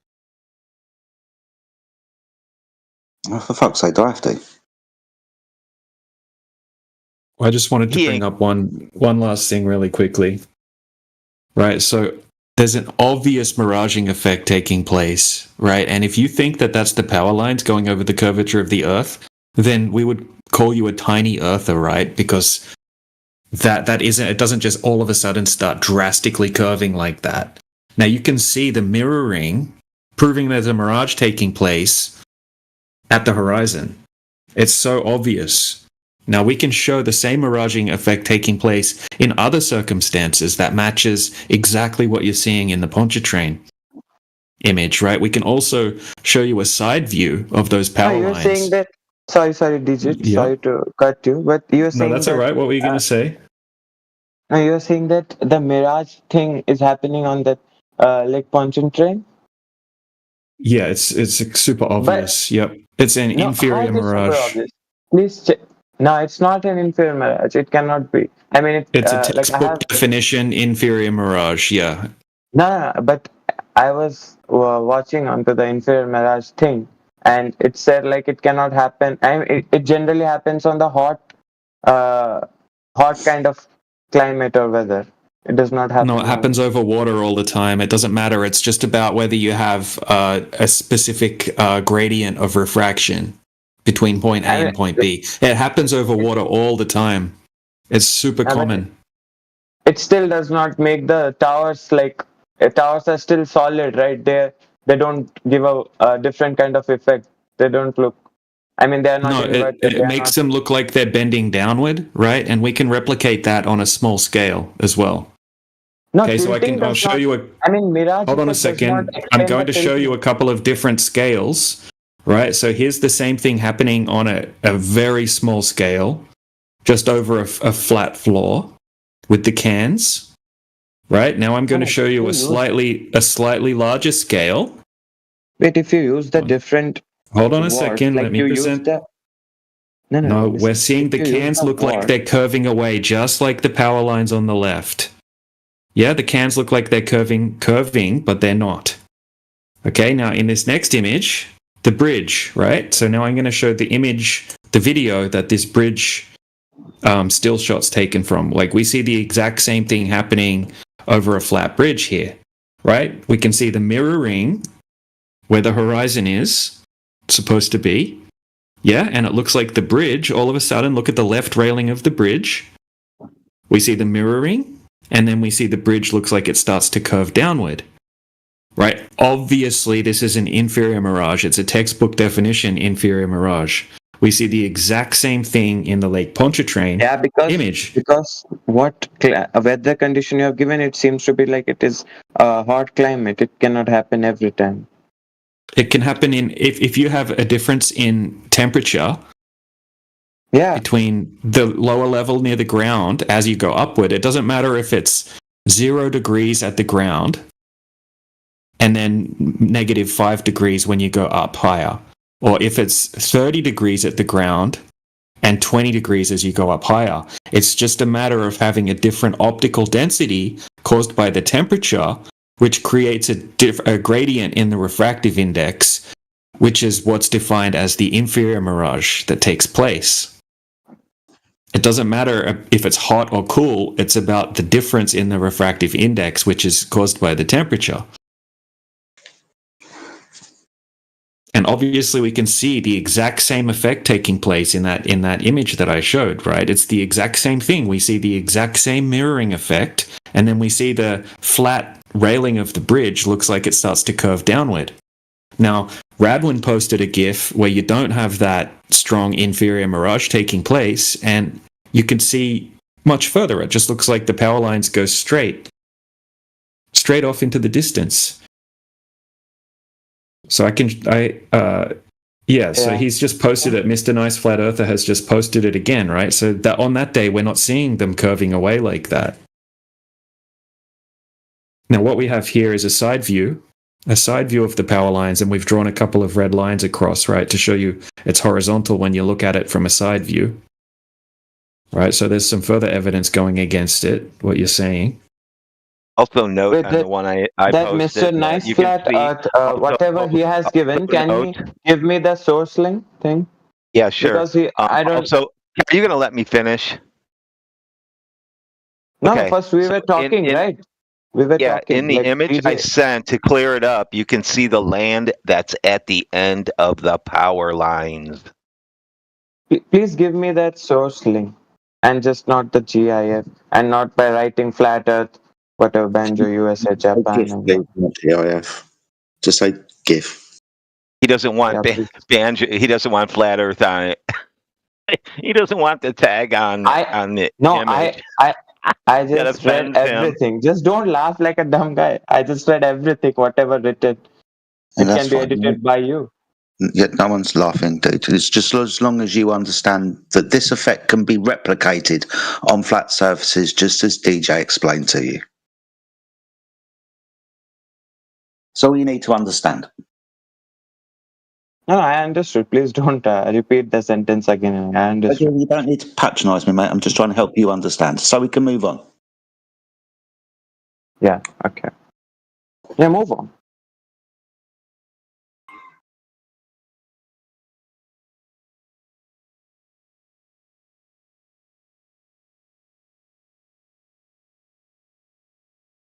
Yeah, so the Pontchartrain thing's a bad argument for the globe side. It doesn't confirm curvature whatsoever. It's obvious inferior mirage taking place, and we have so much evidence going against it, right? We can show you an obvious inferior mirage over a bridge, and you see the identical effect taking place. Now, it's still like inferior mirage thing, if you're just applying to a small... And I mean, different weather conditions. I mean, there are so many factors that we have to consider on both cases. Like, we cannot just compare it to a different case where it is being done. I mean, still, I don't. I mean, yeah, we can see the obvious mirroring effect. Okay, so let me show you another example where there's even more of a mirroring effect on a different day. That's what I was talking, right? There are different factors on on which time the like Pontchartrain thing happened, and the different time the GIFs which you are providing on the side chat. So I mean, there is no proper... Right, so you have different atmospheric conditions that you need to take into consideration. So when you're cherry-picking one where there's an obvious miraging effect taking place, you can't say that on that particular day, that's the Earth curvature. We're not using these observations to prove a flat Earth. right? We're just saying, look, here's conflicting information about what you're claiming proves the globe, right? We're debunking your claim of that the power lines are going over the curvature of the Earth, which they're obviously not. Obviously, it's we can replicate on a smaller scale, and it matches the textbook definition of an inferior mirage, right? Where you have a layer of warmer air closer to the surface, and then you have it slowly cools down as you go up in altitude, right? And it causes the objects in the distance to displace downward.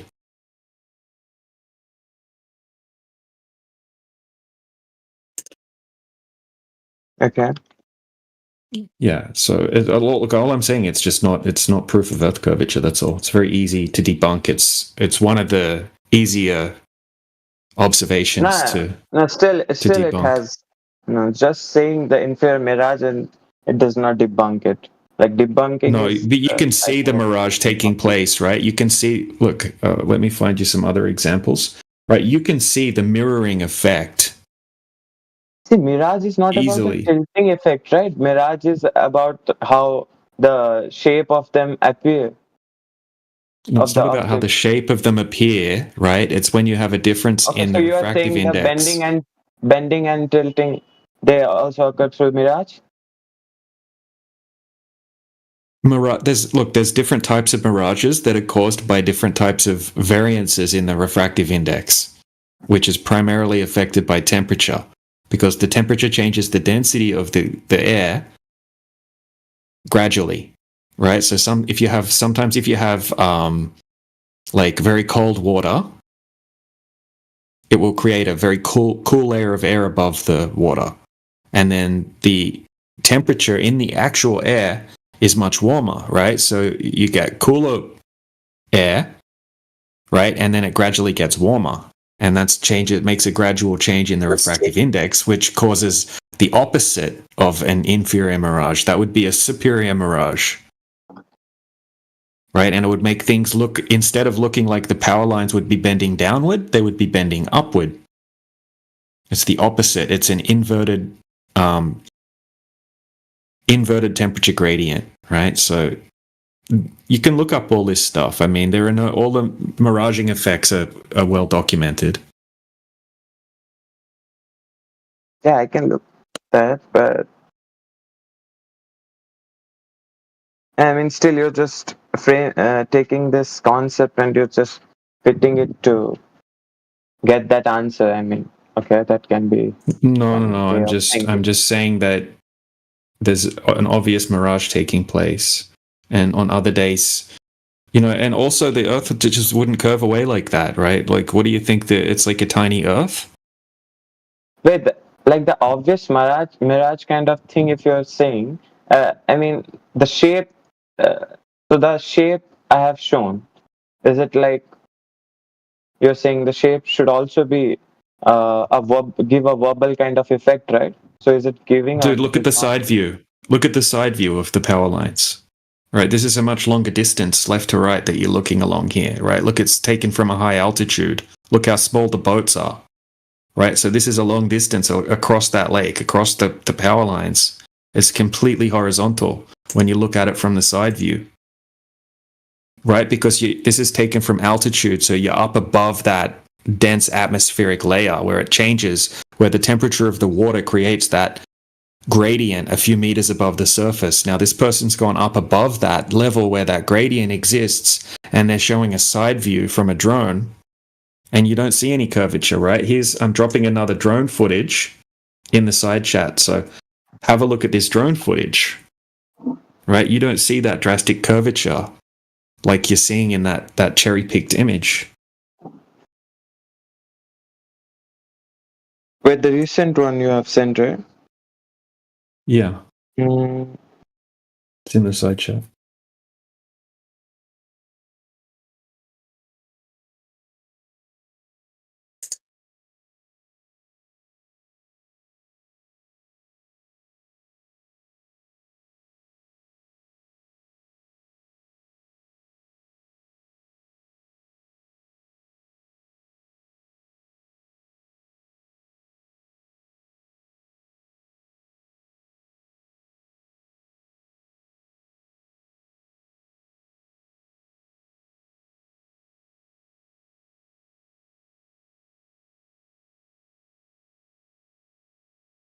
Wait, where this video, where you found this video, the 30-second video? Someone, I don't remember exactly where I found it. I mean, if you can just give me, that would be very, like... Yeah, I've got some other drone footage somewhere as well. I don't know. I've just got all of this stuff saved in my in a Pontchartrain folder that I have on my computer. That's all. So here I just want to show you this image as well.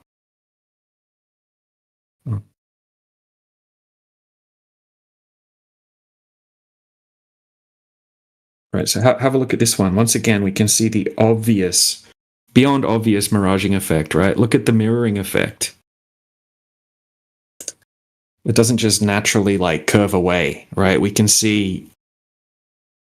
Look, just look, Wait, the look where recent the one, recent one look at which it. you have... Yeah, it is like... You look at the it is mirroring going down. effect. It's due to the mirage, dude. Right? You can see the obvious mirroring that's causing the mirage.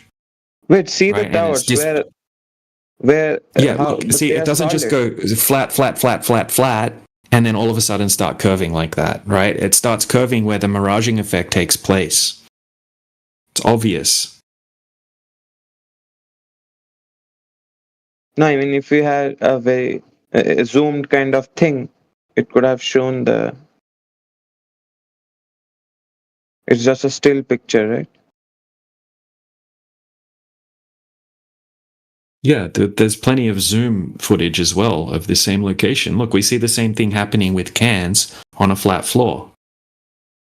Yeah, but the picture with Do you they think the use in cans are going like, over the curvature and this is a curved, someone's made a curved floor?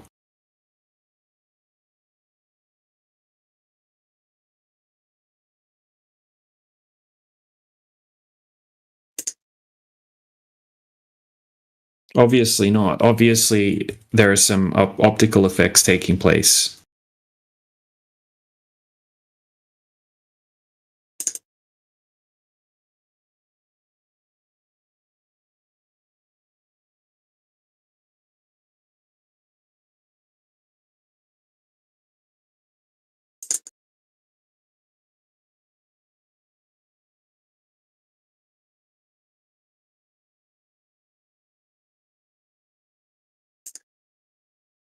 I mean, the Great Salt Lake video also has some kind of mirage effects. No, it has zero characteristics of any miraging effects whatsoever. Right? There's no mirroring. No, there's no. at the Okay. So point what of- type of mirage? What type of miraging effect is taking place in the Salt Lake video? 6:18, like the timestamp. 6:18. 6 minutes Alright. 18 seconds. Can you take a screenshot and post it in the side chat? The hard way. You want a computer or a phone?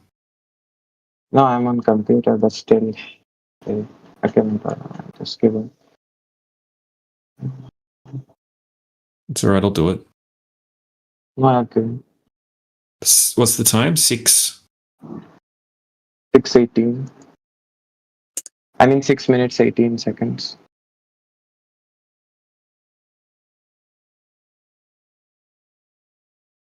How is that a miraging effect?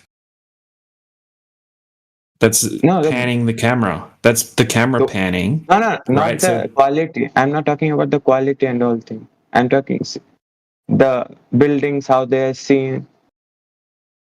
Yeah, They the buildings are seen because there's no curvature. Right? There's no mirage. What type of mirage are you claiming? They are giving the verbal kind of effect, right? The camera's panning. Right? So if you have lights and you pan a camera, the lights are going to trail. Right? So if you go to 6:19, right, when the camera stops panning, all the lights look perfectly normal. Right? In fact, those lights should be hidden behind 230 foot of Earth curvature, but they're not. We can perfectly see them. Right? So you tried to pick a section where he's panning the camera left.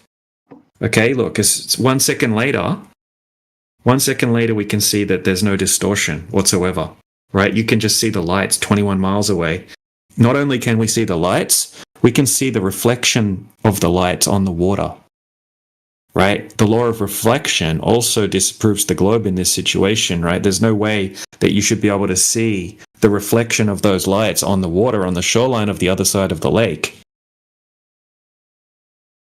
Right? Let me show you a close-up of what it looks like on the other side of the lake. Right? Because there's like puddles of water on the shoreline. Like it's like a big shoreline on the other side. And there's puddles of water over there. So you can see the light reflecting off those puddles, which is very damning for the globe. Right, so this is what it looks like over there on that side of the lake. Yeah, okay. See the water on the shoreline? Yeah. Yep, so at night time, you can see the light reflecting off that water.